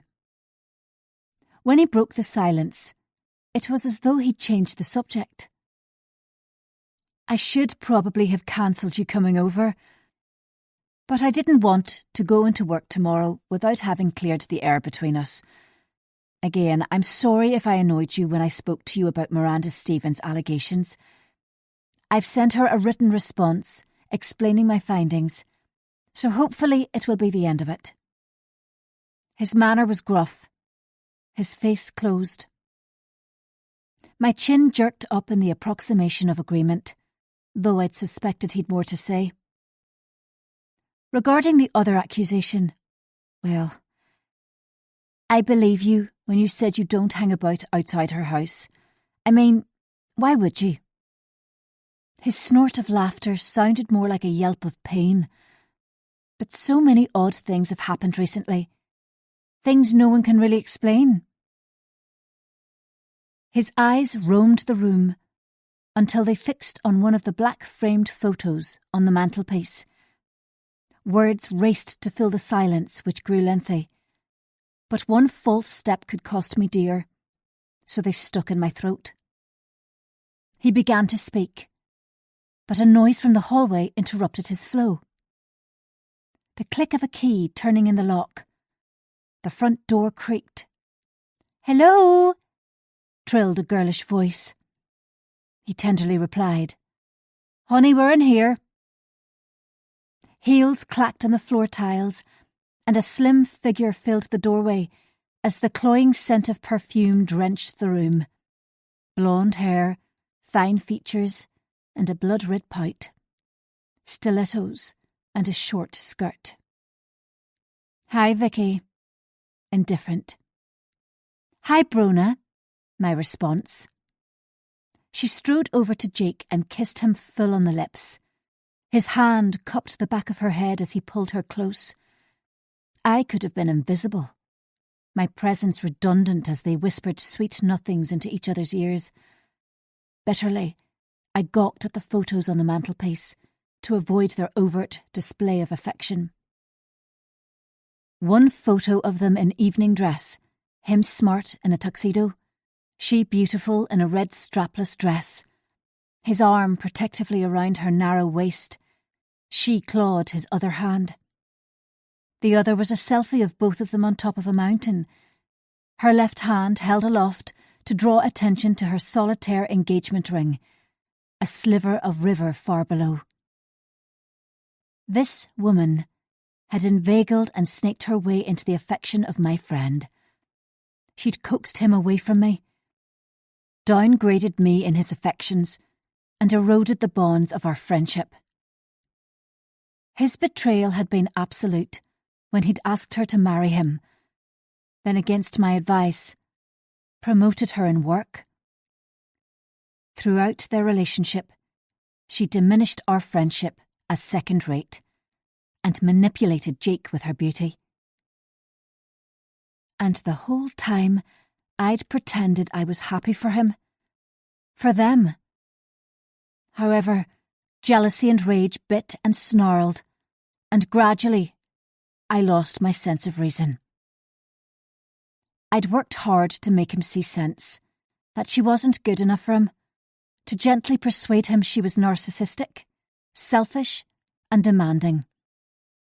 But all I'd succeeded in doing was push him into her slim, tanned arms until she'd taken up residence in his mind and his heart. And I was relegated to the sidelines. Hand in hand, they disappeared together into the kitchen, leaving me alone with my envy and burned wrist. My possessiveness was so intense I couldn't swallow the coffee, and banged the mug onto the table. Her muffled snigger reached me, and I recalled the remarks she'd made last week when I'd frozen in the dark corridor and listened to her mock me. What had pained me most was Jake's reply. He too had laughed at me, making me ludicrous for putting my faith in him.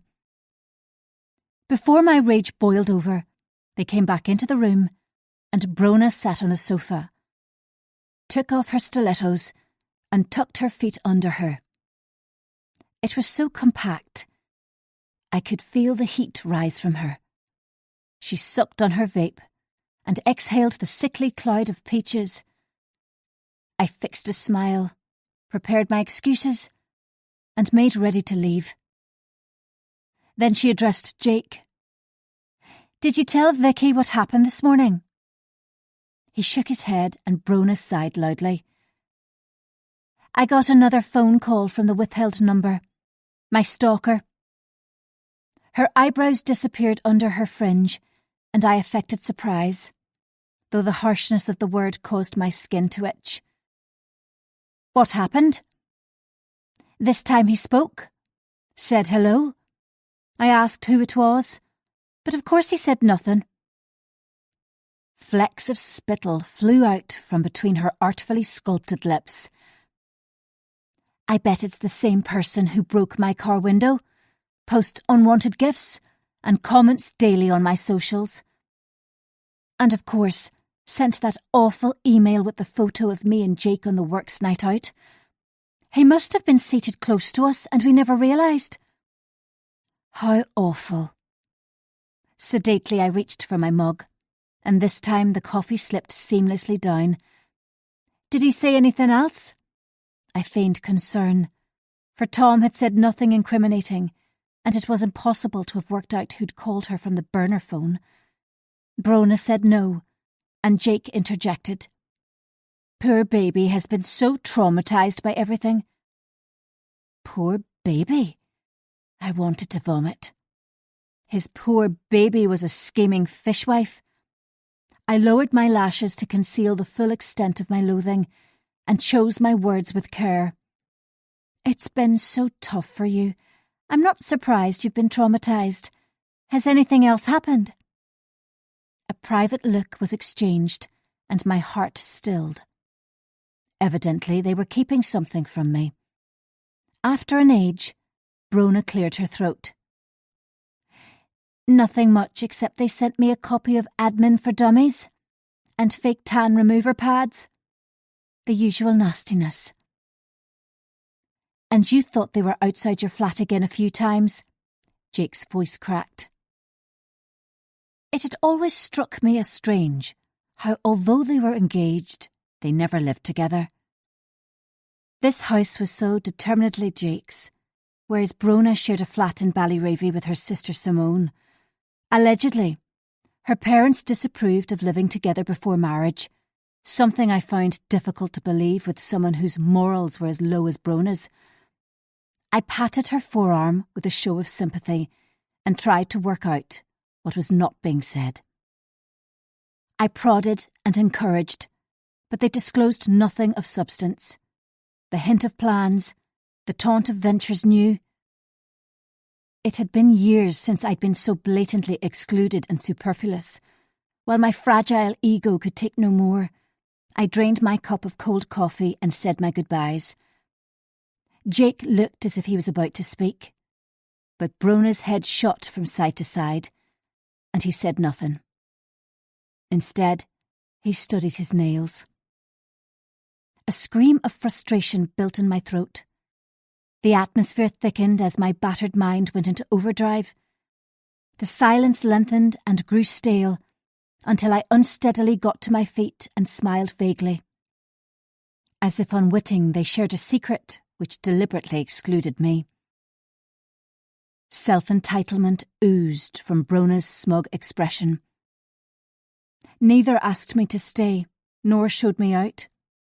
Her giggle escorted me into the hallway, and it took immense willpower not to slam either the door or my fist into the wall. Hands shoved into my pockets, I stepped into the twilight. The dull glow from the streetlights accompanied me as I marched along, and the damp air cooled my tantrum. I couldn't go straight home, not with my emotions so delicate, nor temper so volatile. Therefore I skirted the park and crouched low through the hole at the very back of the hedge. The grass was flattened from my many walks, and pale moonlight guided me to my usual hiding place, directly behind Jake's bungalow. From this vantage point, and through the branches, I could see straight into his kitchen. It made me feel so close to him, as he pottered around, made dinner, drank coffee and the like. However, the main reason I did it was because I could monitor when Brona visited, which saved me from parking outside her flat and guessing where she was. She'd almost caught me once when I dropped my guard and parked too close, but I'd learned quickly, and over the months had become quite the expert in surveillance. When she'd spotted me on the Lisburn Road, I'd had my excuse at the ready. Lunch with Alex in the very cafe where she and Jake happened to be with friends. To term it stalking was offensive. I wasn't stalking her, not in the true sense of the word.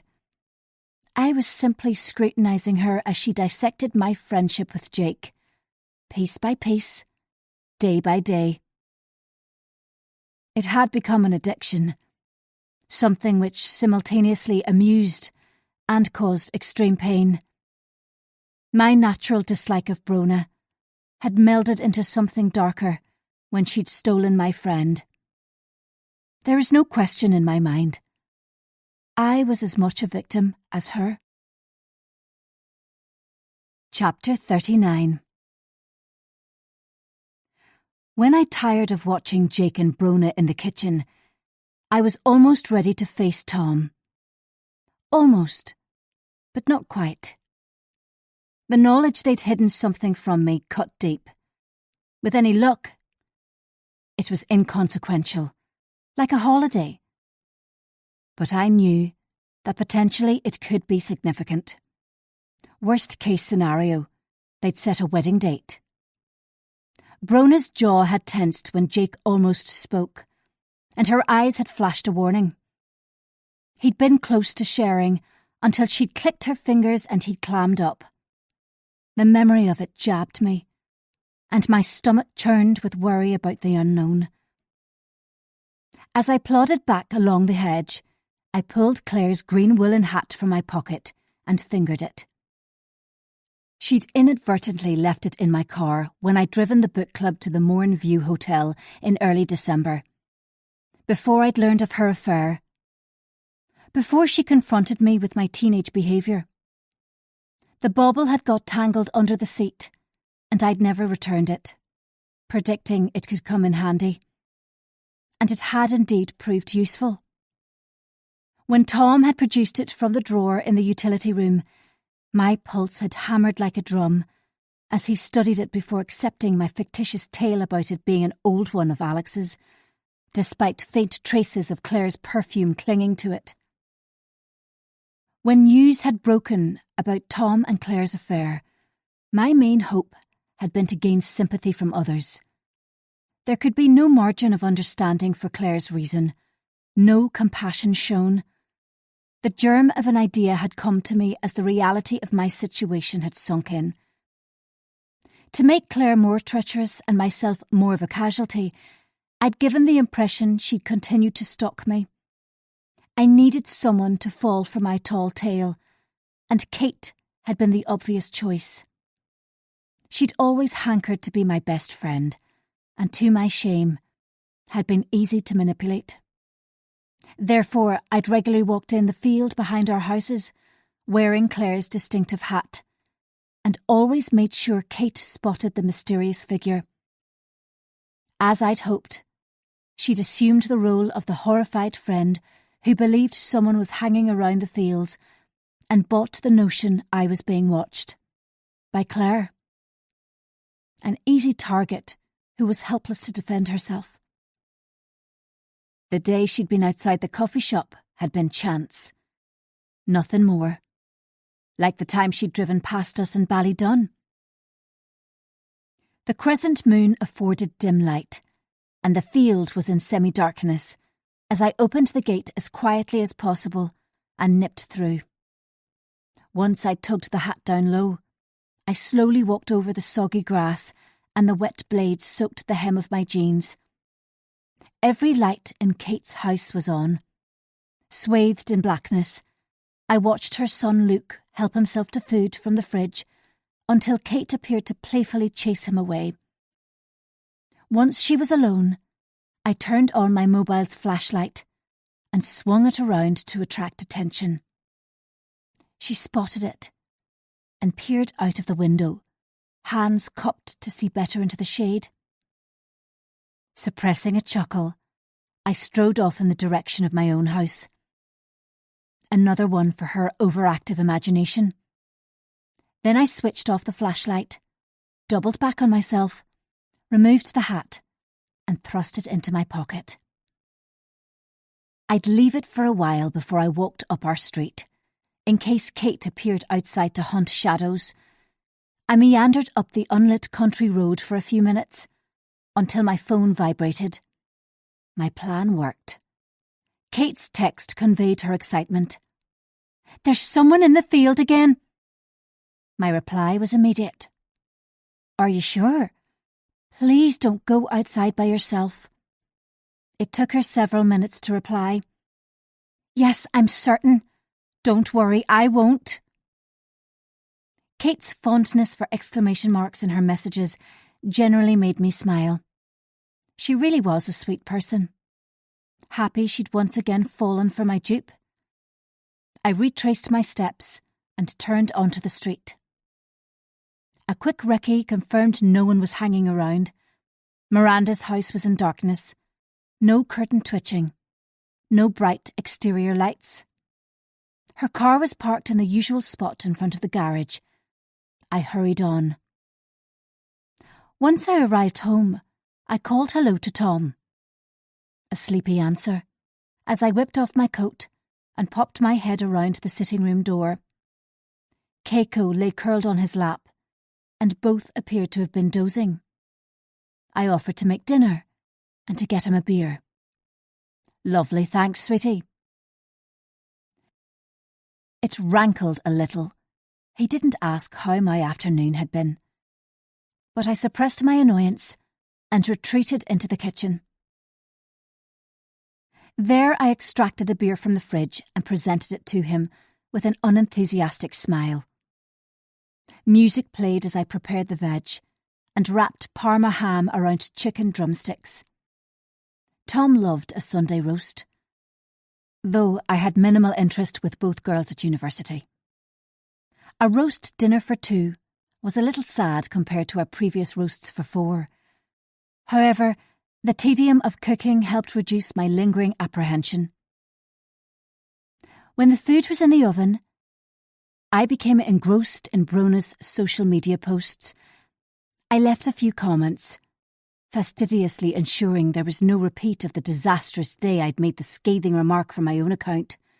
That was the closest I'd come to catastrophe before the business with Tom and the burner. She'd blocked Be Good, but my new guys, Summer Rose, had up to now been on her best behaviour. With a few well-chosen acerbic comments tonight, Brona would once again be at the mercy of an unknown internet troll. A few months ago, I'd purchased a VPN for my iPhone, which increased security and reduced the risk of being traced. I'd been relieved how straightforward it was to stay undetectable. All it took was a little homework and planning. My mind wandered as I scrolled.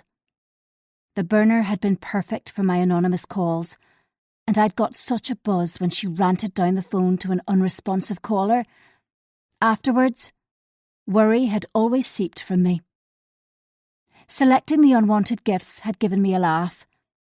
When she'd yapped about needing to lose a few pounds after Christmas, I'd got extra-large gym wear delivered. The self-help book and fake tan remover wipes could be construed as helpful. My favourite had been the photo calendar. It had taken time to snap all the photos, but had been worth it in the end. And of course, when I'd taken the money from petty cash, I donated it to charity. I'm not a thief. Primarily, I'd wanted to unnerve her, not frighten her. Not really. Make her wonder who detested her and why. The problem was, it took ever greater stakes to get the same level of satisfaction. After months of escalating behaviour, I no longer knew when enough was enough, and when a line had been crossed. But as usual, I reminded myself it was her fault, hers and sadly Jake's. They were complicit in keeping something from me, and it hurt. Like a physical pain, deceit wrapped itself around me and squashed my happiness. Where once sending unwanted gifts and making crank calls had been enough, now it left me unfulfilled. Sadly, I had to acknowledge my plan had failed. Rather than drive her away from Jake, it had pushed her closer to him, brought out his protective side. It was transparent where his loyalties lay. With her, not me. Self-pity swept through me as jealousy's stranglehold tightened. His friendship had meant so much, But she'd usurped me. And it had become devastatingly plain our friendship was one-sided. In the blackest hours of the night, I agonised he'd barely tolerated the older woman who'd exaggerated a good working relationship and fashioned it into something it wasn't. For friends didn't lie to each other and keep secrets. Friends made time for each other, supported and backed each other. They didn't gossip about, laugh at, humiliate, nor demoralise. The oven pinged, which startled me and hauled me from my reverie. Despondently, I lifted out the food and served it on 2 plates. I carried Tom's through on a tray with another beer, and he thanked me without lifting his eyes from the television. Sighing, I left him to it and sat at the kitchen table. My appetite had gone, so I pushed my food around, weighed down with negativity. Why had I chosen this course of action? How had I become mired in this messy situation, which was sure to end badly? When guilt unfurled, I recited the reasons for my choices. My ability to separate my conscience and my activities was astonishing and slightly scary. For I was a fundamentally good person who dedicated her life to helping others.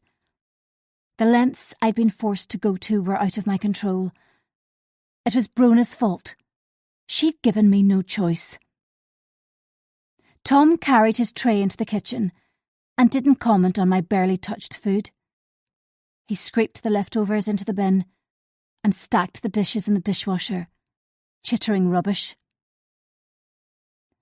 I'm going to have a quick shower. I pecked him on the lips and hoped he wouldn't remember I'd already had a long soak in the bath this morning. My mind was spiralling, and I ached for solitude. Nonchalantly, he helped himself to another beer from the fridge and headed off to the living room. Dispassionately, I tracked him. He may look like an Adonis, but could be mind-numbingly dull at times. Upstairs, I checked his iPad. The battery was flat, which was an inconvenience, but not a tragedy. When he was next away with work, I'd charge it and have a quick peek. The burning desire to read his texts and scour his Instagram had died when confronted by Jake's betrayal. Tomorrow would bring its own sorrows, but if I approached it correctly, I could find out what Brona and Jake had been hiding from me. All it would take was a friendly tone and subtle questions.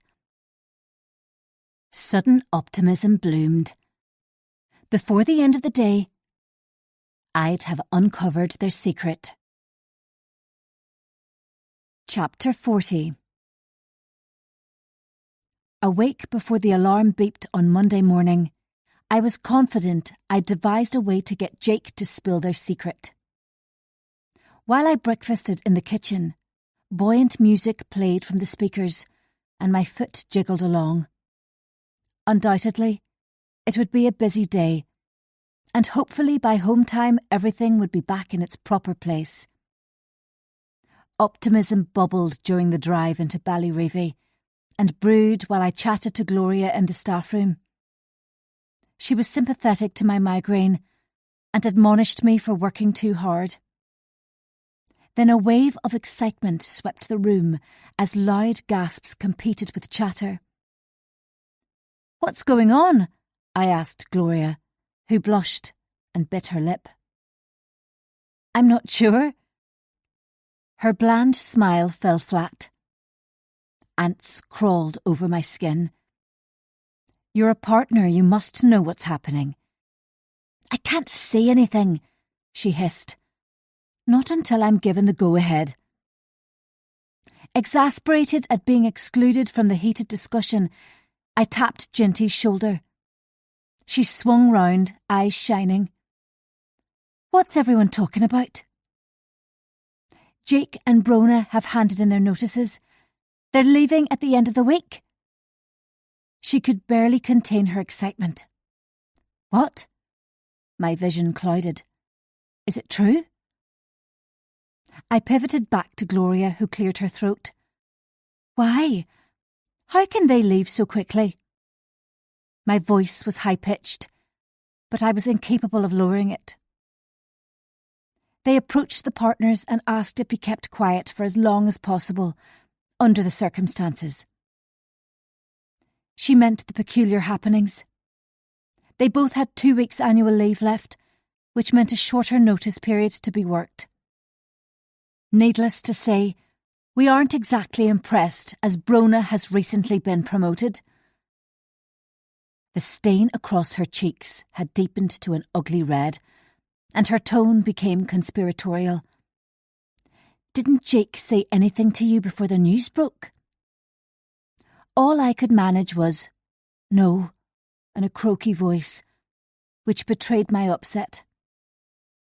She placed a comforting hand on my forearm, which I resisted wrenching away with difficulty, dangerously close to losing my cool. Either I would cry or squawk my torment. Jake's treachery pained my heart. He could have forewarned me, but instead had secreted it from me and left me to find out with everyone else. Conversation around me quietened, and faces glazed as my fantasy collapsed around me. He loved Brona, and our friendship meant little to him.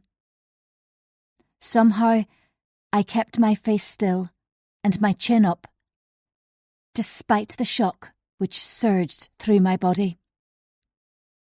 When Brona strutted into the staff room a short time later, her arrogance and loud giggle inflamed further. "It seems we surprised you all." She flipped her hair and dissolved into giggles. "Have you another job lined up?" Ginty brazenly demanded. Brona's smile vanished, and her gaze slid away to the left. "Not yet." It rang false, and I detected a lie. She didn't want anyone to know, so she couldn't be followed. Dismay replaced astonishment. This had been carefully planned for some time. The Thunderbolt revelation had simply been announced sooner than they'd predicted. Jake came into the room behind her and slipped an arm around her waist. He winked at her, and the corners of his lips turned up. Then he said something into her ear, and she stroked his face tenderly. They didn't care what people thought, and were immune to the smirks. Jake made eye contact with me then, but I looked away, unable to affect either enthusiasm or enjoyment. The weight of their dishonesty was a heavy burden to bear. Unable to witness their show, I strode from the room, ignored my name being called, and blindly groped for my consulting room door. The air singed my lungs as I buckled onto my chair, and the ground rose to meet me. I laid my head on my arms to settle the wooziness as the walls closed in. Hysteria hovered as I processed it all. Jake and Brona were leaving, going somewhere unknown. I inhaled slowly, counted my breaths, and steadied my nerve. When my sight cleared and palpitations eased, I could think lucidly. This was nothing but a blip. It would be easy to ascertain which practice they moved to after all. Northern Ireland is a small place, and GP practices communicate regularly. I leaned back in my chair and prayed Jake wouldn't come to find me. The news needed to sink in, to become real before I could decide on the best course of action. It was then I remembered the last item on the to-do list in my kitchen drawer, one I had written weeks ago, but delayed carrying out. Now, they'd pushed me too far. It was time.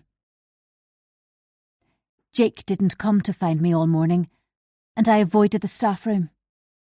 At lunchtime, I strolled around the park, disinclined to get involved with planning their leaving lunch on Thursday. Ginty had emailed staff with instructions about gifts, organising food, and buying "Sorry You're Leaving" banners. Although glad to see the back of Brona, my colleagues were genuinely sorry Jake was going too. He was hugely popular and considered fair, as well as being exceptional at his job. He made everyone feel special, which was both a talent and a failing. A talent, because everybody felt valued by him. A failing, because some people made the mistake of assuming they meant more than a mere work colleague. Furious with us both, I paced along the path beside the river and relished the sudden downpour. Rain soaked my clothes and stung my face, but I didn't care. Muddled emotions chased around my head, and I was afraid to return to the surgery until I'd worked off my nervous energy. I was furious with myself for having read more into our connection than Jake had meant. Then I raged at him for knowingly abusing my friendship and trust. When I arrived back at the practice, my anger was controlled, and I chatted normally with Ginty. If Jake came to find me, all well and good. If not, I wouldn't seek him out. The afternoon surgery was agonisingly slow, face after face, ailment after ailment. At the end of the day, I had no idea who I'd seen, what I'd prescribed or notes I'd documented. When the knock came, it came was soft and hesitant. I steeled myself and called him in. His mouth was a thin line, eyes skittish. It gave me no pleasure, but I wouldn't make it easy for him. Instead, I was entitled to be dazed by their news, to show some degree of hurt. It would be odd if I didn't. "Hello." I pointed towards the chair usually reserved for patients, and he sat with a frown. "Hello. I wanted to talk to you." "Really? What about?" He inspected his fingernails. "I'm sorry we didn't confide in you about leaving yesterday. We didn't want the news to get out and preferred no fuss." "You owe me nothing, Jake." I was glad my tone was firm. "You clearly had your reasons for keeping it a secret, so it's not a problem." Quietly he replied, "I'm sure you understand why we didn't want it to be general knowledge. We were afraid Brona's stalker would find out and cause trouble." I almost recoiled but didn't betray myself with even a shudder. The silence between us grew uncomfortable, and I filled it with inane words. Finally, the burning question. "Have you new jobs lined up?" His gaze flittered away and my stomach lurched. He wasn't going to tell me. He didn't trust me. What remained of our friendship shattered into minute shards. I scrambled for my dignity, murmured not to worry, and of course I understood, as my blood pumped in a frenzy around my overheated body. The scales had fallen off, and it was bitterly obvious. When they left, they wanted no one to know where they were going, bar the partners who'd write their references.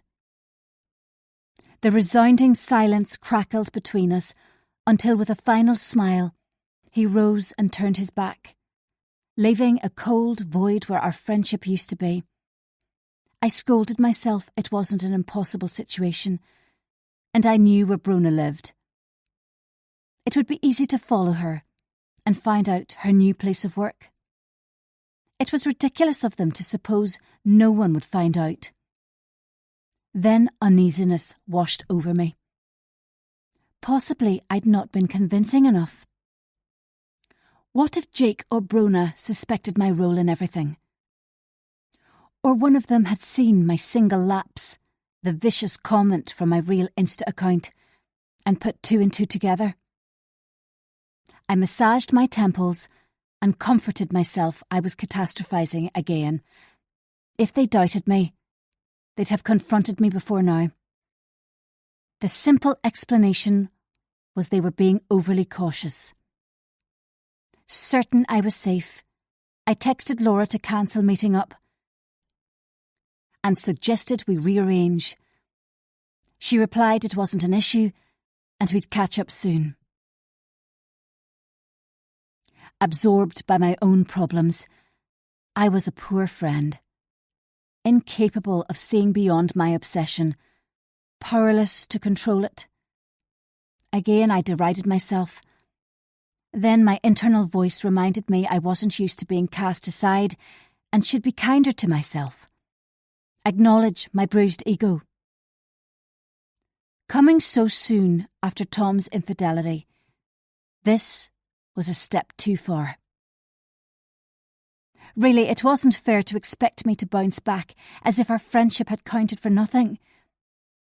Resolute and determined, I switched off the computer.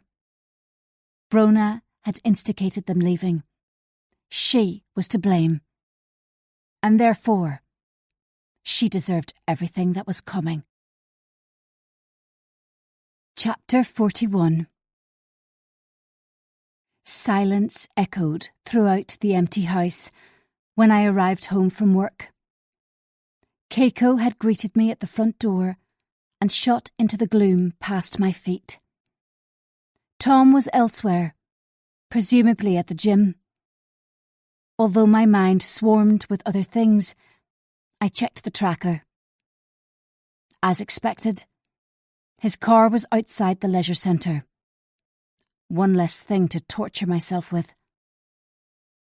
Before I changed my clothes, my attention was taken by the darkening sky through the kitchen window. From force of habit, I closed all the blinds. Miranda could be hiding amongst the trees, planning her next move. She'd become a paltry nuisance when faced with the awfulness of the day's news, but I couldn't shake the feeling of being watched. I trudged upstairs, stripped off my work clothes, and caught sight of myself in the full-length mirror. Dark rings under my eyes. Deep creases lined my face, and silver threads streaked my hair. Who was I? The cowed daughter? The wronged wife? The vengeful friend? Once my self-confidence had brimmed over, now I was wrecked with self-doubt. Brona had ruined everything, driven a wedge between me and Jake.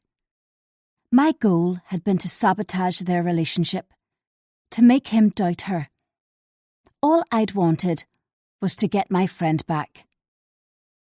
Aggravation ebbed away, replaced by despair. Exercise beckoned, so I dressed for a run and tied my hair out of the way. For the first time in years, I considered cutting it into a bob. Then I snarled as Brona came to mind. A bob would be too reminiscent of her. My route would take me past Jake's, to see if her car was parked outside. If it was, I'd sneak behind his house and watch as they laughed at me and connived their next escapade. An hour later, I arrived home to find Tom cooking pasta and singing tunelessly along to the radio. The endorphin rush from exercise always cheered him up, and I reached my arms around him, inhaled the scent of his shower gel, and hid my expression. His skin glowed, muscles bulged, and I fleetingly chided myself for getting distracted by another man. My dreams were vibrant that night. And when I woke, a sweaty sheen coated my skin. A sliver of moon pooled on the bed, the single beam of light in the blackness. The dreams faded, but left a pit of alarm in my gut, and it took a long time for me to doze off again. Next morning, I presented Tom with his birthday gift and informed him a table was booked for dinner at his favourite restaurant. A grin split his face when he ripped open the paper to find a new Tudor watch. Unquestionably, he believed I deliberated long and hard before purchasing it. But he would be wrong. I'd chosen it online because I was lazy and disinterested, and the shop delivered to the house. All day in work, I kept to myself and avoided both Jake and Brona. Sandwiches were eaten at my desk. I sneaked into the unoccupied staff room to make coffee and left promptly at 5 o'clock. It was almost unheard of to finish on time, but I'd worked through lunch to get ahead of referrals and notes. Not one person sought me out. No one asked if I was okay, or why I was missing from the usual morning and break time chit-chat. Disillusionment left me tetchy. My temper simmered on the drive home, and I longed to put my feet up in front of the television. However, I had to drive into Belfast, as it was Tom's birthday, and behave as if everything was rosy, not grey and desolate. Fatigued both by emotional duress and poor sleep, it crushed me that no one cared. Tom was already dressed in chinos and an open-necked shirt when I arrived home. His hair was damp, and he'd nicked his chin shaving. My annoyance decreased, and I resolved to be on my best behaviour all evening. It wasn't Tom's fault I was unhappy.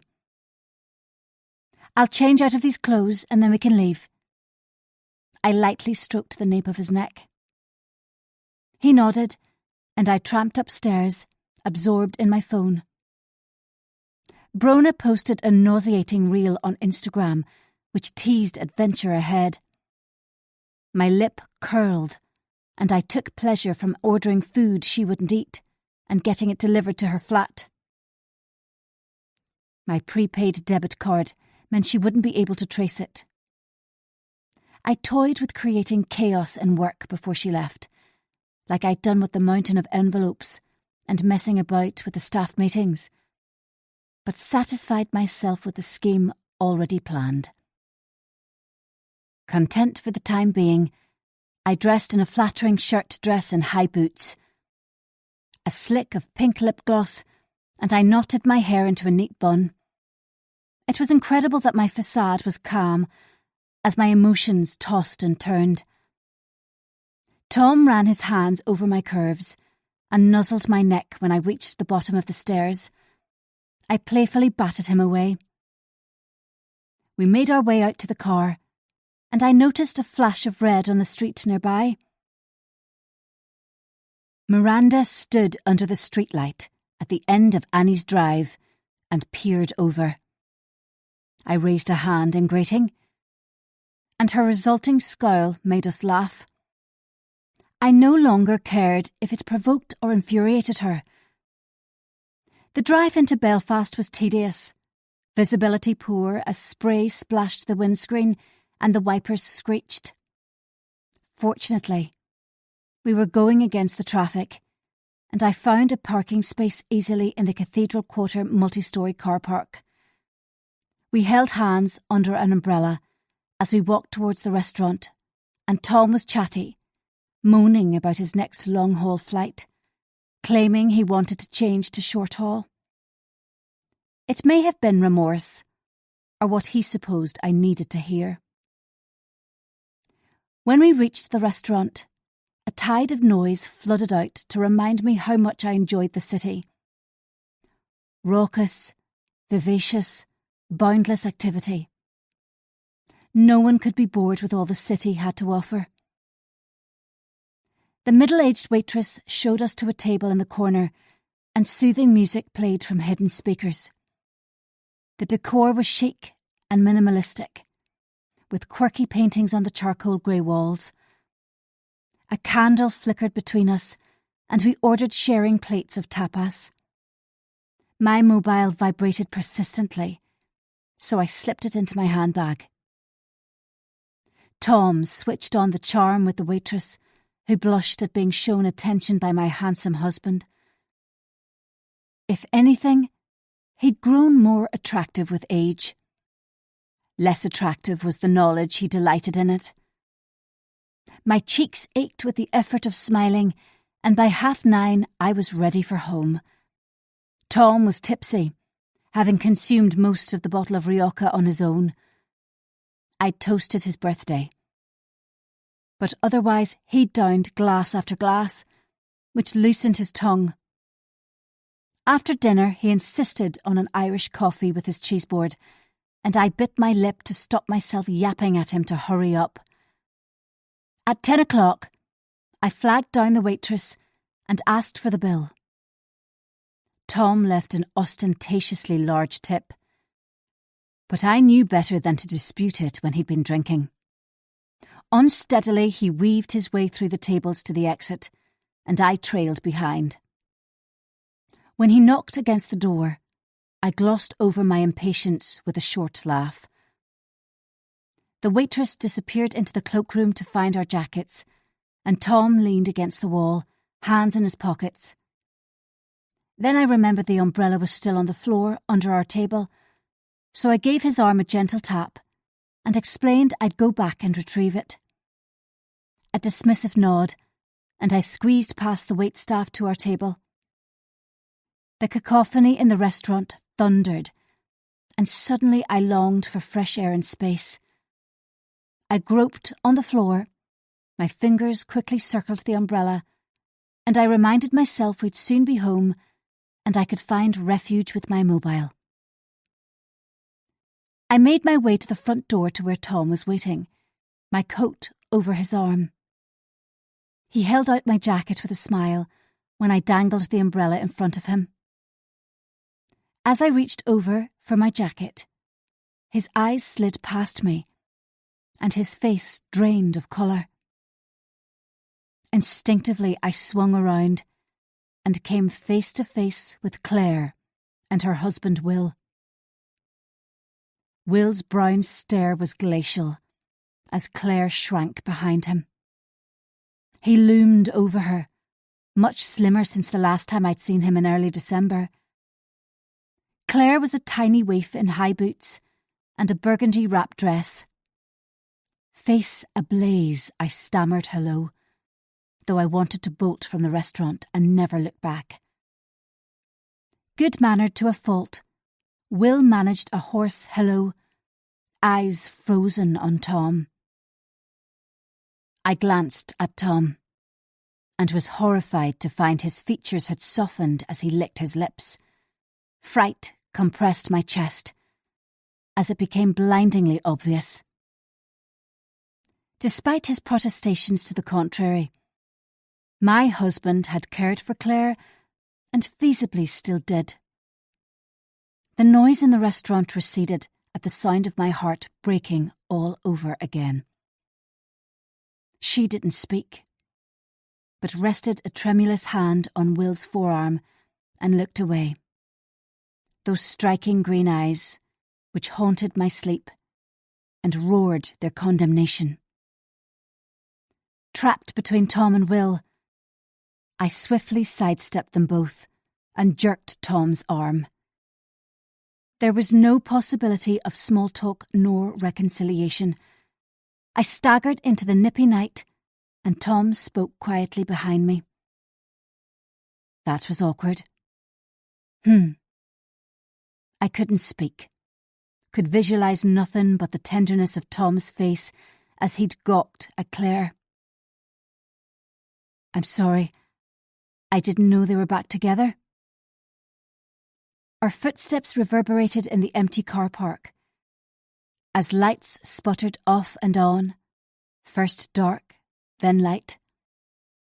Silently, I unlocked the car and opened my door.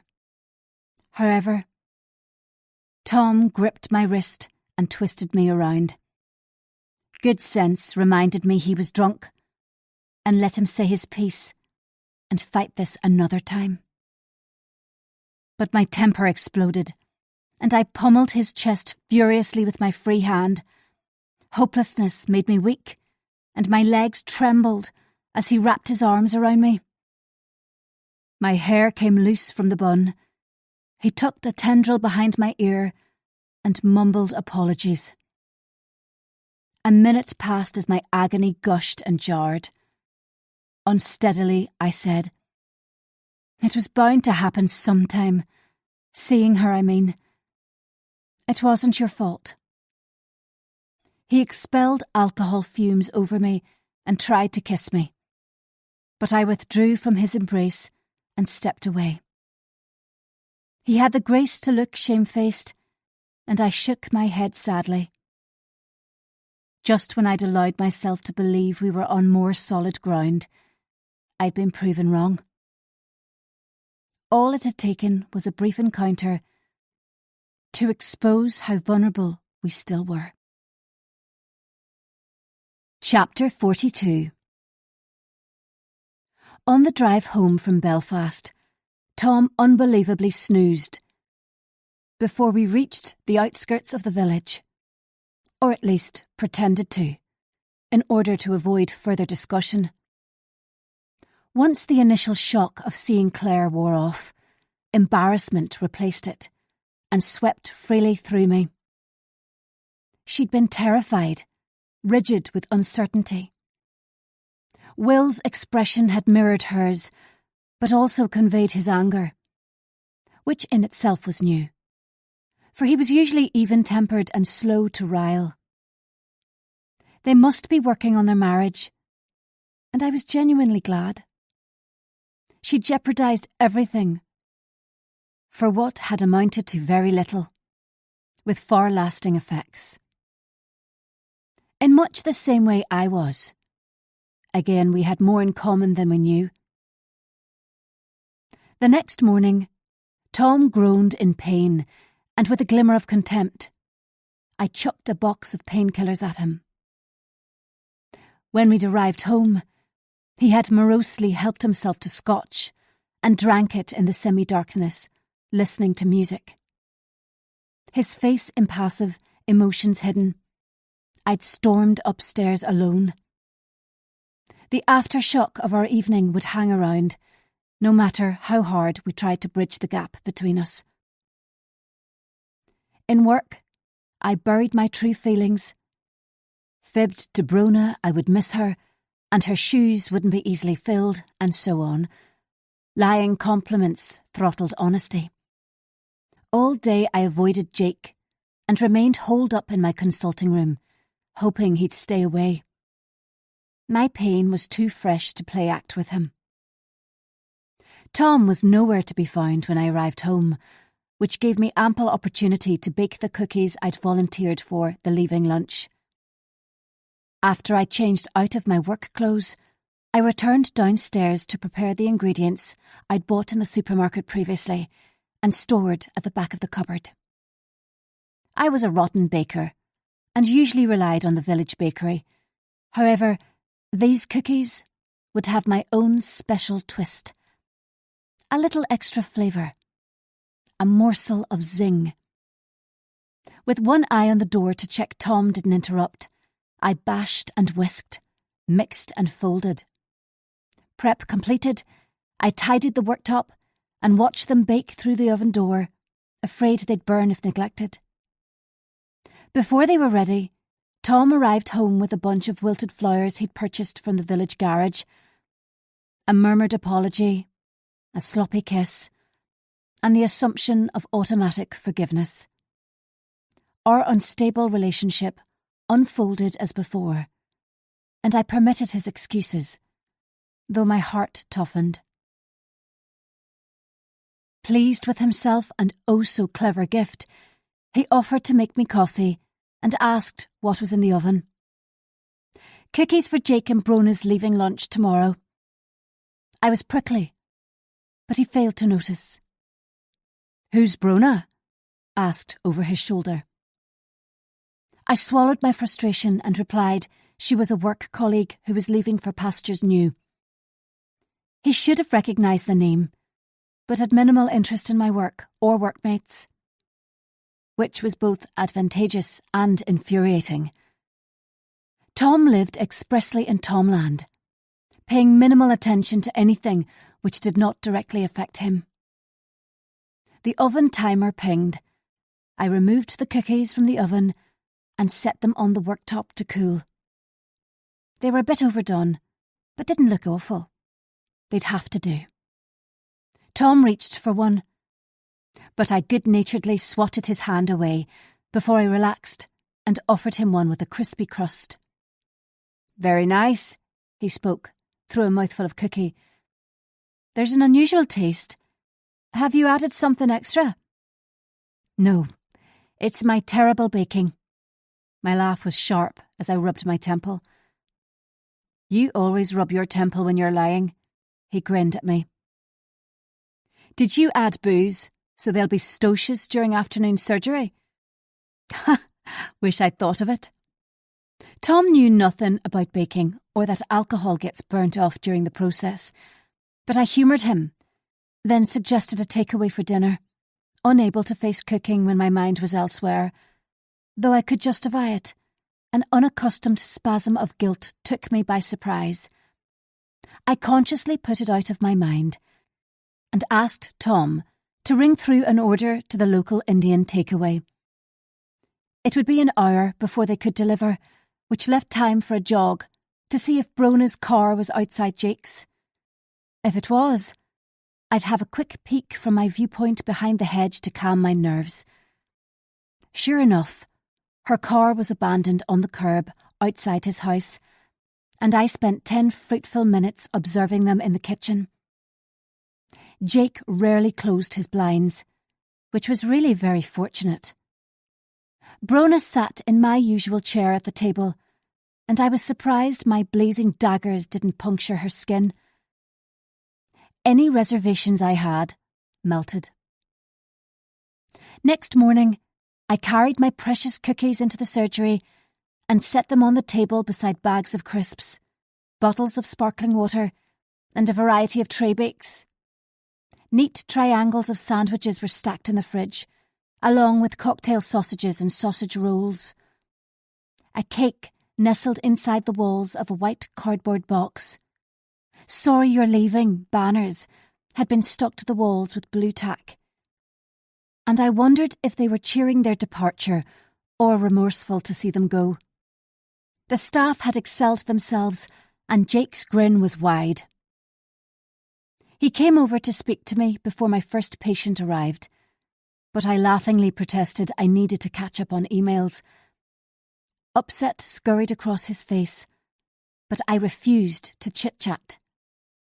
It would be difficult enough to keep my emotions hidden later, when they were presented with their leaving gifts and cards. The morning was interminable, each patient an imposition, each referral a chore. At long last, it was 12:30, and we gathered in the crowded staff room. Chatter, laughter, and anticipation tinged the air. I stood guard near the table, nervously observing, quietly watchful, too on edge to eat much. My paper plate was piled high with food. However, the squashy tomatoes had bled into the white bread, leaving them soggy. Finally, Brona waltzed in, stilettos tapping, lips pouting. She filled her plate with sandwiches, though hardly nibbled them. My shoulders ached with tension as I lost heart. Possibly she had no appetite, and would leave the rest of the spread untouched. Then she reached forward for one of my cookies. Slowly, she raised it to her lips. But before she could bite down, an involuntary holler burst from me. "Brona, stop!" Her head swung round, and she halted with the cookie halfway to her mouth, an expression of shock on her face. Around us, the room quietened in response to my exclamation. Good wrestled evil, and ultimately, good won. It was the culmination of many weeks, despair, and yet I stopped her from eating my peanut-laced cookies, painstakingly prepared with her allergy in mind. Wisdom surpassed my need to harm her. "I'm sorry," I gibbered. "I'm worried there could be traces of peanut in the cookies.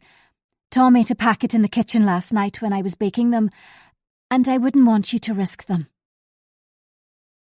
My voice died as she dropped the cookie as though poisoned. Ginty saved the day by exclaiming how lucky it was I'd spotted Brona in time, and my colleagues agreed. But a tingling sensation on the back of my neck caused me to glance over my shoulder. Jake's penetrating stare was pinned on me. Lips compressed, his scowl was unmistakable. My smile was timid, and when it wasn't returned, anxiety soared. Did he suspect? Deliberately, I swiveled away from him as warmth spread across my chest. The babble quietened as Gloria banged a spoon on the table and made a short speech wishing them all the best for their new beginnings. A toast was raised and the cake cut, gifts handed out. Almost as if it were a wedding. Afterwards I didn't dawdle, but dashed back to my consulting room, where I shut the door and flung myself into the chair. The memory of Jake's tense expression bored into me. My hands trembled as I replayed it all, and I was certain he had doubts. I'd have to speak to him before I left today, to suss out if my worries were unfounded or very real. At 5, my last patient gathered up her belongings and exited with thanks. Minutes passed until the expected knock at the door. I steadied my nerve and called him in. Whatever had darkened his expression earlier had been replaced by a dry smile. He didn't take a seat, but rested against the door in his familiar position. A pang of nostalgia quickly extinguished when he cleared his throat. His fierce blue glower burned intently as he dived straight in. "It was lucky you noticed Brona and your cookie. You know how highly allergic she is." "Yes, thank goodness." My tone was casual. "I suddenly realised there was a small chance the cookies could have been contaminated. Not so small a chance since I had crushed the peanuts into powder and intentionally added them to the mixture." He rubbed the toe of his shoe along the lino and scrutinised me. Instinctively, I rubbed my temple, until I recalled Tom's flippant remark about it signifying a lie. My hand dropped onto the table as the silence grew toxic between us. "It must be strange not having to come into work tomorrow," I prattled, desperate to thaw the cold atmosphere. "It is." "Well, good luck with everything. I look forward to hearing all about it." He didn't respond, but folded his arms across his chest. The deadly hush told me everything I needed to know, and my eyes smarted. He might not know exactly what I'd done, but he had suspicions. Fear clawed me. Without another word, he left me alone and scared in my room. Our friendship in ruins. My heart in pieces. Chapter 43. I spent a sleepless night as the leaving lunch fiasco rebounded in my head. Brona's look of dismay when I shouted her name, Jake's quiet fury, the deafening silence as he turned his back on me. Though I soothed myself there was no harm done, I recalled the lines etched between his brows and down-turned mouth. Tom slept the sleep of the innocent beside me, and I dozed off sometime after 4. I'd forced myself to speak to Brona before I left work, and wrapped her in a hug and wished her the very best, though the words had obstructed my throat. I wished I could hiss and spit my true feelings, but years of withholding emotion held me in good stead. Naively, she thanked me for being a good friend, and I smothered my mirthless laugh at her gullibility. Friday morning dawned cold and overcast, and mist blanketed the hilltops. A headache had settled behind my eyes, which were gritty and dry. Tom was on standby, but unfortunately the phone hadn't rung, and his guilty conscience insisted we spend the day together. A walk by the sea, followed by lunch. I unwillingly agreed, although would have preferred to focus on my phone and social media, to check if Brona slipped up and leaked her new place of work, or make sure I didn't miss a message if Jake contacted me. No such luck. Tom stifled me and was attached like glue all day. The walk he suggested was on a beach halfway between the village and the north coast. We had lunch at a neighbouring cafe, taking a table by the window. My heart constricted with guilt as Flora appeared. That was why he'd been so insistent we eat there. I berated myself for my selfishness and concealed my discomfort with a laugh. Lunch was lovely, Flora happy, Tom self-righteous, and throughout, my phone vibrated face down on the table. It took all my willpower not to grab it and tear into the toilets. It was getting dark by the time we returned to the village. Light drizzle gave the world a soft glow, and I anticipated going for a run. Then I would hide behind the hedge and watch my nemesis as she laughed and conversed with Jake in his kitchen. However, Tom was sulky at my suggestion of a jog and moaned so much I gave in and watched the television with him in the living room. An old movie played as displeasure gushed and impatience nipped. Thankfully, my prayers were answered when his phone rang and he learned he would have an early flight to Doha in the morning. Ecstatic at the prospect of a day alone, my smile was genuine. I could endure him for another few hours, then tomorrow would be spent doing exactly what I wanted, with no demands. Next morning, I woke refreshed and more positive.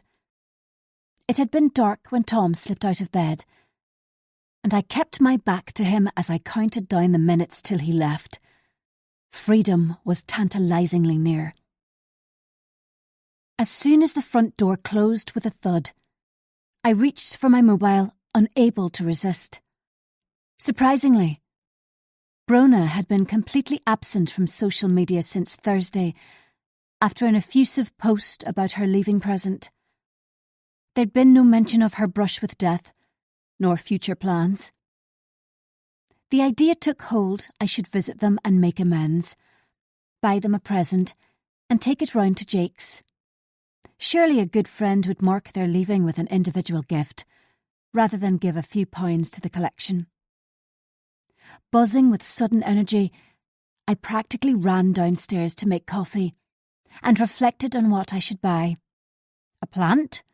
Oh, too boring. A picture. Then I remembered Jake's bare walls. Coffee mugs, with something cute like best friends are forever. Insincere, but it had potential. There was a gift shop in Ballyravy. There was bound to be something appropriate. My good humour evaporated with each bite of toast. Brona no longer being in my workplace would be a nuisance, as I'd have no opportunity to spoil her work or keep one step ahead of her plans. Immediately, I was furious with both her and Jake, for their duplicity and their coupledom, for deceiving me. Really, they didn't deserve a present. They deserved my temper and my disappointment. A shower diluted my nerves, and as I dried off, I reverted to my original idea. I'd buy a gift and take it around after lunch. The last thing I wanted was to visit too early and catch them half naked.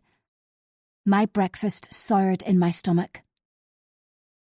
I spent a bad-tempered 20 minutes selecting a present, which would imply sadness, but in reality meant nothing. You are dead to me.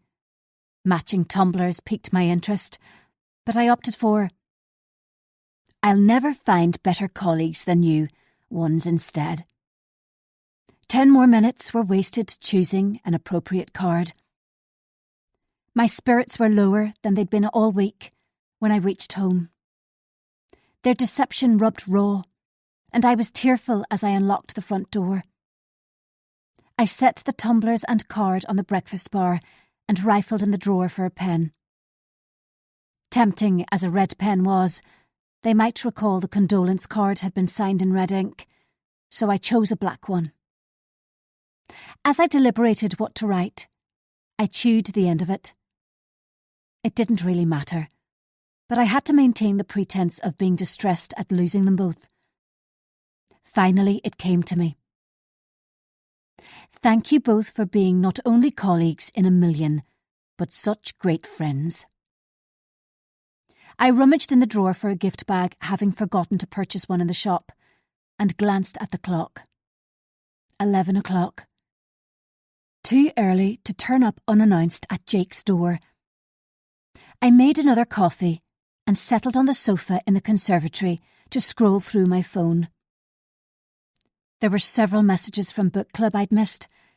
I'd become so self-involved over the past few weeks. My friends had been relegated to the bottom of my priorities. Sheepishly, I read them. Annie had been back to the breast clinic after finding a lump. Thankfully, she'd been given the all clear, and I texted an apology for my lack of reply and to express my delight. Laura was excited about a long weekend to Edinburgh with Sam at Easter. Kate had been whinging about her kids. No mention of Miranda, nor David. Just the usual litany of complaints about her children. Normal, everyday stuff, which had become irrelevant as my fixation with Brona had grown. Keiko jumped up on my legs, and I absent-mindedly stroked her while considering everything. For too long, I defended my behaviour as reasonable, convinced I'd been the injured party. Rarely and usually in the wee hours of the night, I had doubted myself, troubled I was taking it too far, afraid she would learn I was behind it, and would turn Jake completely against me. Ultimately, though, I'd never been uncovered. Until now. A flashback of Jake's steely glare chilled me. Did he suspect me? Nerves fluttered as I recited it was too insubstantial, not provable. Our relationship and the situation was still salvageable. Once again, I scrolled through my mobile. Brona's lack of posts was glaring. Nothing since Thursday. Worry burrowed deep. It was time to go to Jake's house and confront them both. This state of limbo was unbearable. Before I left the house, I cleaned my teeth and applied some makeup, plaited my hair, dressed in flattering skinny jeans and a loose top. I pushed my feet into boots, lifted my coat and slammed the door behind me. A subdued sun split the clouds, and I hurried down the street, keen to get this over and done with. Then I could regroup and plan my next course of action. The street was empty except for some children on scooters, whom I avoided crossly. Once I reached Miranda's house, I defiantly glared at her front window and imagined her ogling as I threw my head back. Down the path I strode, until I reached Jake's street. From this viewpoint, I could see no cars in his drive. It was empty. Instantly, I was incensed, having expected them both to be there. And once again, I rebuked myself for having assumed, not checked. A hesitation. Then I lifted my phone out of my pocket and walked on. I'd messaged Jake to find out what time they'd be home so I could return with their gifts. When I formulated a light-hearted message, I pressed send. By now, I'd reached his house and could see something was different. It took a few moments to realise what it was. The vertical blinds in the front room were missing. Perhaps Jake had opened them to allow in more light. I continued walking until I reached his driveway. Something else was wrong, but I couldn't put my finger on it. Then the slow realization: there were no curtains at the bedroom window. Unable to stop myself, my feet carried me down the driveway until I reached the front door and rang the bell. No answer. A glance over my shoulder to establish no one was around. Then I stepped onto the path which ran along the front wall. When I drew level with the living room, I gasped aloud. The room was empty. No furniture at all. What on earth was going on? I continued down the path until I reached the bedroom window. Again the room was empty. There was no furniture, clear shelves and blank walls. Horror overwhelmed me as it became horribly clear. Jake had moved out. Without telling me, nor confiding where he was going. The enormity of his deceitfulness gradually sank in. My last chance to redeem myself smashed around me. Chapter 44. I stumbled home from Jake's empty house, mind reeling. He was gone. He must have moved out yesterday when Tom had driven me miles up the coast for our walk and brunch with Flora. I hated Tom then, for interfering in my life and leaving me lost in a sea of regret without a lifebelt. Where could Jake have moved to? How could he have left without telling me? His betrayal struck me like a physical force. Unable to think straight, I wondered if I could drive to Brona's flat to speak to her. Maybe she'd slip up and reveal their plans. Spots flashed before my eyes as I searched for my car keys in the drawer. My fingers closed around them, and I gave myself a severe talking to. It would be a terrible idea to storm over and make a fool of myself. All was not lost. I was one step ahead of them, despite their best efforts. They wouldn't get rid of me so easily. I must be reasonable and clear-headed, not irrational and rash, which could lead to disaster. I sagged onto the kitchen chair and took a few deep breaths. I hadn't got to where I was today by allowing emotions to cloud my judgment. Alarm tamped down. I checked my phone. My last message to Jake was unread and unanswered. I questioned my next move. A text to Brona would be best, to let her know I had a present for her, and to suggest I pop over with it. It took 3 attempts before I was happy enough with my message to press send. 10 minutes later, she still hadn't replied. To occupy myself, I scrolled through social media. First I checked Brona's Insta. My heart plummeted. This account is private. There must be some terrible mistake. She was addicted to social media and her follower count.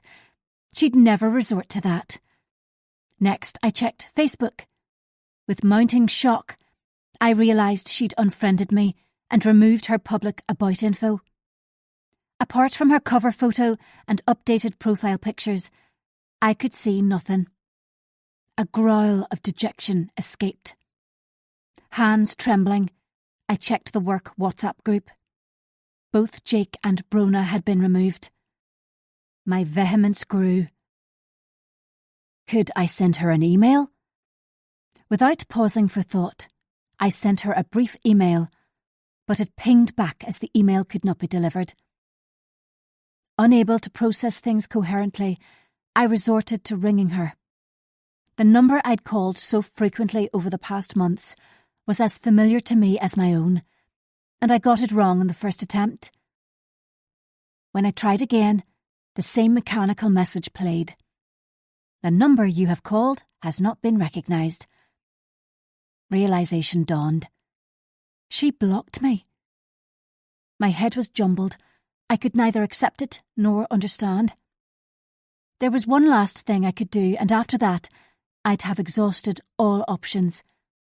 I must go to her flat. If she wasn't there, her sister probably would be, and hopefully I could speak directly to her. Fake concern, feign friendship. Then I'd learn Brona's plans without drawing attention to my reasons. Logically, I was in no fit state to bang on the door of the flat and make small talk, but had to do something. Ideas swirled and churned, but nothing made sense. Coherent thought had been superseded by panic and dread. 2 things I was certain of. I must not reveal I knew Jake had moved out, or that Brona had blocked me. Simultaneously frightened and enraged, I cursed aloud. It wasn't fair.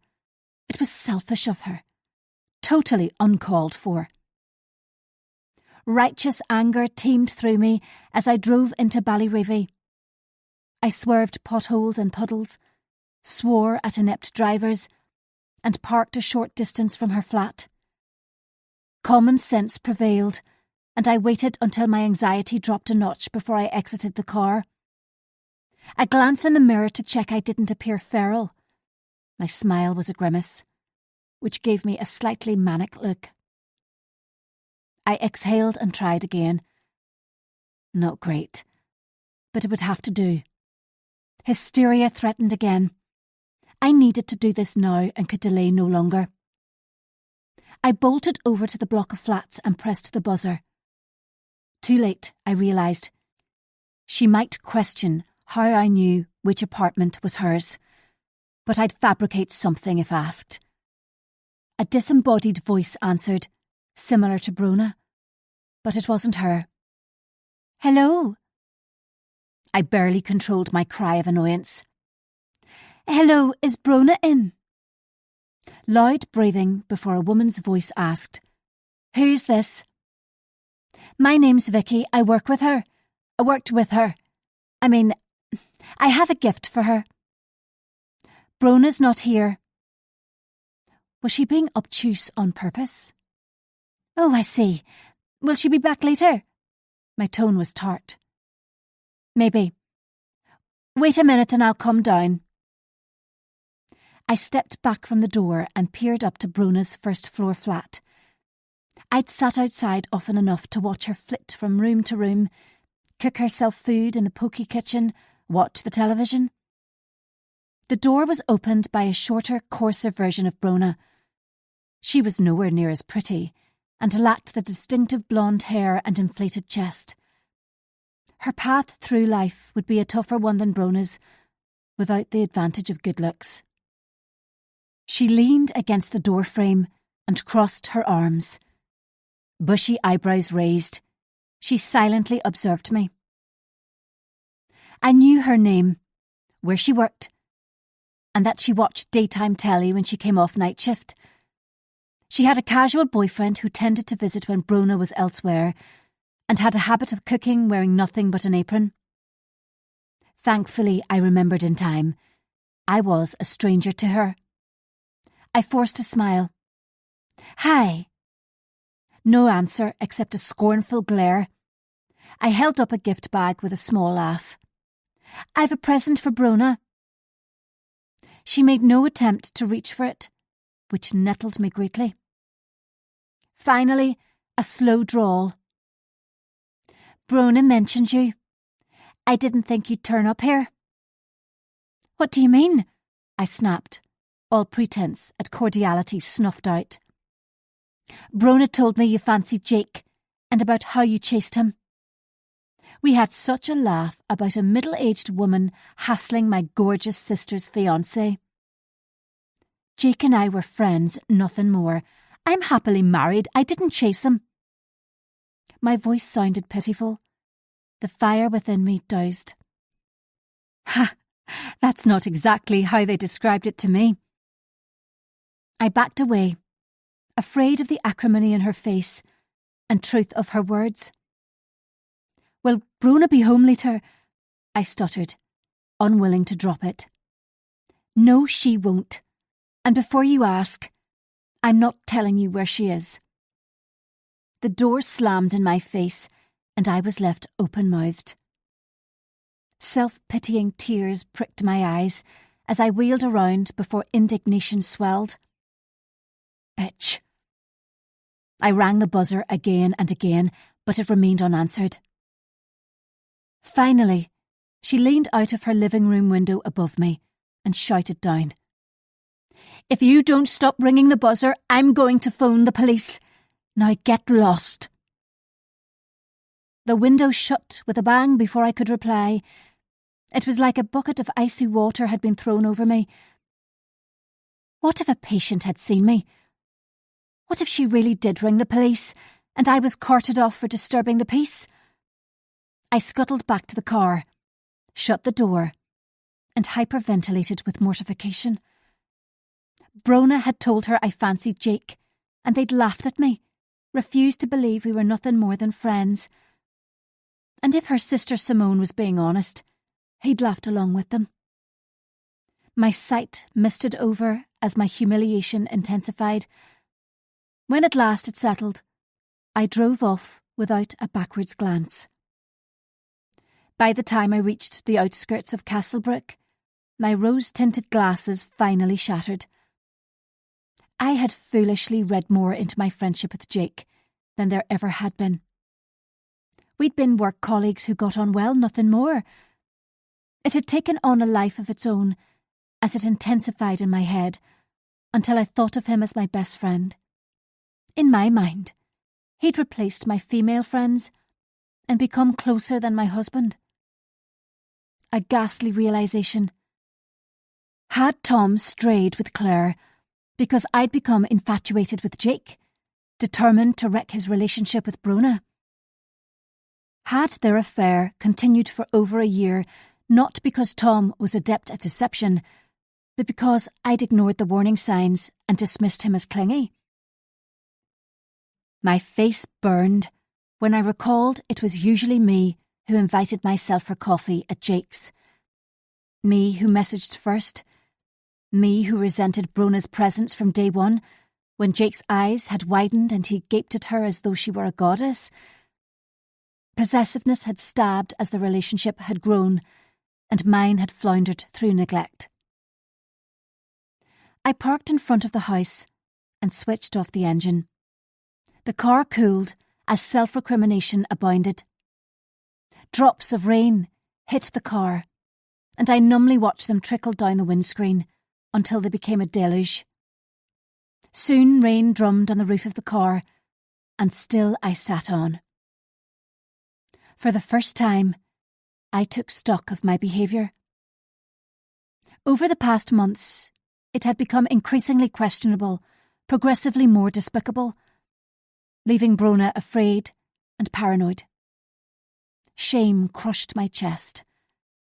My friends and family would desert me if they learned what lay behind the mask. I'd always prided myself at helping others, caring for the underdog in an effort to wash the sins of my teenage years clean. And yet, I'd sunk lower and acted more appallingly than I ever thought possible. Perhaps it was unforgivable.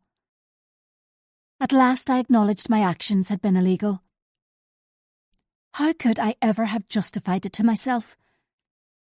I started the engine and reversed out of the drive.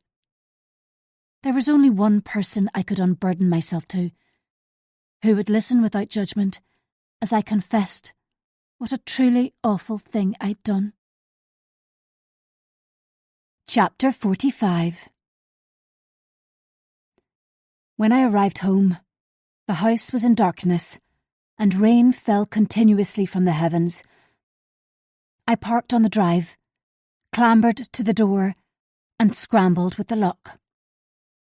Keiko barreled out from beneath a bush and straight into the hall, crying for food.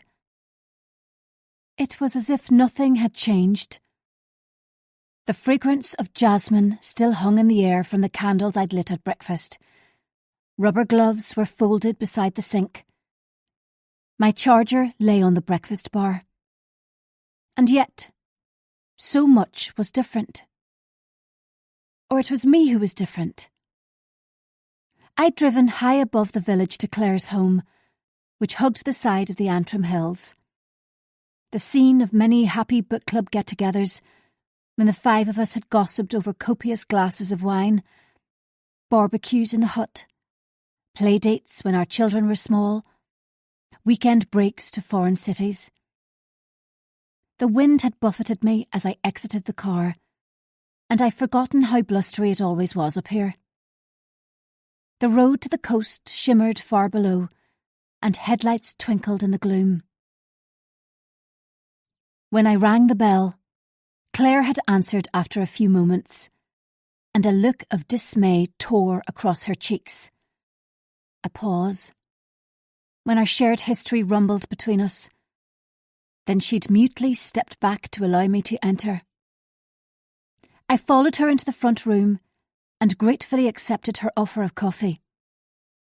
My eyes whizzed around when she disappeared into the kitchen, to allow both of us to catch our breath.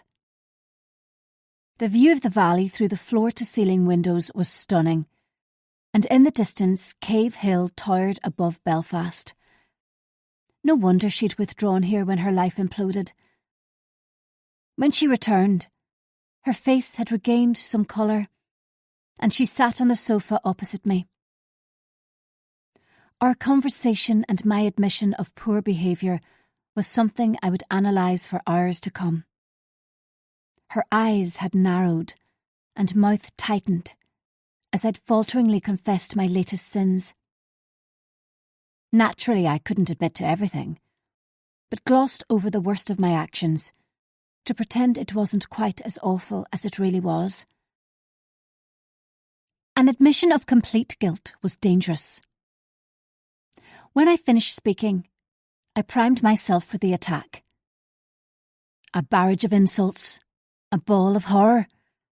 However, rather than deride me, she made a comment about menopausal madness, Laura's favourite excuse for bizarre midlife behaviour. "Why did you tell me?" she asked later as I rose to leave.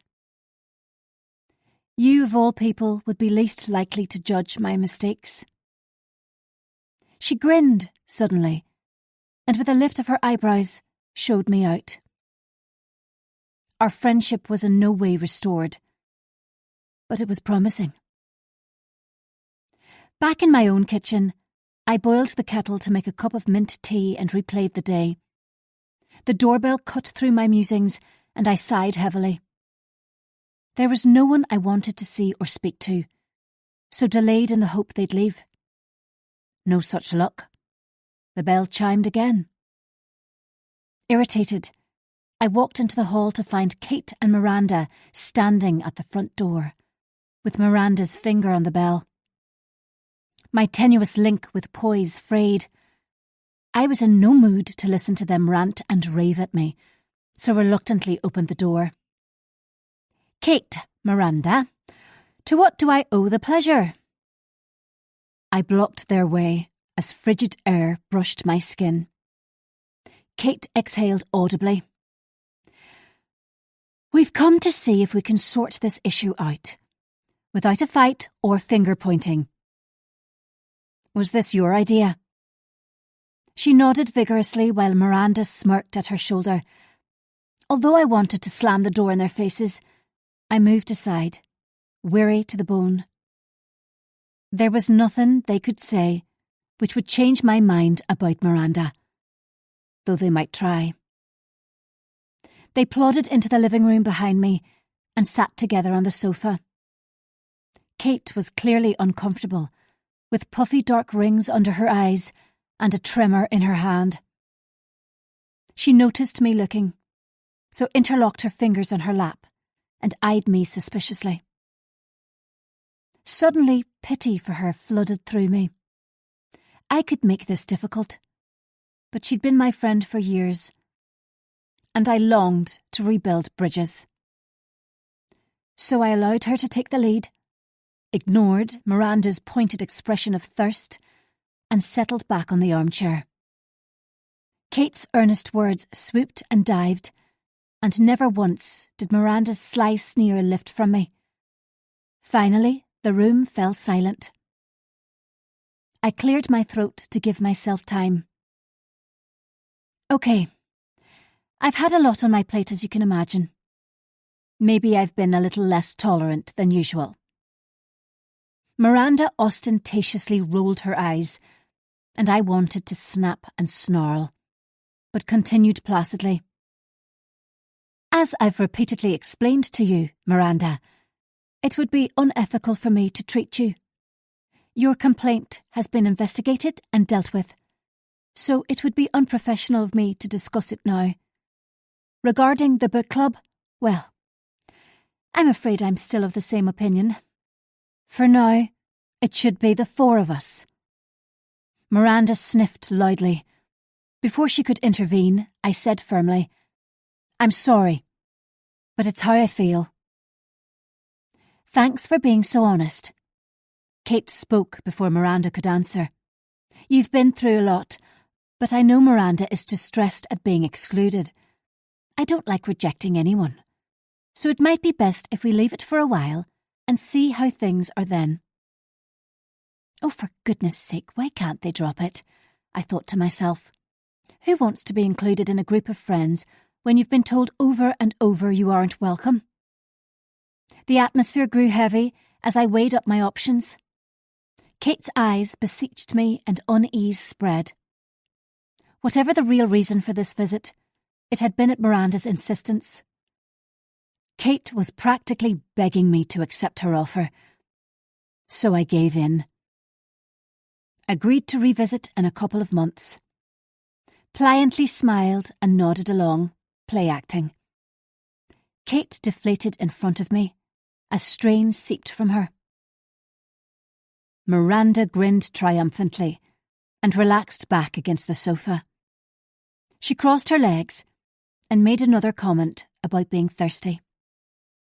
My hands curled into fists and I took no notice. It was another 15 minutes before they stood to leave, though I could scarcely bring myself to converse. Annoyance at the imposition and the beginning of a headache made me short-tempered. Miranda was ruthless, chatting and smiling, though Kate grew quieter and more reserved. In that moment, I wondered why Kate persevered with this friendship, when it had given her nothing but trouble. At the front door, Miranda smiled patronisingly and clamped her hand to my forearm. I wanted to shake her off angrily when her sticky fingers pressed too long. Kate hugged me and whispered her thanks into my ear, so low Miranda couldn't hear. When she pulled back, I caught a whiff of something sour on her breath, with a smidgen of mint. Again I wondered what exactly she was hiding, but with Miranda's hawk eyes on us, I had no choice but to leave it unasked. Something was amiss with Kate. There was no question about it. She was jumpy and nervous. I planned to visit her soon to get to the bottom of it. I stood in the doorway and watched as they made their way down the drive. Miranda had looped her arm possessively through Kate's and threw me a contemptuous look before they disappeared onto the street. "Bye, Vicky," she called over her shoulder. "See you soon." I heaved a sigh of relief as they disappeared, leaving me alone on the doorstep. I was about to shut the door when the postie appeared. "Got a parcel for you." She wagged a long rectangular package at me. "Thanks." I reached for it and glanced at the address label on the front. I'd not ordered anything recently, so wondered what it could be. The door shut with a soft click, and I returned to the kitchen, where my blank phone screen taunted me. I deposited the package on the breakfast bar, attention already drifting. I'd open it in a minute. As I reboiled the kettle, I mulled over the day. Claire, Kate, Miranda, Jake, Brona. Anxieties and worries ran amok, though I attempted to contain them. It was exhausting inside my head. I carried my mobile and a mint tea into the conservatory, where I settled on the sofa. There I checked my messages, WhatsApp, social media. There was no communication from either Jake or Brona. Possibly by now, Simone would have informed Brona I'd visited the flat, and the three of them would snigger about the foolish, middle-aged doctor who supposed herself to be Jake's best friend. My heart was sore at them ridiculing me, and the panicky feeling I'd experienced earlier returned fiercer than ever. In an effort to slow my speeding pulse, I flung my phone aside and padded into the kitchen to put my cup into the dishwasher. My head throbbed, and I rifled in the drawer for painkillers. It was then I spotted the parcel which had been delivered earlier. I'd forgotten about it in my haste to check my phone. I swallowed 2 painkillers with a glass of water and carried the package into the conservatory. There I ripped it open and tipped it upside down to extract the contents. The calendar I'd sent Brona a few weeks ago fell onto my lap. I shook the envelope and groped about inside. It was empty. Nothing but the calendar had been sent to me. It was open at December, at the photo of the practice car park with my car beside Brona's. There was no message, no indication why it had been sent. I stared at it, puzzled, until my sight cleared, and it became dazzlingly clear. Jake had worked everything out. Chapter 46. A gasp of dread as I stared at the photo. There was nothing amiss at first. A car park, 2 cars parked under a window. But someone, presumably Jake, had taken a pencil and lightly circled an image in the centre of the window. It wasn't distinct, but if you studied it carefully, the reflection of a person holding a phone became obvious. Indisputably, the person who'd taken the photo.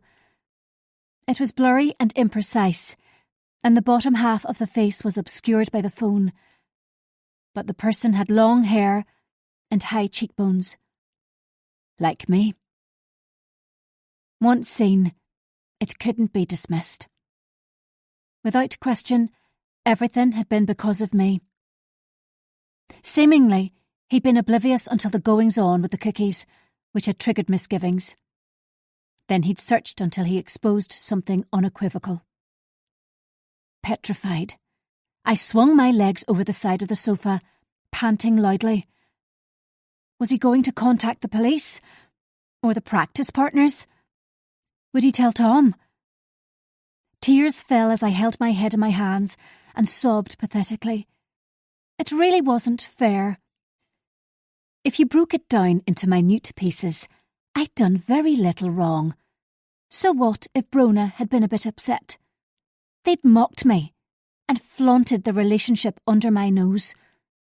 She'd deserved it. After a time, my emotions stopped thrashing around. There was no way to prove anything. They'd absconded together, to start afresh. If Jake had gone to the police, they'd already have knocked on my door. There was no evidence of my wrongdoing. Somewhat placated, I ripped the calendar in half and carried it outside. Darkness had fallen, and the wind was bitter, but the rain had stopped. I glanced around, half expecting a flash of red to leap out from behind a bush, but the garden was empty. I struck a match and held it to December. If there was no calendar, there was no proof. Flames licked the page, and I dropped it onto the path, where it burned until there was nothing except ash. I did the same with the rest of the calendar, then swept up the remains and emptied them into the bin. Though I was weirdly calm as I returned indoors and locked the door, I shivered as I closed the blinds. I washed my hands in the utility room and longed for a bath to warm up. First, though, I poured a glass of brandy, which my father swore was good for shock. Remembering my father, a pain snagged under my ribs. I couldn't dwell on him when I had enough to contend with. With the brandy in one hand and my phone in the other, I climbed the stairs and plodded into the bathroom. As I waited for the bath to fill, I sat on the closed toilet seat and sipped the brandy. Both Jake and Brona were gone, and assumed they'd left no trail. By sneaking away and moving elsewhere, they hoped Brona had been freed from what they perceived as harassment. They'd never know for certain if it had been me behind it all, especially since the evidence was now destroyed. It wasn't stalking. Stalkers were people with no self-control, no willpower, and I had both in abundance. Really, they could do their best, but they'd never avoid my attention. It was an itch within me, nothing else could scratch. I stripped off and sank under the water. A groan of pleasure, then I opened the tracker app on my phone. Not the one I had hidden in Tom's car, but the second one I'd purchased at the same time.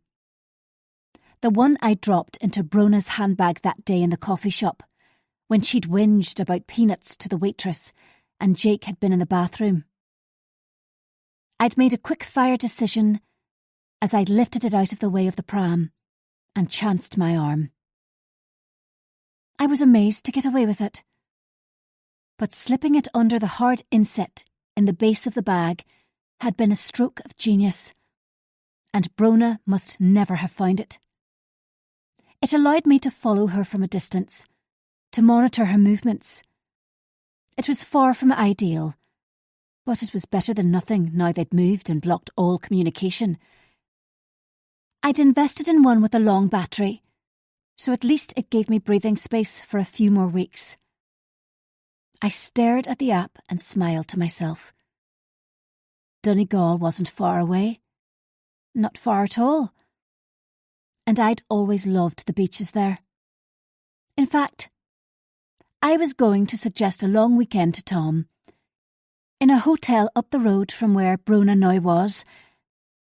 My smile widened as I anticipated the look on her face when she spotted me walking in the village she'd scurried to.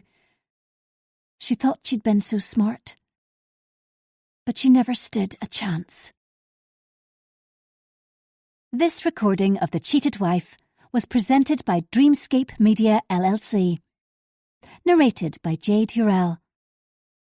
Copyright 2025 by Alison, Irving. Recording copyright 2025 by Dreamscape Media LLC. Thank you for listening. Please check dreamscapepublishing.com for Dreamscape's latest releases.